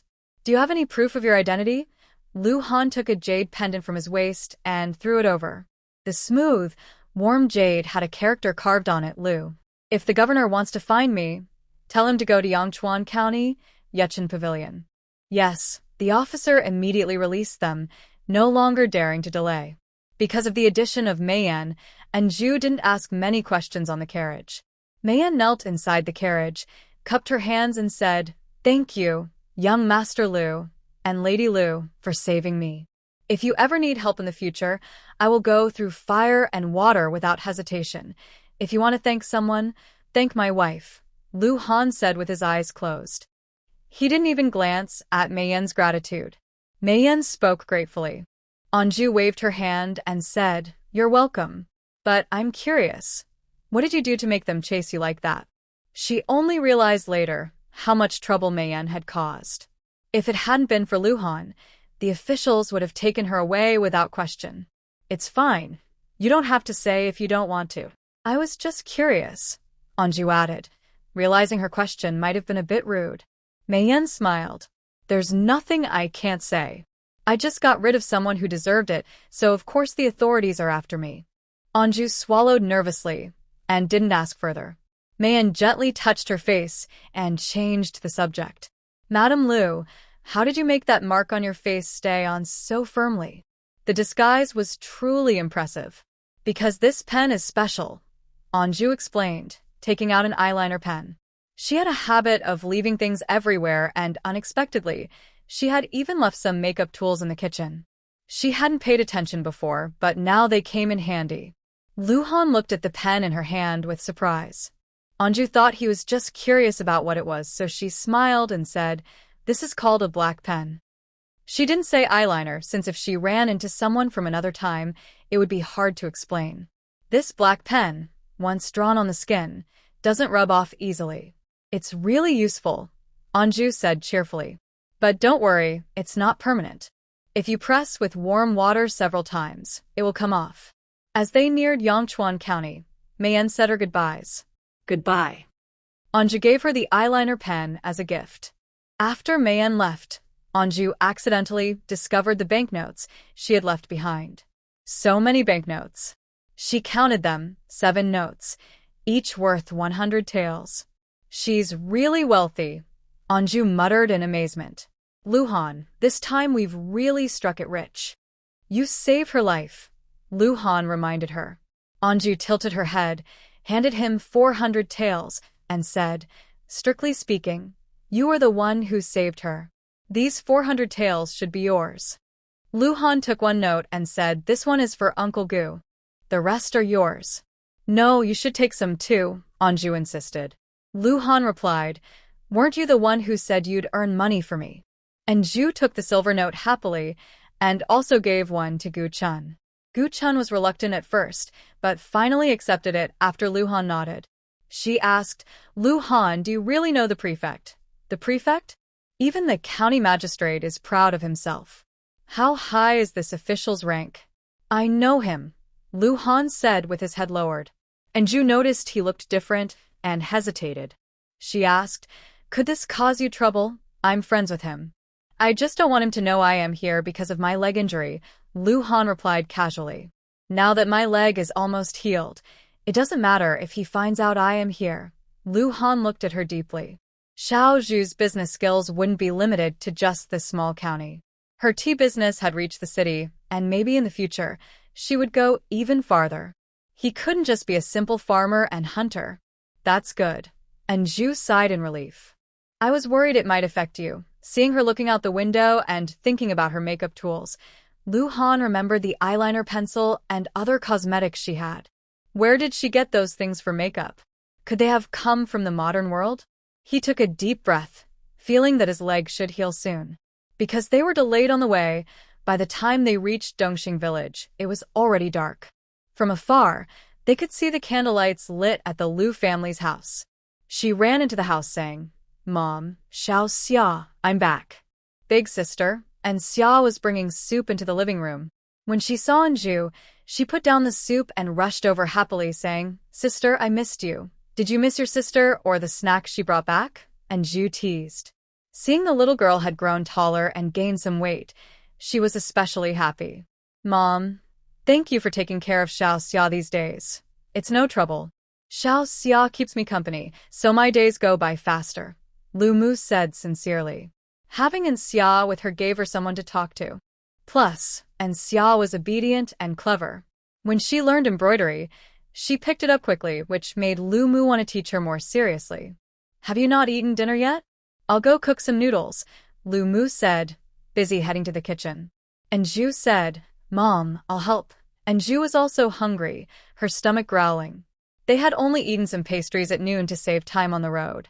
The pastries were tasty, but eating them as a meal made her feel a bit uncomfortable. Egg noodle soup with chopped green onions is simple to make and very quick. After finishing a bowl of noodles, sitting beside the charcoal fire, Zhu feels truly alive again. She took out the cloth and snacks she brought back. Mother, look at this fabric from the city. It's beautiful, with nice patterns, and it's much cheaper than in the county. When I bought so much, people thought I was buying wholesale. Zhu happily gave some snacks to Xia. Xia, try this. The green bean cake tastes great. It melts in your mouth. When she tasted the snack, she thought the little girl would definitely like it. It smells so good, Xia said after trying a piece. The green bean flavor filled her mouth. Sister, how can the green bean cake be so fine? It's so delicious. There are green bean cakes in the county too, but they don't taste as good as today's. I don't know how they make it, Zhu said uncertainly. Maybe they grind the beans very finely? Besides green bean cakes, there are many other snacks, all for you. Sister, Aunt Lu also wants some, Xia said, changing her way of addressing Aunt Lu. According to Aunt Lu's mother, calling her Aunt Lu sounds too distant. Don't worry, mother and mother-in-law have some too. These are all for you, Zhu said with a smile. She took 2 bags of snacks and 2 pieces of fabric and left. 1 bag of snacks and 1 piece of fabric were given to Aunt Sun's family, and the other set was delivered to the Tian family. When Aunt Sun saw Zhu coming, she was surprised. She asked, Little Zhu, you shouldn't accept this. It's too valuable. The snacks and fabric from the city are very precious. Auntie, you helped us before. Please take these snacks and fabric. Look at the patterns. They'd look so nice on your little granddaughter, Zhu said happily. It's not easy for me to come to the city, and I didn't bring many things. As long as you don't mind, that's enough. Zhu made Aunt Sun very happy. Then she went to the Tian family. Tian Jun is about to get married. Now, besides running their business, the Tian family is preparing for her wedding. Tian Laoda's family just moved out. They don't have much left, and although they earned quite a bit recently, they still lack many things. Little Zhu, you're back? Xie Xiuhong saw Zhu and said, You look thinner again. Annie Tian, I really like hearing that, Zhu replied happily. And Zhu liked it when others said she had lost weight. She wanted to lose even more. She took out some snacks and a red cloth. Aunt Tian, I bought this red cloth from the city. It's a gift for Jeanne to make her wedding dress. The red cloth was large. Although it was too late to embroider intricate designs, it was enough to cut and make a full red wedding dress. Even without embroidery, the dress would look very beautiful. Xiaoxiu Hong looked at the red cloth. The fabric was soft and much better than what they usually bought. From now on, Jeanne will be my sister-in-law. We're family now. Aunt Tian, you won't refuse, right? And Zhu smiled happily. The red cloth I bought earlier can be used to make festive red silk. Hang it at home, and it will look very nice and joyful. Okay. Xiaoxiu Hong was so touched she almost cried. After Zhu left, she told Jin, Jin girl, you must be good to your grandfather and grandmother, and serve your husband well. Where did the jade pendant come from? Where is young Master Lu? Hong Song was busy catching a fugitive when he suddenly saw a jade pendant engraved with the character Lu. His face changed instantly. To the Lord, Li Liang explained how he encountered young Master Lu and how he got the jade pendant.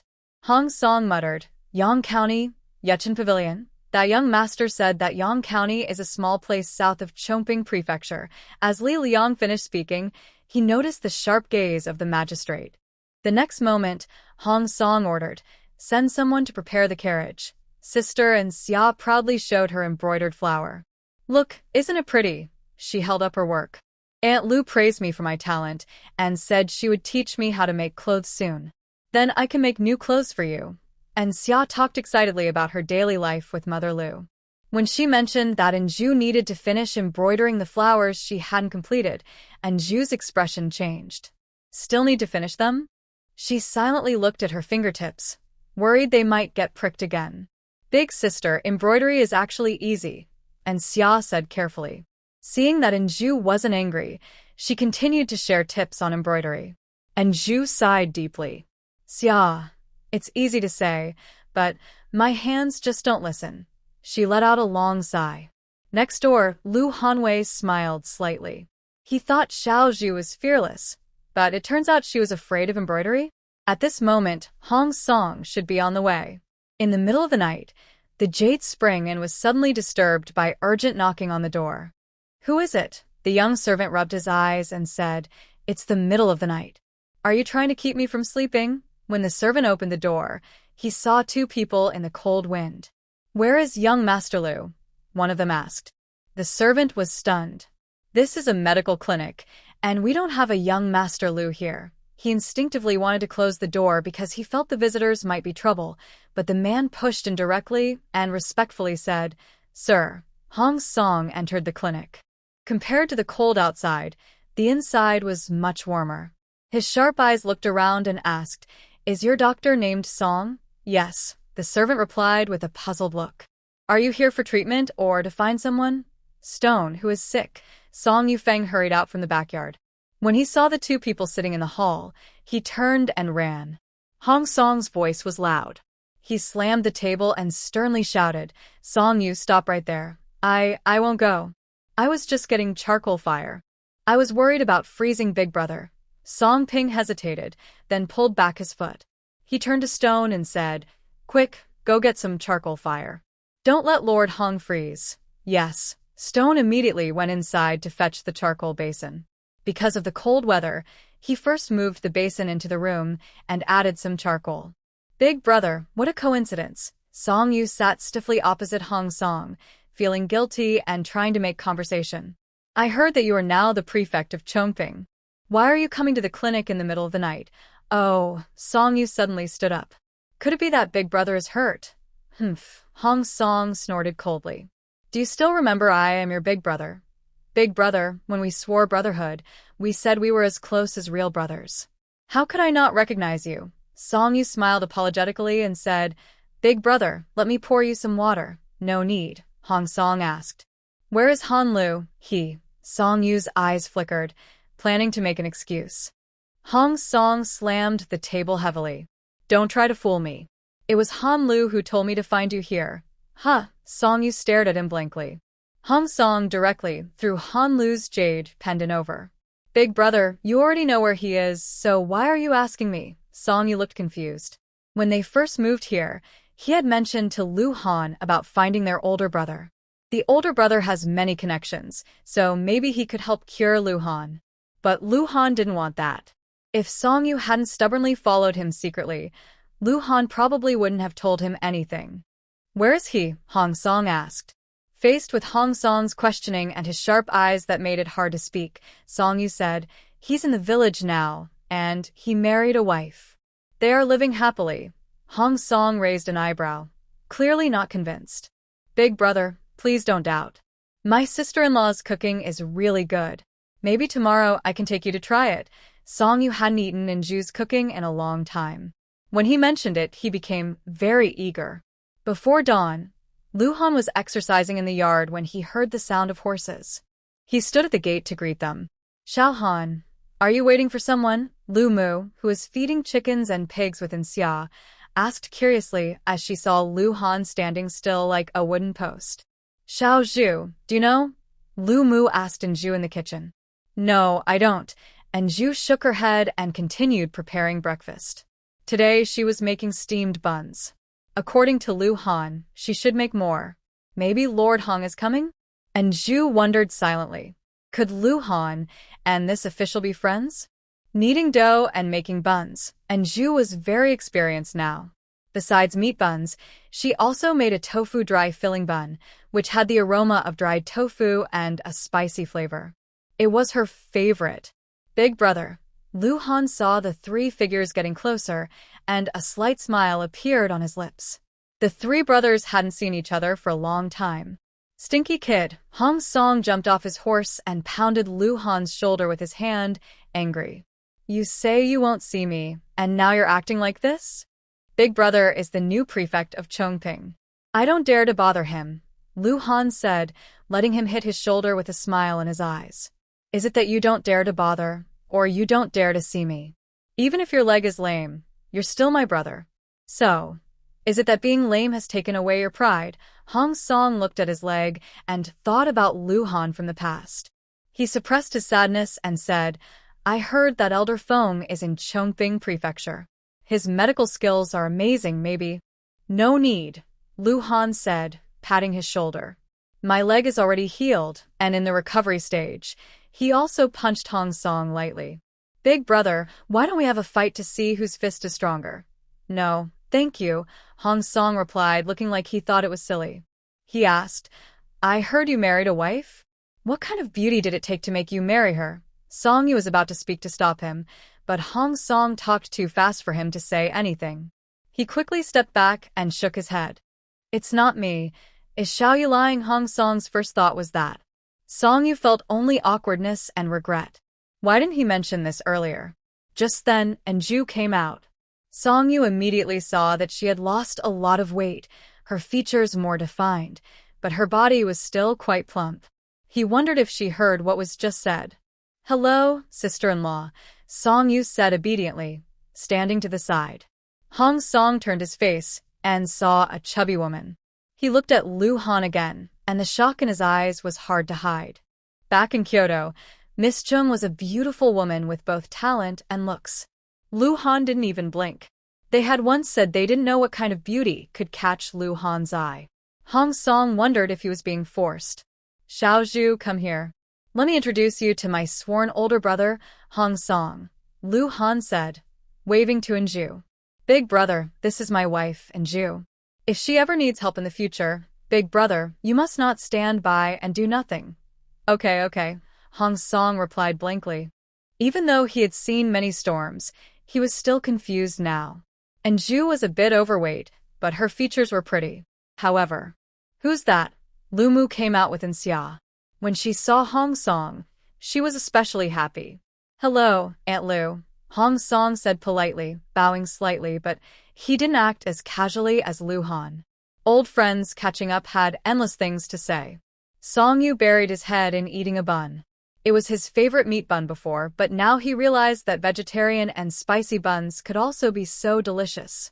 Hong Song was eating his bun absent-mindedly. After everyone left, he asked, "Lu Han, is it true that Annie forced you to marry?" Lu Han looked at him deeply. Next to him, Song Yu said, "Lu Han was badly hurt on the mountain. almost losing his life. Annie asked his wife to come and bring good luck. Hong Song understood. Big brother, I will only marry Xiao Zhuer, Lu Han said clearly. He knew what Hong Song was thinking. He couldn't explain what happened in his past life, but he knew now that Zhu and the others probably wouldn't believe he truly liked them. My life was saved by her. I can't forget her kindness, Lu Han added. Hong Song patted his leg and said, Yes, the girl saved you. You can't be ungrateful. By the way, your wife's buns are delicious. I've never had dried bean curd buns before. Her cooking skills are indeed good, Lu Han said with a smile, praising Zhu as if he was praising himself. Hong Song was eating his bun and asked, Was Mo Yen rescued by you all? Song, you looked confused. Lu Han didn't hide his thoughts. Big brother, what did she kill? Big brother, you don't need to hide it from me, Lu Han said, noticing his expression and knowing what he wanted to say. Do you know the young master of Dongyang? Hong Song asked back. Lu Han's eyes showed surprise. When he saw Mo Yen yesterday, he never thought that a woman from a brothel would be connected to the young master of Dongyang. This young master of Dongyang likes her. Unfortunately, she is an artist, not a. She didn't happily accept his affection. Instead, because he forcibly tried to take her, she fell into the water and died, Hong Song said, clearly disapproving of these spoiled young men. Lu Han's expression grew serious. Will the king of Dongyang blame you because of this? Before Hong Song could answer, Lu Han said, He definitely will. The young master dying at the hands of a brothel woman is a huge shame. Big brother. Enough, Hong Song raised his hand to stop him. At most, it's just poor protection. Besides, who knows if the young master secretly came to Chongping Prefecture and lingered in the brothel. Don't get involved. The king of Dongyang has many wives and concubines. Losing one young master is just a matter of face. Lu Han, I want to remind you that Mo Yen is definitely not an ordinary brothel girl, Hong Song warned. Big brother, don't worry. She has already left. If this matter gets out, Big brother can handle it like this. Lu Han and Hong Song talked in the room for 2 hours. Song Yu felt bored listening to all this. He didn't understand these things, and he thought eating buns would be better. Sister-in-law, do you still have those tofu dry buns? I didn't know you could make buns with tofu dry. Song Yu went to the kitchen to find Zhu. It's not just tofu dry that can be used for buns. Cabbage, chives, and green beans can also be used, and Zhu explained. There are also soup-filled buns bite into one, and the rich broth is so tasty. Then there are pan-fried buns, and there are many ways to make buns. Sister-in-law, can you make them? Song Yu swallowed his saliva. Just hearing the names made him crave them. Are they your doctor's favorite too? And Zhu looked at him curiously. Not only Song Yu, but even Dr. Luo loves them. Being told directly that he liked them made Song Yu a little embarrassed. He quickly said, Food is the most important thing in life. Filling your stomach is a big deal. Yes, it is, and Zhu nodded in agreement. She went to the backyard and caught 2 fish. Since there were guests at noon, she planned to make steamed fish, pickled fish, spicy stir-fried pork, and some bok choy. That should be enough. I wonder if the bean sprouts have sprouted yet? And Zhu went to check her bean sprouts. They had grown very well, white and plump. She turned around and almost bumped into Song Yu. She patted her chest and asked, Dr. Song, what are you doing following me? Sister-in-law, how do you even grow your own bean sprouts? Song Yu looked at Zhu. It turned out that a girl raised in the countryside could do so many things. That's not hard at all, and Zhu replied casually, busy cooking in the kitchen. Did your younger sister do all this? Hong Song saw the lunch dishes and praised, Your sister-in-law has really good skills. Hong Song left first, and Zhu went back to her parents' house. She brought back cloth and pastries for her family. Big sister, I want to go too, and Xia packed her small bag. Sister-in-law is getting married soon, and I want to go home to help. Okay, and Zhu didn't discourage her. What could a young girl do? Xiao Zhu, why did you buy so much? Lu Yu saw all the things Zhu bought and was surprised. She couldn't believe she bought so many snacks and cloth. She wouldn't even buy this much for New Year. Mother, these snacks are for entertaining guests. And I also bought cloth. I just didn't have time to make clothes. Once Xiao Xia learns to sew, she can make clothes for you all. And Zhu held some pieces of cloth and said that everyone in the family had new fabric to make new clothes. Xiao Zhu, you can't do this. Your mother-in-law will be upset, Lu Yu thought anxiously. And Xiao was learning embroidery at the Lu family. Even if she often sent some things over, it was just for free. Now she was sending so much fabric, which cost a lot of money. How would the relatives view them? Mother, these are what my mother-in-law chose, and Zhu said. When she tried to pay, Lu's mother refused to take the money. In the end, she had to convert the money into goods. The fabrics were bought with her own earnings, and she couldn't say anything about the tea leaves, so she simply kept quiet. Your mother-in-law is really kind, Lu Yu said with admiration. And Zhu asked, Mother, are all the preparations for my brother's wedding ready? How many tables will there be? Maybe we should slaughter a pig. You, girl, really have money now. Even talking about slaughtering a pig, Lu Yu scolded immediately. Buying a pig of about 30 pounds is enough. Usually, in the village, they do the same for the wedding feast. There are probably about 5 or 6 tables. Lu Yu hesitated and said, Xiao Zhu, about your wedding back then. Mother, that's all in the past. Don't mention it.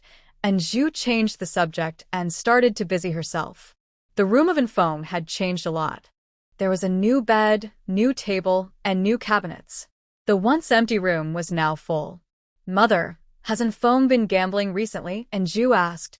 And Xiao was at the Lu family, so she didn't know about Infeng's situation. No, Lu Yu said with a big smile. Xiao Zhu, you don't know. Since he decided to marry, he's been leaving early and returning late every day. The money he earns, he gives to me without keeping any. It's like he's a different person. Lu Yu looked happy as she talked about Infeng's change. And Zhu felt relieved. She said, Mother, Xia is staying with my mother-in-law and has learned a lot. After Infeng's wedding, I'll let her learn more from my mother-in-law. After settling the affairs of the Yin family, and Zhu felt completely at ease. Her actions were also a way to honor the original owner and her parents. Apart from the matter of lucky charms, Lu Yu gave her a motherly feeling. As soon as Zhu entered the yard, she saw Lu Han practicing walking. She said, Didn't you already practice this morning? Grandpa Luo also said that your leg needs time to heal. Why are you in such a hurry? It's okay, I didn't use much force. Lu Han felt her concern and said, Don't worry, I already asked Luo Lang about it. And Zhu looked at him suspiciously, thought for a moment, and then asked, That girl, Mei Yan, the one who was killed, was she someone with a strong background? If we let her go, will it affect you? She liked Mei Yan. Just seeing her face made her want to get close. You're only worried now, Lu Han raised an eyebrow. And Zhu pursed her lips. After talking with Lord Hong yesterday, you seemed in a bad mood. The person who died was young Master Dongyang. As Lu Han finished speaking, he saw her shock. Her eyes nearly popped out. That was a member of the royal family. What should we do? And Zhu said worriedly. Did I cause trouble? Sorry, I didn't know who the young master was. If I had known earlier, I would have. What would you do? Not save her, Lu Han deliberately said, watching her look worried and like she was facing a big problem. He found her very cute. Should we still save her? And Zhu hesitated. That girl looks very familiar. If we don't save her, isn't that a real life lost? Lu Han, each person is responsible for their own actions. If something really happens, you can push me out. Anyway, I was the one who saved her. And Zhu gave up and accepted her fate. Since arriving in the Great Zhou dynasty, she had met a magistrate yesterday, and today she found out the person she saved the day before was killed by a young master. She felt her mind might not be quick enough. Don't worry. No one will know we saved her. If you don't say anything, I won't either. Let's pretend this never happened. Lu Han comforted her. Her resigned look reminded him of the past. Really? And Zhu felt like her heart was on a roller coaster. Lu Han said, Just keep your heart in your stomach. But Lord Hong yesterday, and Zhu felt that Lord Hong was hard to fool. He is my sworn older brother, and we both have issues with that young Master Dongyang. Lu Han saw that she didn't believe him and explained, We once fought with the son of Dongyang. But the son of Dongyang is just a coward, a paper tiger. His reputation in the capital is terrible, so he was sent to the territory of the king of Dongyang. I don't know how he ended up in Chongping Prefecture. To be precise, the son of Dongyang leaving his territory without permission is also a crime. Lu Han's words made Inju curious. She asked, since the prince is in his territory, shouldn't he stay in the capital? Because the son of Dongyang couldn't stay in the capital anymore, they replaced him with his younger brother. The king of Dongyang probably isn't happy about that, and he might be pleased to have his illegitimate son given a title, Lu Han explained patiently, also giving some background about the royal family of the Great Zhou dynasty to prevent Inju from misunderstanding. It is now the 19th year of the Great Zhou. The current emperor has 6 sons. Does the emperor have no daughters? Inju asked out of curiosity. Not at all, Lu Han shook his head. Inju was surprised. With 3,000 beauties in the harem and 6 sons, why is there no princess? There was one, but she died young, Lu Han said carefully, not daring to say more. He reminded her, Xiaozhu, you must not inquire about princesses in the capital. Oh, and Zhu nodded. Then she said, I don't go to the capital. So why should I ask? Besides, royal family matters don't concern me. Lu Han continued talking about some of the princes, but Inju felt dizzy and uninterested. She interrupted, Lu Han, I really don't understand this. It's better not to talk about it. Lu Han swallowed his prepared words and said, Xiaozhu, yesterday my older brother praised your cooking. Next time you see your sister-in-law, she'll definitely like you. Haha, and Zhu replied with a forced smile. Yesterday, he even said I was fat. Being fat is good, soft and plump, Lu Han sincerely said.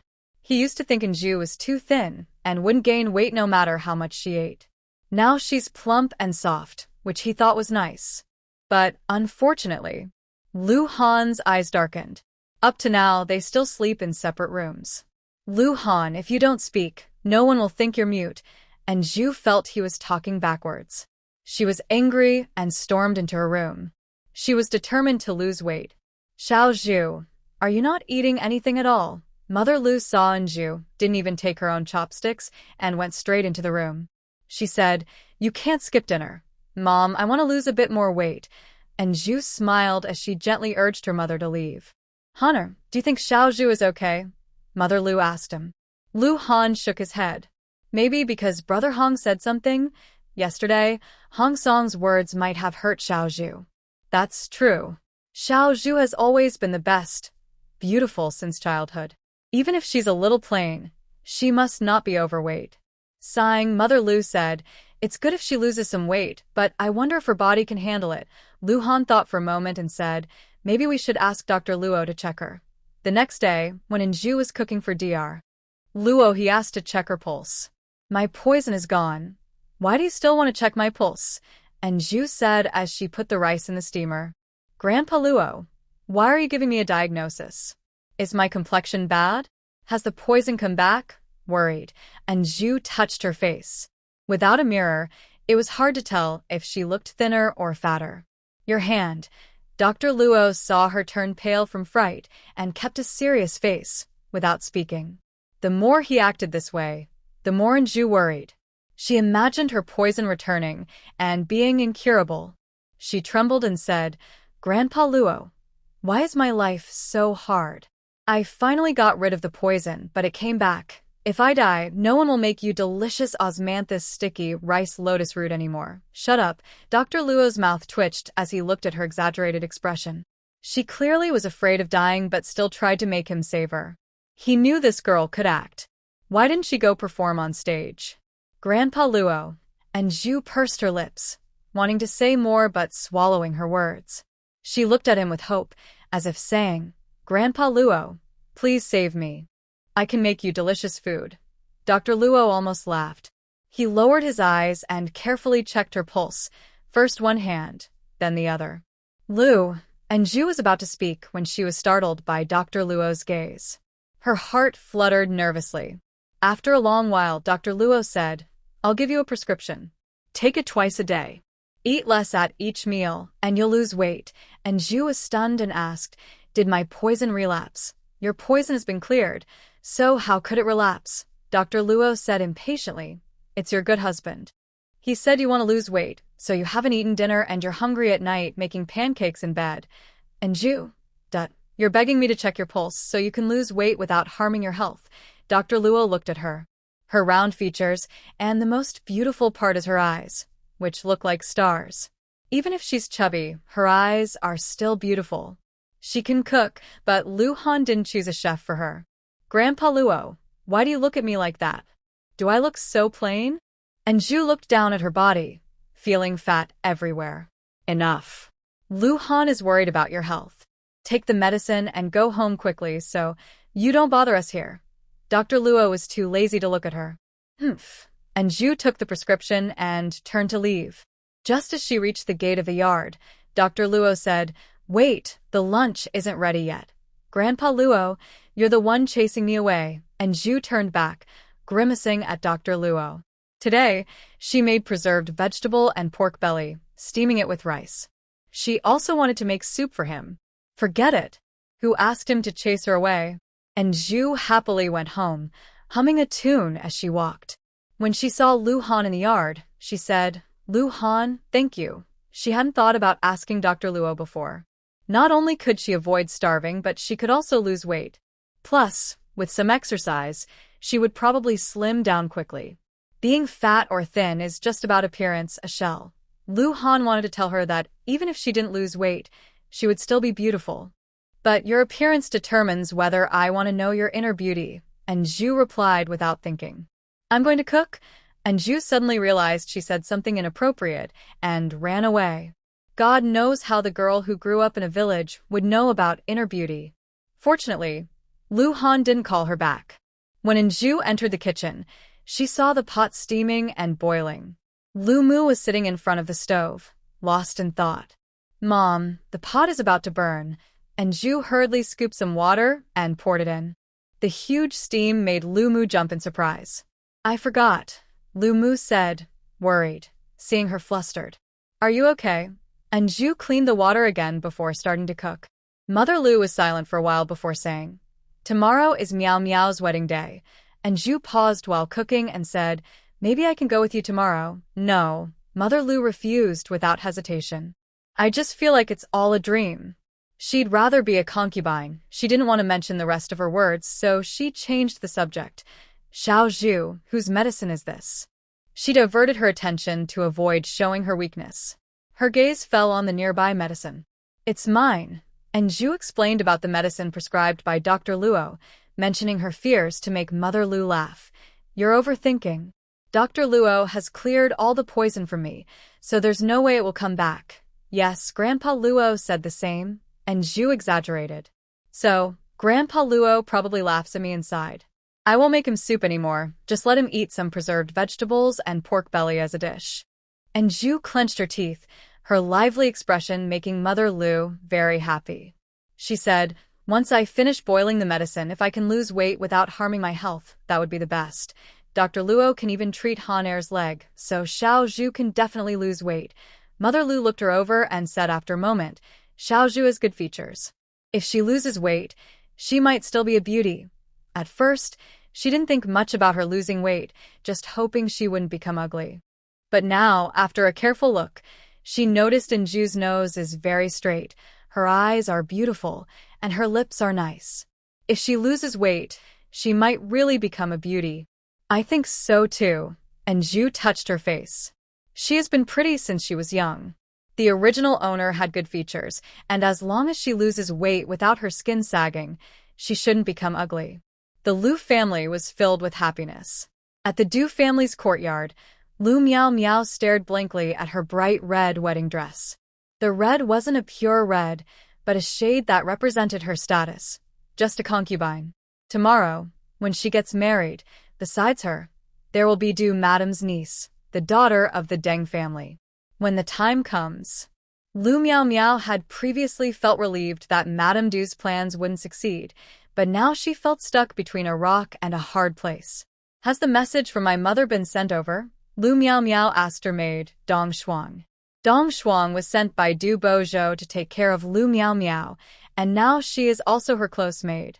"I've delivered your message," Dong Shuang answered carefully. Lu Miao Miao looked at her and asked, Did you speak directly to my mother? Dong Shuang paused, then knelt down immediately. Young lady. Dong Shuang. Lu Miao Miao looked at her with a serious face. When did you become Lady Du's maid? Lu Miao Miao looked at her coldly. In the past, she had helped Dong Shuang. Otherwise, Dong Shuang would still be a poor girl who had to sell herself to bury her father. Young lady, Dong Shuang bowed and explained, I am a person of your family, whether alive or dead. But the lady's words are not without reason. Lu Miao Miao asked coldly, what did the lady say? The lady said that you are a wife of equal status, married from another courtyard.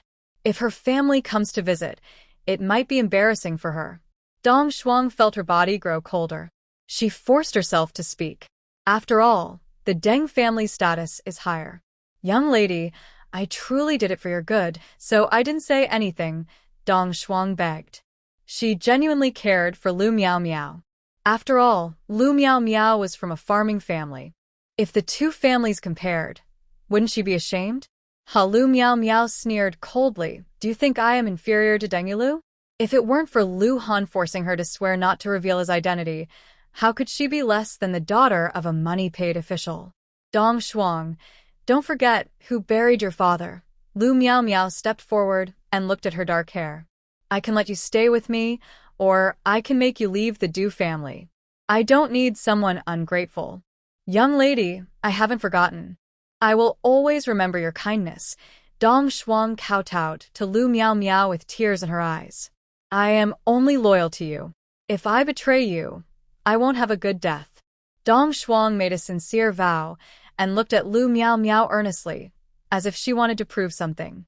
Lu Miao Miao's gaze was deep.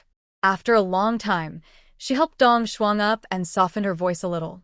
Dong Shuang, I only have you as my close maid now. If you leave me, what should I do? Young lady, I will never leave, even if I die. I will always protect you. Winterfrost is busy showing loyalty, afraid that if she speaks too slowly or too late, Lu Miao Miao won't believe her.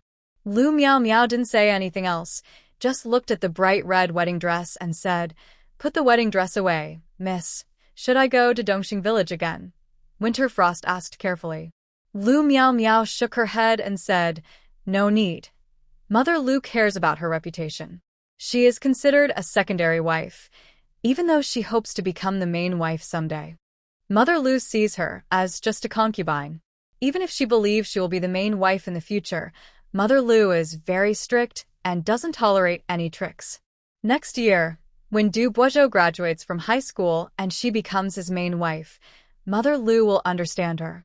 Mother Lu remembers clearly the day Lu Miao Miao got married.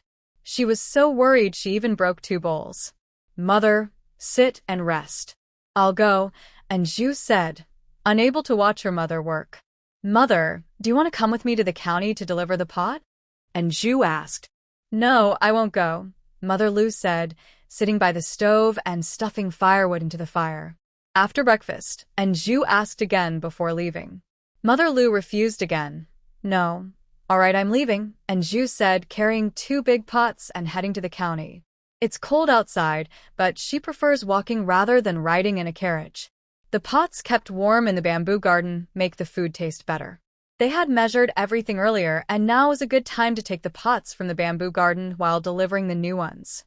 Where's little Zhu? Lu Han asked after returning from training on the back mountain. He brought back a wild chicken. After winter started, more wild animals appeared on the mountain. Did you hunt another wild chicken? Mother Lu looked at the chicken in his hand and said, she took a pot and went to the county. I asked Gu Chun to send her, but she refused, saying she wanted to walk there. Little cold. How's your leg? Once it heals, you can go to the back mountain again, Mother Lu said worriedly. Dr. Luo said he should rest his leg. Mother, I just met Dr. Luo going to pick herbs in the mountain. My leg feels okay now. I can try walking, Lu Han said. His words immediately caught Mother Lu's attention. Lu Han threw away his shiny crutch. Standing in the yard, he took a deep breath and carefully moved his leg. And he didn't limp. He took several steps in a row. Besides a little pain, he was walking normally, no more limping. My daughter, my leg is really healed, Lu Han said happily. Even though Dr. Luo kept saying his leg was recovering well and was being taken care of properly. He still felt nervous until he saw it with his own eyes. Take a few more steps, Lu's mother said with tears of joy. She was happy for Luhan. Once his leg was fully healed, he could go back to how he was before. Mom, look, I'm really better now. Luhan was walking in circles in the yard, waiting for Xiaozhu to come back so he could surprise her. His leg was healed, and he thought she would be very happy. Okay, Lu's mother said, holding his arm. Honor, don't keep walking. Let your leg rest. The Lu family was very happy. And Zhu had replaced all the large pots in the restaurant with new ones. The new iron pots looked a little different from the old ones. Xiaozhu, these iron pots are really good, Zhou praised. Isn't the iron in this city different? Zhou started 2 of the new pots and cooked some bok choy. Even though bok choy is easy to cook, making it taste good, keep its green color, and maintain its texture takes skill. A good pot can make the food taste even better. Dad, why does this bok choy taste sweeter than usual? Zhou Xiaoshu tasted the bok choy. It was just ordinary bok choy, but today it tasted different. Could it be that the bok choy bought today is sweeter than usual? I'll try, Zhou said, looking at the cooked bok choy. It looked more appealing than usual. He took a bite and said, it does taste pretty good. Could it be that the pots in this city are really better than in our county? Zhou murmured. And Zhu smiled and said, maybe the blacksmith is different, so the pots he makes are different too. I bought many new pots this time. When the time comes, I can just switch them out. And Zhu deliberately hinted to the blacksmith. She couldn't tell anyone that her pots had been specially cared for in the bamboo garden, so her pots were extra good. As long as it helped the restaurant do better business, she was willing to take extra care of the pots. When she opened her restaurant in the city, she could just use those pots directly. Thinking about Mother Lu's nagging, she couldn't help but laugh. When she first bought over a dozen pots to bring home, Mother Lu thought she was crazy. Although iron pots are not very expensive, each one still costs a few hundred coins. And Zhu explained this to Mother Lu for a long time, saying they were needed in the restaurant. Only then did Mother Lu stop talking, otherwise she might have thought she was foolish. Did you go to the banquet? And Zhu was surprised when she saw Qian Duoduo. Qian Duoduo waved her hand. What's there to go to? The banquet is boring. It's better to eat the dishes made by Manager Zhou. Besides necessary occasions, Qian Duoduo ate at the restaurant twice a day. A groom who married 2 beautiful women at once became the envy of everyone, especially the rural girl, who became the center of attention. From being a lifesaver to becoming Du Boizhou's concubine, she probably looks like a fairy, right? With this idea, everyone wasn't very interested in the bride herself, but focused more on the rural girl. Lu Miao Miao sat up straight. Even wearing a bright red wedding dress, she wouldn't lose to a lady from a noble family. She tried her best to behave properly in her manners and sitting posture.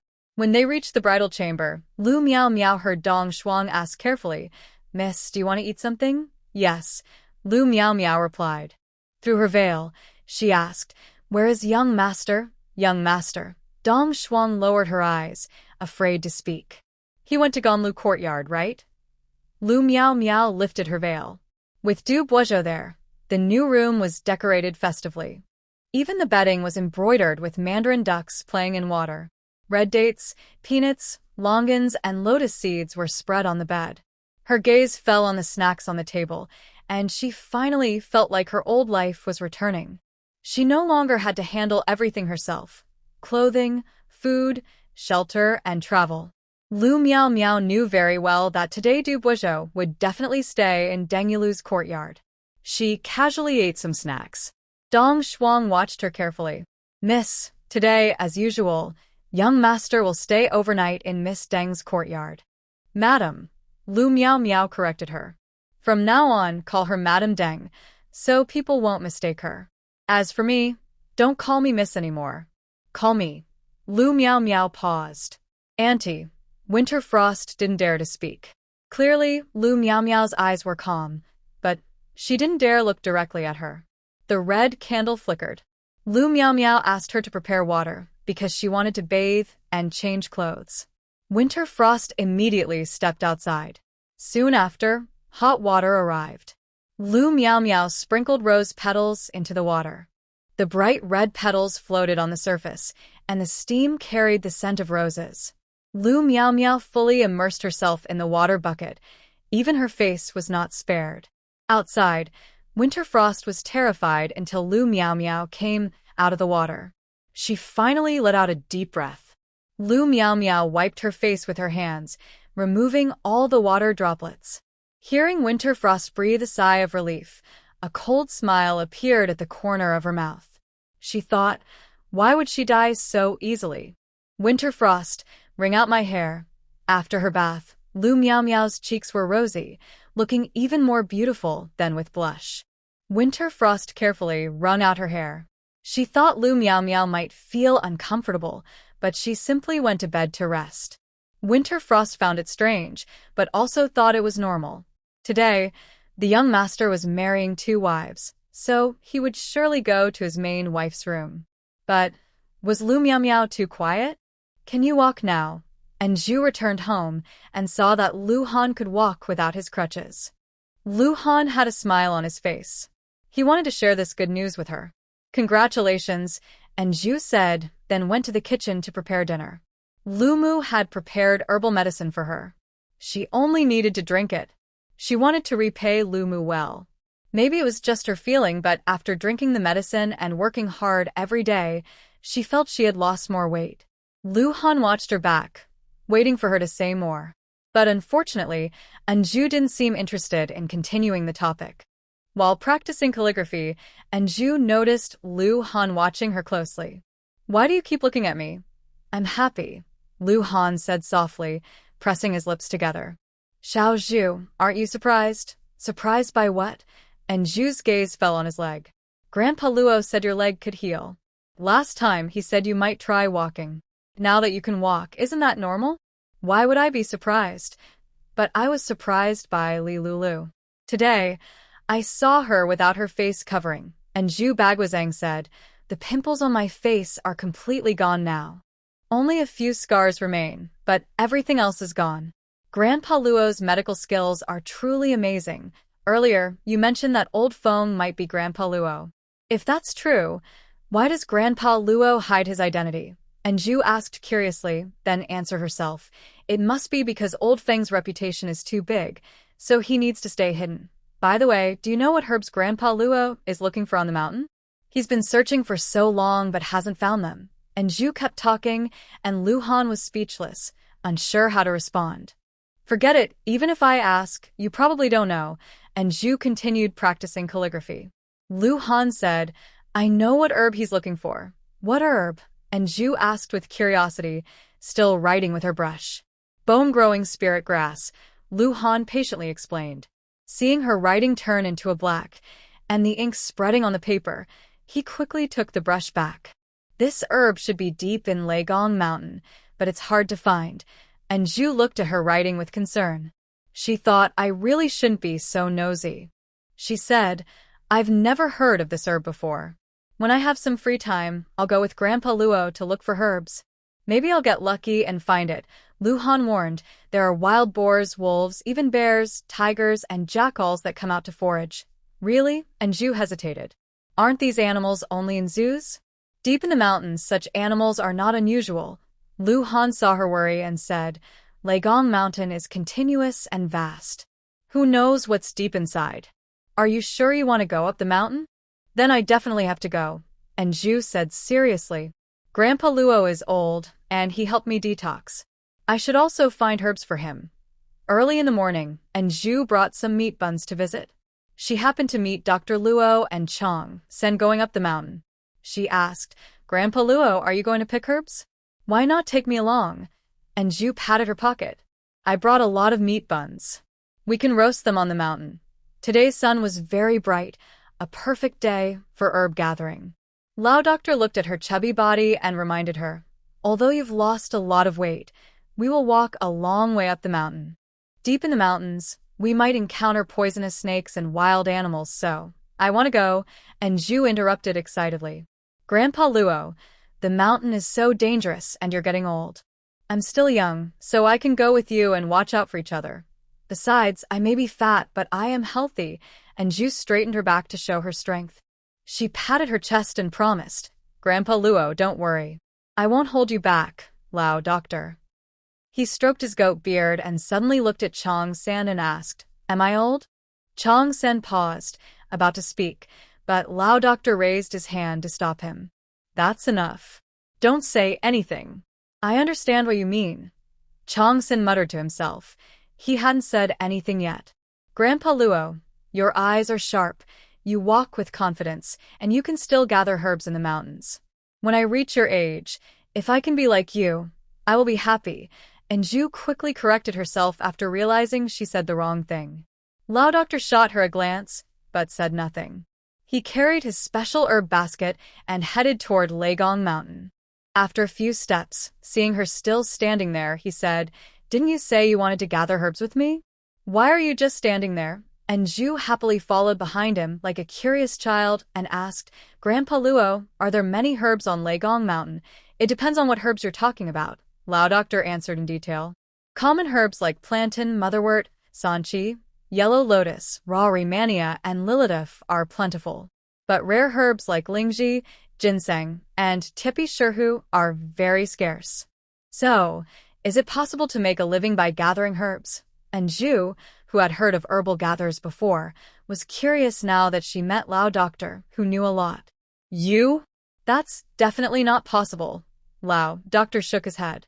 Do you know how hard it is to be a herbal gatherer? Common medicinal herbs are not valuable. Even digging them up might not earn much silver. Rare herbs grow in very special and dangerous places, often deep in the mountains and forests, guarded by poisonous snakes and fierce beasts. Sometimes, after a day of climbing, it can take 10 or 15 days to return home. If an accident happens, Dr. Luo paused and said, Collecting herbs is not easy. Every job has its difficulties, and herb collectors face many hardships, and Ju said thoughtfully. She used to think that gathering herbs might be a good way to make a living, but now she realizes it is very dangerous. She asked, Grandpa Luo, what kind of herbs are you collecting? Can you tell me what they look like? If I see one, I'll tell you. Oh, are you planning to do that? Dr. Luo smiled. As Ju followed him, she said, Grandpa Luo, after you helped me detox, I want to help you too. By the way, the poison I was poisoned with, was it from a strange vine? Yes, a ruthless vine, Dr. Luo replied. Then, does Mount Legong have this ruthless vine? What does it look like? If I see it next time, I definitely won't touch it. If I do, I might not survive to get help, and Ju said nervously, remembering how painful the detox days were. She felt like she was dying every minute. No, it's not there. Dr. Luo looked at her and said, I've been up the mountain many times collecting herbs, but I've never seen the ruthless vine. Ah. And Ju scratched her head, wondering how she got poisoned in the first place. She listened as Dr. Luo continued. Maybe it grew in the deep mountains before, but someone cut it down. That makes sense. It's possible, and Ju nodded in agreement. Dr. Luo then described the herb they were looking for. It has light blue flowers, and the leaves are thin and long, like orchids. Are the flowers blooming now? And Ju asked. If it was flowering, it should be easier to find. No, they're not, Dr. Luo answered, making Ju feel disappointed. She thought, if it was that easy to find, Grandpa Luo and the others wouldn't have been searching for over a month without success. As they traveled deeper into Mount Legong, Dr. Luo collected many herbs, and Ju learned to recognize many plants. She admired Dr. Luo more and more. Despite being over 50, with gray hair, he still walked the mountain trails without getting tired or red in the face. Lao Doctor looked at the tall mountain peak and said, Today, we're going to climb the mountain to the east. If you can't walk, I can walk, and Ju said, deliberately walking ahead to show she was capable. Grandpa Luo, hurry up, and Ju took a deep breath and climbed toward the top of the mountain. In the evening, when Ju returned home, her legs were trembling. She sat down heavily on a chair, not wanting to take another step. It's too far. I really don't know how Grandpa Luo managed to walk all the way, and Ju said, massaging her legs. God knows, after reaching the top, Grandpa Luo found the dried Dendrobium officinale. To get the Dendrobium, he didn't look like an old man at all. He's a traditional healer. He's used to collecting herbs. If you suddenly go up the mountain to pick herbs, you'll definitely be tired, Lu Han said, seeing her rub her legs. He took a basin and headed to the kitchen. Just as he was about to heat some water, Lu Mu asked, "What are you doing?" Lu Han paused. "Mom, I see Xiao Zhu's legs are tired. Why don't you boil some water and soak her feet? My legs aren't feeling well either. Before, Xiao Zhu took care of me. Now I should take care of her," Lu Han added. Lu Mu frowned and muttered, "Am I the mother-in-law, or is she the mother-in-law, Mom?" Lu Han started to speak, but was interrupted by Lu Mu. Enough. "When I hurt my back before, Xiao Zhu didn't dislike me." When Lu Mu brought a basin of hot water into the room, and Zhu was stunned. "Mom, this is..." "Honor said your legs are tired. Soaking your feet will make you feel much better," Lu Mu said. Since she accepted Lu Han's belief that Xiao Zhu was his wife, her view of Zhu changed. She just set down the water and saw many blisters on her feet. "Make sure not to pop the blisters. It will hurt if you do," Lu Mu warned. Seeing so many blisters, she went back to her room and took out a bottle of ointment. "This moisturizing ointment works well on blisters." "Why are you looking at me?" "Take it," Lu Mu said, shoving the ointment into her arms. "Do you want me to apply it for you?" "No," and Zhu shook her head, tears of gratitude in her eyes. "Mom, thank you, silly girl. What are you thanking me for?" Lu Mu lowered her head awkwardly and was about to apply the ointment herself. And Zhu quickly grabbed the ointment. "Mom, I'll soak my feet first. After soaking, I'll apply it myself." While speaking, and Zhu put her foot into the hot water, not expecting it to be so hot. The water burned her quickly, and she pulled her foot out, her foot turning red. She took a deep breath, experiencing the sharp, tingling sensation that only first-hand experience can bring. "Forgot to tell you, the water is almost boiling," Mother Lu said with a smile, covering her mouth. "Take your time soaking, stay in a bit longer, and after you're done, apply the ointment." "Thank you, Mom," and Zhu held the ointment, feeling warm inside. After waiting a little until the water cooled down, she soaked her feet again. The warm water wrapped around her feet, easing the tiredness of the day, making her feel very comfortable. She soaked until the water was no longer hot, then carefully dried her feet. The blisters were clear and transparent. She opened the ointment, which had a light green color and a medicinal scent, and applied it to her feet. It felt cool and soothing, quite comfortable. "Mom, thank you for the ointment. It works really well, and it feels much better." And Zhu expressed her gratitude again. Just as she was about to help prepare dinner, she saw that the meal was already ready. Braised pork ribs with white radish, golden fried tofu that looked tempting, and stir-fried green peppers with garlic. "Wash your hands and eat," Mother Lu said as she brought out bowls, chopsticks, and rice. "Xiao Zhu, are you not going tomorrow?" "I am going," and Zhu answered without hesitation. "Today, I learned a lot following Grandpa Luo. Tomorrow, I want to continue helping him find herbs." "Your leg blisters haven't healed yet." Mother Lu thought about the blisters she saw earlier. "It's okay, just a night of rest will do." And Zhu said casually, "Mom, your cooking is getting better and better. You're just sweet-talking," Mother Lu said with self-awareness. If she hadn't tasted Zhu's cooking before, she might think her own was good. But now, she knew clearly that her dishes were far behind compared to Zhu's.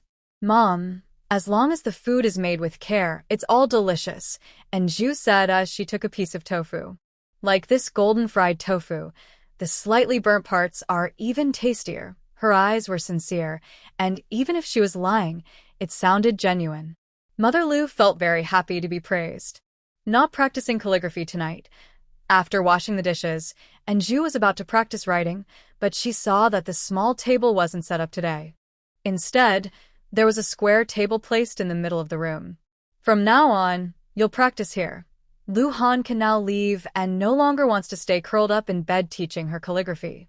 The weather is getting colder, and he can endure it, but little Zhuer cannot. Oh, and Zhu didn't have any particular thoughts. The small table on the bed was nice, but practicing calligraphy at a square table was obviously better. Not to mention, there was a charcoal brazier burning underneath, warming the cold room with its glowing embers. "Then I will go back to my room to rest," and Zhu was about to get up, but Lu Han pressed her back down. Little joueur, today I will tell you a story. You listen. Story time. And Zhu sat by the table, which had roasted pumpkin seeds on it. She cracked the seeds, listened to the story, and enjoyed the day very happily. On the night of the wedding night, Lu Miao Miao didn't sleep at all. Even though she knew Du Bouzhou wouldn't come, she still held onto a small hope. On the day of the tea ceremony, Lu Miao Miao finally saw Deng Yulu. She was dressed in bright red, a young woman new to the world, with happiness and shyness shining in her eyes and face. During the tea ceremony, Lu Miao Miao admired herself. She realized she could be flexible and adaptable too. During the day, Du Bouzhou was supposed to study on time. As soon as night fell, he hurried to Piao Miao courtyard. Brother Bouzhou. Lu Miao Miao stood up happily, her eyes shining with joy as she looked at him. She didn't mention anything about yesterday, only caring about whether he was hungry. Dinner just arrived. I haven't eaten yet. There's your favorite pork rib soup. Try some. Lu Miao Miao pulled Du Bouzhou over, scooped up a rib, and seeing he didn't want to eat, shyly fed it to his mouth. Is it delicious? Lu Miao Miao's cheeks turned red as she looked at him. It's delicious. After they finished dinner, Du Bouzhou eagerly pulled her into the room, apologizing. Miao Miao, if I hadn't gone to her courtyard yesterday, my mother wouldn't have let me marry you. Brother Bouzhou, I understand. Lu Miao Miao looked at him thoughtfully, her eyes full of gentle affection. Du Bouzhou hugged her. Her understanding and kindness made him feel even more guilty. In the following days, he stayed in Lu Miao Miao's courtyard every night. Even though Madame Du asked him to go to Deng Yulu's courtyard, he refused with firm words. Mother, we agreed that I only go to her courtyard on the 1st and 15th days of the lunar month. I don't go at other times. Mrs. Du suffered a heart attack. At first, to make Du Bouzhou agree, she just nodded and said yes, thinking she would marry him later. But Du Bouzhou used her words against her. After Du Bouzhou left, he stayed overnight in Lu Miao Miao's yard. Brother Bouzhou, will our mother be angry? Lu Miao Miao, now a woman, snuggled in his arms. Her features looked charming, and she looked worried. She asked, maybe you should go see her. Is my Miao Miao not angry? Du Bouzhou gently lifted her chin. His rough hand stroked her slim waist. Miao Miao, please don't be so understanding. If you get a little jealous or upset, I'd be happier. I am jealous, Lu Miao Miao said seriously, looking at him. Du Bouzhou leaned down and kissed her. In a warm, cozy tent, the room was filled with spring light. Grandpa Luo, Lu Miao Miao called. In the deep mountains, and Zhu pointed excitedly at a steep cliff across from them. Is that the bone-healing grass? She had been dreaming about this special herb after days of collecting medicine with Dr. Luo. Where? Dr. Luo quickly looked where Zhu pointed. On the cliff, a bright green plant caught his eye. Its long, jagged-edged leaves fluttered in the cold wind, and a blue flower bud swayed like it was dancing in the sky. Dr. Luo was so excited he ran forward. And Zhu quickly grabbed him. Grandpa Luo, be careful. There's a cliff below. I forgot. Dr. Luo staggered slightly. Chong San, who was nearby, hurriedly pulled them back. Dr. Luo kept his eyes on the herb. Chong San, we need a plan to get that herb. As soon as he finished speaking, Chong San started looking for a way. Uncle Chong, be careful. And Zhu warned. Reaching for the bone-healing grass on the steep cliff across from them was very difficult. The fog below made it look mysterious and dangerous. Don't worry. Chong San carefully explored the area. The cliffs on both sides were more than 10 zhang apart. If there was a foothold in the middle, he could use his light skills to cross. But without any support points, it was risky. Chong San searched below, while Zhu didn't sit still. She asked, Grandpa Luo, what if we climb to the mountain peak on the other side? We don't even know which mountain it is. And Zhu is not very good at sensing directions. When she walks into the mountains, she can't tell east from west or north from south. I don't know. Dr. Luo shook his head. After searching for many possible routes with Chong San, he said, Chong San, go find an experienced local to guide us. If we climb to the top of the opposite mountain and then go down, collecting herbs will be easier. Dr. Luo sat down comfortably and looked at the magical herb from afar. He felt very satisfied. After searching for so long, he finally had a lead. It will be dark by the time we go back and forth, Chong San said worriedly. Don't worry. I'll stay right here. I won't go anywhere. The medicinal powder on me can protect me, Dr. Luo told Anju. Little Zhu, come and walk with me. And Zhu sat next to him. Grandpa Luo, I'll keep you company. Plus, sitting here might help me think of a way to get to the other side. I won't leave. I can't walk anymore, and Zhu was acting stubborn. She didn't want to leave Dr. Luo alone here. Madam Lu, please take care of Dr. Luo, Chong Sen asked politely, then turned to Dr. Luo. Don't worry, I'll be back quickly. Chong San immediately went to find someone. The wind on the mountaintop was very strong, making people shiver. And Zhu gathered some dry wood and started a fire. Watching the flames crackle, she looked around and said, if we could catch a wild chicken and roast it, it would taste great. I don't know how to hunt, Dr. Luo shrugged. He was fine collecting herbs, but hunting was definitely not his thing. And Zhu's eyes lit up. Grandpa Luo, I'll go see if I can find a stream nearby. Maybe I can catch some fish. Be careful, Dr. Luo warned. Even though she had some medicinal powder to ward off snakes and insects, it was still dangerous if she encountered a poisonous snake or a wild beast. Don't worry, Grandpa Luo. I'll be right there and back soon, and Zhu said, pointing to a small stream not far away. She quickly headed over.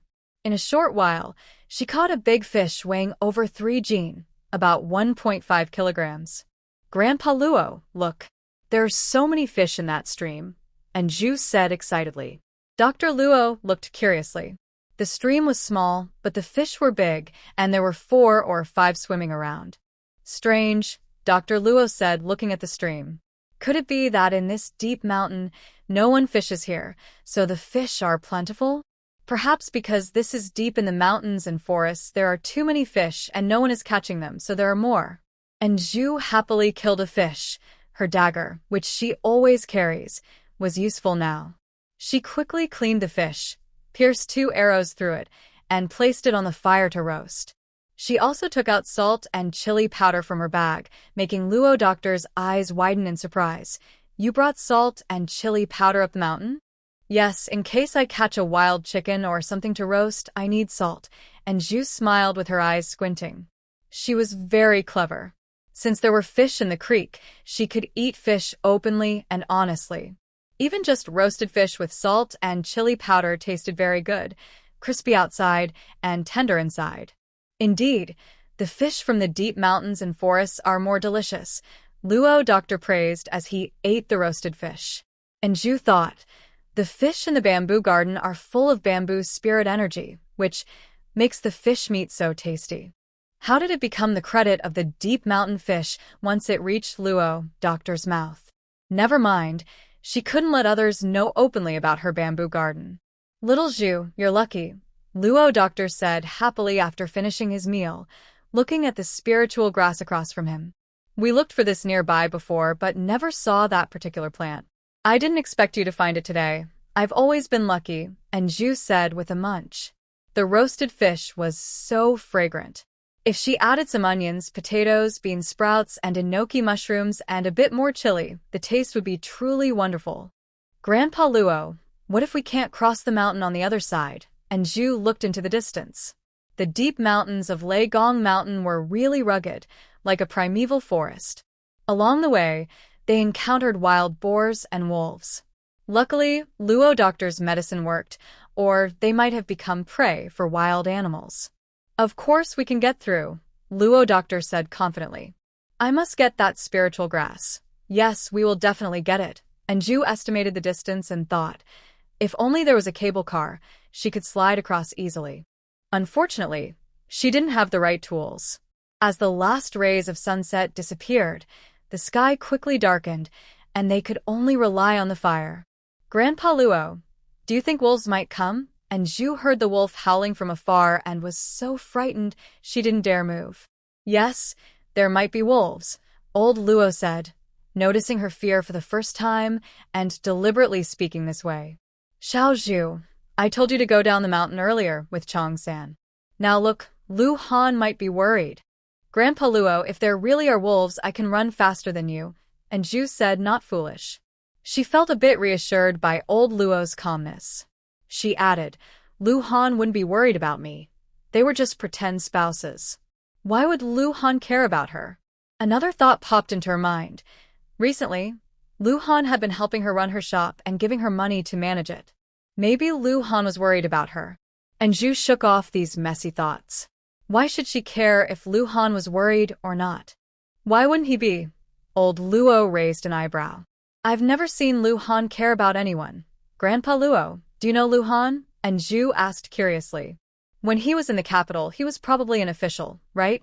Lu Han had a strong presence. He didn't seem like an ordinary rich young man. What do you think? Old Luo asked back instead of answering. I guess he might be in the military? Maybe a general or a commander of the Imperial Guards, and Zhu guessed casually. Why do you think that? Old Luo's eyes darkened, the flickering firelight making his face look flickering between light and shadow. He was sure that Zhu didn't know Lu Han's true identity. It's just how he feels, and Zhu said, crossing her arms. Grandpa Luo, don't you think every time Lu Han gets close, he feels especially cold, especially his eyes, she added, unsure how to describe it. She felt Lu Han didn't seem like a civil official at all. Do you think he has a killing aura? Old Luo listened to her description and understood. Lu Han, at such a young age, had become a general of the town guard. On the battlefield, he must have killed many enemies. It wouldn't be wrong to say he came from a pile of corpses. The killing aura on him, even when he was often calm and respectful, was deeply ingrained. That unintentional aura he sometimes showed was not something ordinary people could compare to. Yes, and Zhu nodded quickly. She hadn't understood this before, but now, after old Luo's reminder, she said, he's only a few years older than me. He can't really be a general, right? That's too young. Just know that Lu Han is on your side. Luo doctor didn't tell her. And Zhu pouted. How could Lu Han possibly be on my side? I have eyes. Luo doctor added wood to the fire. While waiting in the afternoon, knowing they would stay up all night, Luo doctor and Zhu gathered all the dry wood nearby. Zhu asked, Am I blind? There's movement. She suddenly looked toward the direction they came from and saw faint figures. Uncle Chong, is that you? Zhu asked loudly. Madam Lu, it's me. Chong-san responded loudly. Luo doctor, are you all okay? Yes, we're fine. We even saved some grilled fish for you. Zhu said, catching all the fish from the creek and grilling several. She placed them on a simple rack to keep warm, waiting for them to arrive so they could eat.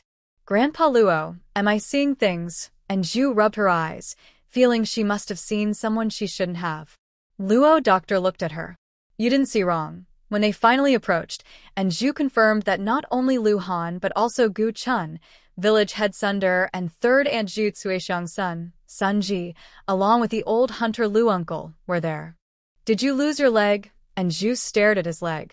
Grandpa Luo worked hard to treat your leg. It's a shame to waste his effort. Don't worry, my leg is fine. Lu Han deliberately took a few steps in front of her. I was carried up the mountain by Uncle Gu and Uncle Chong. Madam Lu, rest assured, your son's leg isn't hurt. Chong-sen patted his chest to promise. Gu Chun said, we didn't let the young master walk. I have strong arms, and he's too light. Zhu was silent. Was she worried about Lu Han's leg? Or about Uncle Gu and Uncle Chong? They are both in their prime, but Lu Han is also an adult man. The mountain path is so difficult. Why is he here causing trouble? Xiao Zhu, I brought you some delicious food. Lu Han took out the buns he specially brought. When he heard Chong-san was looking for people, he knew they would stay overnight on the mountain, so he brought all the buns from home. Lu Han, we should respect the elderly and care for the young. If your leg isn't good, you should rest at home. Why did you come to the mountain? Zhu looked at Lu Han, as if saying, you're a burden. Lu Han's lips moved, but he didn't explain anything. Little Zhu, Lu Han is worried about you. Are you still upset with him? Dr. Luo watched happily as they shared the grilled fish. Then he continued, Lu Han, I think some people just don't appreciate kindness. Grandpa Luo, which side are you on? And Zhu strongly protested. Earlier, you said I was just like your granddaughter. I don't have a granddaughter, Dr. Luo replied quickly. He only has 2 grandsons, no granddaughter. Madam Lu, I volunteered to carry young Master Lu, Chong San said happily when he knew Lu Han was going up the mountain. He knew Lu Han's ability. With him there, they could definitely find the spiritual herbs. Young madam, carrying the young master is my good fortune, Gu Chun also quickly said. Lu Han sat quietly to the side, saying nothing. His leg had just healed, and walking such a long mountain road would ruin his recovery. Give me a meat bun, Dr. Luo suddenly asked. The atmosphere became lively. He said the spiritual herbs were on the cliff across the mountain. Even though it was night, and they couldn't see anything, Sun Ji and Old Lu were experienced mountain explorers and could give some advice. Deep inside Leigong Mountain, this is our first time here. We need to see it with our own eyes tomorrow to figure out what to do, Sun Ji, the eldest in his family, said. He was not very clever and relied on farming and hunting in the mountains for a living. Sun Ji knew the outskirts of Leigong Mountain well, but inside was just darkness. He volunteered to come along, and now he was glad he did. Old Lu was the village's experienced hunter. His arm still bore a scar from a wolf bite. He knew Leigong Mountain well, but it was too dark to walk at night. The grilled fish tastes really good. Are there fish on the mountain top? Old Lu asked belatedly. There are many fish in the small stream over there. Dr. Luo kept telling himself not to rush. They had waited so long. A little more time wouldn't hurt. Everyone chatted happily. And Zhu quietly observed Lu Han. She was biting her bun when she suddenly remembered Dr. Luo's words. Could it be that he came because he was worried about her? In the end, and Zhu didn't even get to apologize. Night fell, and everyone took turns keeping watch. Chong San and Gu Chun cut a few large trees with thick branches, gathered firewood, and started a fire. They used dry and green wood together, and it burned well. During that evening, Anju listened to everyone tell stories from all over the land. Her eyelids grew heavy and started to droop. Lu Han took off his cloak and gently draped it over Anju, carefully helping her lean on his lap. Sun Ji and Uncle Lu lay down by the fire. Gu Chun and Chong San were resting with their eyes closed, waiting to guard through the late night. Lu Han and Dr. Luo took turns watching during the first half of the night. Seeing how protective Lu Han was, Dr. Luo couldn't help but smile and say, Lu Han, if the noble young ladies in the capital saw you like this, they might be heartbroken. He teased, comparing her to those noble young ladies. Anju's appearance and family background were not as impressive, but when it came to being interesting, those noble young ladies couldn't match her charm, even if they tried to flatter. So, what if they're heartbroken? Lu Han replied calmly. It doesn't matter to me. Lu Han, you really should try harder. It seems she's not interested in you at all, Dr. Luo said happily, enjoying the joke. Lu Han remained calm and said, if we wait long enough, she will eventually fall for me. He believed that if he could make her love him once, he could make her love him again. Oh, you're so confident, Dr. Luo said, studying Lu Han. The young man looked quite handsome.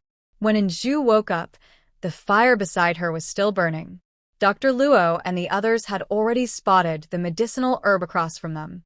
The weather was excellent that day, with no thick fog. The morning sun was rising, shining on the dewy herbs standing in the wind. Anju stretched lazily and watched them excitedly discuss how to get that herb. She got up and started thinking about what to eat that morning. Last night, they had grilled fish, so this morning, she definitely couldn't have more grilled fish. I brought a pot, Lu Han said, taking out his bundle. It was actually a large jar with rice and bowls inside. She carried the big jar to the stream to wash it. While they weren't paying attention, she directly placed the jar in the bamboo grove to wash it, using water from there. She scooped some rice into the jar and set it over the fire. Uncle Lu and Uncle Chong have already gone to find the mountain peak across the way. Sun Ji and Uncle Gu are also looking for a path. I was thinking if we have a long enough rope to throw across, maybe we could climb over using it. When Lu Han looked at the mountain peak opposite, his first thought was exactly the same as in Zhu's. No, that's too far. There's no rope long enough for that. And Zhu shook her head. If her bamboo garden were fully open, she might have a thick rope, but right now, she could only stare in disbelief. If the rope isn't long enough, we can make one. Lu Han considered how many chances they had to cross. The mountain peaks on both sides were higher on their side and slightly lower on the other. There were some vines nearby, but they weren't long enough. Lu Han, don't think just because your leg is better, you can do anything reckless. As long as we find a way to the other mountain, we will eventually gather the herbs, and Zhu kindly reminded him. Lu Han looked at her for a moment before saying, Xiao Zhu, don't worry. I definitely won't let you be a widow. And Zhu, who's worried about that? She just didn't want to risk a life for a single herb, okay? And Zhu cooked some porridge. Dr. Luo and Lu Han didn't want to drink it. Uncle Chong, Uncle Gu, and Sun Ji went to find a path, carrying only some dried food, which they hadn't eaten. She directly handed 2 bowls to them. If you're not full, how can you have the strength to work? The sun rose high. Lu Han said, Dr. Luo, look here. Lu Han led Dr. Luo to a spot that was the closest to the mountain peak across. Even light skills can't get across, Dr. Luo said without lifting his eyelids. This place is half the distance, but there's no support point in the middle. Yesterday, he and Chong San had discovered this place, but unfortunately, it was impossible to cross. Lu Han pulled out a vine from nearby. Look at this. This vine, thrown across, won't hold, Dr. Luo replied without hesitation. Lu Han took a 3-pronged hook from his bag, tied it to the vine, and then pulled out a sufficiently long vine, throwing it forcefully toward the other side. And Zhu's eyes widened in disbelief. Is this even possible? On this mountain, there were indeed many long vines. Lu Han had trimmed off the extra branches and leaves, tied the 3-pronged hook, and if it caught successfully, it could really serve as a kind of cable car. Lu Han's grip was very strong. The 3-pronged hook on the vine trap caught onto the stone directly, wedging into A vine cable was thus created. Do you think this will work? Lu Han tied the other end of the vine to a tree. He was hanging on the vine, which swayed but did not break. No, it's too dangerous. Dr. Luo looked serious and understood what Lu Han was trying to do. He said, Lu Han, if the vine breaks, you'll fall off a cliff and won't survive. Herbal medicine was very important, but Lu Han's life was just as precious. Don't worry, this vine is strong. After confirming the vine could hold him, Lu Han used it to cross to the other side. And Zhu held her breath, not daring to even breathe loudly, afraid that if she did, Lu Han might fall. She had seen tightrope walkers and cable cars before, but she had never seen anyone cross like Lu Han. On the thin vine, Lu Han's tall figure moved gracefully, like a flexible dancer. Using the vine, his body kept shifting. When he successfully reached the mountain peak on the other side, and Zhu suddenly remembered how Lu Han had come last night, and she had thought he was a burden. Now Lu Han had reached the other mountain peak directly. He's too brave. If he slips, he could fall and be badly hurt, and Zhu muttered. Today, she saw a whole new side of Lu Han. If he wasn't brave, how could he be so young and do this? Dr. Luo casually added, then paused. Xiao Zhu, Lu Han's strength is really impressive, and Zhu, whether he's strong or not doesn't matter to me. Her gaze fell on Lu Han. He shared the same name and looked similar to Lu Xiaohan, but Lu Xiaohan's skills were probably less than 1/10 of Lu Han's. If Lu Xiaohan had Lu Han's skills, he wouldn't have been bullied in the first place, right? After reaching the other mountain peak, Lu Han wanted to pick the spiritual herb growing on the cliff, but it wasn't easy. The herb grew on the steep wall. Lu Han mimicked the method, grabbing the vine again and descending along it to the cliff. There's nothing he wouldn't dare to do. Seeing this, and Zhu's mouth twitched. When his leg was injured before, he went up the mountain to hunt. Now that his leg was healed, he was even more daring, crossing cliffs and hanging on vines to gather herbs. Did she think he was a fairy? If Mother Lu saw this scene, she would probably be so scared her heart would jump out of her chest. Only when his legs are healed is he truly Lu Han. Dr. Luo looked at Lu Han with admiration. After healing his legs, Lu Han was full of energy. He was now the great general of the Zhou dynasty, unbeatable in battle.